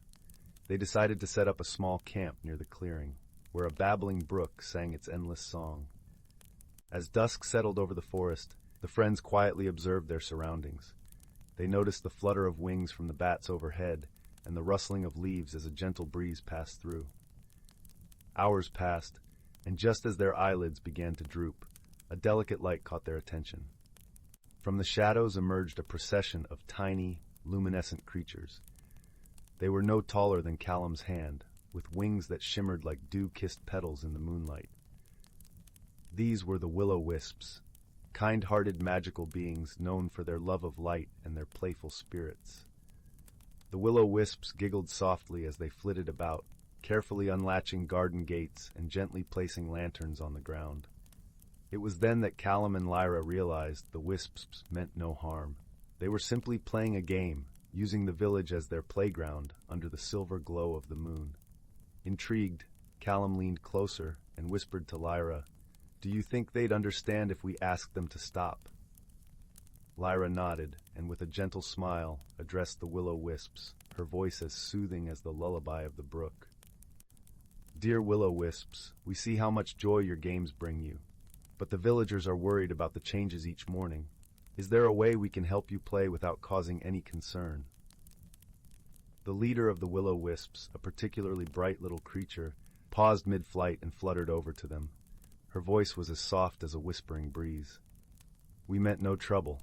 It's just that the lanterns and gates seem so full of stories and light, and we love to explore them." Callum, ever the problem solver, thought for a moment and then proposed, "What if we set up a special area just for you, where you can play with lanterns as much as you like? We can even leave little treasures for you to find." The will-o'-wisps twinkled with delight at the idea, and with a chorus of happy giggles, they agreed. In the days that followed, Callum and Lyra, with the help of the villagers, created a magical corner of the forest filled with lanterns, hanging from branches like stars caught in the trees.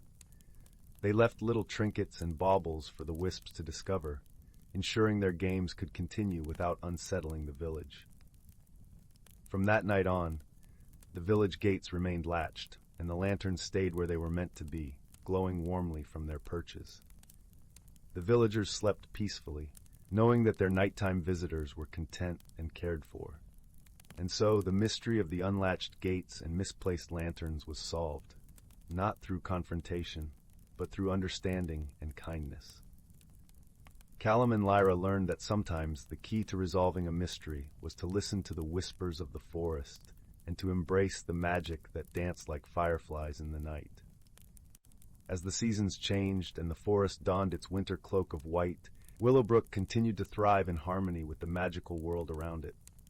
And at night, if you looked closely, you might see the flicker of will-o'-wisps, playing joyfully in their special corner of the woods, their laughter a gentle melody carried on the wind. And so, in the cozy village of Willowbrook, where the firelight flickered in hearths and stories were shared over steaming cups of cocoa, everyone drifted off to sleep with hearts full of warmth and dreams as sweet as the cookies baked by Lyra's grandmother. Story 75. In a secluded corner of the world, cradled by towering emerald canopies and whispering breezes, lay the forest of Evergrove. It was a place where the natural world and magic danced in harmonious rhythm, a sanctuary where the hidden lives of creatures thrived. Here, in every rustle of leaf and ripple of brook, there was a story waiting to be told, a secret yearning to be shared. The sun, a gentle guardian, rose each morning with a soft golden light that filtered through the forest canopy, creating a mosaic of warmth and shade on the forest floor. This light was the breath of life for the ancient trees, whose roots dug deep, intertwining like the wise fingers of old friends. Among them stood the great oak, the eldest of all, whose bark was a tapestry of time, etched with the lore of centuries past. In this enchanted forest, the creatures lived in a delicate balance, each playing their part in the grand symphony of life. At the heart of this ecosystem was a small, curious creature named Leora, a sprightly squirrel with fur as soft as the finest moss and eyes that sparkled like dew-kissed berries. Leora was known among her friends for her boundless curiosity and gentle heart. Leora's best friend was a kind-hearted hedgehog named Bramble, whose quills were more like the soft bristles of a brush than the prickly defenses of his kin. Bramble had an innate sense of the forest's rhythms and a heart full of wisdom that belied his age. Together they shared a bond as deep as the roots of the great oak, always exploring, always learning. One crisp autumn morning, as the forest was wrapped in a quilt of amber and crimson leaves, Leora and Bramble set out on one of their many adventures. The air was crisp with the scent of pine and a hint of the coming winter. Overhead, the sky was a vast expanse of cerulean blue, with wisps of clouds drifting lazily like dreams in the wind. As they scampered through the underbrush, their path illuminated by dappled sunlight, Leora's ears twitched. She had heard a soft, unfamiliar sound, a whispering, like the sigh of the forest itself.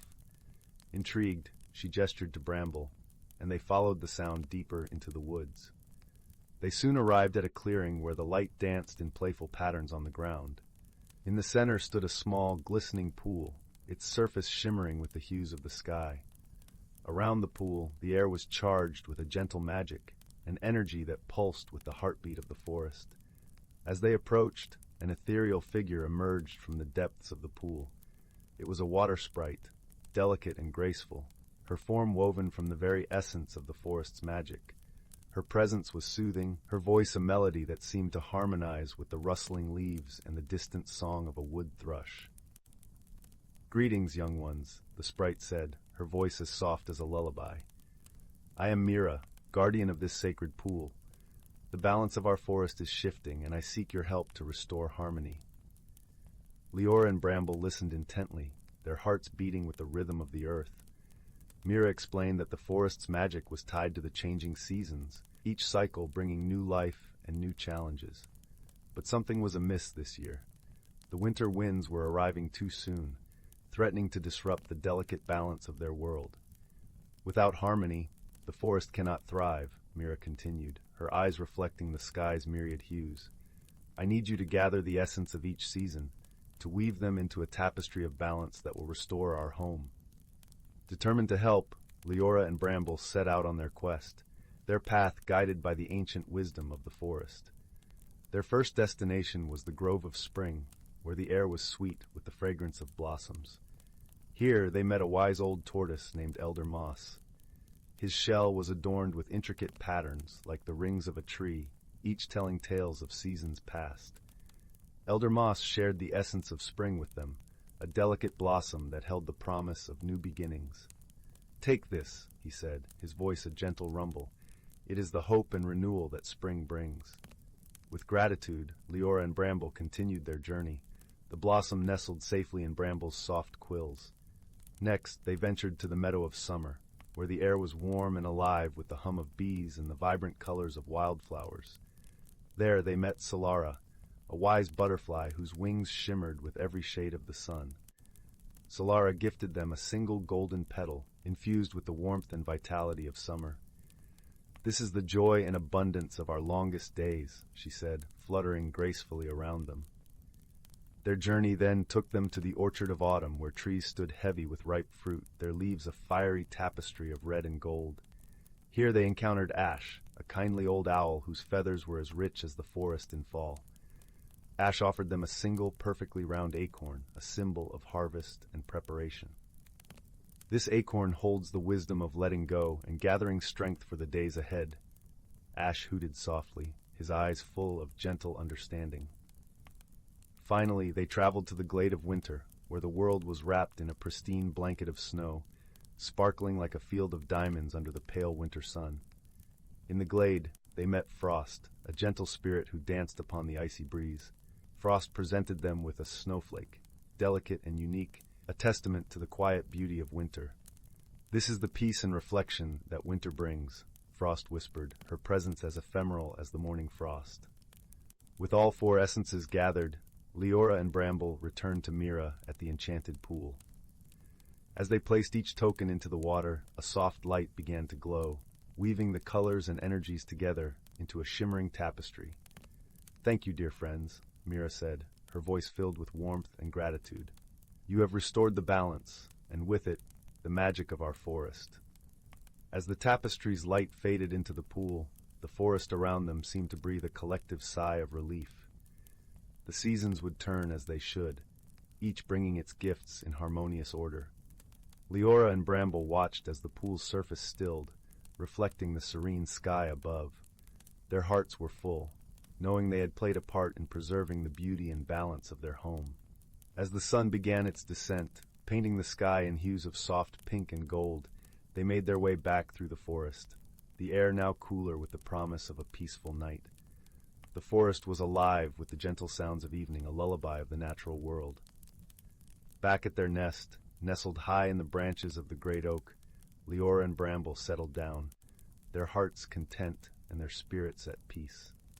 The stars began to twinkle above, like a scattering of diamonds across a velvet sky, a reminder of the magic that wove through the fabric of their world. As they drifted into sleep, the forest cradled them in its gentle embrace, a testament to the enduring cycles of nature and the enduring power of friendship and wisdom. And so, beneath the watchful gaze of the great oak, the forest of Evergrove continued to thrive, a haven of harmony and magic, where stories and lives intertwined in an eternal dance. Story 76. Once upon a time, in a village nestled deep within an ancient forest, there lived a young girl named Ayla. The forest itself was no ordinary place, for it harbored a well-kept secret, a hidden world that only a few were privy to.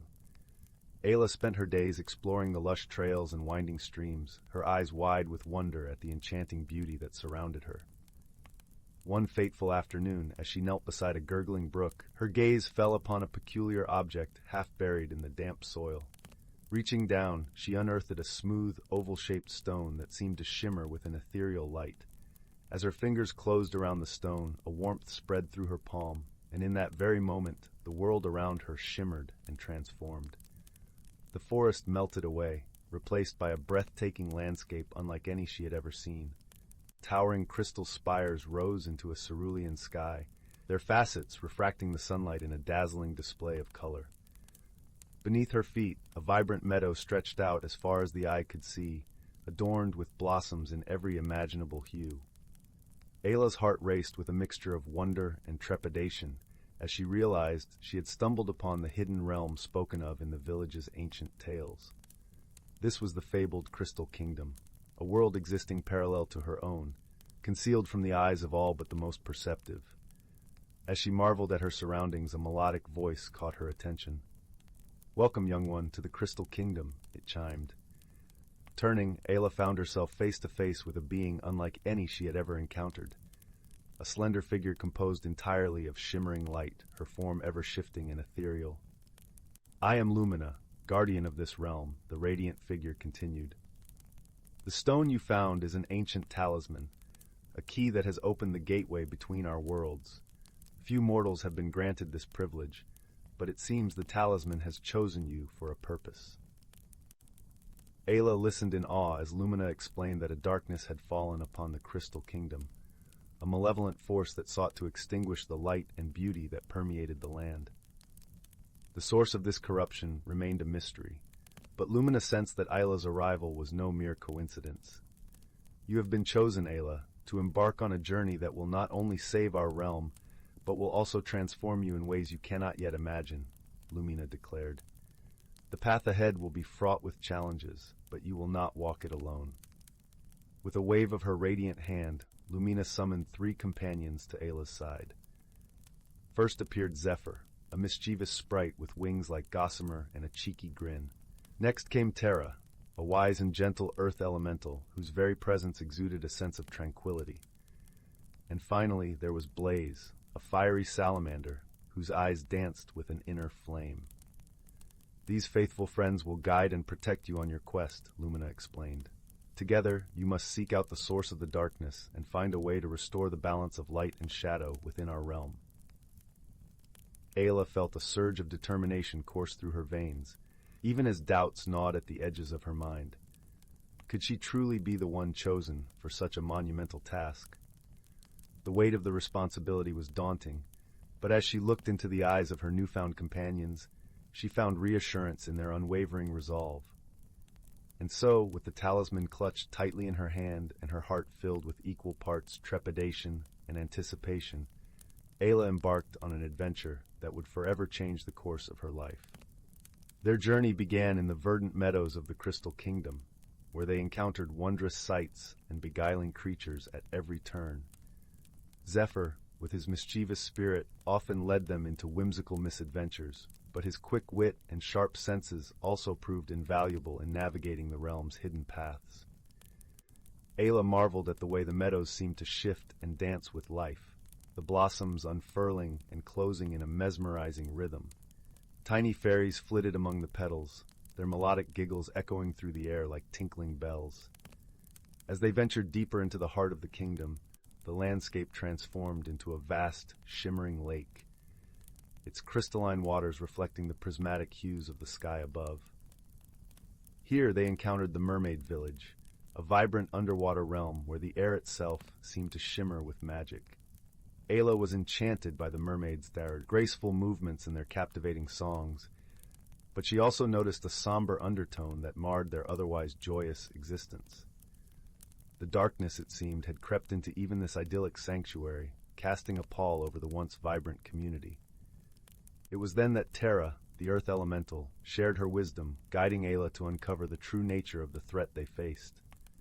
The darkness, Terra explained, was a manifestation of fear and doubt, a malignant force that thrived on the insecurities harbored within the hearts of all living beings. The key to banishing this darkness lies not in physical combat, but in cultivating inner strength and resilience, Terra counseled. Only by facing your fears and embracing your true self can you hope to restore balance to the Crystal Kingdom. Ayla took these words to heart, and as they continued their journey, she found herself confronting her own doubts and insecurities head-on. With each challenge overcome, she felt a newfound sense of confidence blossoming within her. Their path eventually led them to the heart of the kingdom, where the majestic Crystal Palace stood as a glittering beacon amidst the encroaching shadows. It was here that they encountered the most formidable obstacle, a towering obsidian monolith that pulsated with an ominous energy, casting a pall over the once vibrant realm. As they approached the monolith, a chill ran down Ayla's spine, and she felt the weight of her fears pressing down upon her. But then, she remembered Terra's words, and a newfound determination steeled her resolve. With her companions by her side, Ayla raised the talisman high, and its radiant glow cut through the darkness like a beacon in the night. Suddenly, the shadows began to recede, and the Crystal Kingdom was bathed in a brilliant, life-affirming light. In that moment, Ayla realized that the true power lay not in the talisman itself, but in her own unwavering belief in herself and her ability to overcome the darkness within. It was a profound lesson, one that had forever transformed her from a timid village girl into a warrior of light, brimming with confidence and inner strength. As the shadows dispersed, the crystal kingdom was restored to its former glory, the air ringing with the joyous laughter and celebration of its inhabitants. Ayla stood tall, basking in the triumph of her journey, her heart swelling with pride and a deep sense of purpose. Lumina appeared before her once more, her radiant form shimmering with gratitude. "You have accomplished what many deemed impossible, young Ayla," she said, her voice rich with emotion. "In facing your fears and embracing your true self, you have not only saved our realm, but have also undergone a profound transformation." Ayla smiled, her eyes shining with newfound wisdom. "The greatest adventure," she replied, "was the one within." And as she turned to embrace her faithful companions, she knew that this was only the beginning of a lifelong journey, one that would forever shape her destiny and leave an indelible mark on the world around her. From that day forward, Ayla became a beacon of hope and inspiration, her story passing into legend as a testament to the power of courage, friendship, and self-belief. And whenever she felt doubt creeping in, she need only look to the talisman, now a symbol of her unwavering strength, to remind herself of the transformative journey that had forever changed her life.